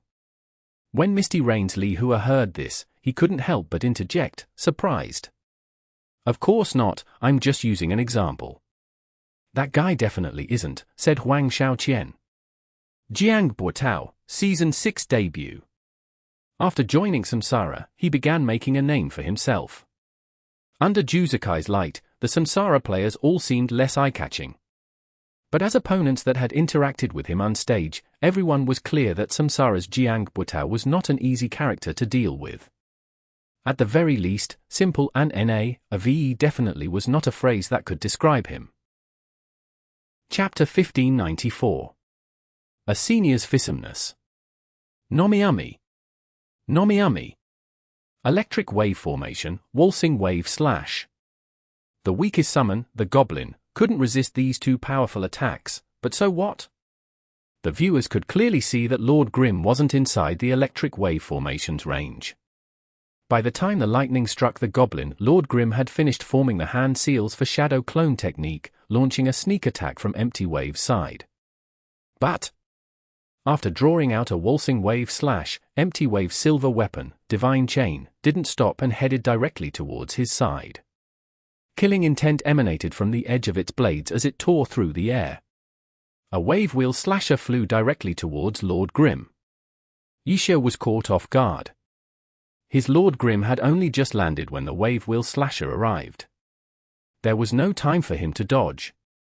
Guard? Parry? It would be useless. Wave wheel slasher was a skill with grab priority. Even if he tried using his shield to block it, the wave wheel slasher would still tear apart its defenses, locking him in place and dealing damage. A dismantle skill could work, but dismantle skills required the proper timing. Using it now would be too late. There was unexpectedly nothing he could do. All of the viewers, including the pro players, thought that the wave wheel slasher was inescapable. Suddenly, Lord Grim swung his arm, sending out a flash of sword light. Magic wave specific to Spellblade swirled around the light. It looked exactly the same as empty wave slash. It was also a wave wheel slasher. Wave wheel slasher against wave wheel slasher. The two streaks of sword light intertwined.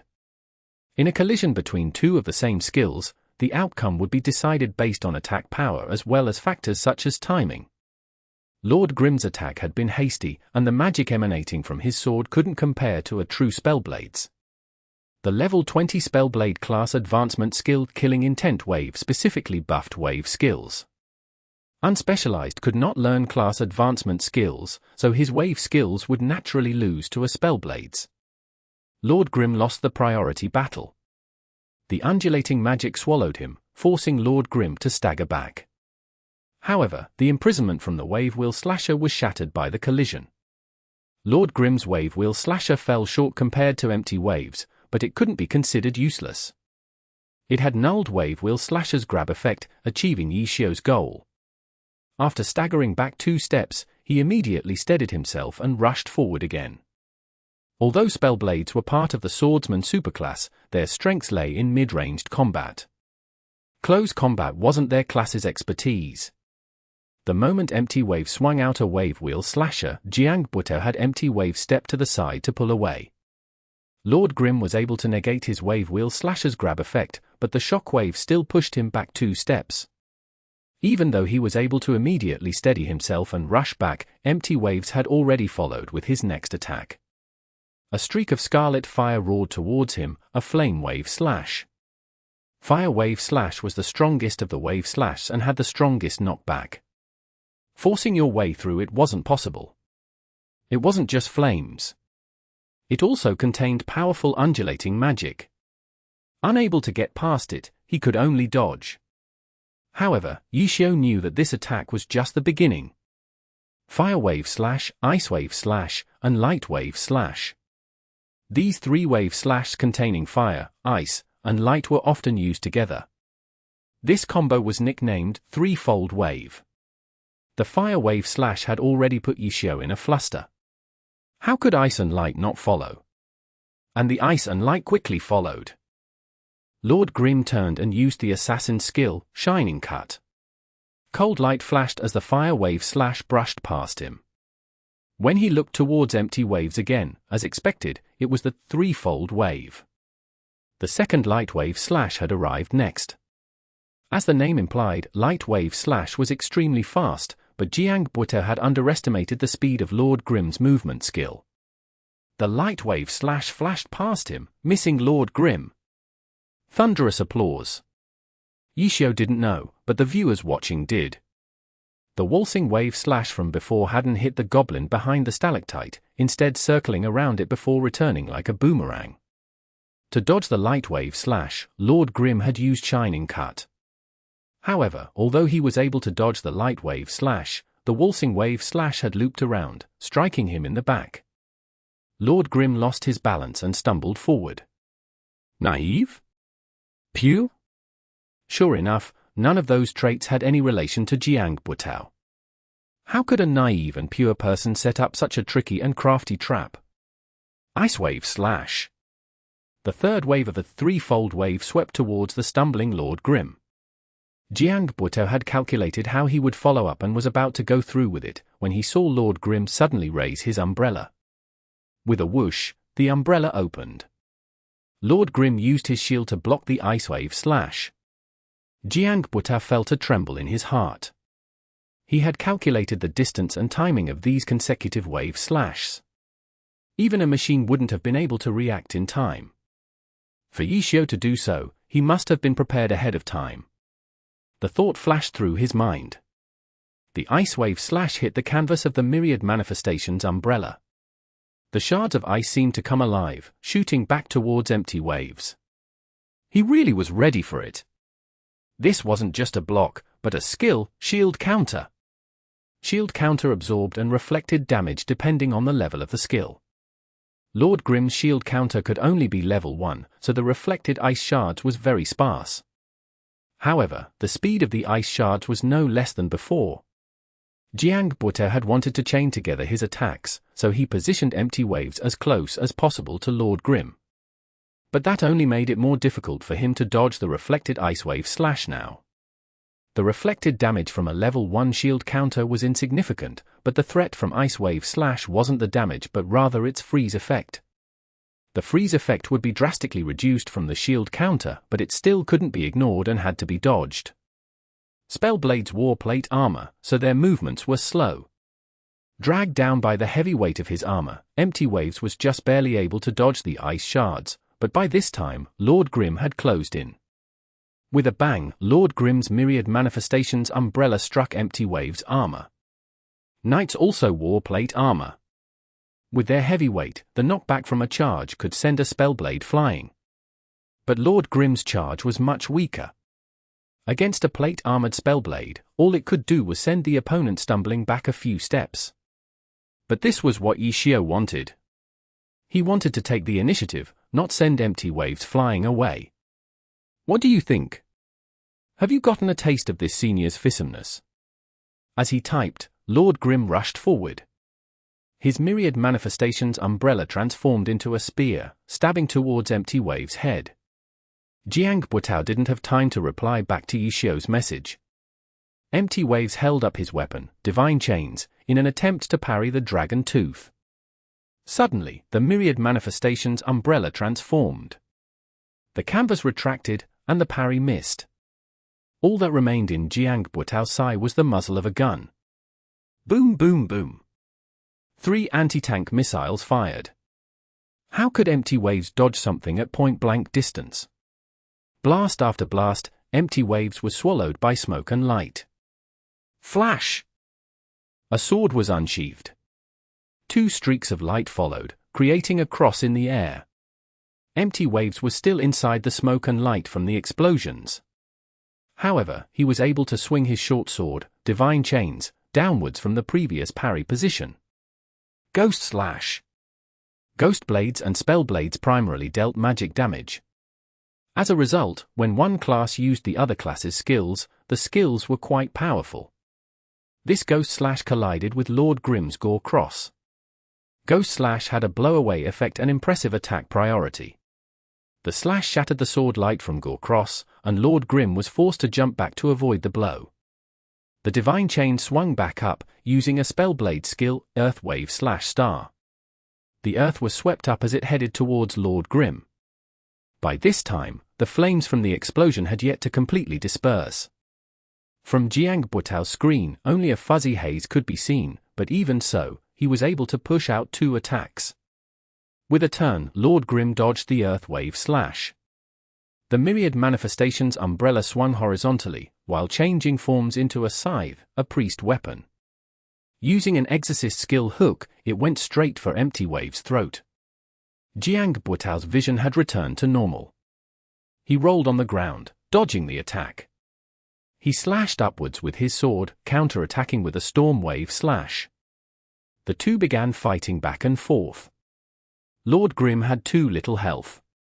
Even though he had been furiously healing himself at the start of the match, he wasn't able to heal too much. No one had expected him to win this fight. It was just a question of how much damage he was able to deal to Jiang Buoto. In the end, he was able to take down 24% of Empty Wave's health before falling. Using 4% health in exchange for 24% was a very good result. Happy was happy.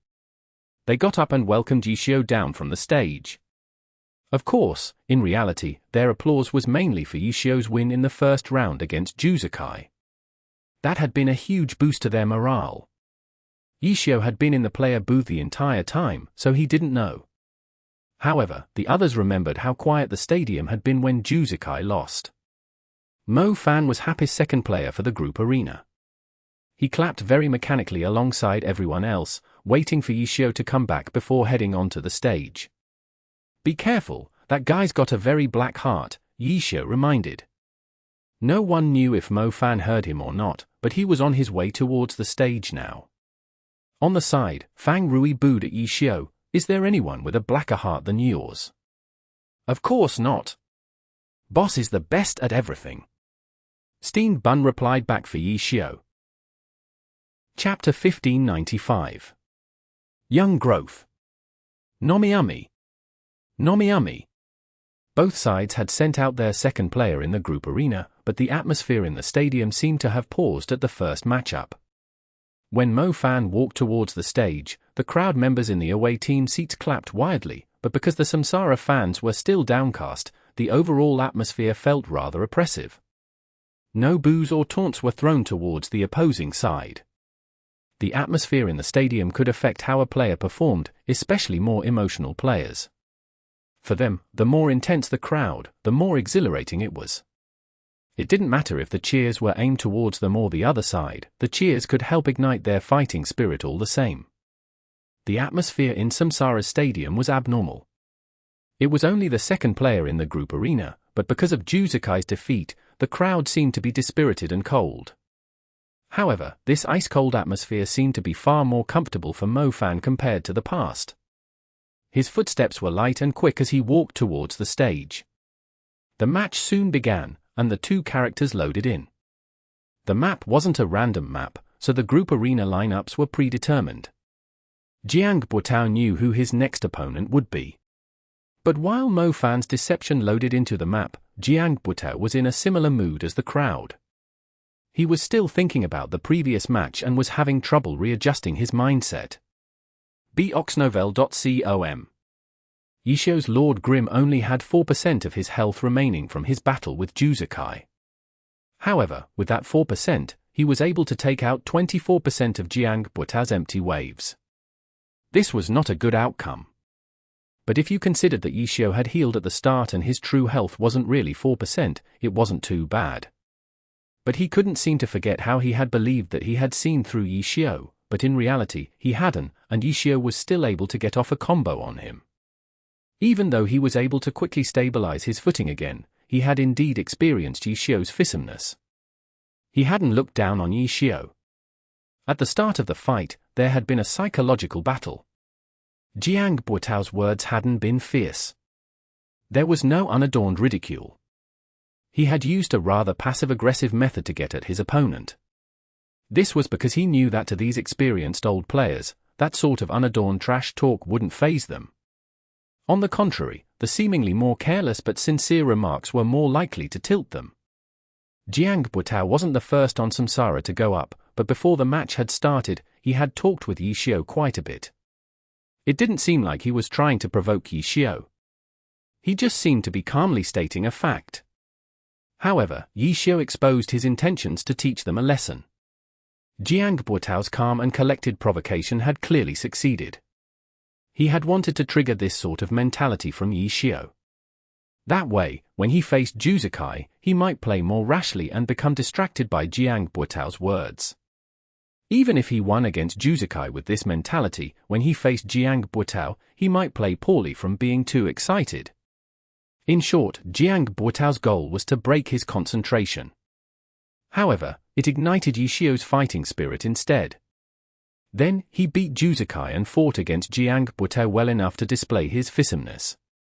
Jiang Buotao was at a loss. He wasn't sure if his mental attack had worked or not. If the skill gap had been wide, then this sort of mental attack was useless. But Yishio was facing Juzukai. There wasn't a wide skill gap. That was why Jiang Buetao was rather inclined to believe that Yishio hadn't been provoked by him in the end. Was the attitude that Yishio displayed just in order to make me overly optimistic? This was the Fearsomeness that Jiang Buetao experienced. The subtleties in this psychological battle couldn't be completely uncovered in just a few minutes. The psychological battle was no less fierce than the battle on stage. Loading complete. When these words popped up, the scene instantly shifted to his character's view. The countdown finished, and Jiang Buetao immediately refocused. Yishio? Who? What did he do? No idea. His opponent was Mo Fan. What he needed to do was beat him, that was all. Jiang Buetao's attention quickly returned to the match, to the opponent he would be facing next, to Happis Mo Fan. A quiet, persistent, patient, and explosive player. He played rather unorthodoxly, but what was more astonishing was that after an entire season, these unorthodox traits still remained. Jiang Buetao was very curious to how Happy practiced. Had there been any guidance for this rookie? Could they all be self-made geniuses? But Happy didn't only have one rookie though. The others weren't as unorthodox as him. Unless Happy told him the answer, thinking about it was pointless. Knowing the reason wasn't important anyways. As long as he could see what condition his opponent was in, that was all that was needed. Empty waves began to move, going straight towards the center. At the same time, Jiang Buetao typed out in the chat, straight to the center? Going around? Thanks. No response. Jiang Buetao wasn't surprised. Up until now, no one had seen Mo Fan say anything during a match, let alone respond to trash talk. Jiang Buetao hadn't expected any response from Mo Fan, and reality proved that he was right. Empty waves quickly reached the center of the map. The center of the map had a huge stalactite that connected the ground and ceiling. Before Jiang Buetao got close to it, he looked around, and sure enough, Mo Fan's deception had taken a roundabout path. boxnovel.com. Mo Fan would circle around 9 times out of 10 to set up an ambush, and it looked like this time was no exception. But this was Samsara's map. When choosing a map, the map should be advantageous to your side but disadvantageous to the other side. The map should help the players on your side perform, while restricting the players on the other side. That was how a map should be picked. Mo Fan's playstyle was restricted by this map. Seeing that the other side hadn't gone straight towards the center, Jiang Buetao had Empty Waves find a spot and wait there quietly. There were 3 stalactites in his immediate surroundings. The closest one was still a distance away. If Mo Fan wanted to ambush him from there, he would still be able to react in time. By positioning himself here, he seemed to have shut down Mo Fan's preferred methods. Would you like my coordinates? Jiang Buetao had finished finding a spot. He continued to check his surroundings and tried to communicate with Mo Fan. Mo Fan spoke more in the game than in real life, but when playing in a match, he didn't like to talk with his opponent, especially if it was to respond to this sort of useless chatter. I don't need your coordinates because I already see you. Deception was hidden behind one of the 3 stalactites close to Empty Waves. It wasn't easy to ambush him at this distance, so Mo Fan patiently waited. But Jiang Buetao didn't move. In these circumstances, if Jiang Buetao didn't move and he didn't move, he would be the one penalized. Mo Fan had made this mistake before, and he still remembered it clearly. He checked the time and made sure that the other side wasn't going to move. Mo Fan was helpless. He could only act. Deception peeked out his head from behind the stalactite. Jiang Buetao had been checking his surroundings the entire time. Suddenly, he noticed a flash of cold light from one of the stalactites. Deception had thrown a shuriken towards him. Empty Waves dodged it and then quickly moved forward, swinging his divine chains. Jiang Buetao didn't think a simple swing of his weapon would hit Deception, who only had a small part of his body exposed.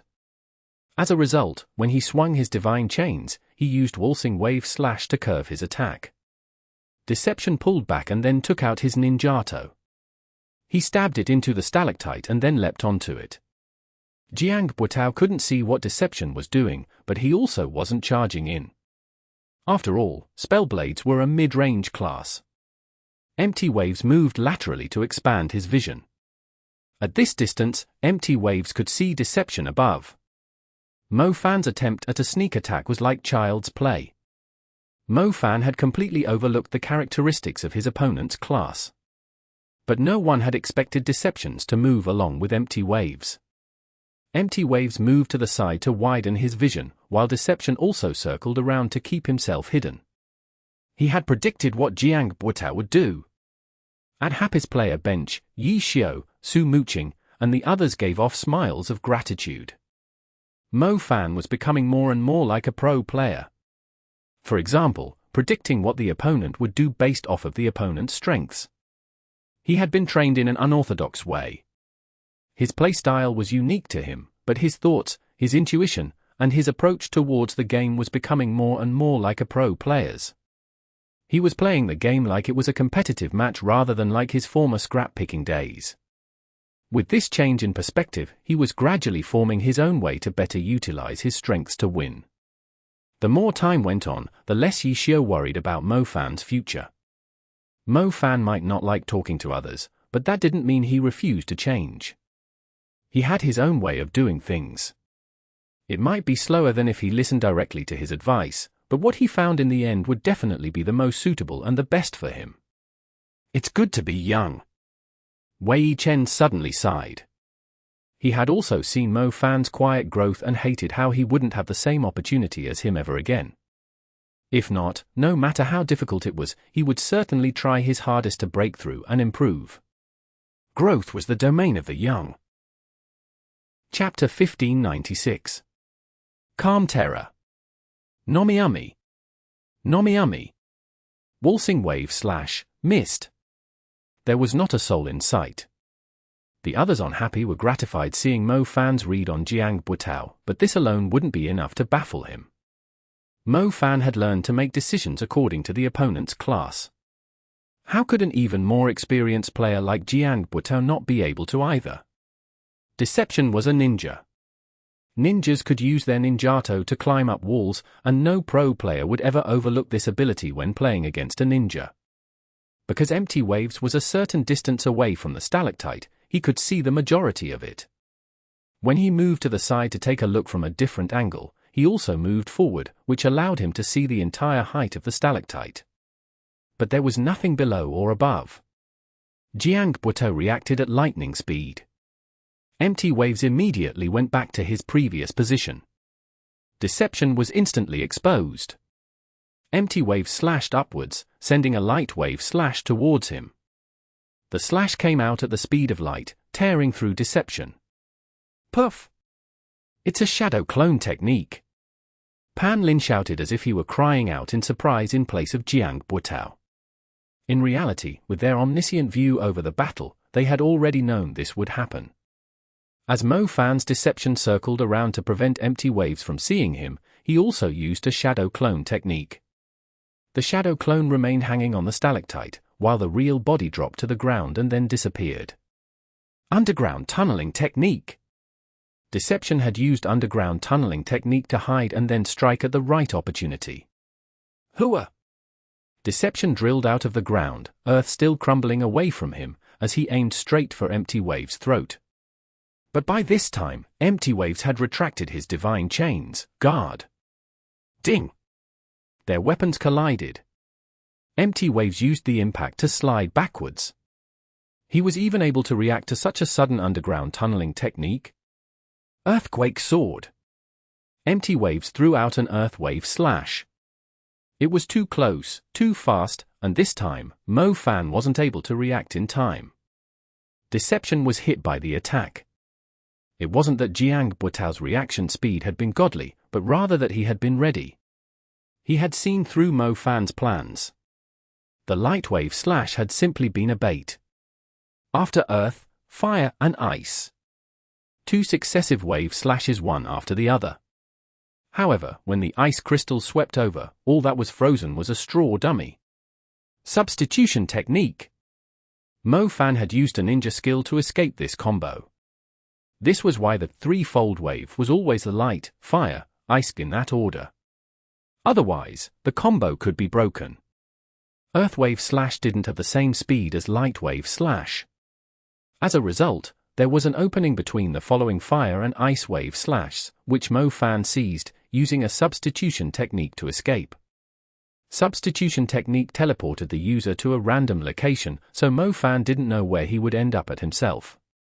It would naturally be even more difficult for the opponent to follow since there was no logic behind it. Mo Fan had taken advantage of this randomness multiple times in the group arena against Tyranny. He gambled again and again, and in the end, he was able to beat Tyranny's Qin Muyun. That fight had left a deep impression on many people. And now that Mo Fan had used substitution technique again, their first thought was that it wasn't to escape but rather to attack. Jiang Buoto also realized this point. Empty Waves didn't just stand there stupidly. He looked all around him, swinging his sword in a circle.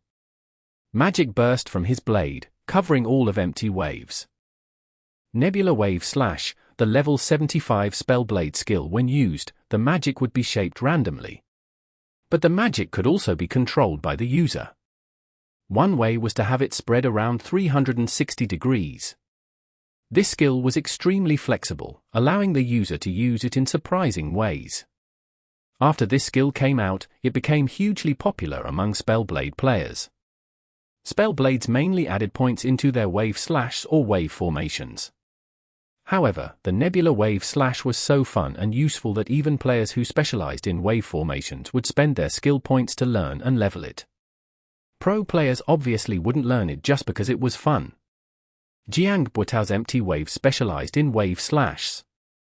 As a result, he had spent a lot of effort coming up with ways to use this skill. Mo Fan really had used the substitution technique to attack. He didn't want to repeat the same strategy as before, but he simply realized the fact that the substitution technique's random teleport could catch the opponent off guard. He was just taking advantage of it right now. He threw a Storm Shuriken towards Empty Waves and rushed forward to close in. But then, he saw Empty Waves turn in a circle, creating a protective barrier around him with a Nebula Wave Slash. Shua! The fast and powerful Storm Shuriken was blocked by the Nebula Wave Slash and deflected to the side. The priority of Nebula Wave Slash wasn't low, having properties of both offense and defense. For a moment, Mo Fan wasn't able to find any openings. When Jiang Buotao turned and used Nebula Wave Slash, he had located Deception. The Nebula Wave Slash appeared to be a complete circle, but after Jiang Buotao found Deception, he immediately made some slight adjustments. In the end, the Nebula Wave Slash formed a large crescent moon. His short sword, Divine Chains, swung towards Deception. Instead of spreading outwards, the magic swept towards that direction. The AoE covered at least 5 or 6 body lengths. The magic wave was neither concentrated nor dispersed. It was like a wall that was pushing towards Deception. Dodge? Dodge where? Up? Down? Left? Right? In the end, Jiang Buotao was able to turn the Nebula Wave Slash into a gigantic AoE attack. Deception's escape routes had been sealed, and his escape tools, Shadow Clone Technique and Substitution Technique, were on cooldown. But Mo Fan didn't just sit there doing nothing. Deception immediately retreated backwards. The Nebula Wave Slash was shaped like a crescent moon, which meant that there was more room to escape from the sides.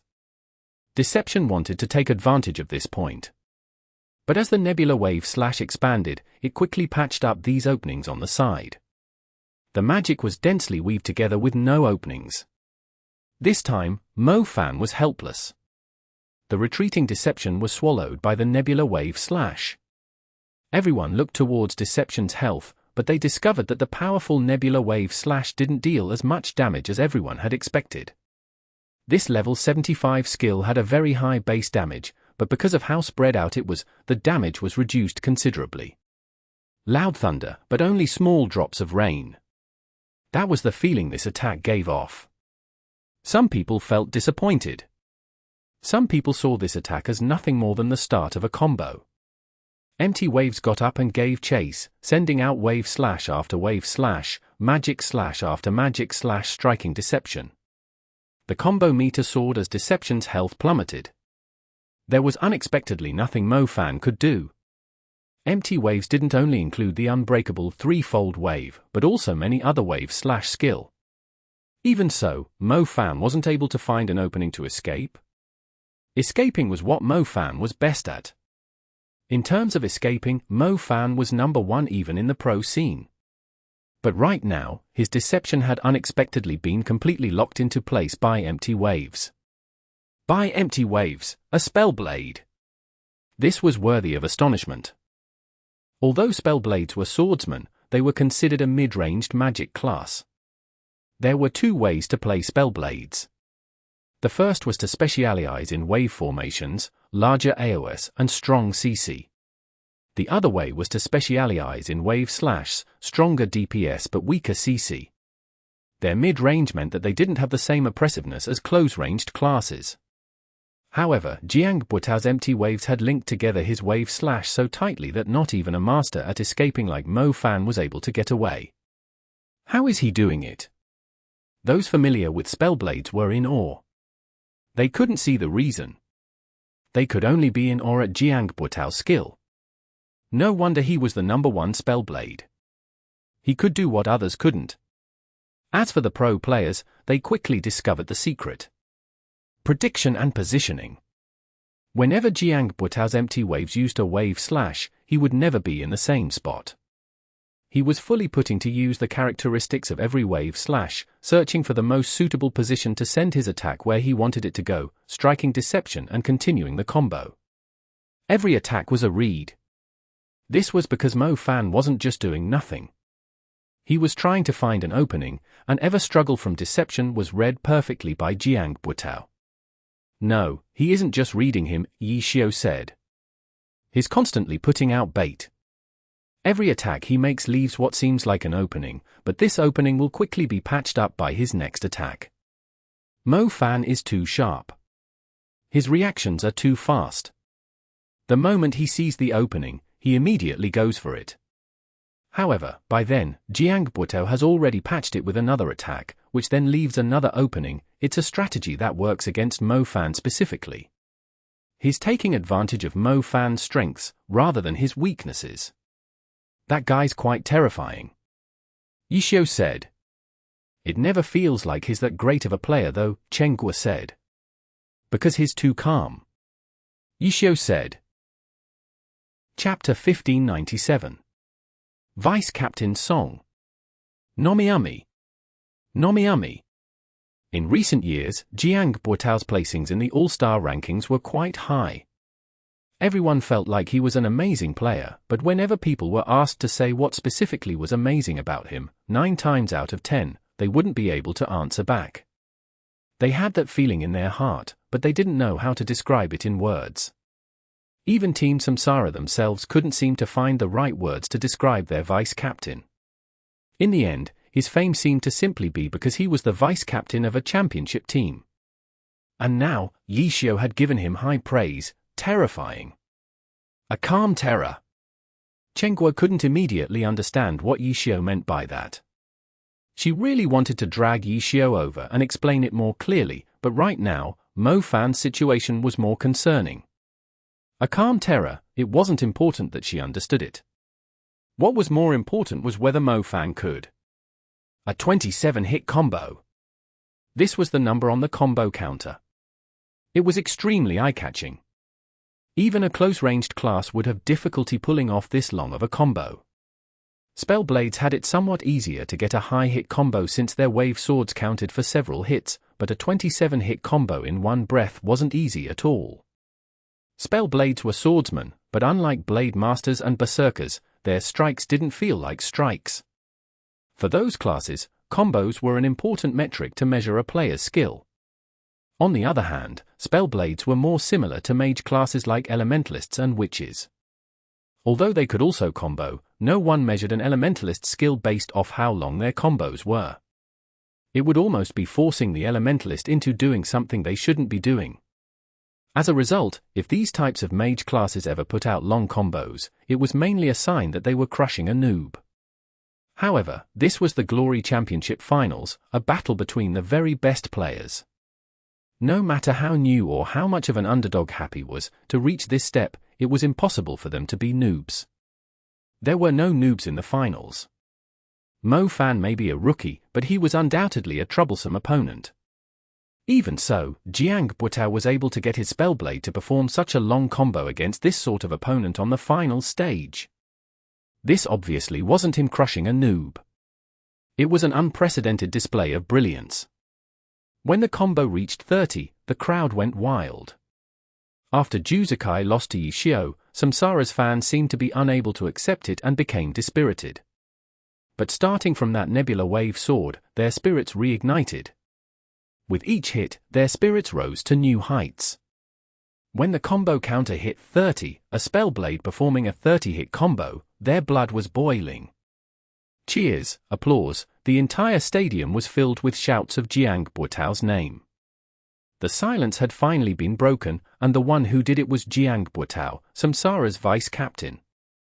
The crowd suddenly started to sing. No one knew who started it, but the person wasn't able to get the whole crowd going. It didn't seem like many people knew the song. Even the fans singing it weren't in unison. It was a mess of noise, and the song lyrics were unclear. Their unfamiliarity with the song leaked in every way it could. Even so, they continued to sing and sing. Suddenly, a powerful and united chant began to reverberate in everyone's ears as if the entire song had been a build-up for this chorus. When you're in joy, that's when he strikes. When you're in joy, that's when he strikes. Those who couldn't sing, those who didn't know the lyrics, when this phrase came, the entire stadium seemed to echo with this chant, again and again. This was the song of Samsara's vice-captain. Even the fans weren't familiar with it. When they sang it, not many fans knew it. In fact, very few fans knew it. This was because their team had Juzakai, and all the flashy stuff was done by him. Numerous songs had been composed for Juzakai, but the fans hadn't forgotten about their vice-captain. Even though he wasn't a flashy player, just like their song said, when the opponent's feeling happy, their vice-captain strikes. They would always remember this point clearly. Like today. Their Juzakai had unexpectedly lost. The fans didn't care what exactly their opponents were feeling, but in any case, they believed that their opponents would definitely be in glee seeing Juzakai's defeat. The crowd had become depressed as a result. But at this moment, their vice-captain stood up, executing a rarely seen high-hit combo from a Spellblade, awakening the crowd and burning down their opponent's delight. Their vice-captain didn't disappoint them. They had been so downtrodden that they had forgotten to put their hopes onto him, yet he still stood up and gave them the support they needed. It was because he was always so reliable in these crucial moments that Jiang Buitao became so popular. Placing high on the All-Star rankings wasn't that easy. It showed that he truly had support from a huge number of fans. You can do it! You have to win! We are the champions! The chant ended, and the cheering began again. Samsara's home crowd had recovered, and the happy fans in the away team seats were once again surrounded in enemy territory. Mo Fan wouldn't know about any of this. Even if he knew, he probably wouldn't have any reaction. He definitely wasn't the Yu in the song, he hadn't been in joy. 30 hits! Mo Fan hadn't been able to escape. He had tried to search for openings, but his opponent would always patch those immediately. Mo Fan could faintly feel something. But even though a 30-hit combo sounded long, in reality, it was only a matter of seconds. He didn't have time to think carefully about what that feeling was. Suddenly, the attack stopped. Spellblade skills were strong, but also had relatively long cooldowns. After this combo, an opening soon appeared because he didn't have any suitable skills to continue it. Dodge? Charge? These two thoughts flashed through Mo Fan's mind. Charge! Empty Waves was in front of him, 4.5 steps away. For a ninja, this distance was negligible. Running and then re-establishing an offense might not get him this sort of opportunity. Deception rushed out, forming hand seals. Ninjutsu, ground shrinking technique. 4.5 steps became 2 steps. Deception had closed in onto Empty Waves. However, all he saw was the cold light from Empty Wave's divine chains. It wasn't magic, but a sharp sword light. Moonlight slash. With a flash of light, Deception was launched into the air. Naturally, the second part of the dual moon slash followed, Full Moonlight slash. Full Moonlight slash blow-away effect pushed Deception away, giving Empty Wave space to swing his sword again. Wave Wheel Slasher. The waves of magic locked Deception into place. That 4.5 steps of distance hadn't been an opportunity, it had been bait. His setup hadn't worked on Yi Xiao, but he didn't lose confidence in himself. Facing Mo Fan, he calmly made these arrangements. His utilization of Mo Fan's strengths and weaknesses became the core of his setup. Mo Fan seemed to have stepped into a quagmire. The more he moved, the deeper he fell. Earth Wave Sword. Empty Wave slashed again with his sword, sending an Earth Wave Sword at Deception. Pang! Purple smoke suddenly spread out, engulfing Deception and the Earth Wave Sword. Ninjutsu, Smoke Bomb. Jiangbuotou reacted quickly. His Earth Wave Sword had missed. He couldn't see where Mo Fan was, and he didn't know whether Mo Fan would run or attack him. As a result, he had Empty Wave's retreat. First, open up some distance between them. Then, he saw a figure dart out from the purple smoke from where the Earth Wave Sword had swept towards. Shadow Clone Technique? Deception had been in the air when he threw out the Earth Wave Sword. To dodge the attack, he could have only used a skill. Ghost Slash. Jiangbuotou had been ready. He swung his divine chains, using a Ghost Slash straight towards Deception, sending him flying. But then, 1, 2, 3. Deception after Deception rushed out from the purple smoke, while the sword light from his Ghost Slash was still moving. It wasn't Shadow Clone Technique. It was Shadow Dance. Jiangbuotou couldn't help but be surprised. He knew that there was an opening before the Earth Wave Sword would arrive when Wave Wheel Slasher ended. If Mo Fan took advantage of the opening well enough, he could dodge it. But Mo Fan had actually been able to use Shadow Dance during this tiny opening. Ninja hand seals could be considered as a cast time. It was just that the cast time depended on the player's hand speed. Using Shadow Dance with such a tiny opening was truly brave, yet to actually succeed showed how frightening his hand speed was. What was more amazing was that Shadow Dance succeeded, but he didn't hurry to attack. He first sent out a bait to lure him into attacking. Then, while he was still in the attack's ending lag, he attacked. Wasn't this what he had just been doing to Mo Fan? This punk, a tooth for a tooth so fast? For a moment, Empty Waves was surrounded by shadow clones. For a Spellblade, it wasn't easy to deal with attacks from all sides. Empty Wave swung his sword, using normal attacks to parry and block what attacks he could. An opening. He raised his sword, Waltzing Wave Sword. This Waltzing Wave Sword's arc was extremely large. As soon as it came out, it started to curve, dispersing the Deception Shadow clone to his side. It didn't stop there, continuing its arc towards the next one. Jiangbuotou's Waltzing Wave Sword was used adept. He had it go around him. After it hit a target, its power would decrease, but it would keep going, hitting target after target. In an instant, the Waltzing Wave Sword went in a large arc, destroying 3 of Deception's shadow clones. A huge hole was created in the encirclement. Empty Wave swung his sword again, a Fire Wave Sword opening a path as he rushed out. But Mo Fan refused to let him go. He cancelled his Shadow Dance and intercepted Empty Wave's Ninjutsu, Exploding Flame Dragon. Boom! 2 balls of fire erupted. The Fire Wave Sword's burst was extremely strong, sending Deception flying far away. But at the same time, Empty Waves was also hit full force by Deception's attack. Exploding Flame Dragon. A level 75 ninja skill. Even when matched against the Spellblade's most powerful Wave Slash, its damage wouldn't lose out. Chapter 1598. A good but unsustainable game. Nomiumi. Nomiumi. Mo Fan suddenly went aggressive. To outsiders, it seemed to simply be a different choice due to the circumstances, a change in tempo. But to Happy, it was another breakthrough for Mo Fan. Mo Fan had grown as a scrap picker.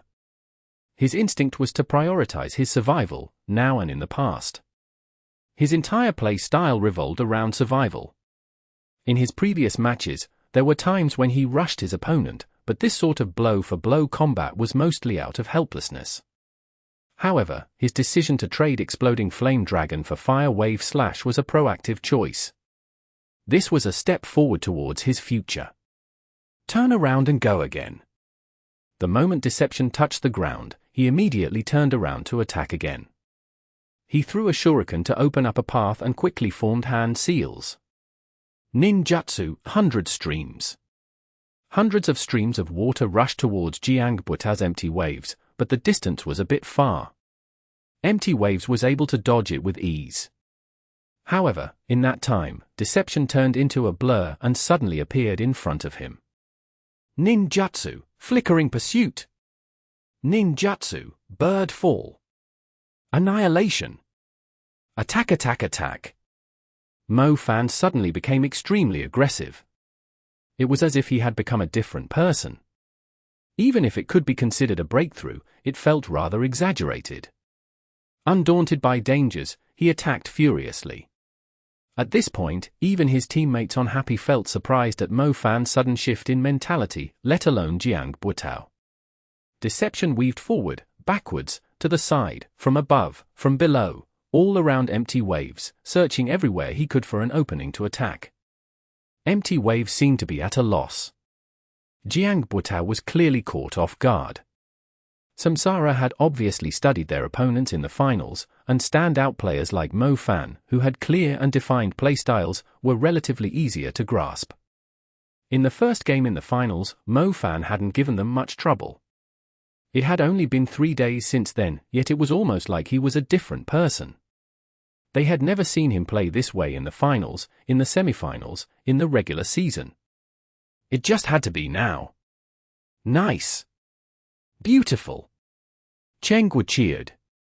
Yeah, good job. Yishio nodded his head. What he saw wasn't just Mo Fan doing what he had never done before. What he saw was Mo Fan's purpose and goal.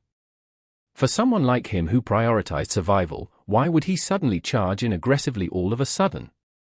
Because he noticed that Jiangbuta's Empty Waves currently had no skills available to use. Spellblade skills were powerful, but their cooldowns were long. Not caring about combos was hard for normal players, but for pro players, it was worse for a Spellblade to overuse their skills to continue a combo. To produce a combo, attacks needed to be chained together fast enough. However, for Spellblades, if they tried to chain their skills together that fast, their cooldowns wouldn't be able to keep up and soon, they would have no skills left to use.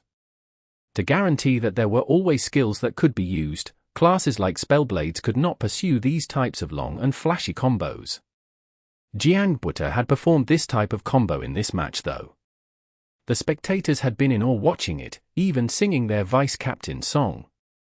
However, the pro players knew what this 30-hit Spellblade combo would entail. Mo Fan had caught on, choosing to rush down Jiangbutao, doing what he didn't like to do. Jiangbutao hadn't expected this to happen. He had performed that combo in order to stir the crowd. How could he not know that their fans were downcast after Juzukai's defeat? If he could take out Yishio beautifully, he could boost their morale. Unfortunately, he failed. Instead, Yishio's Lord Grim used his 4% to take out his 24%. The crowd's morale sunk even lower. As a result, when he fought against Mo Fan, he did a risky Spellblade combo. The reason that he took this risk was because he reckoned that Mo Fan wouldn't seize the opening that came afterwards. That player would always play his own way, refusing to interact with his opponent, regardless if it was for better or for worse. But he was wrong. Not only did Mo Fan take advantage of the opening, he was very decisive, staking everything on it. Mo Fan still hadn't opened up to interacting with his teammates, but he had opened a new page on the stage. Mo Fan went all out, showing a fighting strength that he had never shown before. Jiangbutao did his best to defend. He's playing beautifully. Yishio agreed with Chen Guo. But beautiful wasn't enough. Mo Fan had taken advantage of the opening, but he wasn't able to fully utilize it. He knew that Jiang Butao didn't have many skills he could use, but he also couldn't finish the battle here. Jiang Butao just needed to defend himself until his skills came back off cooldown, but did Mo Fan have a way to fight his opponent once those skills came off cooldown? Could take it another step and adjust his mentality to hold on to his current advantage? It looked like he didn't. In the end, he lacked experience. Mo Fan was able to seize this opportunity, but he wasn't able to fully take advantage of it. He could burst, but he didn't have the control to maintain a drawn-out offense. To do the latter, he needed to have a deeper understanding of his opponent and his opponent's class. Happy had, of course, analyzed Jiang Butao. At this point, Mo Fan had a good understanding of every class in Glory, but for right now, it wasn't enough. He had created an advantageous situation for himself, but he didn't have the experience to maintain it.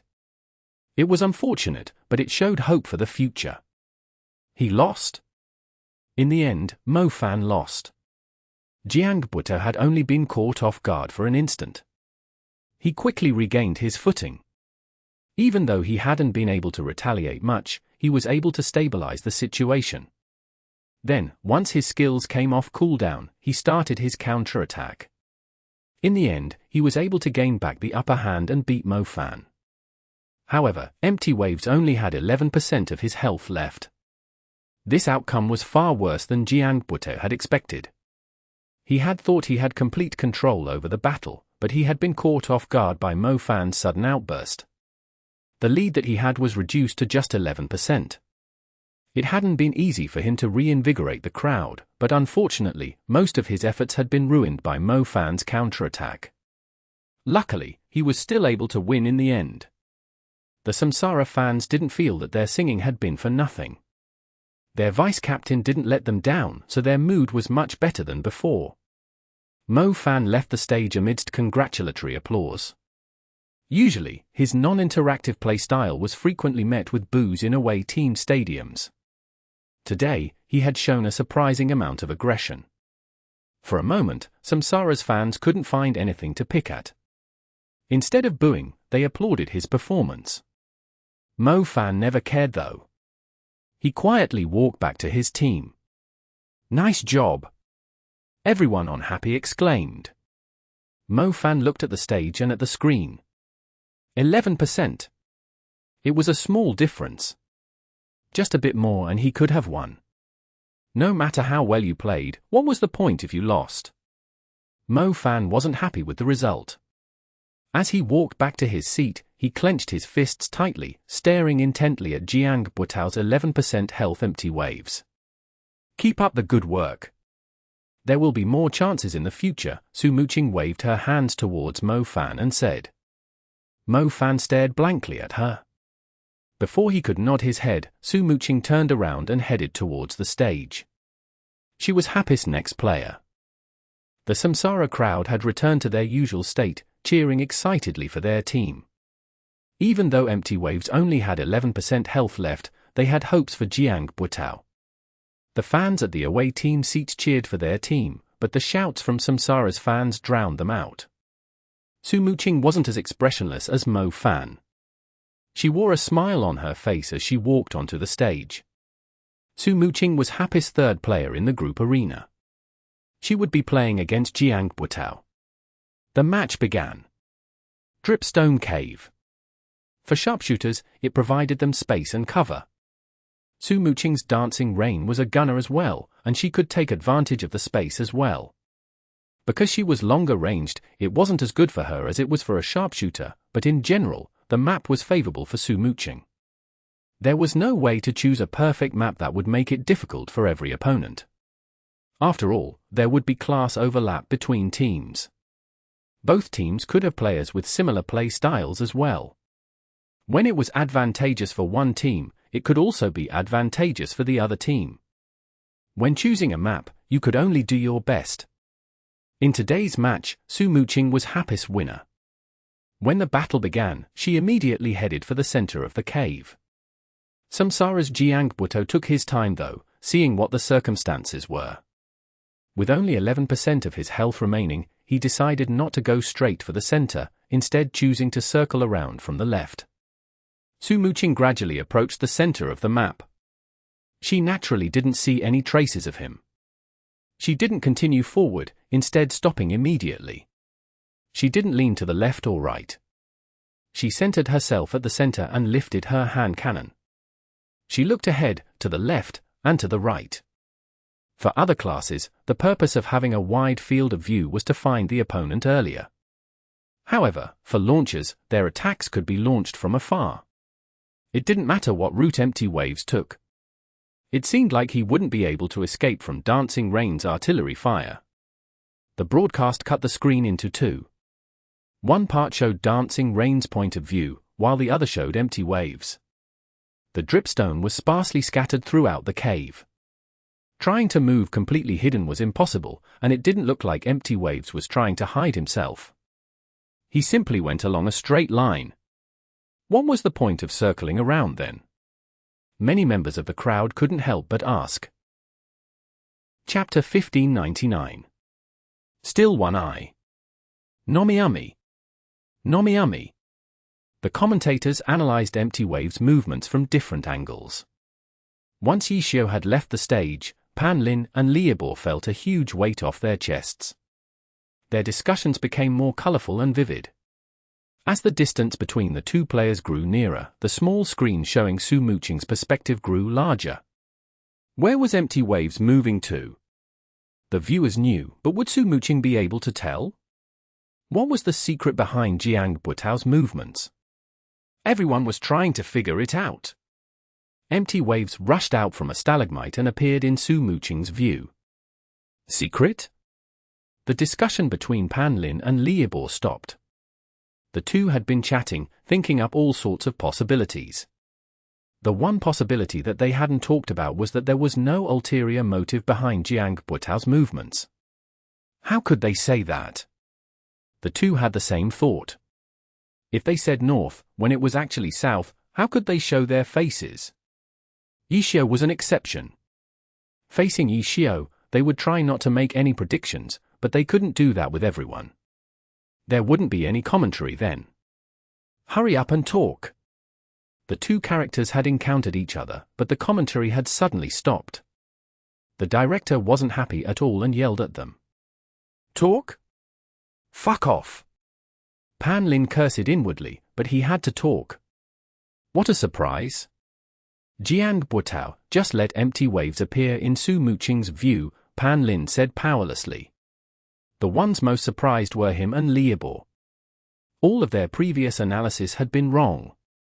What is he thinking? Even Liebor didn't pretend like he knew and simply stated the truth. We can only wait and see, Pan Lin remarked, and then the two went silent again. As soon as Empty Waves appeared, Dancing Rain aimed her cannon at him, but didn't immediately fire at him. Dancing Rain had the range to attack him. However, the farther away the target, the more time there was for the target to dodge. It was hard to guarantee that she would hit him. Su Muqing didn't feel like her attacks would be much of a threat at this distance. She was better off just doing nothing. Empty Waves didn't rush towards her either. He continued to circle around as if it was just another day in the park. He had already been exposed. What was the point of circling around? Su Muqing turned, following his movements. Soon, everyone noticed a peculiarity. Whether it was close by or far away, the dripstones were arranged neatly along a jagged line. Empty Waves took cover behind these dripstones. The logic behind this positioning was the same as when Yishio evaded Juzukai in the first fight of the group arena. Sure enough, Samsara had also discovered this method. Su Muqing immediately had Dancing Rain rush out, changing her angle to find Empty Waves. None. Empty Waves was nowhere to be seen. Which stalagmite was he hiding behind? Su Muqing wasn't sure. The spectators could see his location clearly. When Empty Waves escaped from Su Muqing's line of sight, he immediately began to move inwards to get closer to Dancing Rain. He was aiming for 3 stalagmites, each one taller than the other. It would allow him to close in without being seen. If she moved just a bit more to the side, she would find him. The happy fans were praying anxiously. Su Muqing's dancing rain was just 1 step off. Step! Dancing rain finally took that awaited step, widening her vision. However, empty waves had already moved from the shortest stalagmite to the next shortest one and was now onto the tallest one. With this switch, Su Muqing's line of sight was blocked by a stalagmite. Jiang was predicting her movements and acting accordingly. Everyone could see this. Jiang hadn't taken advantage of the map too much in his previous 2 fights. As a result, everyone had overlooked the fact that Samsara had chosen this map. This time, he utilized the map to the fullest, efficiently closing the distance between empty waves and dancing rain. The distance between the tallest stalagmite and dancing rain was completely within the attack range of a spellblade. Spellblades wouldn't fear launchers in a confrontation at this distance. He reached it. Thunderous applause followed. Jiang reached his goal just as they had expected. As for Su Muqing's dancing rain, it seemed like she was still carefully investigating empty waves' whereabouts. He can attack, everyone thought. Then, they saw Su Muqing's camera suddenly turn around. Dancing rain stepped to the side and fired. Boom boom boom. The first to attack was unexpectedly dancing rain. 3 anti-tank missiles fired. With a bang, a stinger burst apart like fireworks in the air. Then, a roll. Boom boom boom. 3 consecutive explosions. Empty Wave swung his sword, intercepting the 3 anti-tank missiles with a fire wave sword. This was the reason why spellblades didn't fear launchers at this distance. Their wave swords had a higher priority than launcher artillery shells. A collision between their magic and the launcher's artillery shells would result in an explosion, and their magic would still continue along its original trajectory. Who? The fire wave sword continued to sweep towards dancing rain, who rolled away to just barely dodge it. Bang! The stinger split apart in the air. 8 missiles rained down. Spellblades could use their wave swords to intercept these missiles, but these missiles were spread out like an angel scattering flowers. It wasn't possible to intercept them all with one swing. As a result, empty waves dodged to the side. Dancing rain got up from her roll and then set up a mounted gun. Light filled Jiang Buotao's screen. A laser beam shot towards him. The 2 were fighting at mid-range. The laser beam moved faster than anyone could react. Jiang Buotao had expected there to be a follow-up to the stinger and was planning on continuing to dodge, but the mounted gun had strengthened laser beam. Even though he predicted correctly, he wasn't able to dodge it. With so little health, why bother making it so complicated? Su Muqing typed out. The 11% health was instantly obliterated under her launcher's heavy firepower. The crowd was dumbfounded. Jiang Buotao had circled around and avoided being seen by Su Muqing. Empty Wave successfully got into range. Everything seemed to be going smoothly. But how did it become Su Muqing making the first move? It had only been an instant and Empty Waves was dead? The viewers couldn't understand. Too many people couldn't understand. Jiang Buotao himself didn't understand either. Had he exposed an opening? No. After casually walking out into view, Jiang Buotao had seen Dancing Rain's position. The route that he had chosen to follow afterwards would allow him to hide from Dancing Rain no matter what she did. Yet Su Muqing had been the first to draw first blood, putting him on the back foot. His movements had been completely seen through. How did she do it? Instinct? Or did she guess it? Happy hadn't chosen this map, so how could they have such a strong understanding of the map? He truly didn't understand why he had lost. Jiang Buotao tried to struggle. But with only 11% health, it wasn't enough. Being able to survive for so long was thanks to his class being a spellblade. Plate armor offered high defense. He fell. Empty Waves died. His ghost floated up, and his screen turned grey. Jiang Buotao stared blankly at the surrounding battlefield as his ghost floated higher and higher. Suddenly, Jiang Buotao saw something floating above that stalagmite. It seemed to be some sort of spinning round object. That's electronic eye? Jiang Buotao was speechless. He hadn't thought that dancing rain would bring along this skill. Electronic eye was a mechanic skill. The user could see whatever the eye saw. This was the skill that Su Muqing had placed on her weapon. Everything was answered.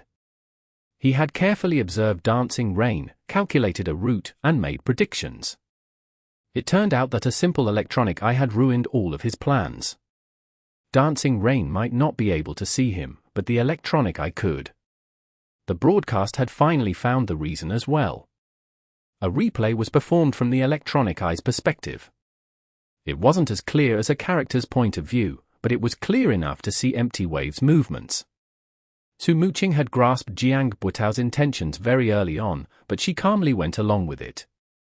She waited until the final moment to get the first attack off before Jiang Buotao, cleanly sweeping away the rest of his health. Jiang Buotao walked down from the stage. The Samsara fans had been hoping that Jiang Buotao would be able to deal a lot of damage to Su Muqing like what Yishio had done to him, but instead, Su Muqing finished him off cleanly. It was rather disappointing, but when they thought of Jiang Buotao's brilliant performance in the previous fight, their moods instantly lifted. Both sides were now at their third player. Su Muqing had won with 100% of her health intact. The match was completely even. However, the Samsara fans had complete confidence in their next players. Lu Buoyuan, an all-star, the #1 grappler in Glory, got up and walked towards the stage. Applause was sent towards Jiang Buotao. Applause was also sent towards Lu Buoyuan. "We are the champions!" Samsara's fans roared. Chapter 1600. Extremely Far vs. Extremely Close. Nomiumi. Nomiumi. Lu Buoyuan had once given an amazing performance in the Season 8 finals between Samsara and Blue Rain. He had been a huge reason for Samsara's first championship trophy. After that year's finals, Lu Buoyuan's fame soared. In the All-Star voting the next year, he placed 13th, replacing the previous All-Star grappler player, Li Yihui, a former Tiny Herb and current Team 301 player. From then on, Lu Buoyuan stood at the peak of his class. As for Li Yihui, he had once been an All-Star as well, but because of the transfer, he quickly disappeared from everyone's sights. The title of #1 grappler became uncontested. This season, Lu Buoyuan had successfully entered the All-Stars again. Although it wasn't high, only 22nd, anyone who made it into All-Stars was one of Glory's most popular players. Moreover, Samsara had invited another top player, Sun Slong, into the team, along with a legendary character like One Autumn Leaf to accompany him. As a result, there was a lot of competition within Samsara's fan base for who got the votes. Lu Buoyuan squeezing into the ranks of the 24 All-Stars wasn't easy. If he was less skilled or less popular, the other stars on Samsara might have taken away the spotlight from him. Juzakai, Sun Slong, Jiang Buotao. These three Samsara players placed above 10th on the All-Star rankings. Their fourth All-Star, the 22nd Lu Buoyuan, was put as Samsara's third player in the group arena. The crowd cheered and clapped, showing how popular he was. The players on Samsara were making their existence known one after the other to let everyone understand that they weren't just a one-man team. The match began amidst the applause. Because of Su Muqing's perfect victory in the last fight, both sides were at full health. Dancing Rain had used up a bit of mana, but it was more than enough to last another 1v1 fight. There was practically no difference in their conditions going into the fight. On the other hand, their classes were as different as they could be. This main difference was their range. Launchers had the longest range out of any class. As for grapplers? Even among the fighter classes, grapplers had 2/3 the attack range of strikers, who specialized in close combat. Not only did they need to land a hit on their opponent, they needed to grab their opponent. In order to deal damage to their opponents, they needed to be at point-blank range. The atmosphere in the stadium was quite good. On the other hand, the commentators, Pan Lin and Liebor, were in a not-so-good mood. Their faces had been slapped too hard. They still talked about the battle between the longest range and shortest range classes, cleverly shifting the topic to a discussion between classes rather than a discussion between players. That way, there would be no way for their faces to get slapped.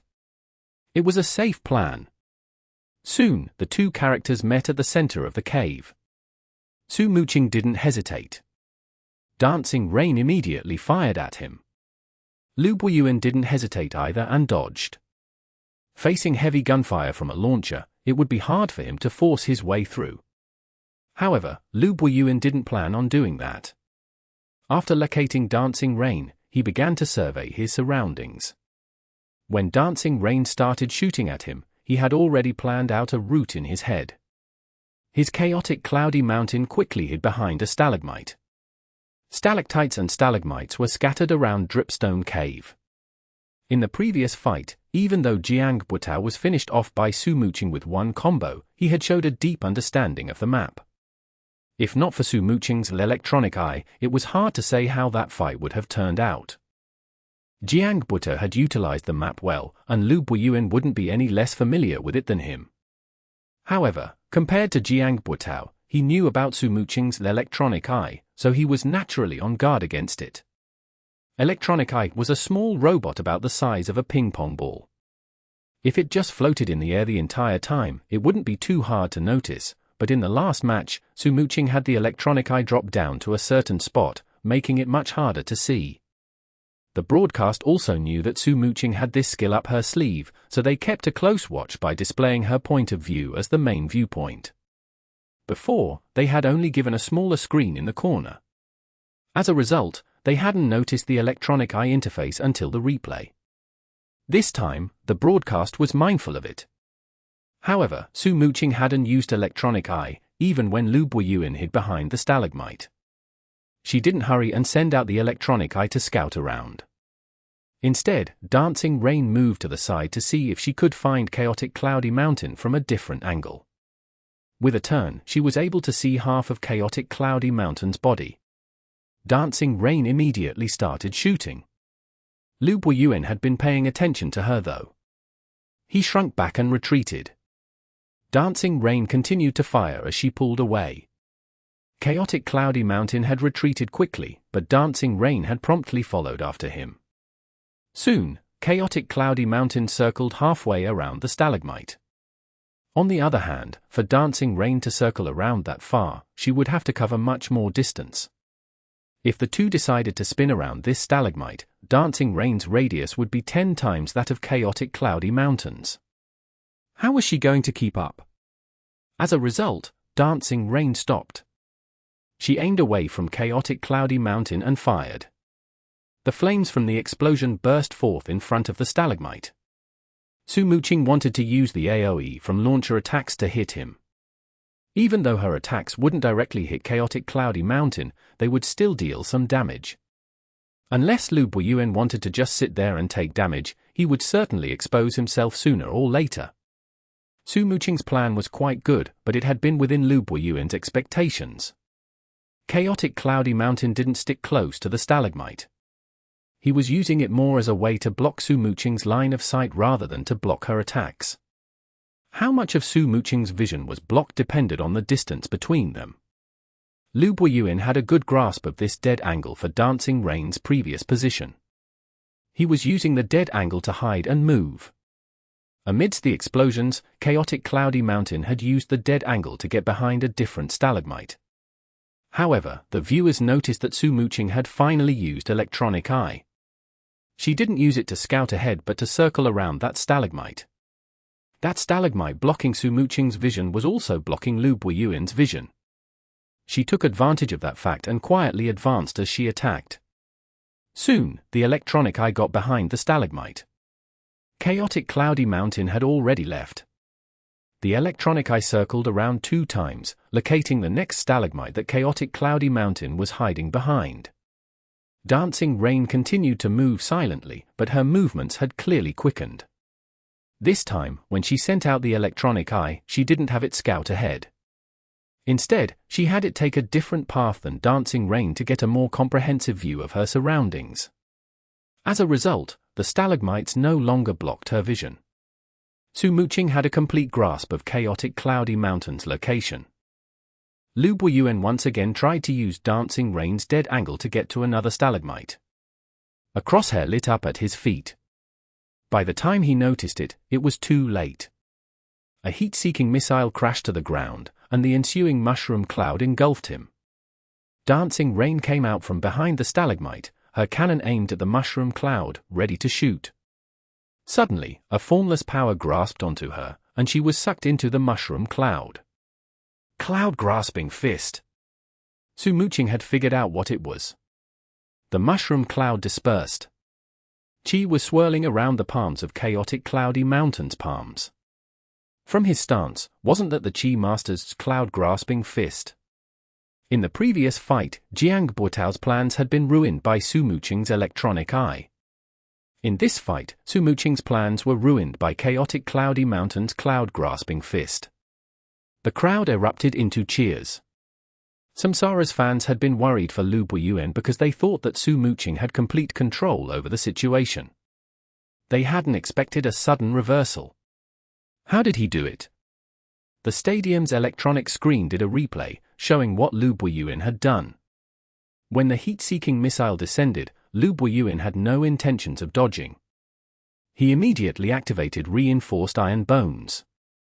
Even though this heat-seeking missile dealt heavy damage to him, because of his super armor, he wasn't sent flying away. Chaotic Cloudy Mountain used the explosion as cover for his cloud-grasping fist. No matter how many eyes Su Muqing had, she couldn't have known about Chaotic Cloudy Mountain's counterattack. Lu Buiyuan had predicted that Su Muqing's Dancing Rain would expose herself in order to make follow-up attacks. Sure enough, Dancing Rain came out from hiding. He immediately grabbed her, and in the blink of an eye, Dancing Rain was pulled in front of Chaotic Cloudy Mountain. The distance between the two sides was now 0. Spinning throw. Chaotic Cloudy Mountain's movements were incomparably fluid. After pulling Dancing Rain in front of him, he grasped onto her firmly, twisted his body, and threw her into the air. At the same time, he also jumped into the air upside down. His legs wrapped around Dancing Rain's neck. Aerial twist! Chaotic Cloudy Mountain flipped around, sending Dancing Rain crashing to the ground. The grappler's relentless tossing had just begun.